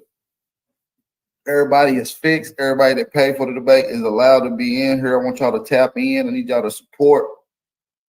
I need y'all to support. I need y'all to support. Some people slipped in through the door, though. Once you in, you in. Once you slip in, you slipped in. So some niggas slipped in through the door. We ain't mad at you. We ain't mad at you. If you purchase your pay-per-view and you didn't get your pay-per-view ticket, you're not coming through. You gotta show proof of motherfucking purchase. So if you in here, drop them fire emoji, man. Y'all know what y'all came for, man. This is gonna be a movie today, you guys. This is gonna be a movie. This is probably the biggest debate so far, man. We might even have 90 to 100 people coming here. I know we sold 65 tickets, you guys. Shout out to everybody that came through, man. We sold 65 tickets. Shout out to everybody that's in the building. Shout out to everybody that is in the building. So what we doing, man? Shout out to everybody in the building, man. Are we good? Drop them fire emojis. What we doing? I want to make sure we got the fellas in here, man. We are in here right now, you guys. Hawk School versus Not a Coincidence. Are indentured servants and slaves the same? All right. Shout out to everybody that's in the building, man. Drop them fire emojis. Let me get a mic check from these two brothers. Hawk School, what's the word? What's that? Hawk School, let's get a mic check. Try. Keep it unmuted. Keep it unmuted. You better get ready to go in. I want to make sure we're good on audio. Not a coincidence. What's the word? What's good? What's good? What's good? I'm here. Let's go. Man, hey, y'all ready? Hey, the anticipation's thick in here. Hey, no bap lifting. Did you tell your people no bap lifting? Not a coincidence, bro? Absolutely. No bap lifting, bro? Absolutely. All right, now listen, let's start this thing off proper. Let's deal with the rules and regulations. First rule is make sure you got a pen and paper. You're paying attention to the information. Second rule, which is probably the most important rule, nobody gets blocked or timed out. Moderators, y'all the only one that's capable of doing that. So no moderators, no timing nobody out, no blocking anybody. I need matter of fact, Mark Spector. If any of the moderators block or time somebody out, Mark Spector, let me know. We're taking the wrenches. All right. Don't get your wrench took.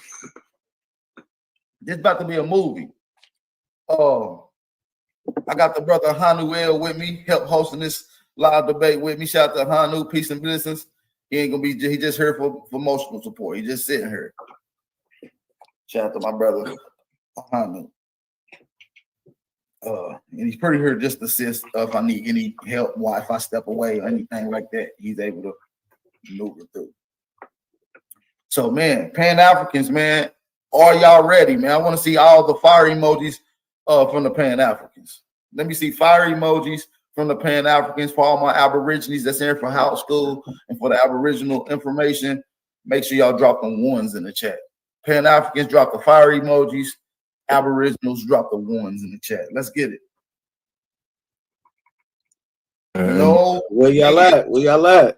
Tribe. And don't forget, we're gonna There's no deleting, no timing, no blocking, no nothing. Everybody that's in here paid to be here. Clear.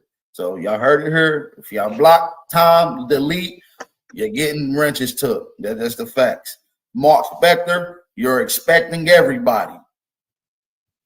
See how that worked? Shout out to everybody that purchased tickets for this debate, man. I do want to say peace, love, and blessings, man. We do really appreciate the support. Look at the turnout. This is going to be a huge debate. I'm going to allow Hawk School to introduce itself to the people, and then we allow Not a Coincidence. Then we'll flip this coin, you guys. Let's get it. Hey, man, peace to the tribes. You already know the vibes. It is I, the Incredible Hawk. You already know where we broadcasting from. We live from the Immaculate Republic of Atlantis. Put some ones in the chat. You know what I'm talking about? The one is for one because we already won. You already know. It's your boy, Not a Coincidence, here. The Battle of the Bull. The bullshit. Right? We're going to get into this, man. Let's go. Yeah, let's get it. Hold on. Let me go grab my lucky coin. Give me a second. Hold on. Grab my coin right quick. Hold on.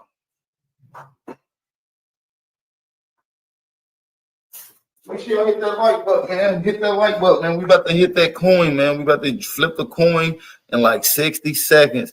I'm gonna need y'all to hit that like button, man. Hit that like button, thumb up the video, support the channel, man. We'll be right back in 60 seconds. See, my life has been in motion. I'm a little windy. I'm not giving up yet. If you with me, time to place up your bet. Ain't no turning back. Got niggas who ran. When we caught his ass, got caught in that jail. Yeah, you know who I am. Yeah, you know who I am. I can feel it coming. I can feel it coming. It's that feeling in your stomach, you can feel it coming. It's that feeling in your stomach, you can feel it coming. Yeah, you can feel it coming. Fake love, that snake you in your face, love. That snake you in your face, love. I told my brothers we gon' make it, that's how God wrote it. And the snake gon' show his face, that's how God wrote it. Too much fake love, that snake you in your face, love. Your face, love. That snake you in your face, love. I told my brothers we gon' make it, that's how God wrote it. And the snake gon' show his face, that's how God wrote it. Too much fake love, that snake you in your face, love. Your face, love. That snake you in your face, love. I told my brothers we gon' make it, that's how God wrote it. Yeah, the snake gon' show his face, that's how God wrote it. Shout out to everybody that's in the building, man. Let me get this off the screen. Let me get this off the screen for the family. We here, man. We here. What we doing? Who calling it? What we doing? I think Hawk School might have stepped away. Hawk School, you still in here? Tribe. All right. Well, I see your other thing leave. All right, good. All right. So what we doing? Call in the air. Got the lucky coin. I mean, the lucky nickel, man. Thrifty nickel, man. Heads, what we man. doing? Heads, man. We the head. We ain't the tail. Heads. Heads it is. Go ahead, man. It's on you. All right. Before we get into this, I want to make sure we break this thing down to you guys. We're gonna have a 3-minute rounds, 3 20-minute rounds. So each one of you guys will have 20-minute rounds.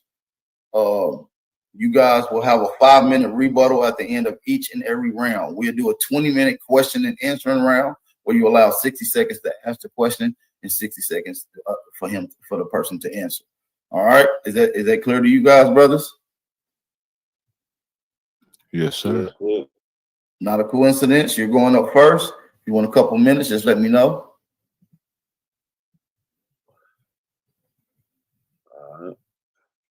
I can barely hear you, not a coincidence. Let me turn your microphone on. Let's make sure. All the way up. You can't hear me? There you go. You sound a little better now. There you go. Can you hear me now? Yeah. There you go. Round one on you, man. Let's get it, man. Shout out to everybody in the building, man. See, my life has been in motion. I'm a little windy. I'm not giving up yet. If you with me, time to place up your bet. Ain't no. Let's get it. Let's get it. Let's get it. Matter of fact, let me say this. Hawk School, if you want to go ahead and give a 5-minute introduction to the people, what they're expected to see before these rounds during this debate, and then we allow Not a Coincidence to give his 5 minutes and then go straight into his round. Okay, so go ahead, Brother Hawk. What they're going to be expecting to see during out this debate. You got 5 minutes to get into that. Not a Coincidence, you got the same. I almost forgot that part. Hawk School, you with me? I'm here. I just had to get my screen on deck. Yeah, let's get it. Yeah, this is Scare me there now. Don't do that. Yeah, I know that's. I like to keep the tension up. You know what I'm talking about? Let's go. Can you share my screen if you don't mind? Do you want to share it for the 5-minute introduction? Yes, sir. Let's go. Yeah, we like to, we Indians, man. We come in and we got niggas dripping beads all on the horses, shit. You know what I'm talking about? Big fur coats to the flow. But peace to everyone. We do appreciate you, you know what I mean, for taking time out for supporting this, and we will make it worthwhile. I know I will. Start now. Well, the time is irrelevant, brother. It won't take much time, all right? Because we got his story under investigation. And the question is, are indentured servants and slaves the same? All right. And we know that they are the same. All right. So we're not going to really do too much chatting. We're just going to get to the show and prove. All right.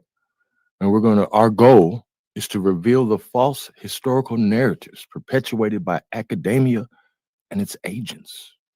All right. So that is our goal. All right. And our main problem here, when it comes to doing this research with many of these guys is they do not grasp the English language. All right. He's worried I'm going to talk about etymology. We don't have to talk about the origin of a word to understand the language we speak. All right. But we'll get to that later. You know what I mean? Just get your notebook out. It's going to be one of them ones.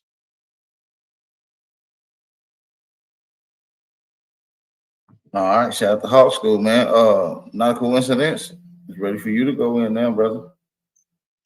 Yeah, so You screen sharing too? Nah, you just give me your introduction. Do your thing. Not yet. So this is gonna be it's gonna be real simple, right? You know, words have meanings, right? And we can't just go around making up our own words like a whole school's trying to do, right? In these meanings, what I'm gonna do is I'm gonna show you how these meanings was applied in real life, right? With primary sources.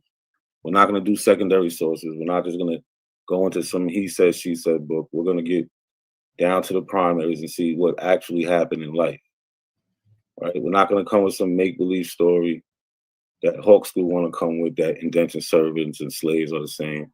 They're not. And I'm gonna show you they're not. You could my first round, I could start? Yeah, you can start whenever. You can, yeah. You got 3 minutes left. My screen? You sharing my screen? No, I'm not. Let me get your time together, brother. Hold on. 1 second. Sorry. You ready to go? Yeah. Your screen is up now. As soon as you start, I'm starting this time, brother. All right. Are indentured servants and slaves the same? All right. Words and terms have meanings, like I was just saying, right? Meaning now, the thing one intends to convey, especially by language, the thing that is conveyed, especially by language, something that is meant or intended. So the intended use of these words like servant and slave, indentured servant and slave, we're going to get down to it. Hawk isn't going to be able to hide behind just some people saying, oh, this is what happened and comparing it. Nah, we're going to have to actually see this. Right? What is an indentured servant? Noun, a person who signs and is bound by indentures. Remember, a person who is bound by indentures to work for another for a specified time, especially in return for payment of travel, expenses, and maintenance. It's from the Merriam-Webster Dictionary. So indenture, we're going to get into what that means, right? So we see here, this is a contract where somebody is exchanging work for travel and expenses, right? It cost to come to America. It wasn't free. So in exchange, they exchanged their work for a certain amount of time. Slavery is forever. Indentures. Indentures are agreements between two parties about long-term work. The length of servitude might be a specified number of years or until the servant reaches a certain age. Some people indenture themselves. They willingly do this. Slavery has never been a something that somebody signed up for. This is something that most of these indentured servants signed up for. We're going to get into the differences, right? So a specified number of years or until the servant reaches a certain age. Some people indenture themselves in order to gain passage to America or to escape debt and poverty. Others, including convicts, were sold into indenture upon arrival. So people committing crimes also got indenture, right? They would get sentenced to a certain amount of time. This is from indentured servants, apprentices, convicts, family histories at the Library of Congress. So again, indentures are agreements between two parties. Two people agree to do this. One person has land, or they have a project they need help on a bill. They want to hire people out, so they get people who want to assign all their time and work for a specific number of years. Could be 4, could be 2, could be 5. So this is a willful thing. This is not slavery. Here we have an indentured servant contract. This indenture contract dated May 20th, 1784, states that James Bracken, a linen weaver from Armagh, Ireland, has agreed to serve 4-year term as an indentured servant. Has agreed to serve a 4-year term as an indentured servant. Paul School could never show you where somebody said, "Oh yeah, I'll be a slave." I would like to see that. So we need to see these type of things where how are they really the same if one is for a certain amount of time, one is till the person dies, or somebody's nice enough to let them free. There is no contract, there's no agreements, right? So James Bracken agreed to serve a 4-year term as an indentured servant in Virginia for Enoch Stickney or his heirs in exchange for his services.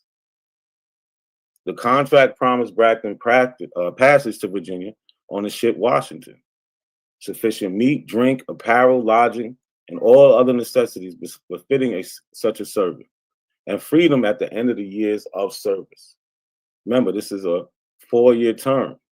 He gets freedom at the end, right? He gets freedom dues. And in the meantime, by law, he has to eat right. He has to make sure he has drinking, clothes, somewhere to live. Nowhere will you see that slaves had these certain rights or amenities to life. There's another indenture contract. All right. In this indenture contract dated August 4, 1755, the English carpenter and joiner William Buckland promised 4 years of service to Thomas Mason.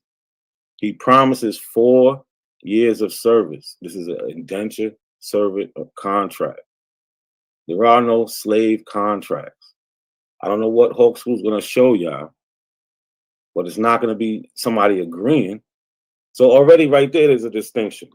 Somebody agrees to do something, somebody's forced to do something. How is that the same? They could be doing the same work, but it's not the same when one person at the end in a couple of years is going to be able to go home free. While the other, he has to plot to run away or commit a crime like murder just to get away. In the plantation of Virginia beyond the seas, Mason hired Buckland on behalf of his brother George Mason, who sought a skilled craftsman to help him design the interior woodwork in Gunston Hall, his plantation home in Fairfax County. The contract promised the 22-year-old Buckland paid passage to Virginia, 20 pounds of sterling per year, and room and board in exchange for 4 years of service, after which he would gain his freedom. So for 4 years, he gets 20 pounds a year, 20 pounds of sterling. For 4 years, he gets room and board. This don't sound like the slavery I hear. This is another indentured servant contract. How much time I got? In November 1742. You got 14 minutes, brother. My bad. All right. And I'll let y'all know when y'all get down to 10 to 5 minutes. All right. There's another indentured servant contract. So again, Paul School is going to have to show us how are these things even the same? How could you compare the two? Right? One has a contract where in this contract it says they're supposed to get a certain amount of things like food, clothing, lodging. Right? We got to understand. I'm gonna keep beating y'all in the head with this. Right? In November 1742, John Reed Jr. of New Jersey bound himself to Robert Livingston Jr., a member of a prominent New York family, to learn the merchant trade. Reed was to receive sufficient meat, drink, and lodging, food, clothing, and shelter for 5 years and be taught the art and mystery of a merchant. In exchange, he and his father pledged that Reed would gladly everywhere obey. So again, this is an agreement. For 5 years, he's going to work. He's going to obey this guy's lawful commands. In exchange, he gets taken care of. In exchange, he and his father pledged that Reed would gladly everywhere obey Livingston's lawful commands and do no damage to his said master, and not contract matrimony, or absent himself day or night from his said master's service without his leave. Again, this is an agreement. I don't know how he's going to show these slaves agreeing when we know there was no agreement. What is a slave? This is from the Black Law's Dictionary, 4th edition. Slave, a person who is hopefully subject to the will of another, one who has no freedom of action, but whose person and service are wholly under the control of another. No freedom of action, subject to another person. So when we looked up indentured servant, we didn't see those type of words being used. We seen agreement, we seen contract, right? We seen freedom. These people are able to get free. What is a slave? Someone captured, sold, or born into chattel slavery. Right? This is a quote from Henry Highland Garnett. Our poor and forlorn brother, who thou hast labeled slave. So why isn't he just using indentured servant if slave and servant is the same? Is also a man. God made him such, and his brother cannot unmake him. So slaves are captured, sold, or born into chattel slavery. But you might be thinking, well, what's chattel slavery? Right? Again, we cannot make up meanings to words if we want to be serious and have these conversations. Right? We have to have a baseline on what these words are. What is chattel slavery? Slavery in which a person is owned as chattel. Well, right, Webster Dictionary said, see chattel, sense two. So you follow directions, you go to sense two. Now, an enslaved person held as the legal property of another. That's self-explanatory. You know, when you hear my property, you could do what you want with your property. Again, when we look at slave, we don't see words like agreement. We don't see indenture. We don't see words like contract. We don't see words like freedom at the end of contract. We don't see these words with slave. And we don't see slave contracts. Again, Hawk School, I hope he plans on showing us slave contracts. So like I said, the slaves were property. So these slaves get through deeds. Deeds are written agreements which convey title of property, such as enslaved person, from one individual to another. The type of deed predominantly found in Virginia Untold involves the voluntary transfer of enslaved people between family members with no financial transaction involved. Well, people aren't gifting indentured servants. Want to know why? Because you had to pay for them to get over here, right? So you're getting there's already an agreement of a contract of service. These people are who are enslaved. They actually get passed down through inheritance. You got generations. Person will have somebody's grandmother. They might have paid for the grandmother, but you'll see that their children is also, right? So it's like you doubling up, right? So Robert Boyd gives Theosia Coke 2 Negro slaves, right? So this is the deed right here. It's from 1783, right? For the natural love and affection which I have for my sister-in-law, Theosia Coke, have given, granted, bargained, and sold, and by these presents do give, grant, bargain, and sell unto the said Theosia Coke 2 Negro girls named Betty and Fanny, with their increase to her. Right? So these indentured servants, they're getting free in 4 years. They're leaving and taking everything with them. These enslaved people, if they can enslave themselves, their children are still enslaved. That's a whole separate process. Now they have to go and try to get their children free. But there is no contract, so there's no guarantee that's even going to happen. Right? 2 Negro girls named Betty and Fanny with their increase to her heirs, and etc. The right and title of said girls, Betty and Fanny, I do warrant unto the said Theosia Coke to her heirs, etc. But if the said Theosia Coke should depart this life without lawful heirs, that the said Negro girls Betty and Fanny, with their increase, that means their children, shall return again to me, my heirs or assigns. This is property that's just being passed around with no end date. So, okay, we see the distinction. Slaves don't have an end date. Indentured servants do. Slaves are treated like property, passed around from person to person. Indentured servants, they can get, their contract can get sold off, but again, it's going to be exchange of money. It's a contract that's worth something. There's another set of slaves gifted in wills. It says this indenture. Remember, indenture means contract. So when you hear the word indentured servant, just think about contract servants. Contract servants.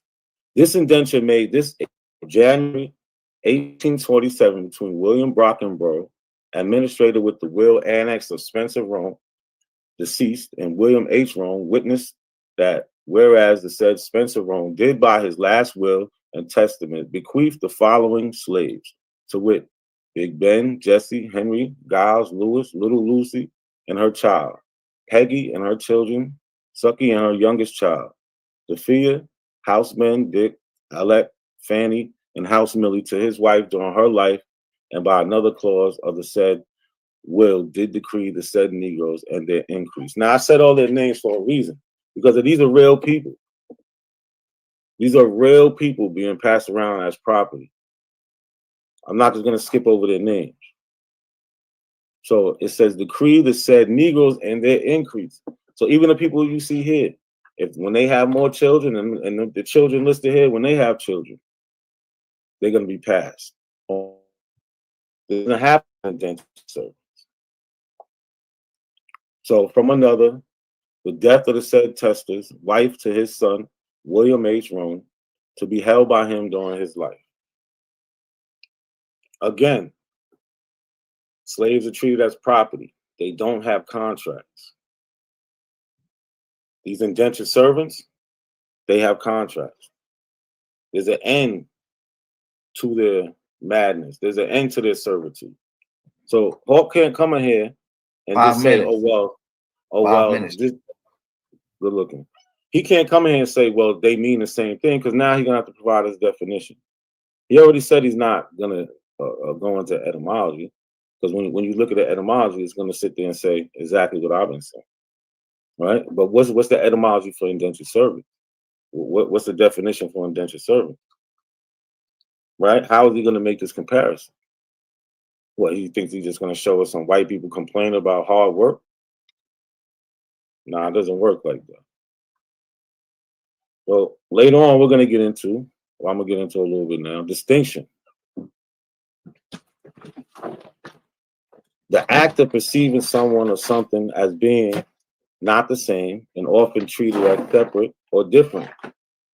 The distinguishing of a difference. This is from the Merriam-Webster Dictionary. Distinctions are important. So this is the 1705, an act concerning servants and slaves. So we just see in the title right here, there's a distinction. If servants and slaves are the same, why are they using two separate words? So what does number one say? That all servants brought into this country without indenture. So all servants brought without contract. If the said servant be Christian and of Christian parentage and above 19 years of age shall serve but 5 years. So if these people coming in, they don't have a contract. If they're servant, I mean, if they are from a Christian and Christian parentage, they will get a contract. They will get a contract. Number 4, that all servants imported and brought into this country by sea or land who were not Christian in their native country, except Turks and Moors, in amity with them, with Her Majesty and others that can make due proof of their being free in England or any other Christian country before they were shipped in order to transport hither shall be accounted and be slaves. So if you come from a non-Christian country, you'll be a slave. So, but Hawk School wants to tell us that slavery and indentured servant is the same.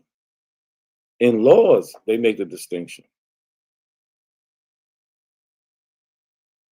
In laws, they make the distinction. Like right here, all servants employed. So if this debate was just about the word servant, he might have something. But we're talking about indentured servants, y'all. Remember that, indentured servants. The word indentured means contract. In the 1705 Act concerning servants and slaves. Number 4, it tells you the people who are going to be accounted as slaves are people from non-Christian native country. How much time I got left? You got a minute and 50 seconds. All right, I'm gonna end it right there. Go ahead. All right, man. That was a fire round from Not a Coincidence. Shout out to Not a Coincidence, you guys. We're gonna get ready to get that thing locked and loaded and get everybody going. Hawk School, you ready? You got a 5-minute rebuttal, and then you get to end your 20-minute round.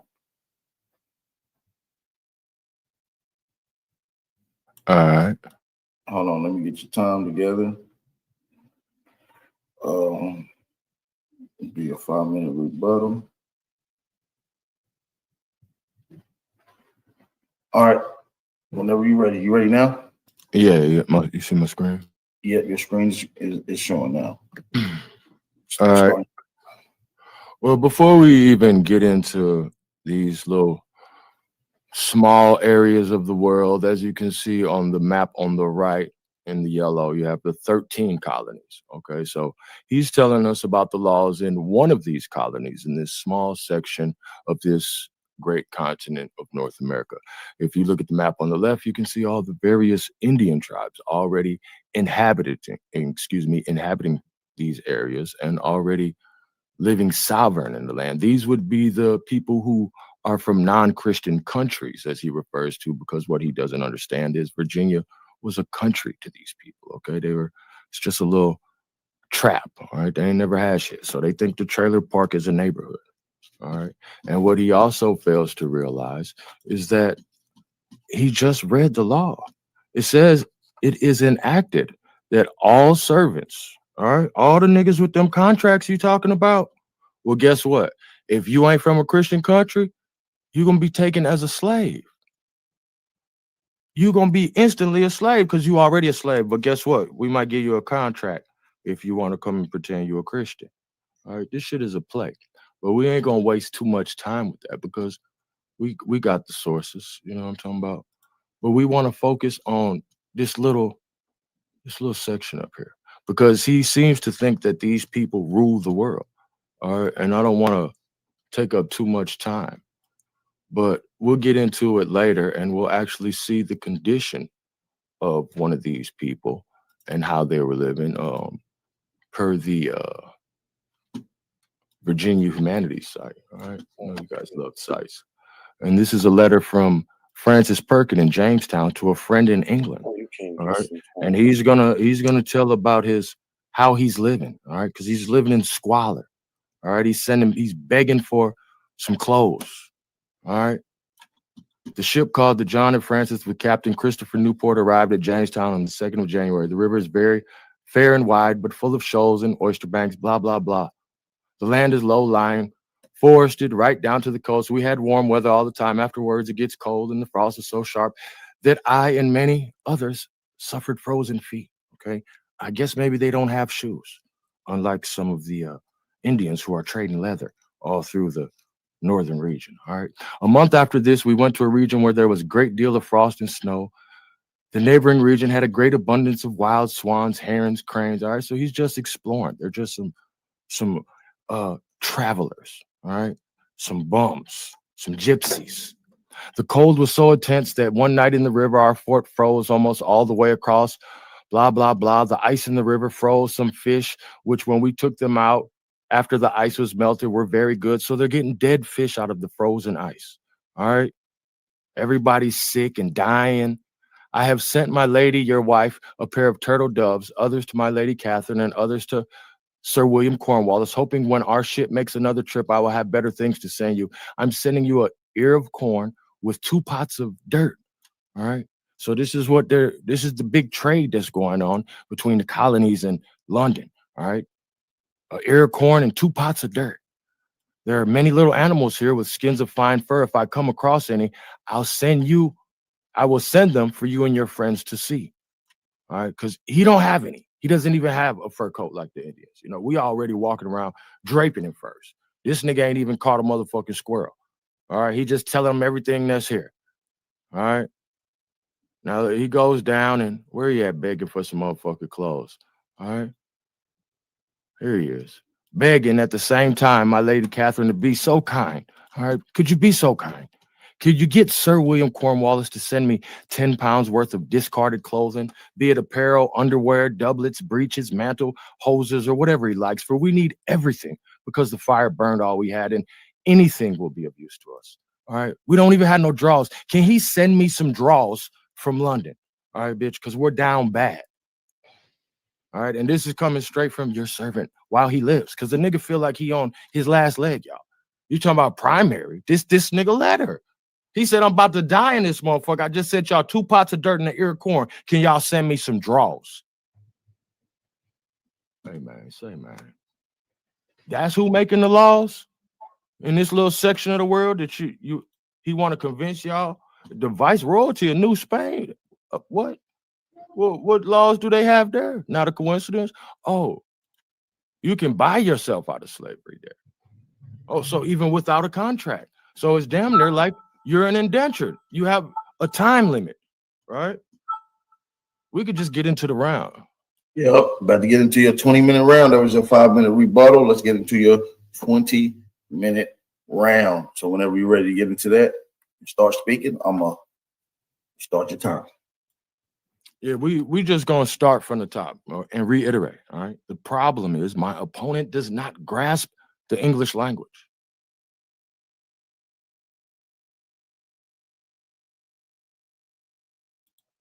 Here's your vocabulary words, okay? Because he's gonna do all this dancing. We ain't gonna do no dancing. We're just gonna get straight to it. All right, just straight to it. What is an indentured servant? All right, we speak in English here. We don't have to do all this. Let's first, because clearly he doesn't know what an indentured servant is. So let's establish what that is. All right.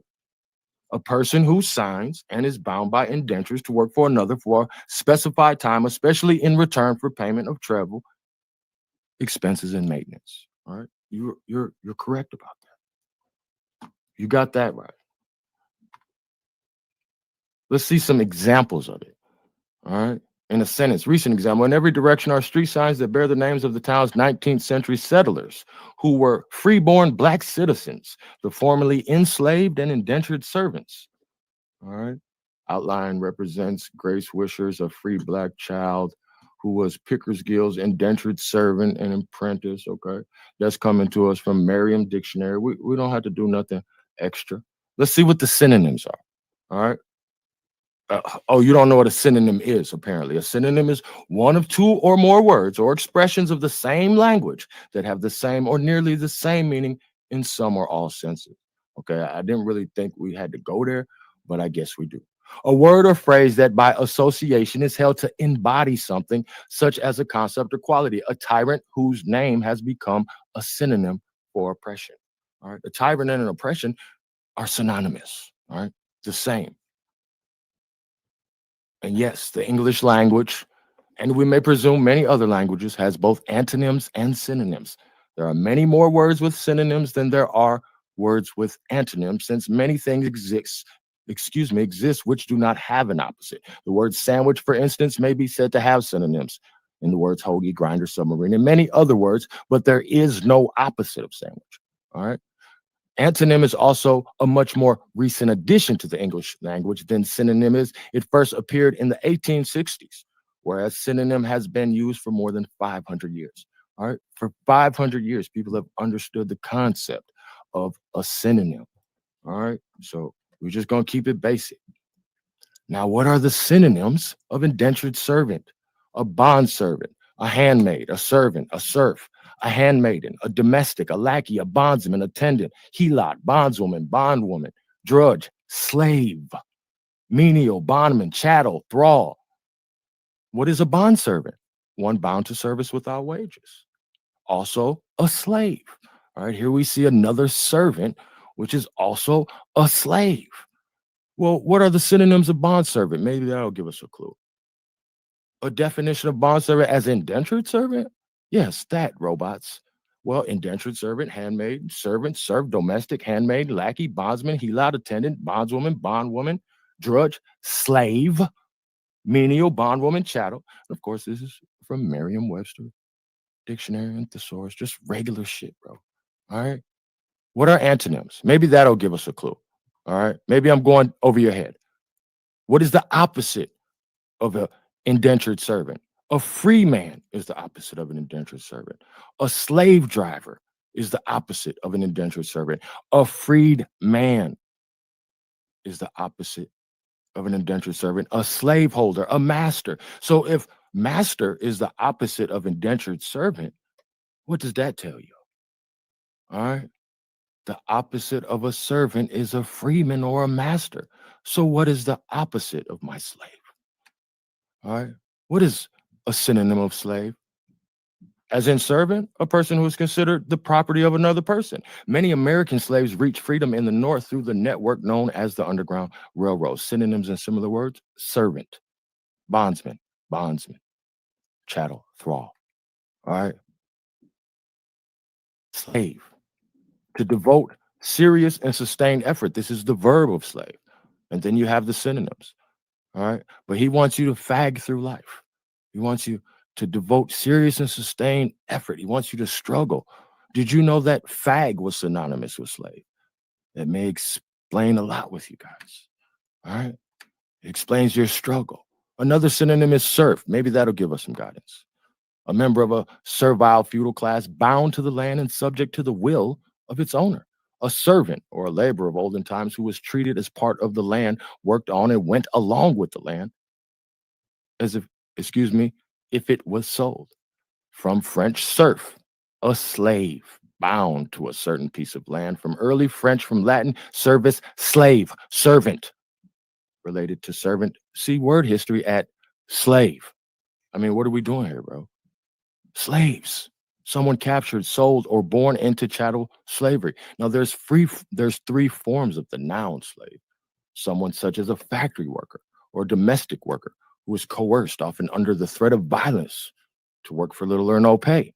Someone held captive and forced to perform sexual acts, usually under threat of violence and often for the purpose of commercial prostitution, as in a sex slave. All right. Middle English, sclave, slave, from early French esclaves, same meaning, derived from Latin sclavus, slave. All right. But these guys don't want you to know who the slaves are. They had contracts. Well, here's the kid's definition: a person who is owned by another person who can be sold at the owner's will. All right. A person who has lost self-control and is controlled by something or someone else. This is the kid's definition. All right. Do you think the indentured servants were not owned by another person? You just said they were inherited. Well, the kids know they're slaves.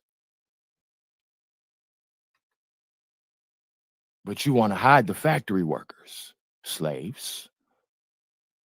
One of the people who inhabit most of Eastern Europe. Oh, that's Slav? That's what you hiding?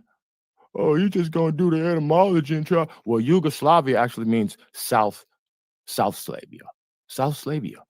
All right. In the Middle Ages, Germanic people fought and raided other people, especially the Slavic people to the east. They took a great many captives there and sold them as slaves throughout Europe. The Slavic people were so common as slaves that writers of the time used the Latin word for Slav, sklavus, to mean a personal slave. The Latin word became sklav in Middle English and then slave in modern English. Of course, slavery and slaves had existed long before the Middle Ages. The ancient Romans used the Latin word servus for slave. All right, you see serf, all the same word. This Latin word is the ancestor of our word servant. What? Service?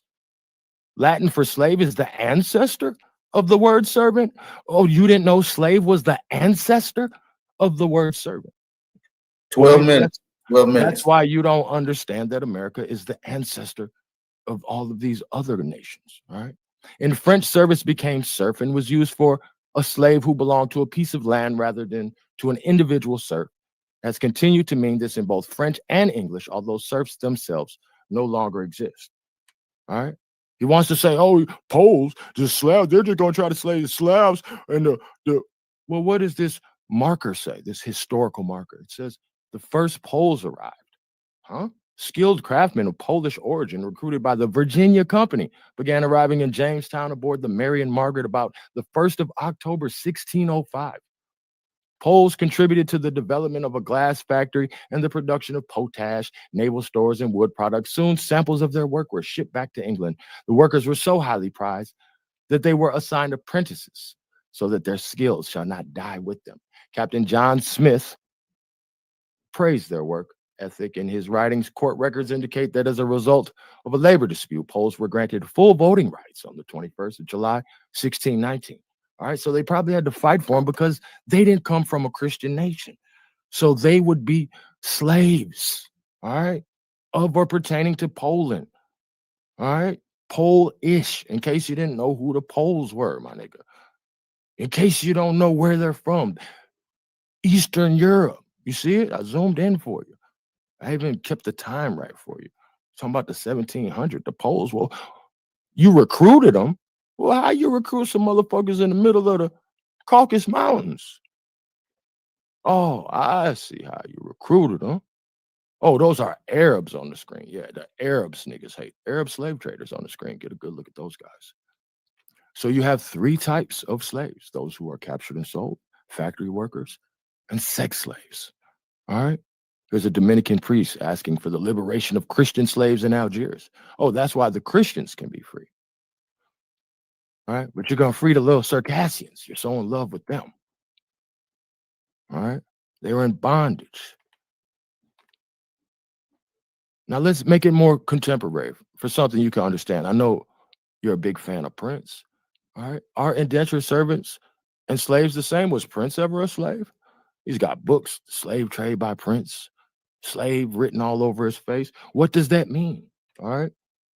In the build up to the release of the Gold Experience, Prince and Warner were at loggerheads over both money and his music. He decided to take the battle public by appearing with the word, quote, slave written on the side of his face. His argument was that he was signed to Warner and they, as a result, owned and controlled his name, as well as many music releases under that name. He changed his name to that of a symbol and was referred to variously as Symbol, Squiggle, or the artist formerly known as Prince, excuse me.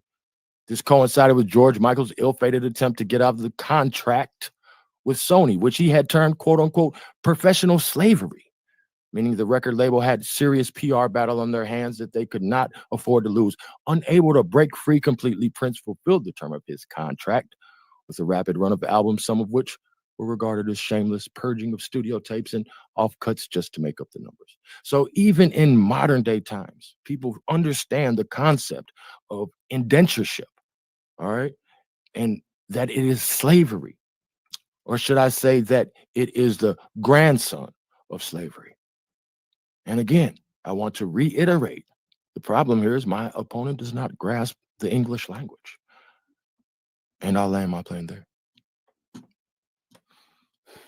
You still have 8 minutes left.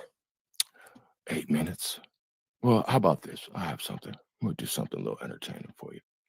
This is 7 minutes. Let's see. Let's take another look at indentureship.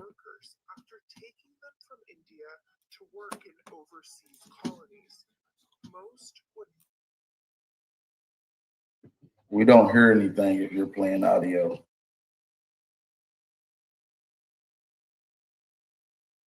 You need to reshare your live stream with the audio.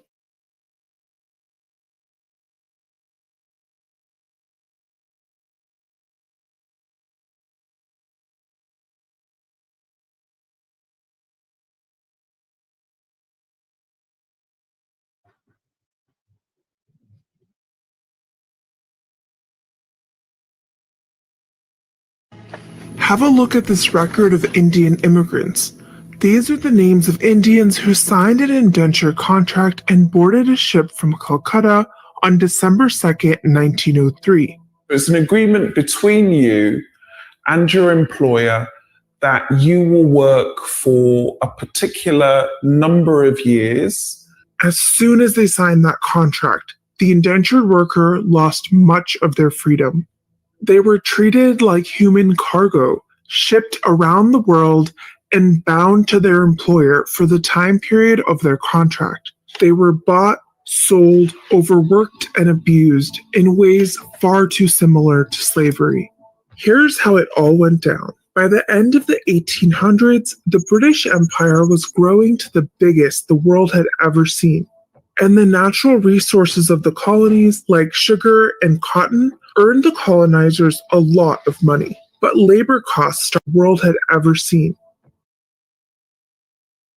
And I just want to pause that for a moment because the British Empire is in red, folks. All right, so get a good look at America and South America so you know the British Empire and these foolish laws that he thinks someone is living by had no bearing on the American Indian, allegedly. And the natural resources of the colonies, like sugar and cotton, earned the colonizers a lot of money. But labor costs started eating into Britain's massive profits after slavery was abolished. And that's when the British brought in indentured Indians. There were more than 3 million people like Maria's great-grandfather taken from their homes and placed on ships heading to British colonies. The overall trade for these cheap laborers replaced nearly a quarter of the Atlantic slave trade. What has taken place is a retelling of the history of the 19th century that focuses on the abolition of the slave trade and lauds those involved in the abolition of the slave trade, but does not draw attention in any way to the fact that the system of slavery was replaced by a system which was very brutal. 5 minutes. And lasted into the 20th century. The vast majority of indentured workers were from India. As a result of indenture and additional migration, pockets of the Indian community can now be found in nearly every corner of our globe.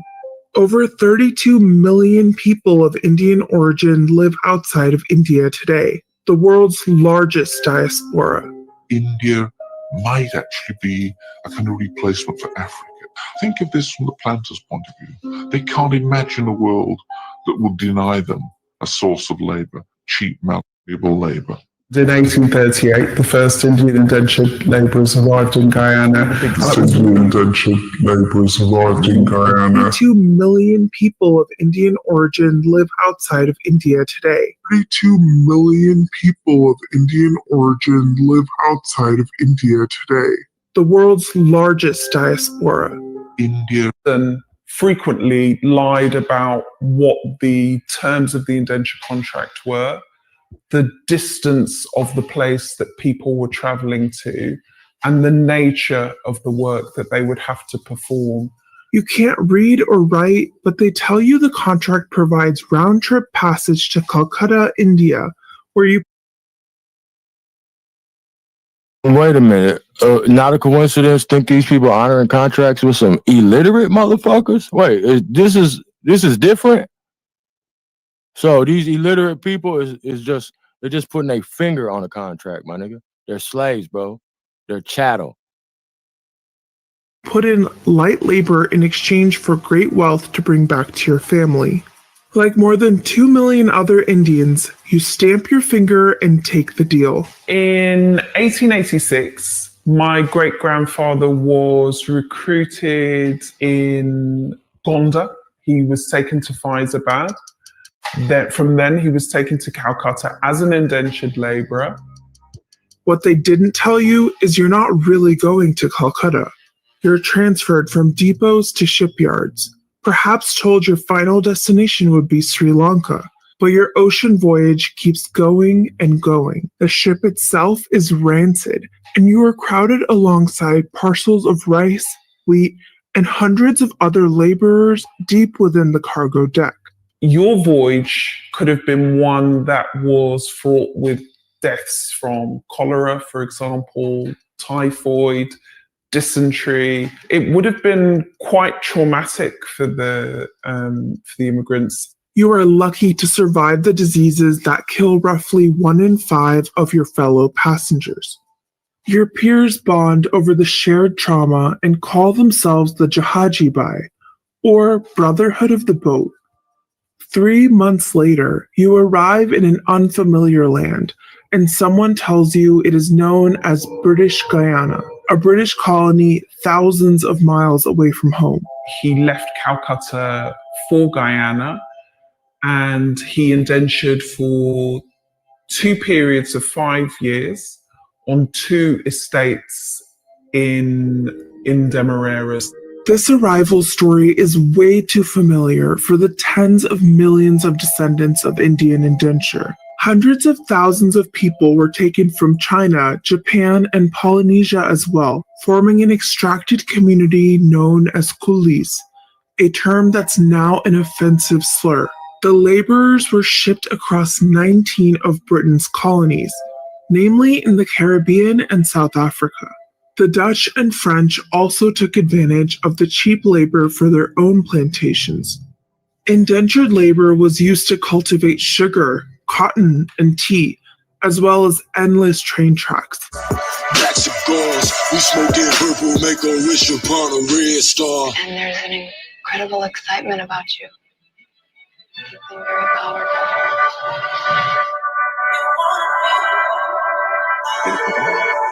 Hey, bitch, come here. Shut your motherfucking name, come here.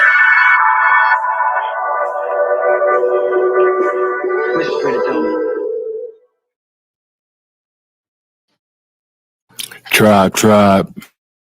All right, you got 5 seconds left to your round. I guess we're gonna get ready to get into not a coincidence round. This was a fire one. I want my 5 seconds. I want my 5 seconds. I want my 5 seconds. I'm petty. Share my screen. Shout out to my brother. Shout out to my brother, man. This was some heat, man. Yo, I see y'all going crazy in the chat. Y'all going crazy. Y'all put who y'all got winning this round in the chat, y'all. Y'all put y'all 1-0s in the chat. Let me know who y'all got going in 1-0 into the second round, you guys. I will put the official poll up at the end of the third round, you guys. Not a coincidence, bro. Fight back, bro. What we doing? You ready? You got your 5-minute rebuttal ready? Yeah, I got some. All right, I'm starting. Let me know when you're ready, brother. Hold on.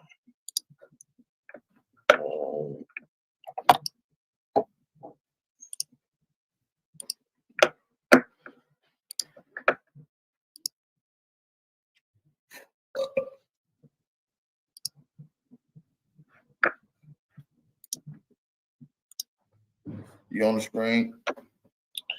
Yeah, so really, Hawk School, he cheated the people, right? He came out in the beginning, he made reference to indentured servants. And then he just stuck to servant. That's all he wanted to say. The servant. This is not what we're talking about. We're talking about indentured servants. Indentured servants had contracts, just like we seen in the video he showed. They had contracts. He wanted to allude to, those they don't have to honor them, right? He cheated y'all. He played the 8-minute video. He's not even prepared, right? So they alluded to that. They didn't have to follow those contracts. Says who? Did he show you? So he could just say it and that makes it true? Come on, we got to do better. We're in a debate. We got to do better than I'm the source, right? He left out the word indentured on the whole servant thing. He gave 7 minutes of servant and left out indentured. I guess he forgot what the title of the debate was. Indentured, adjective, is describing the servant. Required by contract to work. Required by contract to work for another, for a certain period of time. Required to work for another for a certain period of time. This is simple. He doesn't want to get into that. What he did was just talked about servants. That's it. Oh, here we go. Again, indentured servants, a person who signs and is bound by indenture to work for another for a specified time, especially in return for payment of travel expenses and maintenance. So when we talk about a servant, yeah, you can call a servant and a slave, but those things they go together. They're describing work. Slaves, if he knows the history, he knows that the overseer, the indentured servant, and the slave is basically doing the same type of work. But it's what class of people are they? Right? The slave has no rights. The indentured servant has rights, which I'm gonna get into in my next round. But all he did was leave off the word indentured servant. I hope y'all paid attention, right? In the video, right, they replaced, it said they replaced slavery with indentured servant. If they're the same, why are you replacing something? It's like he's trying to throw the debate. His video agreed with me. It literally said they replaced slavery with indentured servitude. So how is he not agreeing with me? I'm ready. I'm about to pull You it get up. into your That's my rebuttal. You got a minute and 28 seconds left. So we got you locked and loaded to get into your second round, bro. Starting the beginning of the second round. Not a coincidence. Let's go, you guys. Turn up, man. Drop them fire emojis in the chat, man. These brothers coming out hard. That was a great rebuttal. You ready? Let me know when you're ready to screen share. Yeah, I'm ready. I don't see your screen. Oh, hold on. My bad.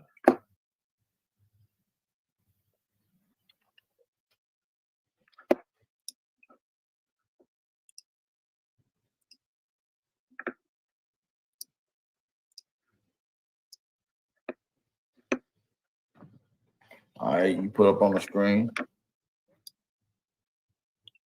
All right.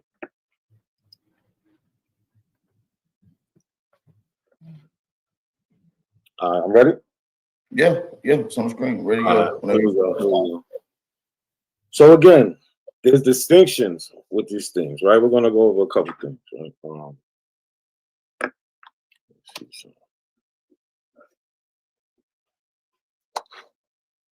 right? So we got the distinction, right? Which Hawk School is failing to make, right? He just gave y'all servant.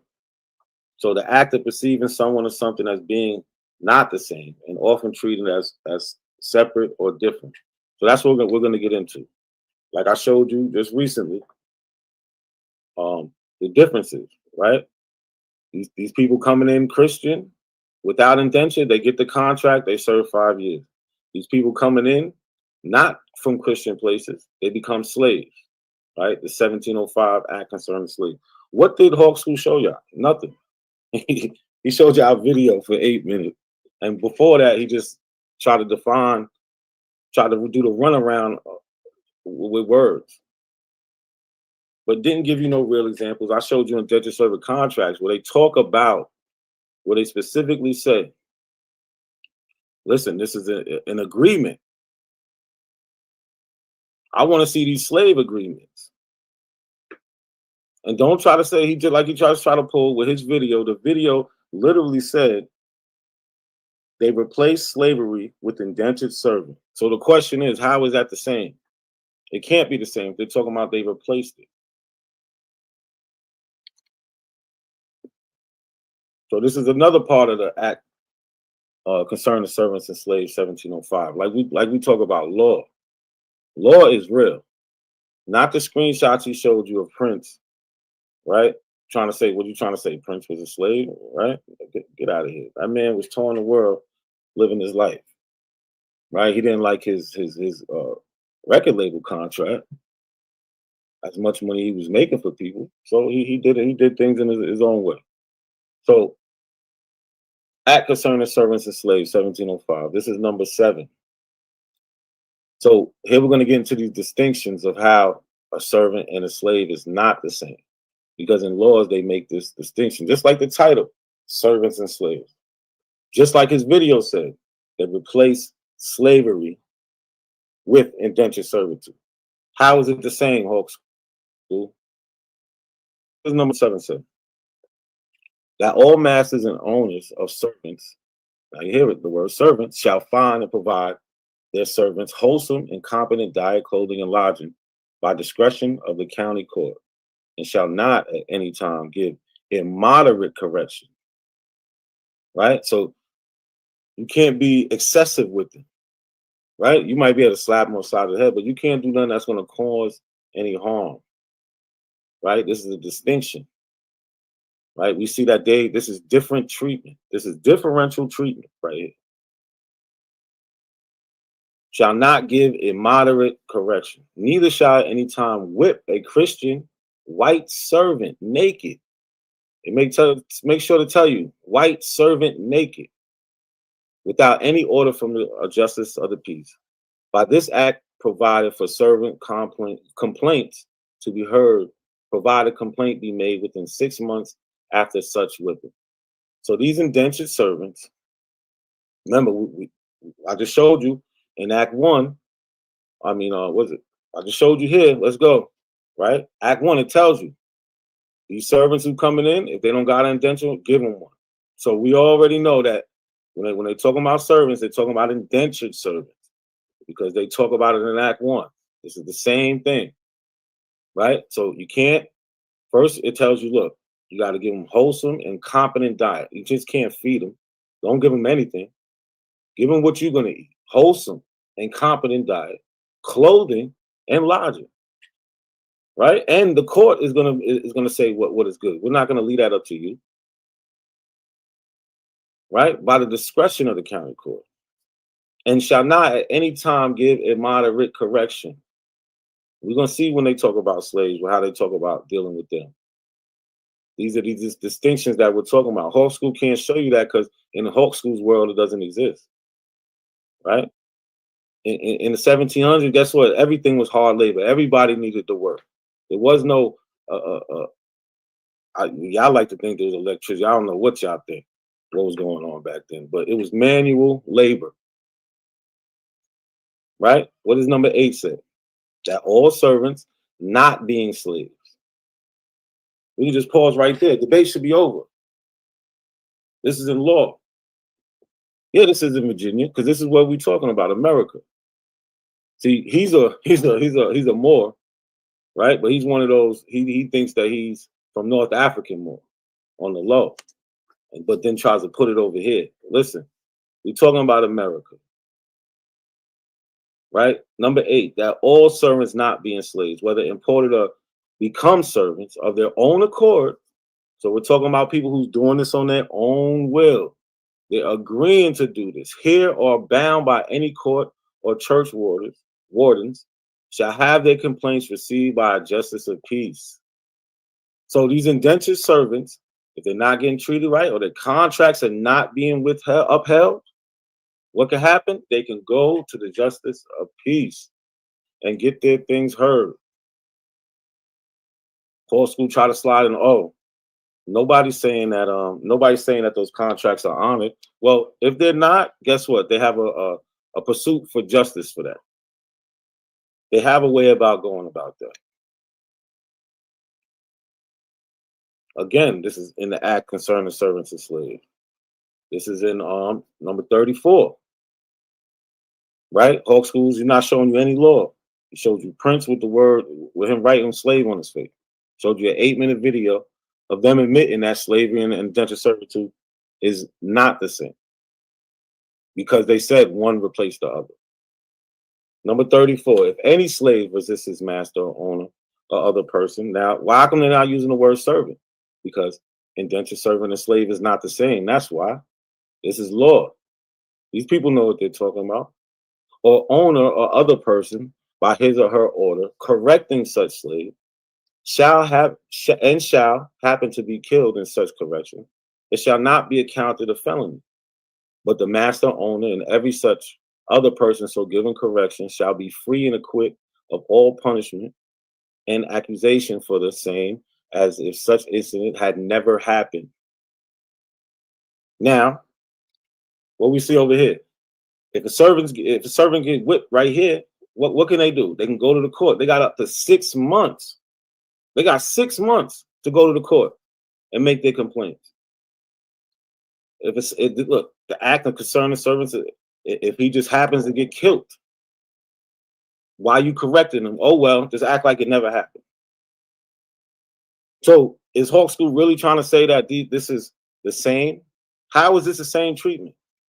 One, if he gets whipped, first of all, you can't even beat him like that because it says give immoderate correction. You shall not at any time give immoderate correction.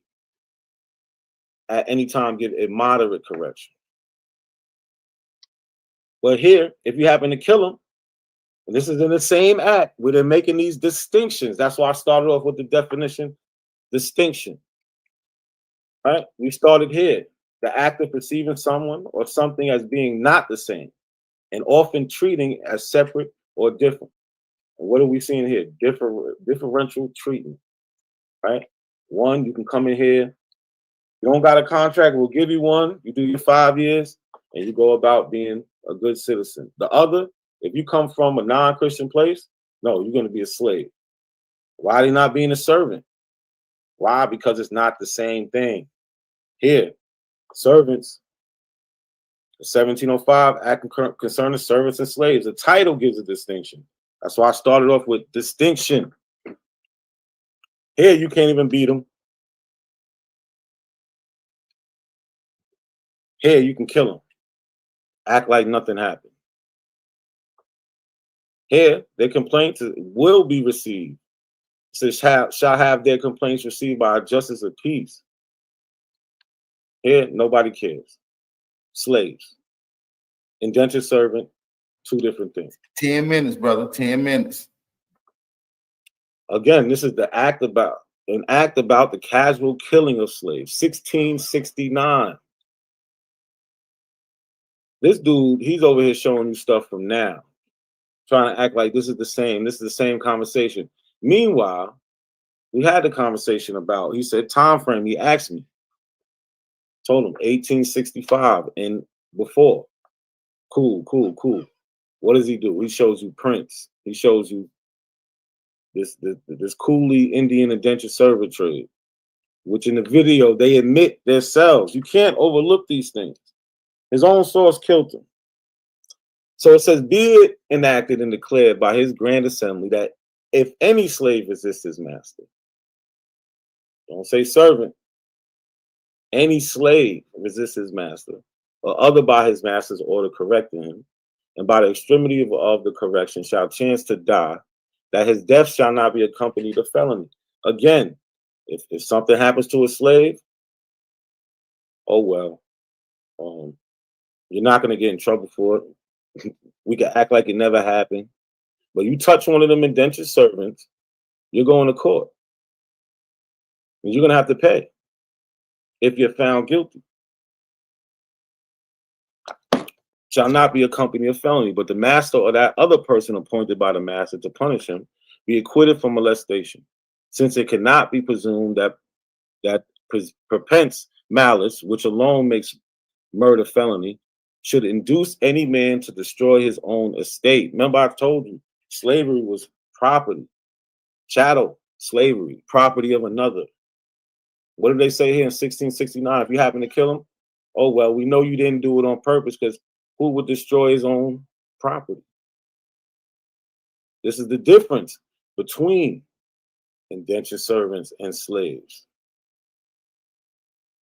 The difference is, like I just explained, these indentured servants can go to court. If they felt like they're treated wrong, they can go to court. Slaves cannot. They have rights. One doesn't. It's the court ruling on Anthony Johnson. How much time I got? I'll let you know when you get to 5 minutes. You got 7 minutes and 40 seconds. Right. I'll let you know when you get to 10 and when you get to 5. All right. So again, Hoaxful, he didn't come here prepared. He's not giving you any real history, right? He's just up here talking. So it's the court ruling on Anthony Johnson and his servant, 1655. On March 8, 1655, the Northampton County Court ruled in favor of Anthony Johnson, a free man of African descent, when he was accused of keeping an indentured servant as a slave. Right? This is the record. This is the Northampton County deeds, wills, etc., March 8, 1654. So, in this court ruling in 1655, a Negro called John Kaser came to this deponent and told him that he came into Virginia for 7 or 8 years per indenture, per his contract. So this man's fighting for his freedom. He's saying that, look, and again, I told you, these servants can go to court. This is a black man. He's taking another black man to court. He's saying, listen, I was supposed to be indentured for only 7 or 8 years, and that he had demanded his freedom of his master Anthony Johnson, and further said that Johnson had kept him, his servant, 7 years longer than he ought. So he kept him over his time. This man's in court because I told you that they have these rights, and desired that his deponent would see that he might have no wrong. Whereupon your deponent demanded of Anthony Johnson his indenture. He answered he never saw any. So Anthony Johnson said, listen, I never seen his contract. I never seen it. The said Negro, John Casey, replied, he came for the certain time and had an indenture. So John Casey's like, he's insisting, I had an indenture contract. Again, if slavery and indentures the same, why are they having this conversation? Anthony Johnson said he never did see any, but that he had him for his life. Meaning, look, there is no contract. I got him for my life. That's my slave. The court seriously considered and maturely weighing the premises, though find that the said Mr. Robert Parker most unjustly kept the said Negro from Anthony Johnson, his master, and apprehended by the deposition of Captain Samuel Goldsmith in many probable circumstances. It is therefore a judgment of the court and ordered that the said John's case or Negro forthwith return unto the service as his said master, Anthony Johnson. And this is how the first, what they call the first slave on record. He gets sentenced to life.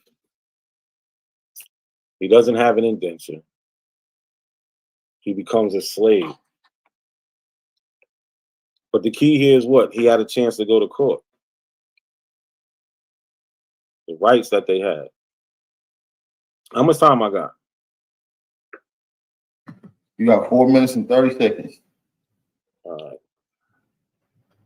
Well, let's go back over some things. Like I said, it's important to remember the distinction, right? The act of perceiving someone as something as being not the same, right? We're looking at these indentured servants. We're looking at these slaves. What am I showing you? I'm showing you in court records and laws how these people are treated differently. Excuse me. How they're treated different, right? 1705, they're talking about Christians coming in without contracts, give them 5 years, and then they're free. But people coming in from non-Christian places, they become slaves. Right? Again, these white Christians, you can't touch them.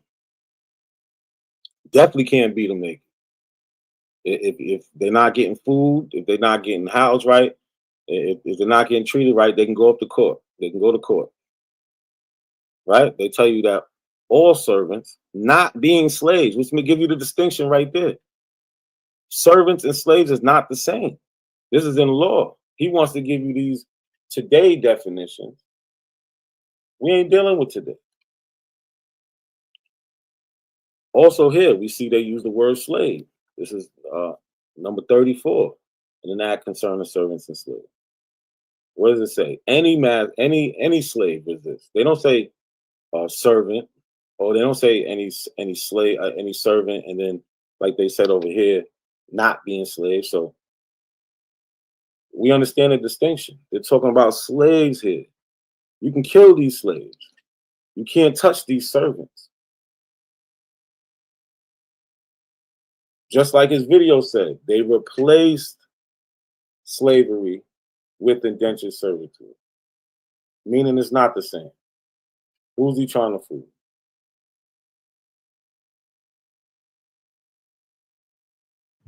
What do you say? Not a coincidence. So much they did this.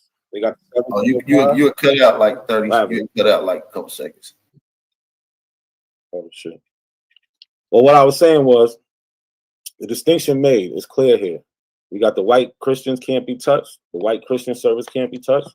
Negro slaves can be killed. And if they are, act as if it never happened. Here, they say, look, the Negro, the slave is property. So if you happen to destroy your property and kill him, we don't think you would do it on purpose. It wasn't by malice. So these distinctions is made.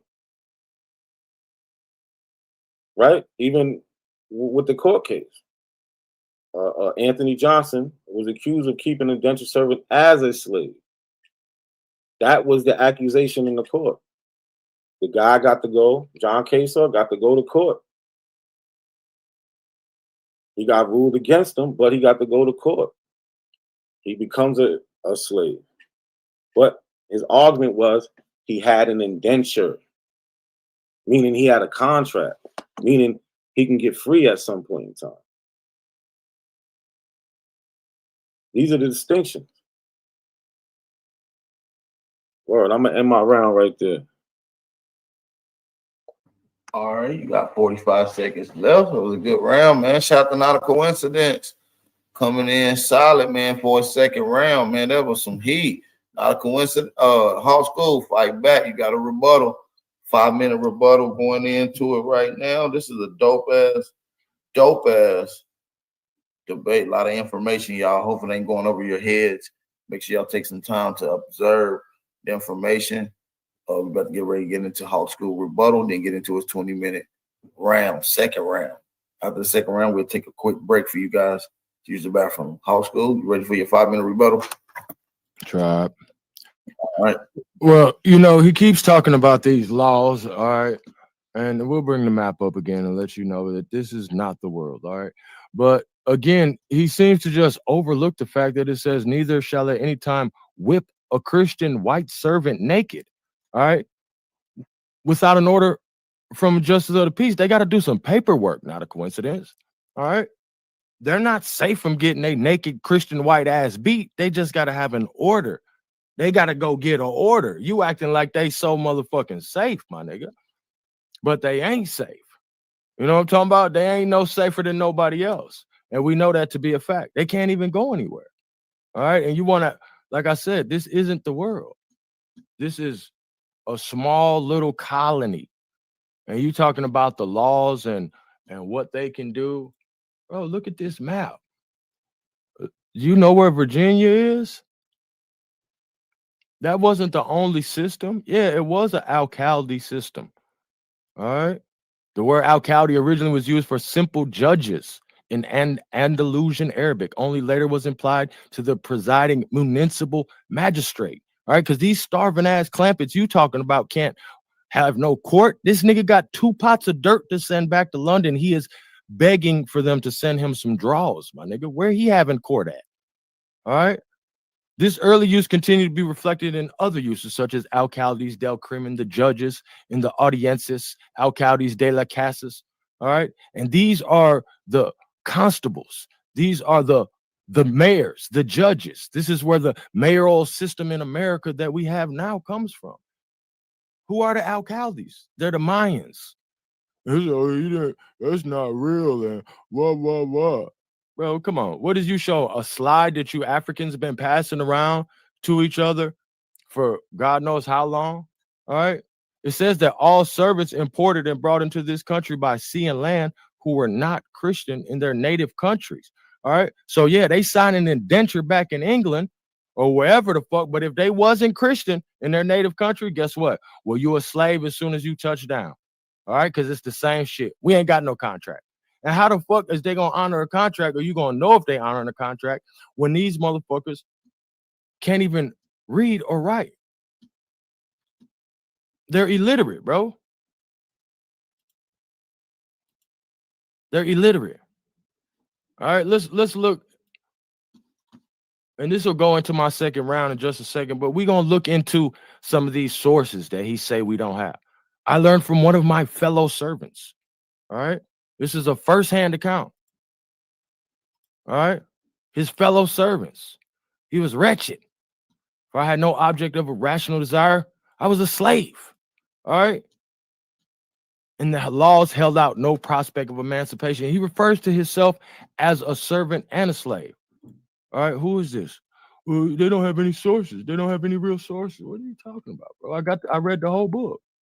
All right. These people are, what did it say? It is enacted that all servants, they're going to be what? They're going to be deemed and taken to be slaves. They're ripping up the contracts. To be sold, a servant girl. All right. Often the sale of human beings was advertised in the same space as other goods. In this case, a roan-colored mare. So they selling this servant girl the same place they selling horses. We selling horses and we got a white bitch. August 19th, 1762, Pennsylvania Gazette. All right.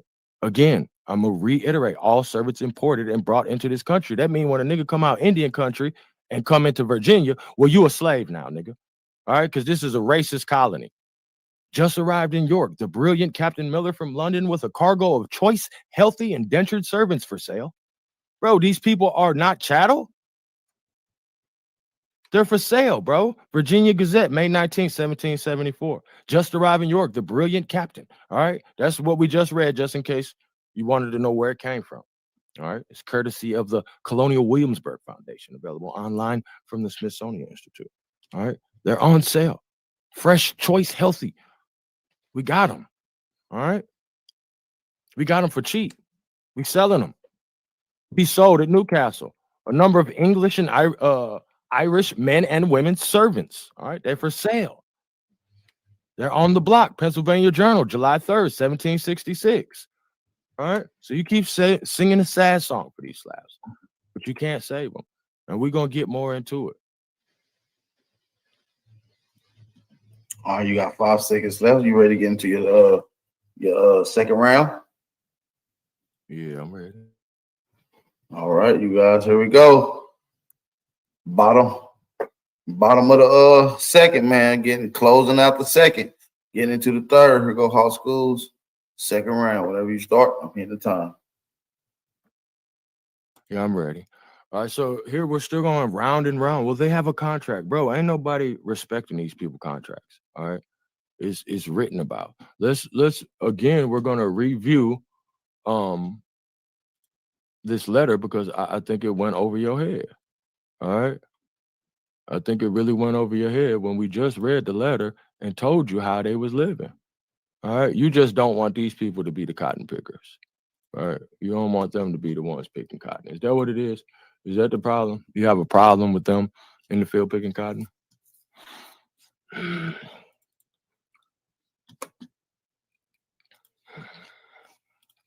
Let's get it back into this slide.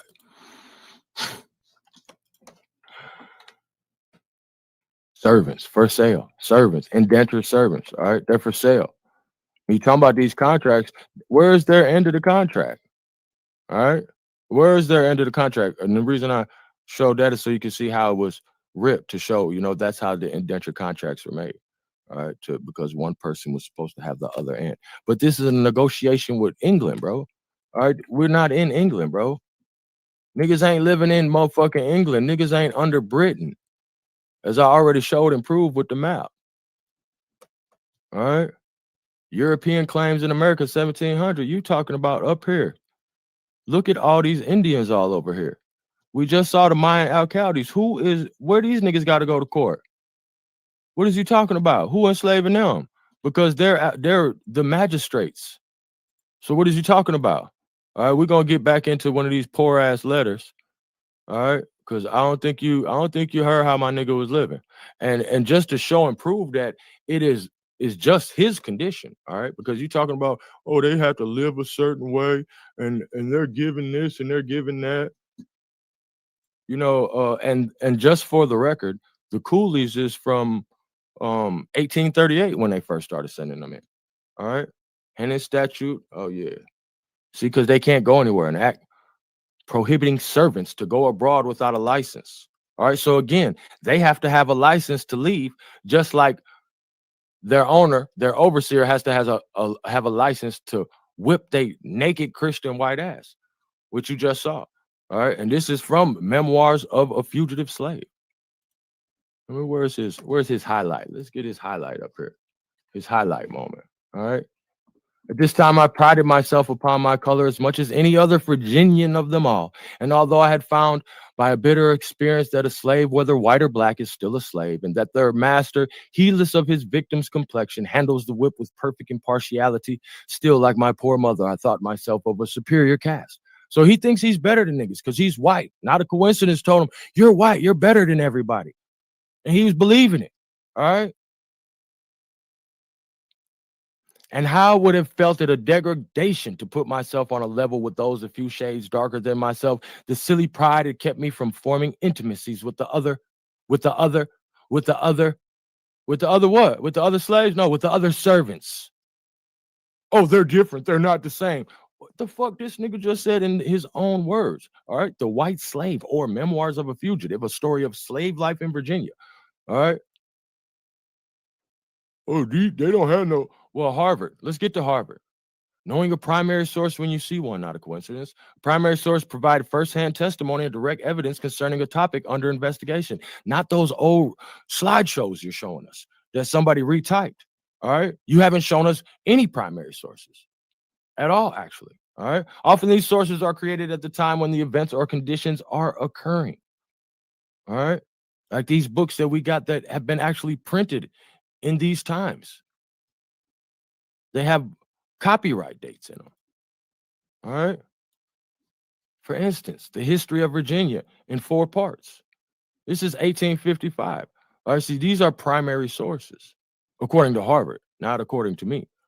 All right. But you always want to challenge our ability to recognize primary sources. So we're going to get that out of the way. Often these sources are created at the time when the events or conditions are occurring, but primary source can also include autobiographies, memoirs, and oral histories recorded later. Primary sources are characterized by their content regardless of the format available. Handwritten notes could be published. The published book might be digitized or put on a microfilm, but those notes are still primary sources in any format. So I guess they'll grade you on a curve there. All right. We'll let you say you got a primary source. Harvard will let you have it. But you can't pretend that the history of Virginia, 4 parts. What? Yeah. The governor of who? Bro, we living like we got the fruits of Eden in here, bro. All right. Fruit everywhere. They want to come in here and try to rob us. All right. Because we're in this perfect world. The Indians are of the middling and largest stature of the English. They are straight and well proportioned, having the cleanest and most exact limbs in the world. They are so perfect in their outward frame that I never heard of one single Indian that was either dwarfish, crooked, bandy-legged, or otherwise misshapen. But if they have any such practice among them as the Romans had of exposing such children till they died as were weak and misshapen at their birth, they are very shy of confessing it, and I could never yet learn that they had. So ain't nothing wrong with these niggas over here unless they killing the retarded babies, all right? Because I haven't seen any. Their color when they are grown up is chestnut brown, all right, and tawny, all right? Oh, yeah. I told you it's going to be one of them ones, all right? This is primary sources. All right, the Indians, their religion, laws, and customs. What you talking about? We don't give a fuck about these people laws you talking about in this little ass colony. The method of the Indian settlement is altogether by cohabitation in townships from 50 to 500 families in a town. We don't give a fuck about these starving ass honkies and they laws they making up. And each of these towns is commonly a kingdom. All right. Sometimes one king has the command of several of these towns when they happen to be united in his hands by descent or conquest. But in such cases, there is always a vicegerent appointed in the dependent towns who is at once governor, judge, the alcalde. Well, what about the laws? They making laws. Boy, don't nobody give a fuck about their laws, bro. What that got to do with us? You ain't see, let me show you the map again. All right. This Indian country, brother. What you talking about they laws? We running this motherfucker. They the slaves. Where this boy starving ass story at? All right. You talking about something. Bruh. Stop playing, bro. All right. You can't save them. It's too late. All right. This silly pride had kept me from forming intimacies with the other servants, either male or female, for I was decidedly whiter than any of them. It had too justly enough exposed me to ill will, of which I had more than once felt the consequences, but which had not yet wholly cured me of my folly. All right. So I'm a racist slave. What's wrong with me, Lord? Save me from myself. All right. This is what he's saying in his own memoirs. This is his memoirs. I can't make this shit up. All right. It's his life. That's how they living. But you want to erase this. You want to pretend that slave has nothing to do with slave. That we didn't just see that slave is the grandfather of servant when we're dealing with it on a linguistic level. It means the same thing as what I'm showing you. I'm showing you that even if you're a servant, you'll get your naked white ass beat. You're going to get put on this ship. We're going to send you wherever the fuck we want. We're going to work you the hours we want. You know what I'm talking about? So what are you saying? It baffles me, bro. It baffles me that you can't comprehend this when we've went over several other words. All right. That is the exact same thing as an indentured servant. All right. He's wretched. This is his memoirs. Had no object of hope or rational desire. I was a slave, and the laws held out no prospect of emancipation. Now, what we just heard him say that he was a servant. All right. His fellow servants. About this time, Miss Caroline, Colonel Moore's eldest daughter, returned from Baltimore, where she had been living for several years with an aunt who superintended her education, blah, blah, blah. I learned from one of my fellow servants that she was the daughter of Colonel Moore by a female slave who for a year or two had shared her master's favor jointly with my mother, but who had died many years since. So they're just changing the laws. That's all this shit, man. Ain't nothing different. All this time, I prided myself upon my color as much as any other Virginian. All right? He's just another slave, just another poor slave. And these laws tell you, all you got to do is go, did you talk to the justice of the peace before you beat this naked Christian white bitch? Did you talk to the justice of peace? You thought it was funny. All right. And if any, notwithstanding this act, shall presume to whip a white servant naked without an order. All right. You don't know how to read contracts. You're going to accept that. So if it's legal for your job to have a court order to 10 minutes. 10 minutes.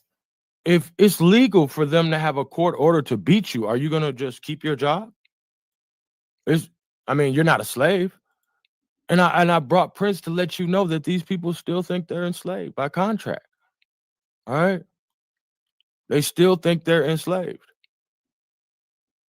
because they're being controlled. We saw that on the actual definition. All right? What don't we understand about the definition?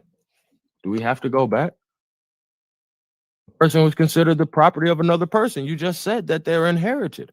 It literally says a slave as in a servant. As in a servant. How is this not the same, bro? What language is this? All right. Opposite of a servant is a master. How is that not a slave?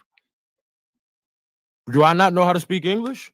Because they got some contract with a finger on it that they can't read? A servant, also a slave. Also a slave. Round and round we go. All right. They're slaves, bro. What don't you get?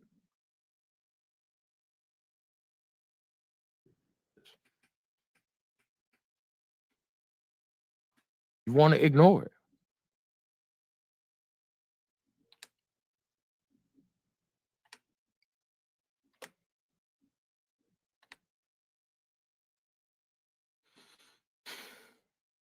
Crazy to me. Something else I wanted to show you. Some more reading because we do got another book. Now, this is a comparison, all right? And this is S.U. Downs, the late Democratic senator from Louisiana, in an elaborate and carefully prepared speech where he actually is saying that the slaves in the South are living better than the white laborers in the North. All right. And you're talking about how bad people live in. These extracts are not taken from obscure prints or obscure men. They are from the active, influential papers and influential men who led the Democratic Party. The Washington Union, the national organ of the Democratic Party, says that the honest and heroic, free, laboring men of Kansas are a miserable, blear-eyed rabble who have been transferred like so many cattle to that country. Democratic senator from Louisiana, in an elaborate and carefully prepared speech published in the Washington Globe, says, I call upon the opponents of slavery to prove that the white laborers of the North are as happy, as contented, or as comfortable as the slaves of the South. In the South, the slaves do not suffer 1/10 of the evils endured by the white laborers of the North. These are the people you're talking about making all these laws. All right. Poverty is unknown to the Southern slave, for as soon as the master of slaves becomes too poor to provide for him, he sells them to others who can take care of them. See, it's work, it's jobs. We control that. All right. Nigga, I ain't got no work for you, but my cousin do. It's that simple. This serves one of the excellencies of the system of slavery, and this is the superior condition of the Southern slave over the Northern white laborer. All right. So he's just going on to say that they're living in a worse condition. Christian slaves. All right. And I just thought this was interesting because it says West India Islands. All right. In one of the laws I have brought with me, you have to attest that you haven't brought anyone imported from Africa or the West India Islands. Well, I thought India, yeah, that's in your laws. You see how y'all be fucking up the narrative, talking too much. All right, and we're gonna get into on the third round. We're gonna get into this Austin Stewart, 22 years a slave, 40 years a freeman. All right, his book written by him. All right, we could spend a few more blocks getting into this white boy getting his ass beat in Virginia. All right. You want to tell us all these people are in control? Here's just a little more proof of how these white slaves plan to overthrow. This is the adventures of Thomas Pellow. All right. And here you even see I was kept 40 days longer in prison on my refusing to put on Moorish habit, but I at length reflected that to refuse this any longer was very foolish obstinacy, since it was a thing indifferent in its own nature, seeing I had already been compelled to give my assent to Mohammedism. Therefore, rather than undergo fresh torments, I also complied with it, appearing like a Mohammedan, and make no doubt, but some ill-natured people think me so even to this day. 5 minutes. I pray God to forgive them, and that it may never be their mishap to undergo the like trials of which, if it should, that they may maintain their Christian faith no worse than I did mine. All right, he's enslaved. All right, I was now delivered once more from my prison in chains, and at the command of the emperor put to school to learn Moorish language and to write Arabic. All right, so he pretended he was a Muslim, and then he got up out of there. All right, and what did he say? After this, I was put no more to school to learn a language, but immediately into the hands of the Imhaminate Sajir, whose business was to train up and instruct the youth on how they should speak, behave before the emperor and in the war. All right, so he getting the training. He having for such purpose under his care about 600 boys, and with whom I had not been above a fortnight. All right, they little slaves. What did they make them? They made them their alcalde or their captain. Well, this is over in Morocco. They got alcaldes over there. What way, Hawk School? How they got alcaldes over there and he grabbed up? You know? I being now become, as I have already said, one of the emperor's attendants and always ready in obedience to his command and receiving him barehanded and barefooted at his entrance. All right. Or at his going out of palace, I having my head shaved every 8th day for that purpose. And not only his guards treat him with this submissive respect, but with his whole court. All right. So he's talking about subservient, bald head, barefoot. All right. Slave to the Mohammedans. But we're going to overthrow them and kill them. All right. Oh yeah, they got no wonder they call these Irish people niggers. All right. Because they over there too selling these motherfucking slabs. All right. All which I faithfully carried back, and then Captain Tobin sent a letter by one of his passengers going ashore to an Irish merchant residing at Sally. What the fuck is the Irish merchants doing residing at Sally? I thought they was they just chilling over there in Morocco. I thought all the white people was getting grabbed up. Let's look something up real quick and then we'll end it off. Here, let me see. I'm gonna just pull up something quick.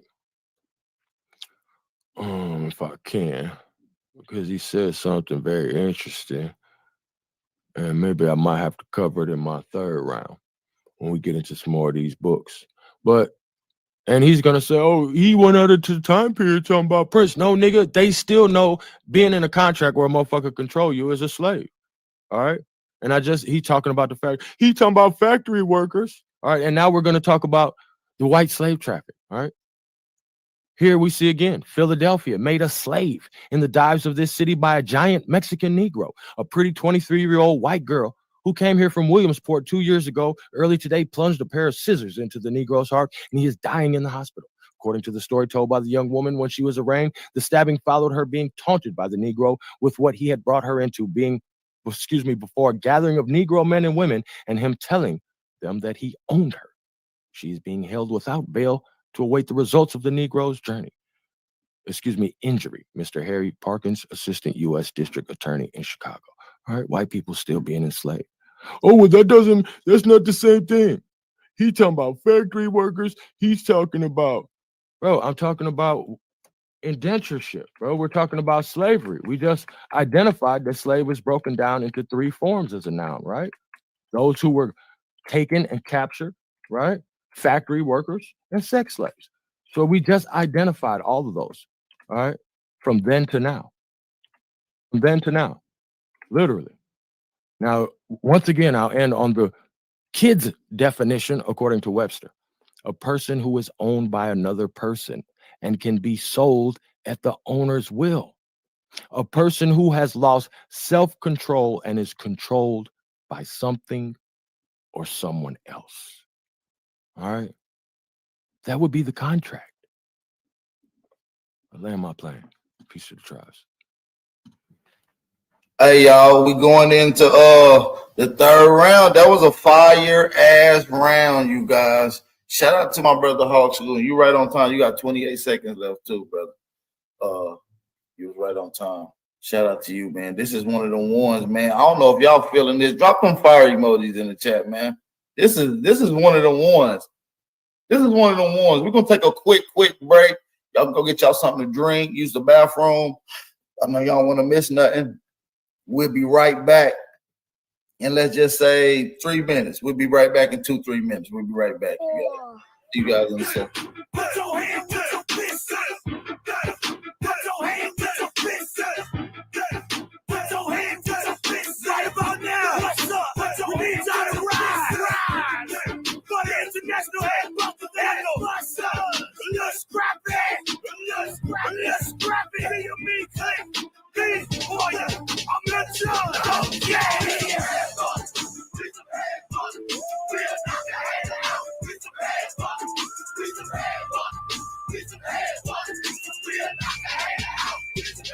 I made up my mind that I'm strike and I'm ready to fight. Taking out my steel, killing every part. It's like he ain't spite. I knew you didn't want to crowd. I'm the same. Child fighting all of y'all. I'm the beast from the east with the fangs on my teeth. I murder all you in the middle of the street, and I don't give a if you don't like me. Straight knock your ass out in the captivity. Down south I ride, you can kill on the fly. If you nothing shout it to the day that I die. We strive, we're tearing heads up, and everywhere we go, we gon' tell it. Sure, we don't give a fuck about having no click. The A got my back and they ain't taking notes. Excuse me, shout it, get the fuck out my face before we get mad and shoot off the whole place. Hey, we're some bad boys. We're some bad boys. We're not the head out. We're some bad boys. We're some bad boys. We're some bad boys. We're not the head out.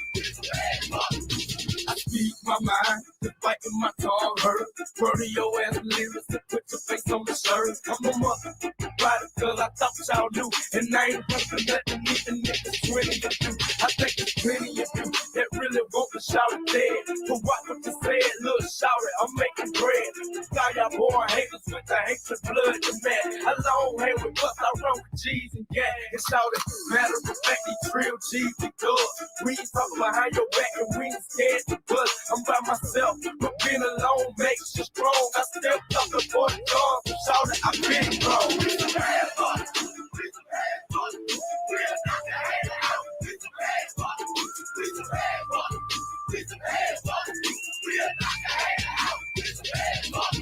ATL off the chain down here. You come with that gap and no action, you gon' disappear. You walk in the club, it's tight like brand up. Your elbow and hater like you jumping up turbo. Beating in the door with the clip on the tag. Beating down your block in the 89 shed. Tell a stupid boy we throwing bows every red. Screaming swing shout at them boy, they can't stand me. Yeah, shout man, I'm an ATL slugger. Knocking out heads on your fucking mom. Shout at the saying, strap you a cool boy. And I know in my heart that I'm a head hustle boy. Head hustle, head hustle.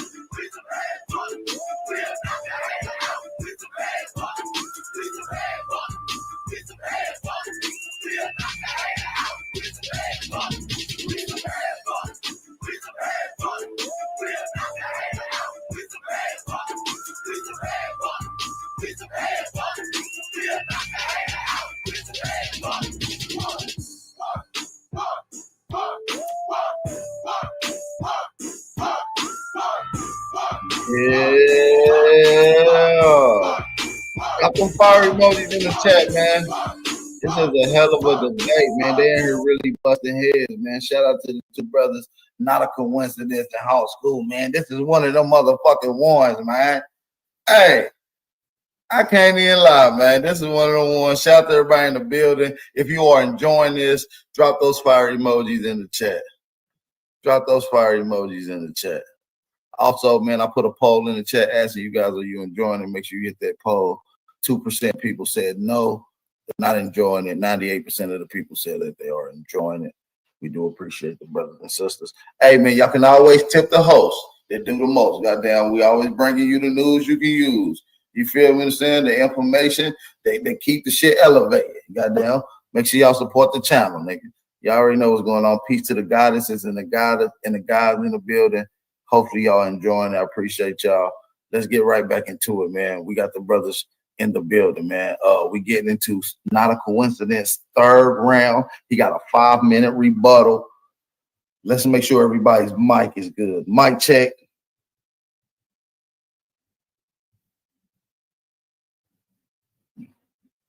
Mic check. Mic check. Yo. Okay, I just wanted to make sure. Hawk, you good? Yeah, man, I'm just blowing one. I got the baby in here, so you know I'm on the other line.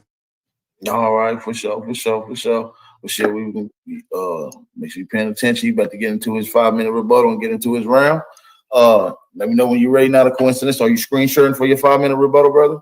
Yeah. All right, I got it pulled up right now. All right, so there's a reason why Hall School kind of, he ran past these ads, right? So in these ads, they even tell you, like this is one from the Maryland Gazette, Maryland, Thursday, July 11th, 1765. It says Annapolis, July 11th, Sunday last arrived here from London after a passage of about 8 weeks. The ship Parks in the Captain David Lewis with some indentured servants and about 90 of His Majesty's passengers for 7 years. Now we're going to get into them terms like Majesty's passengers and redemptioners and things like that in this next round. He's not giving you no substance to what these indentured servants really are, right? He's just saying things that he thinks sound good and running past stuff real fast, not giving you any source. He's not telling you where this stuff comes from, right? The Maryland Gazette. There's another one, July 11th, 1765. Just imported. Captain David, a number of His Majesty's 7-year servants. Again, there's a time frame when they're talking about these servants, these indentured servants. There's a time frame. These are distinctions. When they talk about these slaves, there is no time frame. So another thing he tried to do was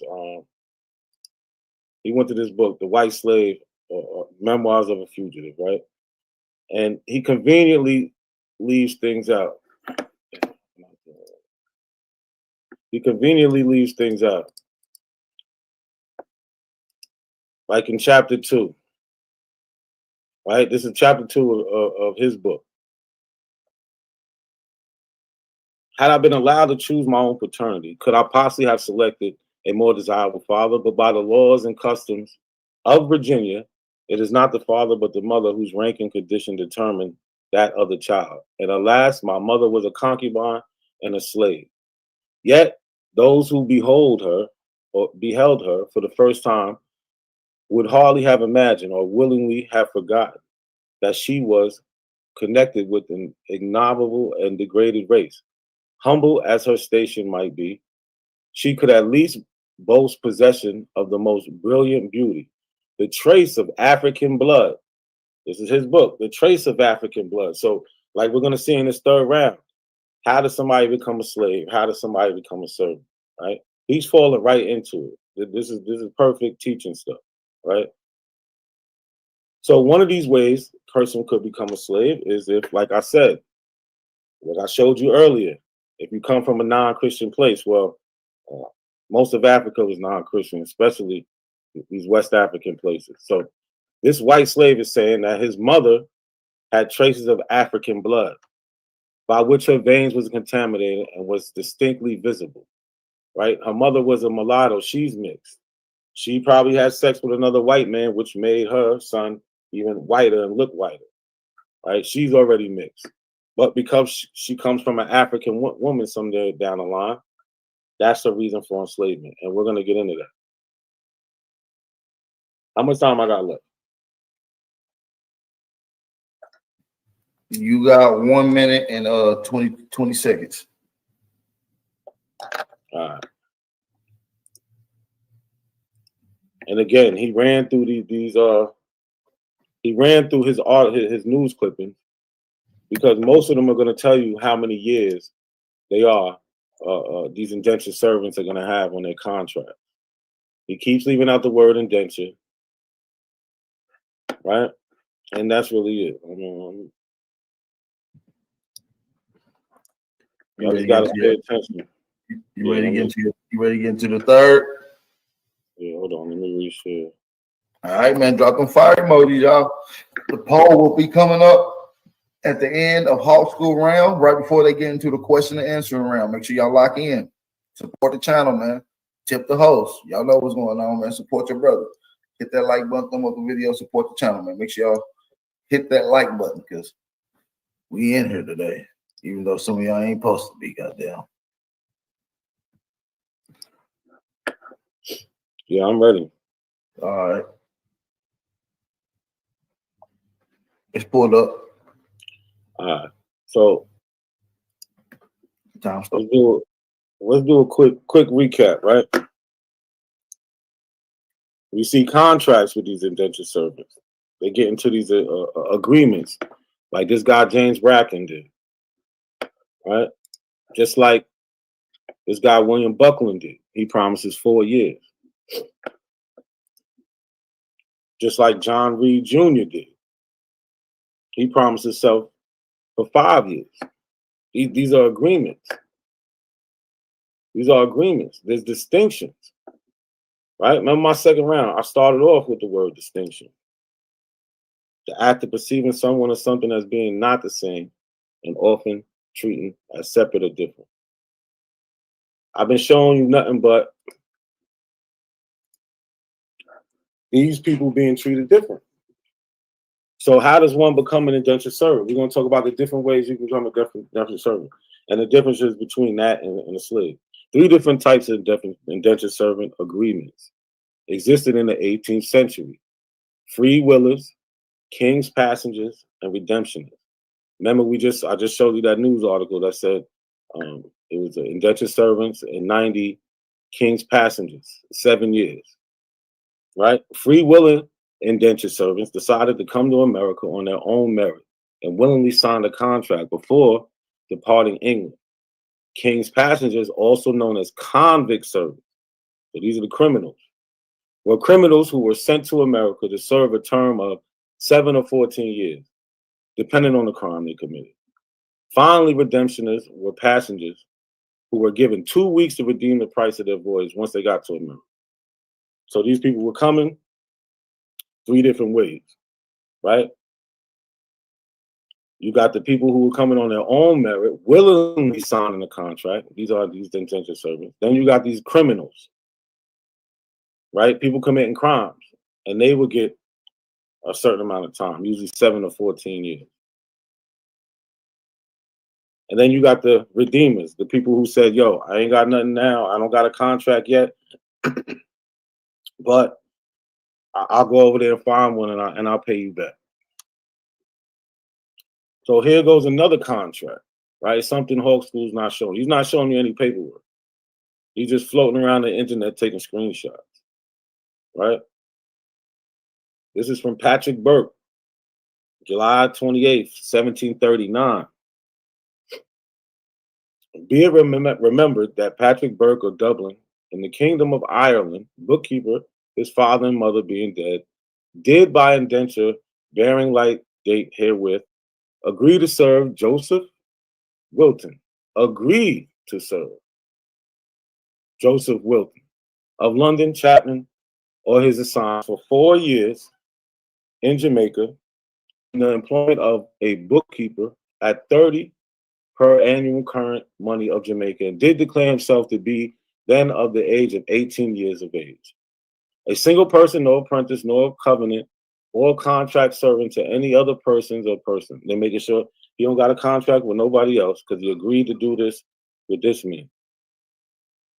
And the said master did thereby covenant at his own cost. So this is an investment to send his said servant to the said plantation, and at the like cost to find him all necessary clothes, meat, drink, washing, and lodging, as other servants in such cases are usually provided for and allowed, accepted, provided he understands the business of bookkeeper. So contracts, they willingly do this. He agreed to do this for 4 years. Nobody's forcing him. King's passengers, also known as convict servants, right? We have this Maryland Gazette, July 11, 1765. This is what we just talking about, the convict servants. And here, they call them King's passengers or Majesty passengers. You see them, the convict servants, even they got 7 years. Even they got 7 years. 1765. So, yeah, there's a big difference. Even the people that's committing crimes are still getting, they're not getting life sentences like slaves do. Right? Saturday, Sunday, last arrived here from London after a passage of about 8 weeks of ship. Captain David Lewis with some indentured servants and about 90. So, told you there's 3 ways to get into these servant statuses, the indentured servant status. You got indentured servants, and you got Majesty's passengers. Look, even they have 7 years. These are the convicts. And we have redemptionists, right? This is from the Lancaster Journal, December 29th, 1798. So the redemptioner would not sign a contract before leaving, but instead was given a few days upon arrival to find a master to work for. However, if they were unsuccessful, the ship's captain would sell their contract. Yeah, this is what he's trying to talk about. Oh, a contract. Yeah, contracts are worth money, right? These people are in these contracts. It's a service due for a certain amount of time. As if there were an indenture. Many other redemptions came from an area that is now part of Germany. Here's an example. A number of healthy German men and women, redemptionists, among which are several mechanics, just arrived in Lancaster and to be sold for a term of, it got cut off, years. So what we see, a term of years. So now it says to be sold for a term of years. So you get more details when we get down there. But he's trying to act like these things are the same. We see the distinction. 11 minutes. 11 minutes and 30 seconds. We see the distinction on how even one becomes an indentured servant. Right? We've seen the three ways. We've seen, let's go back to it. Seen the free willers, the king's passengers, and the redemptioners. I showed you them. They go a free willer. He agrees. They go to convicts. 90 of these convicts come over here to marry. They go to redemptioners. Now, how does one become a slave? Kidnapping. They call them slave hunts. Birth, just by being born of a Negro woman. Place of ancestry, coming from a non-Christian country. So look, chains of slaves leaving the interior of Senegal. This from the Library Company of Philadelphia. Books and other texts, rare. In that book, page 40. Having been captured in the country's interior, 6 Senegal slaves were led by 2 European slave traders who carry swords and long spears. The slaves march in a line. Each wears a collar that's attached to a long pole that resists on their shoulders and extends down the line. Right? This is not an indentured servant. This is how slaves are treated. This is the slave hunt. Slave hunt depicts soldiers from Sokoto raiding a village to capture slaves. This was in the Harper's Weekly. It's an American newspaper, September 12, 1857.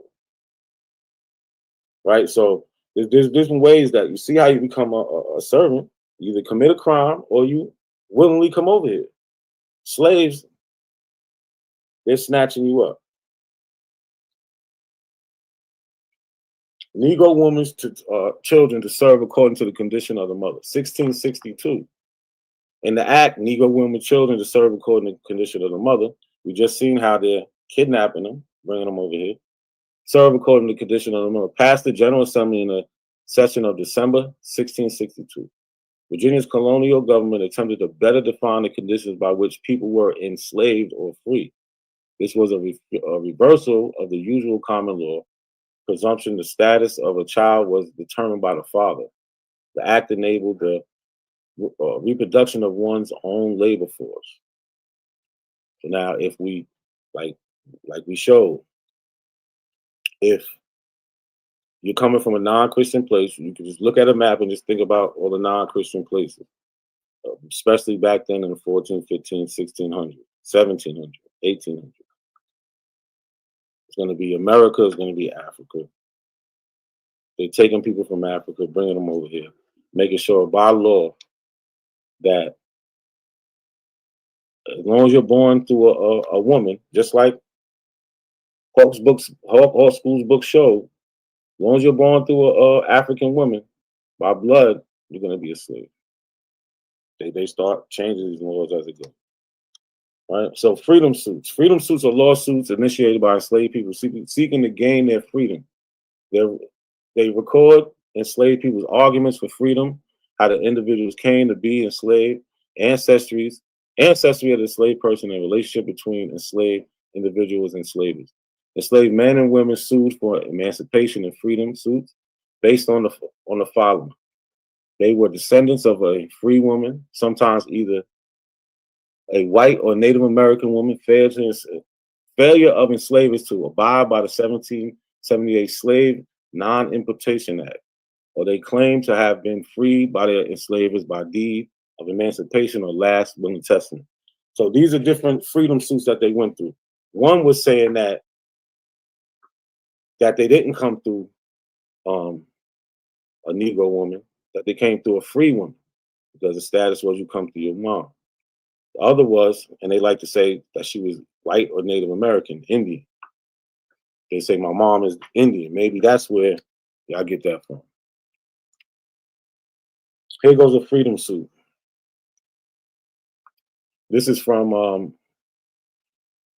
unknown no longer Virginia, right? So it says that whereas, so put your petition to Jane Webb, a free mulatto, formerly Jane Williams, and baptized by the name Jane, your petitioner, mother being a white woman, Like I just showed, like I said before, they go to court, they say, hey, my mother's white, that's why I shouldn't be enslaved.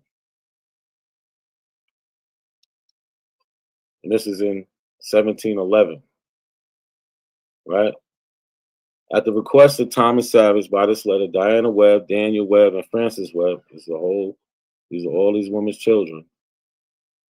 A girl that said mulatto children. See, now there goes this mix. But these mulattoes, what are they in there saying? My mother's white. Talked about place of ancestry, where you're born. That's what made you a slave. These are distinctions. Earlier, I showed that these people coming from Christian places, they get to be indentured. People coming from non-Christian places, and also being enacted by the authority aforesaid, and it is hereby enacted that all servants imported and brought into this country by sea, land, who were not Christians in their native country, shall be accounted slaves. Right? This is in the 1705, an act concerning servants and slaves. Distinction in the title. I don't know what Hawk School is doing. He's not giving you any sources. He's not giving you anything. On this playback, you'll be able to look at my sources. On his, you can't do none of that. So here's an eyewitness account. Robert Beverly Jr. Right, born 5 minutes and 29 seconds. 5 minutes and 28 seconds. Born in 1667, died April 21st, 1722. Was a historian of the early colonial Virginia, as well as a planter and politician. So he was there at this time.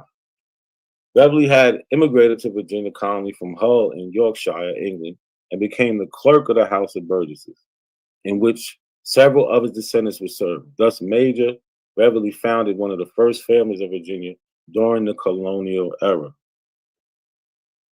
So let's see what he was talking about. He said Robert Beverly of the servants and slaves in Virginia. This is what he wrote, 1722.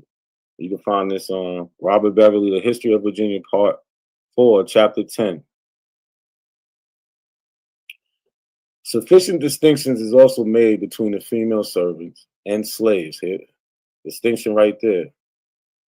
For a white woman is rarely or never put to work in the ground, if she be good for anything else, and to discourage all planters from using any women, so their laws make female servants working in the ground titleable, so they're taxable. All right, you want to put it out there, now you got to pay tax. While it suffers all other women to be absolutely exempted. Whereas on the other hand, it is a common thing to work a woman slave out of doors. So here's a distinction. These female servants, if they're white, they don't work them outside. If they're black, hey, it's common to see them working outside. Nor does the law make any distinction in her taxes. So now they said any woman before, but they're not counting the slave as a regular woman, obviously. They're saying you don't got to pay taxes on that slave woman you got working out there, whether her work be abroad or at home. So even if you leave, you don't got to pay taxes. Again, this is from Robert Beverly. Their servants, they distinguish by the names of slaves for life. Again, you can find this Part 4, Chapter 10. He says their servants, they distinguish by the names of slaves for life and servants for a time. Again, I tell you, there goes the distinction. This is an eyewitness account. Distinction between slaves and servants. Slaves are for life. Servants aren't. Slaves are the Negroes and their posterity, following the condition of the mother. This is an eyewitness account. He's telling you, according to the maximum, partus sequitum ventral, they are called slaves in respect of the time of their servitude, because it is for life. Again, slaves are for life. Indentured servant, only for a time period. Servants are those which serve only for a few years, according to the time of their indenture, or the custom of their country. Again, we see the distinctions being made all through history. How much time I got?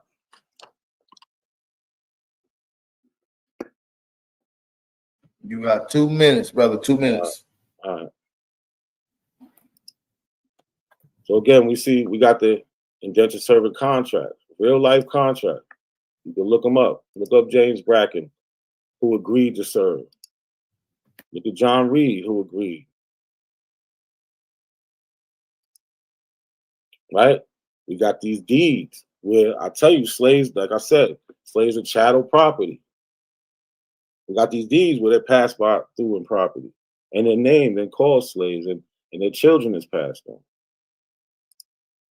Right? We have the laws where these servants have to get good lodging. This is 1705. Number 7, they have to get sufficient lodging, food, clothing, and shelter. Can't beat them.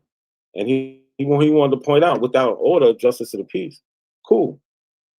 But you don't need none of that for the Negro. The Negro, you can go and do what you want. If you kill him, oh well. Because we know a man wouldn't just mess up his own estate, like they said. For malice, they wouldn't just do it for no reason. Should induce any man to destroy his own estate. This is 1699, 1705. What they say, if slaves resist and you happen to kill them in correction, oh well, we'll act like such incident never happened. These are distinctions. Meanwhile, with the indentured servants, what? For one, it says, he forget this part, shall not at any time give him moderate correction. So when you correct him, you got to be easy with it. Now, if you want to give them this, if they just hard-headed, right? They don't want to listen. So you want to take the extra step, you got to go get permission.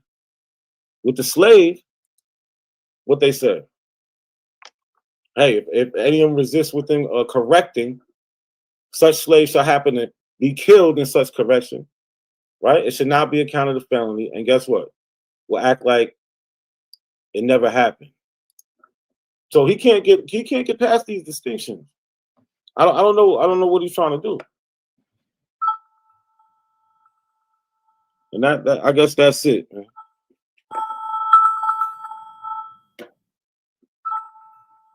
That's my rhyme. Uh-oh.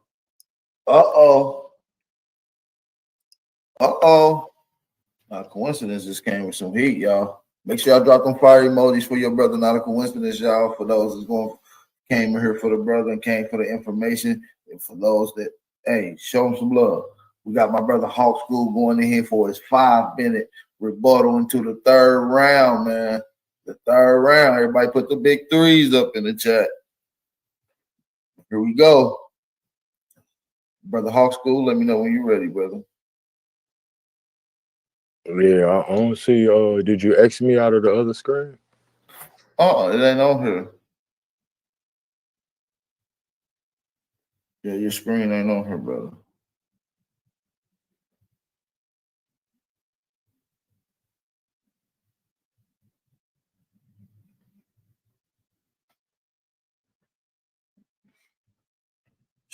Let me know when you got it ready and get it pulled up.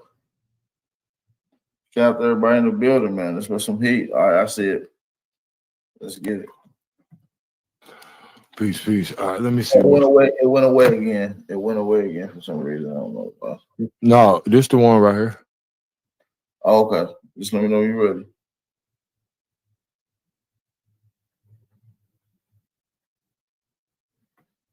All right.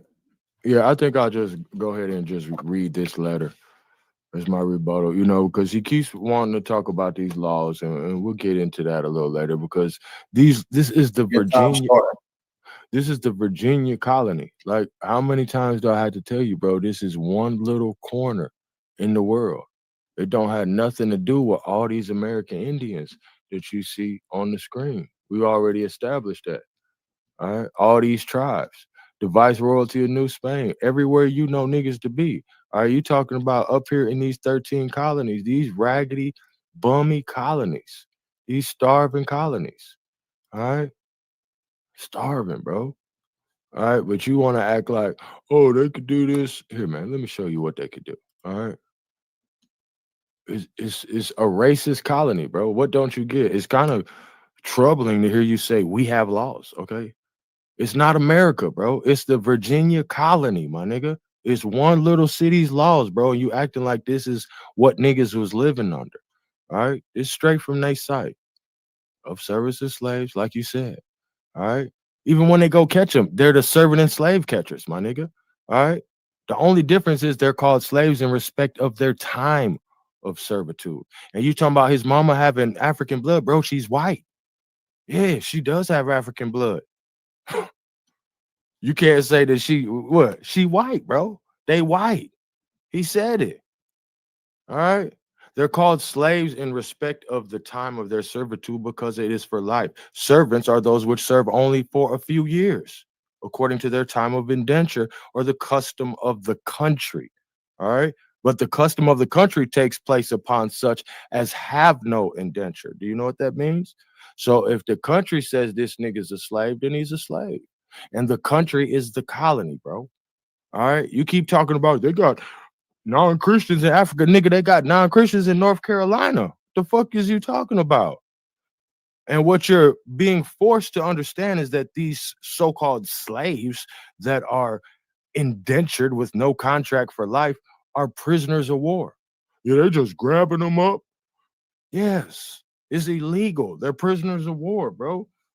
All right, but and all through the black code of colonial Spain, all right, which we see on the map is much more than them little 13 ass colonies you trying to get a nigga to get down with. All right.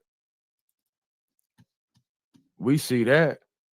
So that's not even an issue for niggas, bro. You way up here in this little tiny area, bro, talking about what's going on all over here. Come on, bro. Is you kidding? Let's get to what your homeboy talking about. Oh, they have to be given a certain amount to eat, and they after my due commendations with thanks for many kindness you have done me and trouble you have gone for me, which I am able to repay only with prayers to God. All right, he ain't got a penny. All right, I am so bold as to beg you once more for a favor at this present moment, although you have just cause to forsake me, since when I left I did not say goodbye to so good a friend. All right, because they just threw me on the ship. All right. Excuse me this time for this fall that occurred only because I was afraid that something would interfere with this voyage, which I so much wanted to make. I will not fail to make amends. All right. I'll make it up to you. Please. But completely trusting in your usual kindness, I beg you to be so good to approach Sir William Wadd, or his slave master, Sir Thomas Smythe, Sir Walter Cope, Sir Thomas.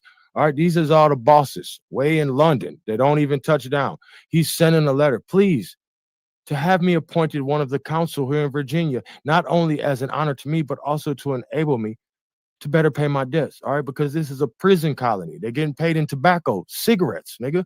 What are they getting paid for? Snitching on each other. All right, so he's writing a letter back to the warden, to the governors. All right, they still use that as a term for wardens of prisons. This is a prison colony, bro. There are members of the council who understand affairs of state no better than I do. All right, so he's big up in himself as the grand rat of the colony. With regard to our trip over, in my opinion of the country, I will inform you the best I can. All right, I'm your ratatouille. I'm your guy to go to. I know what they got. All right. In 5 weeks and 2 days, we arrived. It said, what'd he say?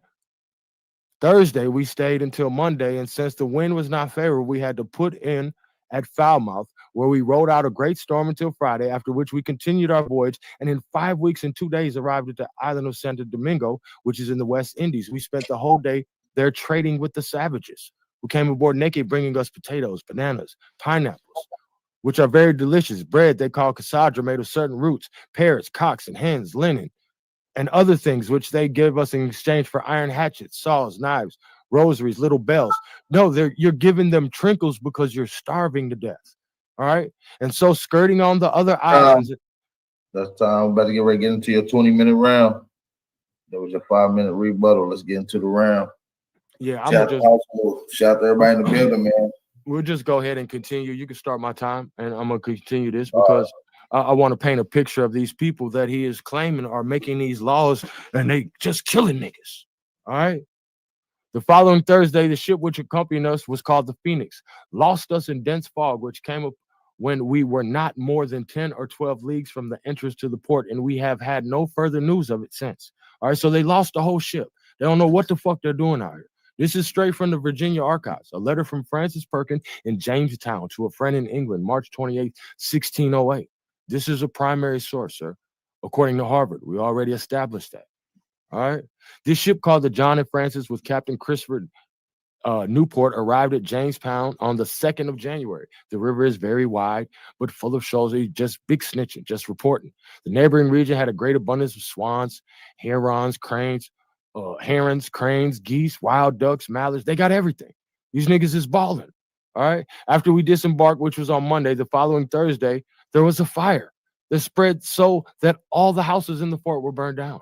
All right. So now he's finessing, including the storehouse for munitions and supplies. Everything my son and I had was burned, except a mattress, which had not yet been taken off the ship.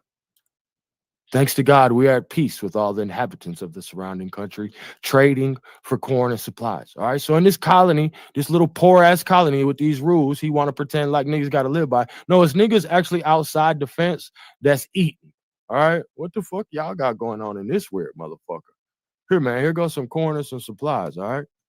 They value very highly indeed our reddish copper, their great emperor.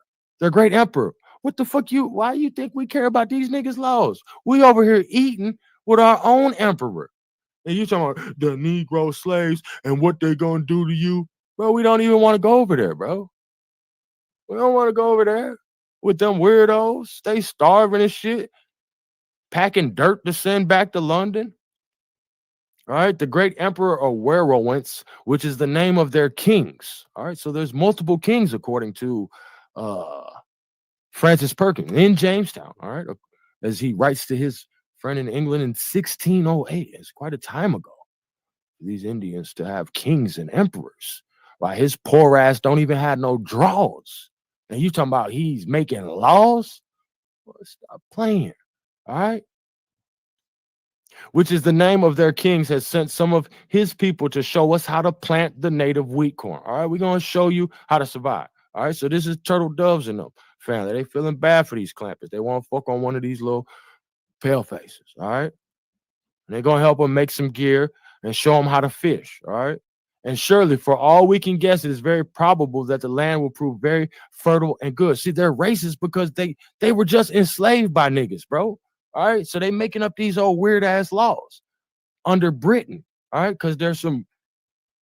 I ain't gotta explain that, bro. All right, what we are doing most just now is clearing the forest for the wheat, corn, sprouts in great quantity. They're slaves, bro. They're doing work, and the Indians outside the gate with corn, fish, banana. We're like, what the fuck y'all got going on in there? We over here eating. What y'all got going on in this little starving ass colony? And who is this nigga in here with y'all? Not a coincidence, obeying all y'all weird ass rules y'all making.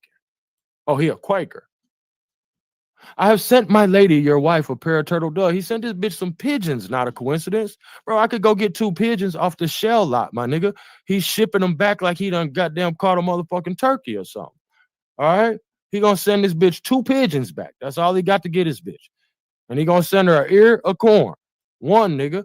Not a bushel, my nigga. All right, he gonna send this bitch a pre-roll, my nigga. You talking about, oh, they got niggas goddamn sacking up big ass pounds of weed in there. You the type of nigga get niggas killed. Try to watch the profanity. Oh, excuse me. You know I get it, mom. Forgive me. But what I'm saying is I'm trying to give you an analogy, bro. Ain't nothing in there, bro. All right, they ain't got no bundles. They ain't got no bushels. You trying to run up in there and he shipping off a ear of corn and 2 pots of our ordinary earth. You talking about, well, he got a contract to make sure he eating. He don't have no draws. Not a coincidence. He can't show you proof that they ain't honoring the contract. The nigga sending back pots of dirt and an ear of corn, nigga, and some pigeons. There are many little animals here with skin and fine fur. If I come across any, I'll send them for you and your friends to see, because I don't know how to hunt, because I ain't from here. I don't know what the fuck's going on, all right? I'm on an adventure. There is an abundance of fresh fodder for any kind of livestock, especially pigs and goats, even if there were 1 million of them, all right? There's also around the fort where we have cleared away the trees, all right? They out there doing yard work, regular peon shit, all right? A very great quantity of strawberries and other tasty herbs. And sir, considering that this misfortune of the fire has caused a general lack of everything among us, especially me, all right? So now he back begging, all right? Literally, I beg you, all right? So I'm not making this up, all right? I'm not transposing any ideology on this letter. I beg you to see that my Lady Catherine does not get angry with me, but that with the usual nobility of her heart and the affection in which she has been pleased to hold me in the past, she will find way jointly with you and Sir William Cornwallis to recommend as urgently as possible my petition, especially with Sir William Smith, since he more than anyone else carries weight in matters of sor de este estado. So he just sucking, begging at the same time, my Lady Catherine be so kind as to get Sir William Cornwallis to send me 10 pounds worth of discarded clothing. All right. He's naked and afraid. This the contract, not a coincidence, got him in. All right. Not a coincidence, middleman on my contract. All right. What did the contract say? That he will receive more gold for his labor. Did he receive more gold? No, the trader disappeared and there was no one to speak his language. All right. Damn, how you gonna do it like that? Not a coincidence. You told him the contract was good, that it was only gonna be for a short time. Now he trying to get 10 pounds of clothes from London. All right, he don't care what it is. Send me some draws. Just send me some draws, man. This day letter, bro. This is a primary source. What you got to see it in cursive? It's from the Encyclopedia of Virginia Humanities primary document. What? In a particularly cold winter. You know what I'm talking about? Cold winter. You talking about he making laws and grabbing niggas up. No, they're insurgents. All right? That's what they are. Butt naked insurgents. No draws. Can you send me some draws back from London? All right? Because y'all ain't honoring the contract. Do I have to tell y'all that they ain't honoring the contract because this man ain't got no draws on? For I swear to repay them the value of anything they send me with the duty of acknowledging that it is by her kindness and that of those gentlemen, caballeros, knights, that I and mine live. And if this is not enough to supply the needs of many, may my lady and those gentlemen do me the kindness at least granting to me and my son out of their generosity such of their things as are of little use to them. All right? Just send us some hand-me-downs back, all right? I beg you, because we're broke over here. We're starving. I beg you, all right? Don't be mad at me. With my liberty and boldness, writing you this long, begging ass letter, excuse my French, but you remember me out of your goodness, for I am so far and so separated from my friends. And do me also the favor to grant reasonable kindness to my wife if she would have occasion to appeal to you. So they just banging the guy's wife back out of London. He's sending her back pigeons and dirt. She's like, this nigga's a bum, all right? Begging you to inform my Lady Catherine of the contents of this letter, and if you read all of it, and at the same time recommending me most humbly to her and to those gentlemen whose kindness and favor all my trust is placed, I beg our Lord guard all of you. All right. This 28th of March, 1608, your servant while he lives. All right. Not to be confused with a slave. All right.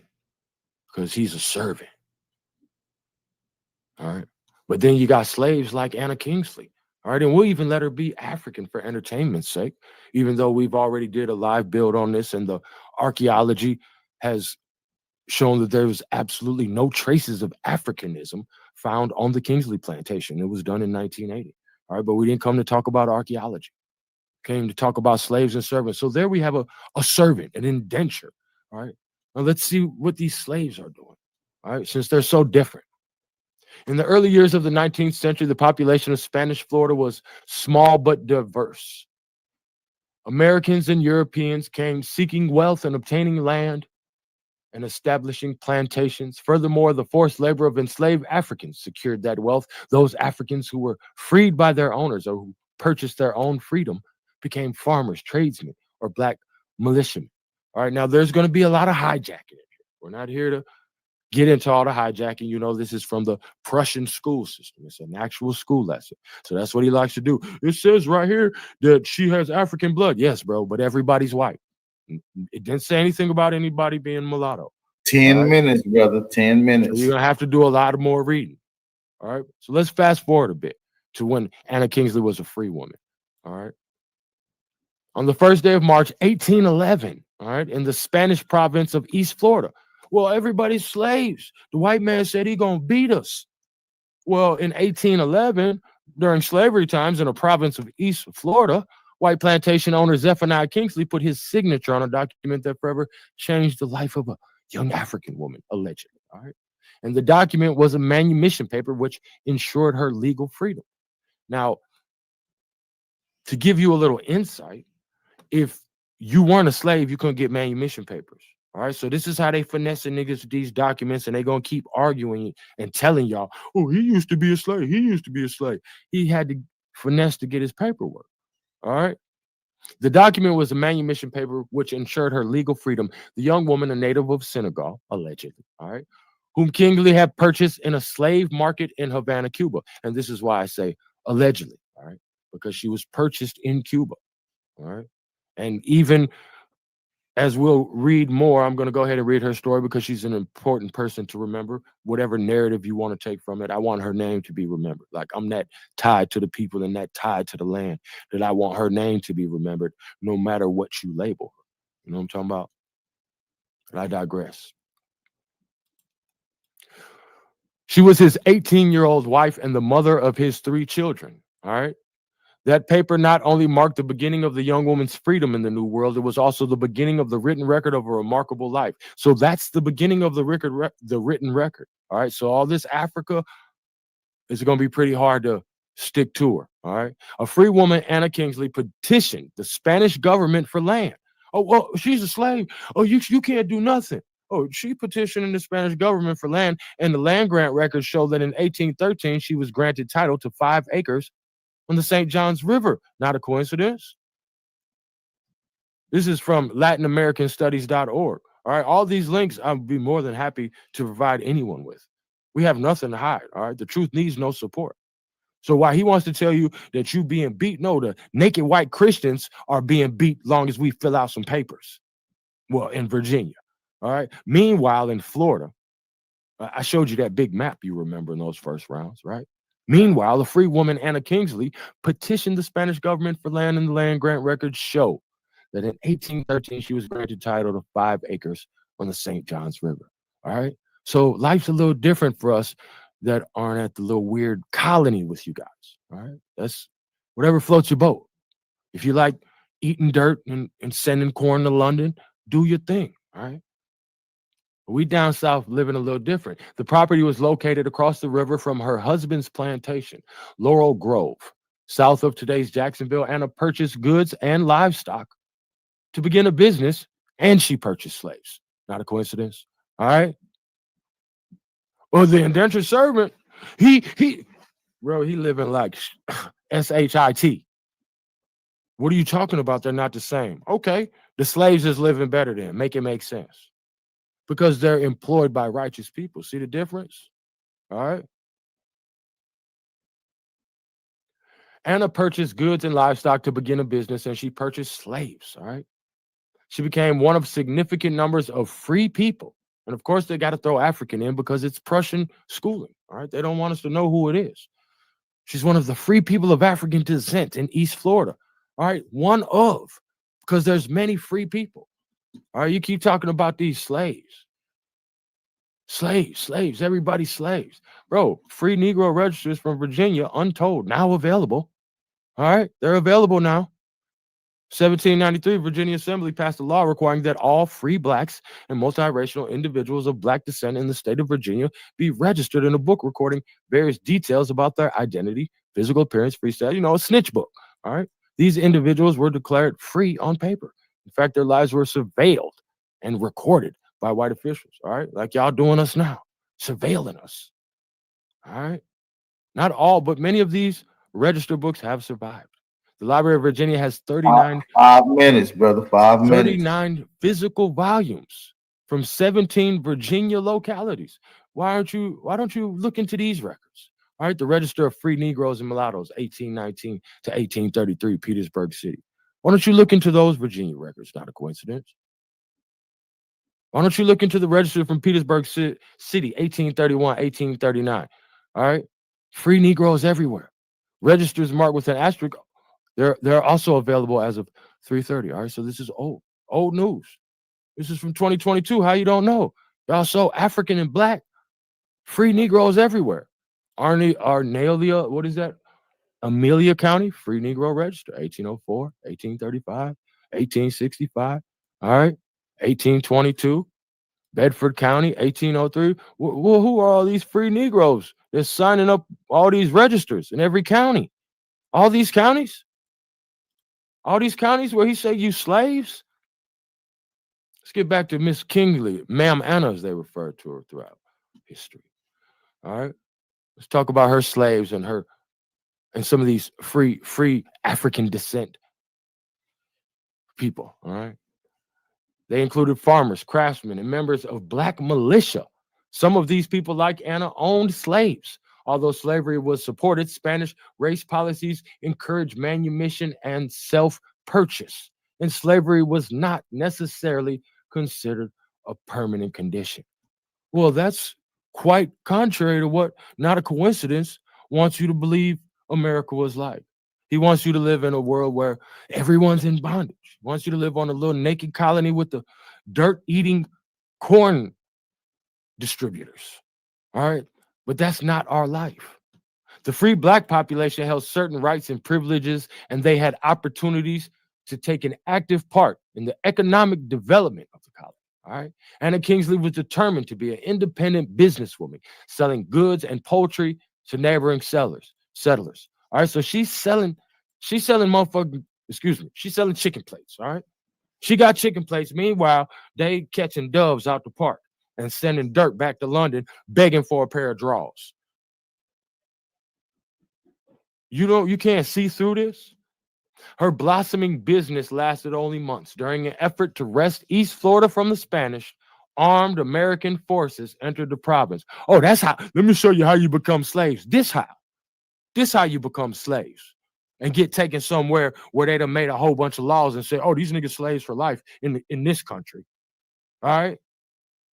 Together with a number of rebellious Floridans, they looted and occupied, all right, the homestead of planters and settlers to obtain supplies and set up bases. Now, we know that's not a coincidence, colony, because you must be from there, all right? These must be your guys. You're talking about we got laws. Well, we don't live by them laws, my nigga, all right, that y'all got going on up that way. But you see what y'all doing, all right? You insurgents, all right? If these insurgents succeeded, and an American system replaced the comparatively liberal Spanish policies, what would become of the free people and their rights? All right, they're little by little moving in to overthrow our already established governments, cities, emperors, kings that we've proven with primary sources according to Harvard. My nigga, if you better than Harvard, my nigga, you really are a narcissist. All right. When the Americans approached, that's the Virginia colony, all right? Anna herself hit the fire that consumed her house and property. Then she escaped with her children and slaves on a Spanish gunboat. She had to flee from these devils that, Not a Coincidence, tells you is ruling the world, these starving savages, all right? These Slavs. The insurrection later ended in failure, and it turned out Anna's loss was not total. Although Spanish commandment reported of Anna's property, the flames devoured grain and other things to the value of $1,500. The governor rewarded her loyalty with a land grant of 350 acres. So now we have the governor of Spain has given her, oh, she was a slave, right? She's way worse condition than a indentured servant. Well, not according to these sources that we're looking at. Or maybe you thought we didn't know about any of these people. We didn't know about the starving Slav in Virginia and his letter. Or you thought y'all erased Anna. That's what y'all thought? Because you still owe her them acres? Because her and her husband actually got 35. They bought 35,000 acres in Haiti. You say time? You say time out? No, I ain't say nothing. Okay. It says Laurel Grove. Well, let me wrap this up so I can get through her story. So hopefully we can remember Ma'am Anna. Shout out Ma'am Anna. All right. Laurel Grove was also destroyed as a result of the conflict. In 1814, all right, everybody's slaves, not a coincidence. Zephaniah and Anna Kingsley, along with their children and slaves, all right, moved to Fort George Island, a sea island near the mouth of St. John River. On this 1,000-acre island with palm fringe beaches, birds of every description, and ancient Indian mounds of oysters. They restored the abandoned plantation. That's Tom. Shout out to the motherfucking debaters, bro. This was a slugfest. For those that's listening in and viewing this in the chat, make sure y'all hit the poll. The poll is in the chat right now as we speak. Pick who you got winning this debate. Hawk School, not a coincidence. Shout out to both of these brothers. I'll tip my hat to both of these brothers. They came to bank it out. This was a fire one. The show ain't done. We getting into the 20-minute answering the question round, rapid question, rapid answering.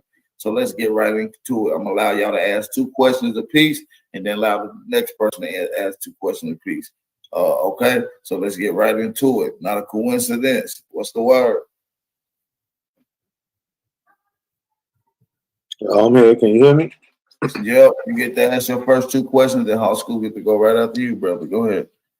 All right. So my first question is, why your whole third round you didn't address indentured servants and slaves? You read a letter from some people complaining. That was Why an didn't you indentured. That was address an them? indentured servant. It was a letter from an indentured servant, sir. I'm sorry, it went over your head. It was completely about it. The whole letter was written by an indentured servant. Are you kidding me? You see what I had to deal with? So where in this letter does it say? This is my second question. Can I share my screen real quick?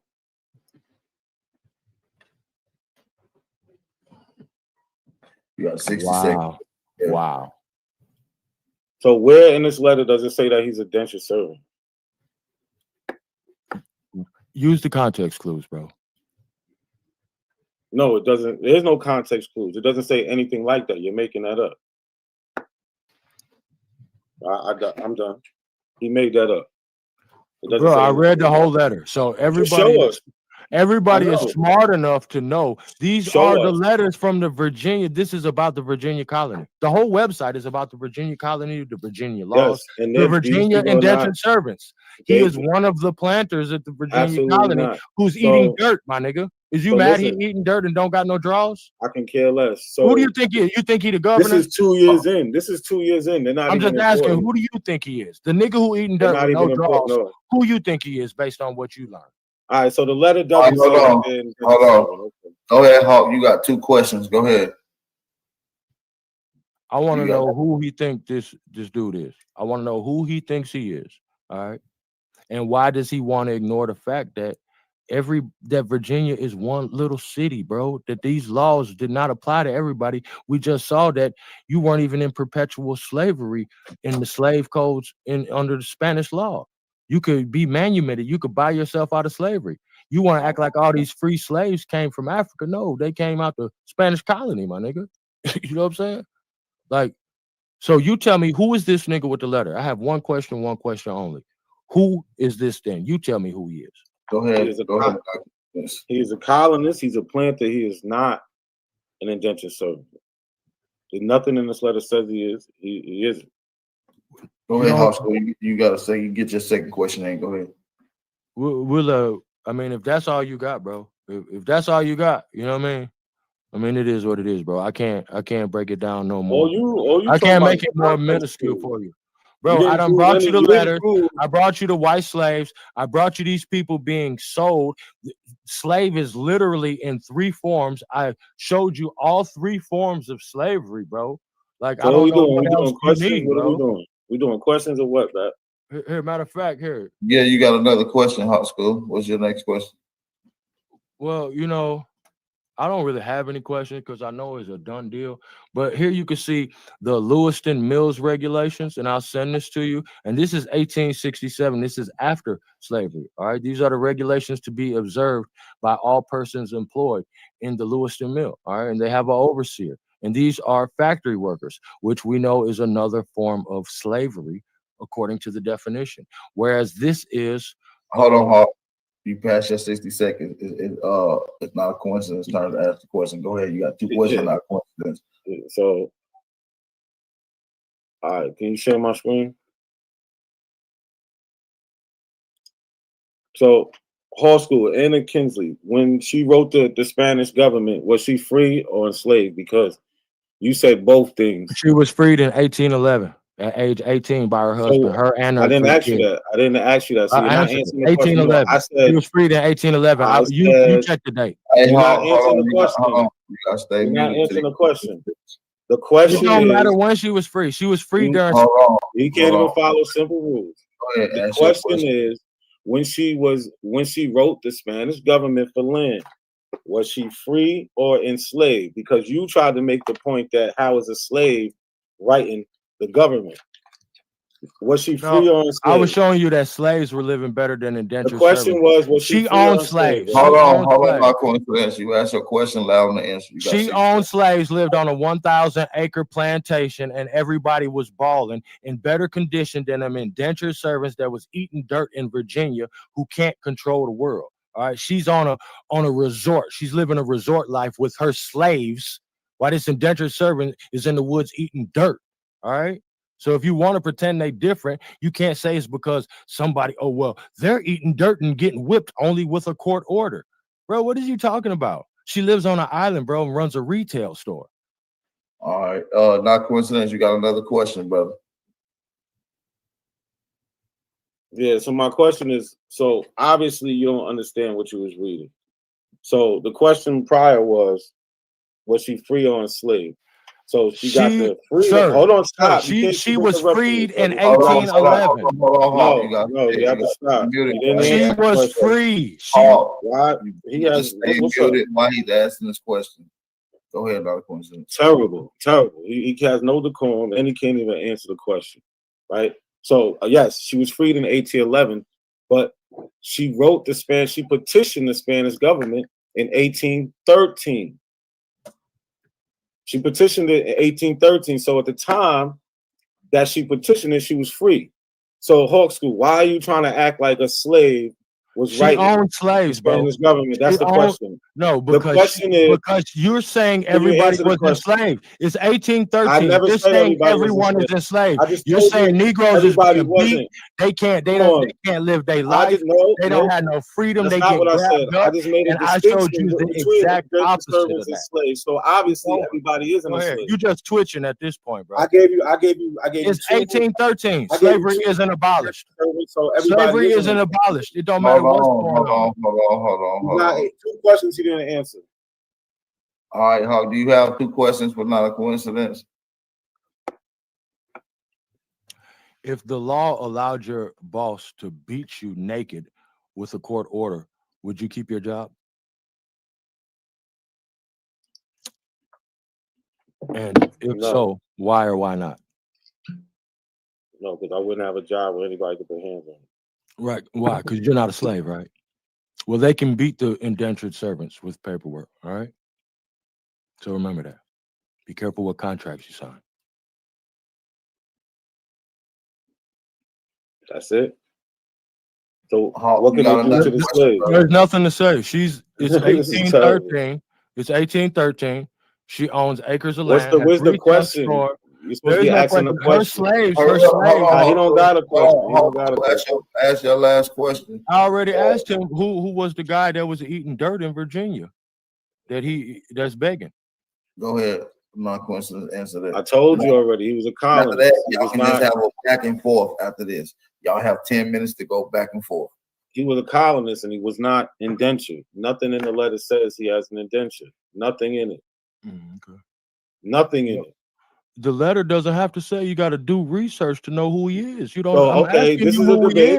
I'm just asking you who he is. Show us how he was indentured. Let's go. Besides you, No, I don't have to show you nothing. I'm can. showing you like that you no did matter all night. what, the You didn't show nigga us in Virginia. anything. I'm showing you the condition show of us the anything. people in All the night. colony of Virginia. You just made This is shit how up. people are living in the colony of Virginia that you saying making all these laws So and was it's she controlling free? everything. I'm showing you how they're living in Virginia and how they're writing to London. They just started. So begging when for did? help All right. because When is all that they letter got from? to eat is dirt. When is that okay? letter from? They're Hold selling on, pots of dirt. hold on. Y'all almost at the 10-minute marker. I just want to make sure I shout the chat out. Make sure I'm encouraging you guys to go hit the poll. Let me know who y'all thought won this debate. This is a dope. And of course, I'm gonna let these brothers finish having their back and forth. And we're gonna close out at the end of this 10 minutes, you guys. So let's go. Shout out to these two brothers. Let's get it. Like he just said, we're in the debate. He said he don't have to show nothing. So when is the time to show something? He didn't show anything, right? He's over here making stuff up about Anna Bro, Kingsley. that don't work, bro. This ain't He's your making shit channel. up. She This was is a debate. free. That She don't was work, free. bro. It do It's too work. late. It's a debate. It's too This is late, where bro. you You show shit twitching, at. bro. This Die is where you like show a shit at, man, and you bro. still can't show nothing. Bro, die like a man.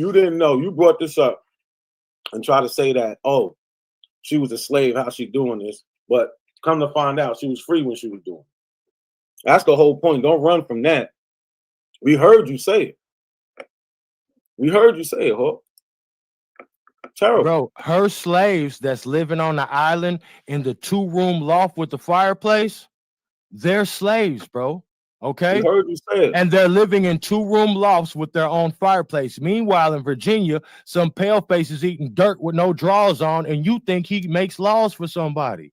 That don't have nothing to do if indentured servant and slaves are different. Watch this. This government for land. Oh, well, she's a slave. Oh, you can't do nothing. Oh, she. Look, he's calling her a slave, but yeah, that's what you're free. saying, bro. You No, can't that's do what that, you're bro. saying. What kind of weird shit are you She doing at was a debate? free. This is terrible, bro. No, that's what you're Terrible. saying. She was Terrible. a slave. She was manumitted, and then she got You mad land. I'm faster than you, brother? No, you're Don't be mad, mad bro. I'm faster than you. How? You should have took notes like I did. She was how? She was never a slave. You said she was gonna be a Took slave for notes like life. I did. If she would have went with you to Virginia, she I would have never been know. fucked over. Who She said would have been anything eating about being dirt. free for She life? would have been eating dirt and popcorn with no drawers on with you and them white boys in Virginia. I But clearly instead, said she people living a had to- good life, They had to owning run niggas away. like you. And They the had nigga to in run Virginia. away. You I see said how they had to- different it nope. is? You can go right back. I said they had to run away or get emancipated by their owner. I said this in the debate about slaves. Meanwhile, indentured servants, when they go into the indentured servitude, Hey man, it's a peace to the contract. tribes. I brother. did my job, man. I ain't doing It's a none of this contract. shit, man. I don't this shit. Yeah, It that was was a terrible. contract kill. This nigga still twitching, Bap. I'm about to put more rounds in him. That shit was terrible. You can screenshot at any given time. Y'all got like 4 minutes left. He was screenshotting for like the last 10 minutes. So if you want to pull up something, Hawk, but remaining 4, y'all can, and the back of y'all going back and forth. Make sure y'all hit that poll in the chat and go vote. It's gonna be very important for you guys to vote. It's very important for you guys to vote. We're gonna have the after party after this particular debate. So you guys will be able to come on and ask the brothers questions. Not a coincidence, Hawk School. Want you brothers to pop up on the after party. We have some brothers who want to ask y'all guys some questions. So we can get it in, man. Shout out to everybody in the building, man. Are you trying to screenshot out? He don't got nothing to share. He's terrible, bro. He's Yeah, up here faking the front. He shot. You he shot all his you're bullets. literally He shot all his sharing me. bullets. All you got to share Nigga is shot me. all. You got to share is me. You know why, right? I'm showing you lying about what the article actually says. What was No, I I'm showing lying you about? lying about what the article says. What does that change? You What try do you to prove? you try to I add prove that her slaves, you posed the question. Anna Kingsley, who was We once a heard you. slave, allegedly was We once a heard you. slave. All right, allegedly was once a We slave. heard you. That you said would be a slave forever. You try to front. Didn't you say we got laws for it? We got laws to keep her a slave forever. You're gonna get beat, and the white Christians, they're safe. They gotta get you gotta fill out a form to beat them. Well, Anna ain't getting beat.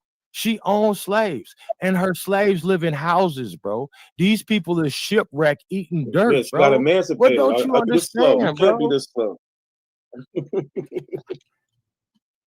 Yo, listen, you showed nothing. All you try to do That's is all you impose get. your own little fake little theory. This was terrible. Once again, terrible. Hey, man, I do it for us. Peace to the unconquered tribes. We still here. Don't act like we didn't hear you say, "Oh, she was a slave." How she petitioning the government? Well, she did it because she wasn't a slave. That's how. Stop lying to people. What difference do it make? She owns slaves. Slavery is still going on. If it She's didn't not make a slave. difference, you wouldn't say it. Because she's a free If colored it didn't person, make one a of many, if it didn't make one a of the difference, many if it free didn't colored make a people who difference, own slaves. You telling niggas if that you everybody's didn't make a enslaved. difference, No, everybody don't live in you Virginia. wouldn't have lied about it. Matter of If fact, it don't didn't nobody make a live in difference, Virginia. you wouldn't have lied about it. If it didn't make a difference, you wouldn't have lied about it. Terrible. You over here lying in the bed, got caught red-handed. Shout out to everybody in the building, man. I don't know how the hell Here, man. Here, can we please for the children? All right, shout out to everybody in the building, man. This was a dope ass debate, man. Shout out to everybody in the building, man. Make sure y'all get the polls, hit the polls, y'all. Hit the polls as y'all come in. If Can you you haven't share had my a screen? chance, if you don't see it, refresh it. This is it, man. This is it. Shout out to everybody in the building. Make sure y'all get y'all polls. Again. All right. We about to get ready to get out of here. This was it, man. This was one of the ones. Hawk School versus not a coincidence, man. So yeah, man, we got to get ready to make our way to the after party. We do got the poll in the chat. I am going to drop that here in just a second. I don't know how 170 people voted when we didn't sell that many goddamn tickets. I don't know what the fuck is going on. That's crazy.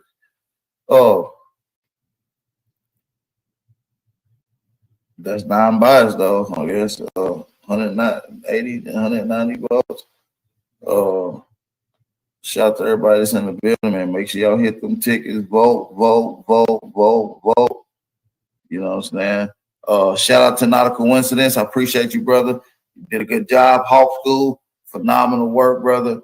Let everybody, hey man, hit that like button, thumb up the video, support the channel. We about to get ready to go to the after party.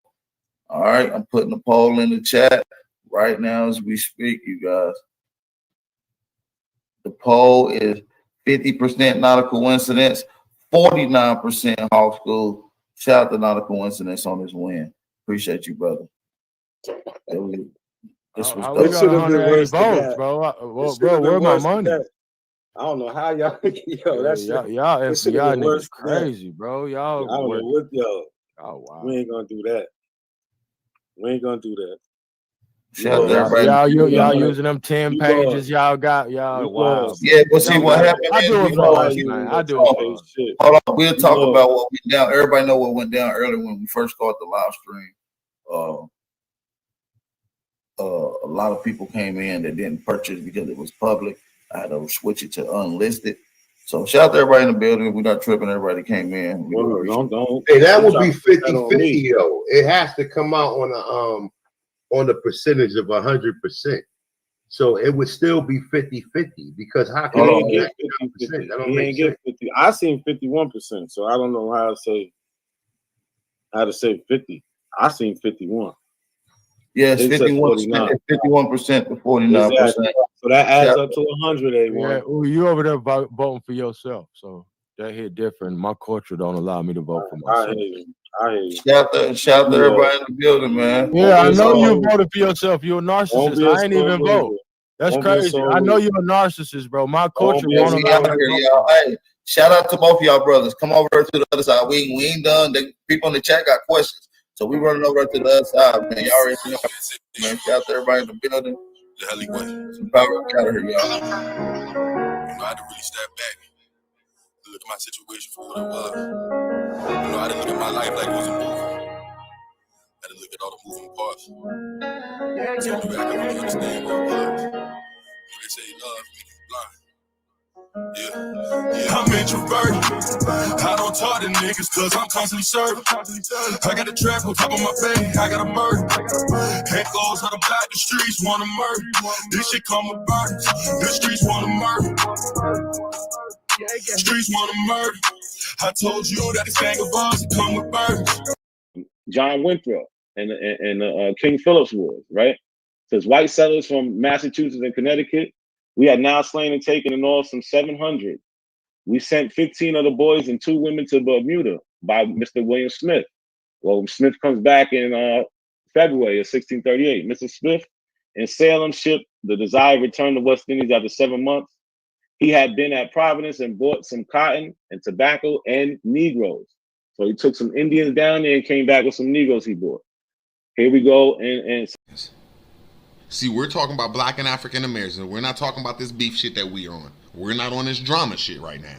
We're on Aboriginal TV's channel talking about Pan-Africans throwing shots at the Aboriginals. A Pan-African came on here, our brother, that makes our shows live for real.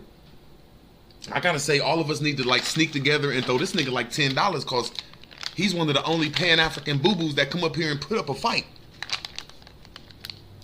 People that just come up here need to see that. They need to see an African and they need to see an Indian and they need to see the debate so they could choose a side.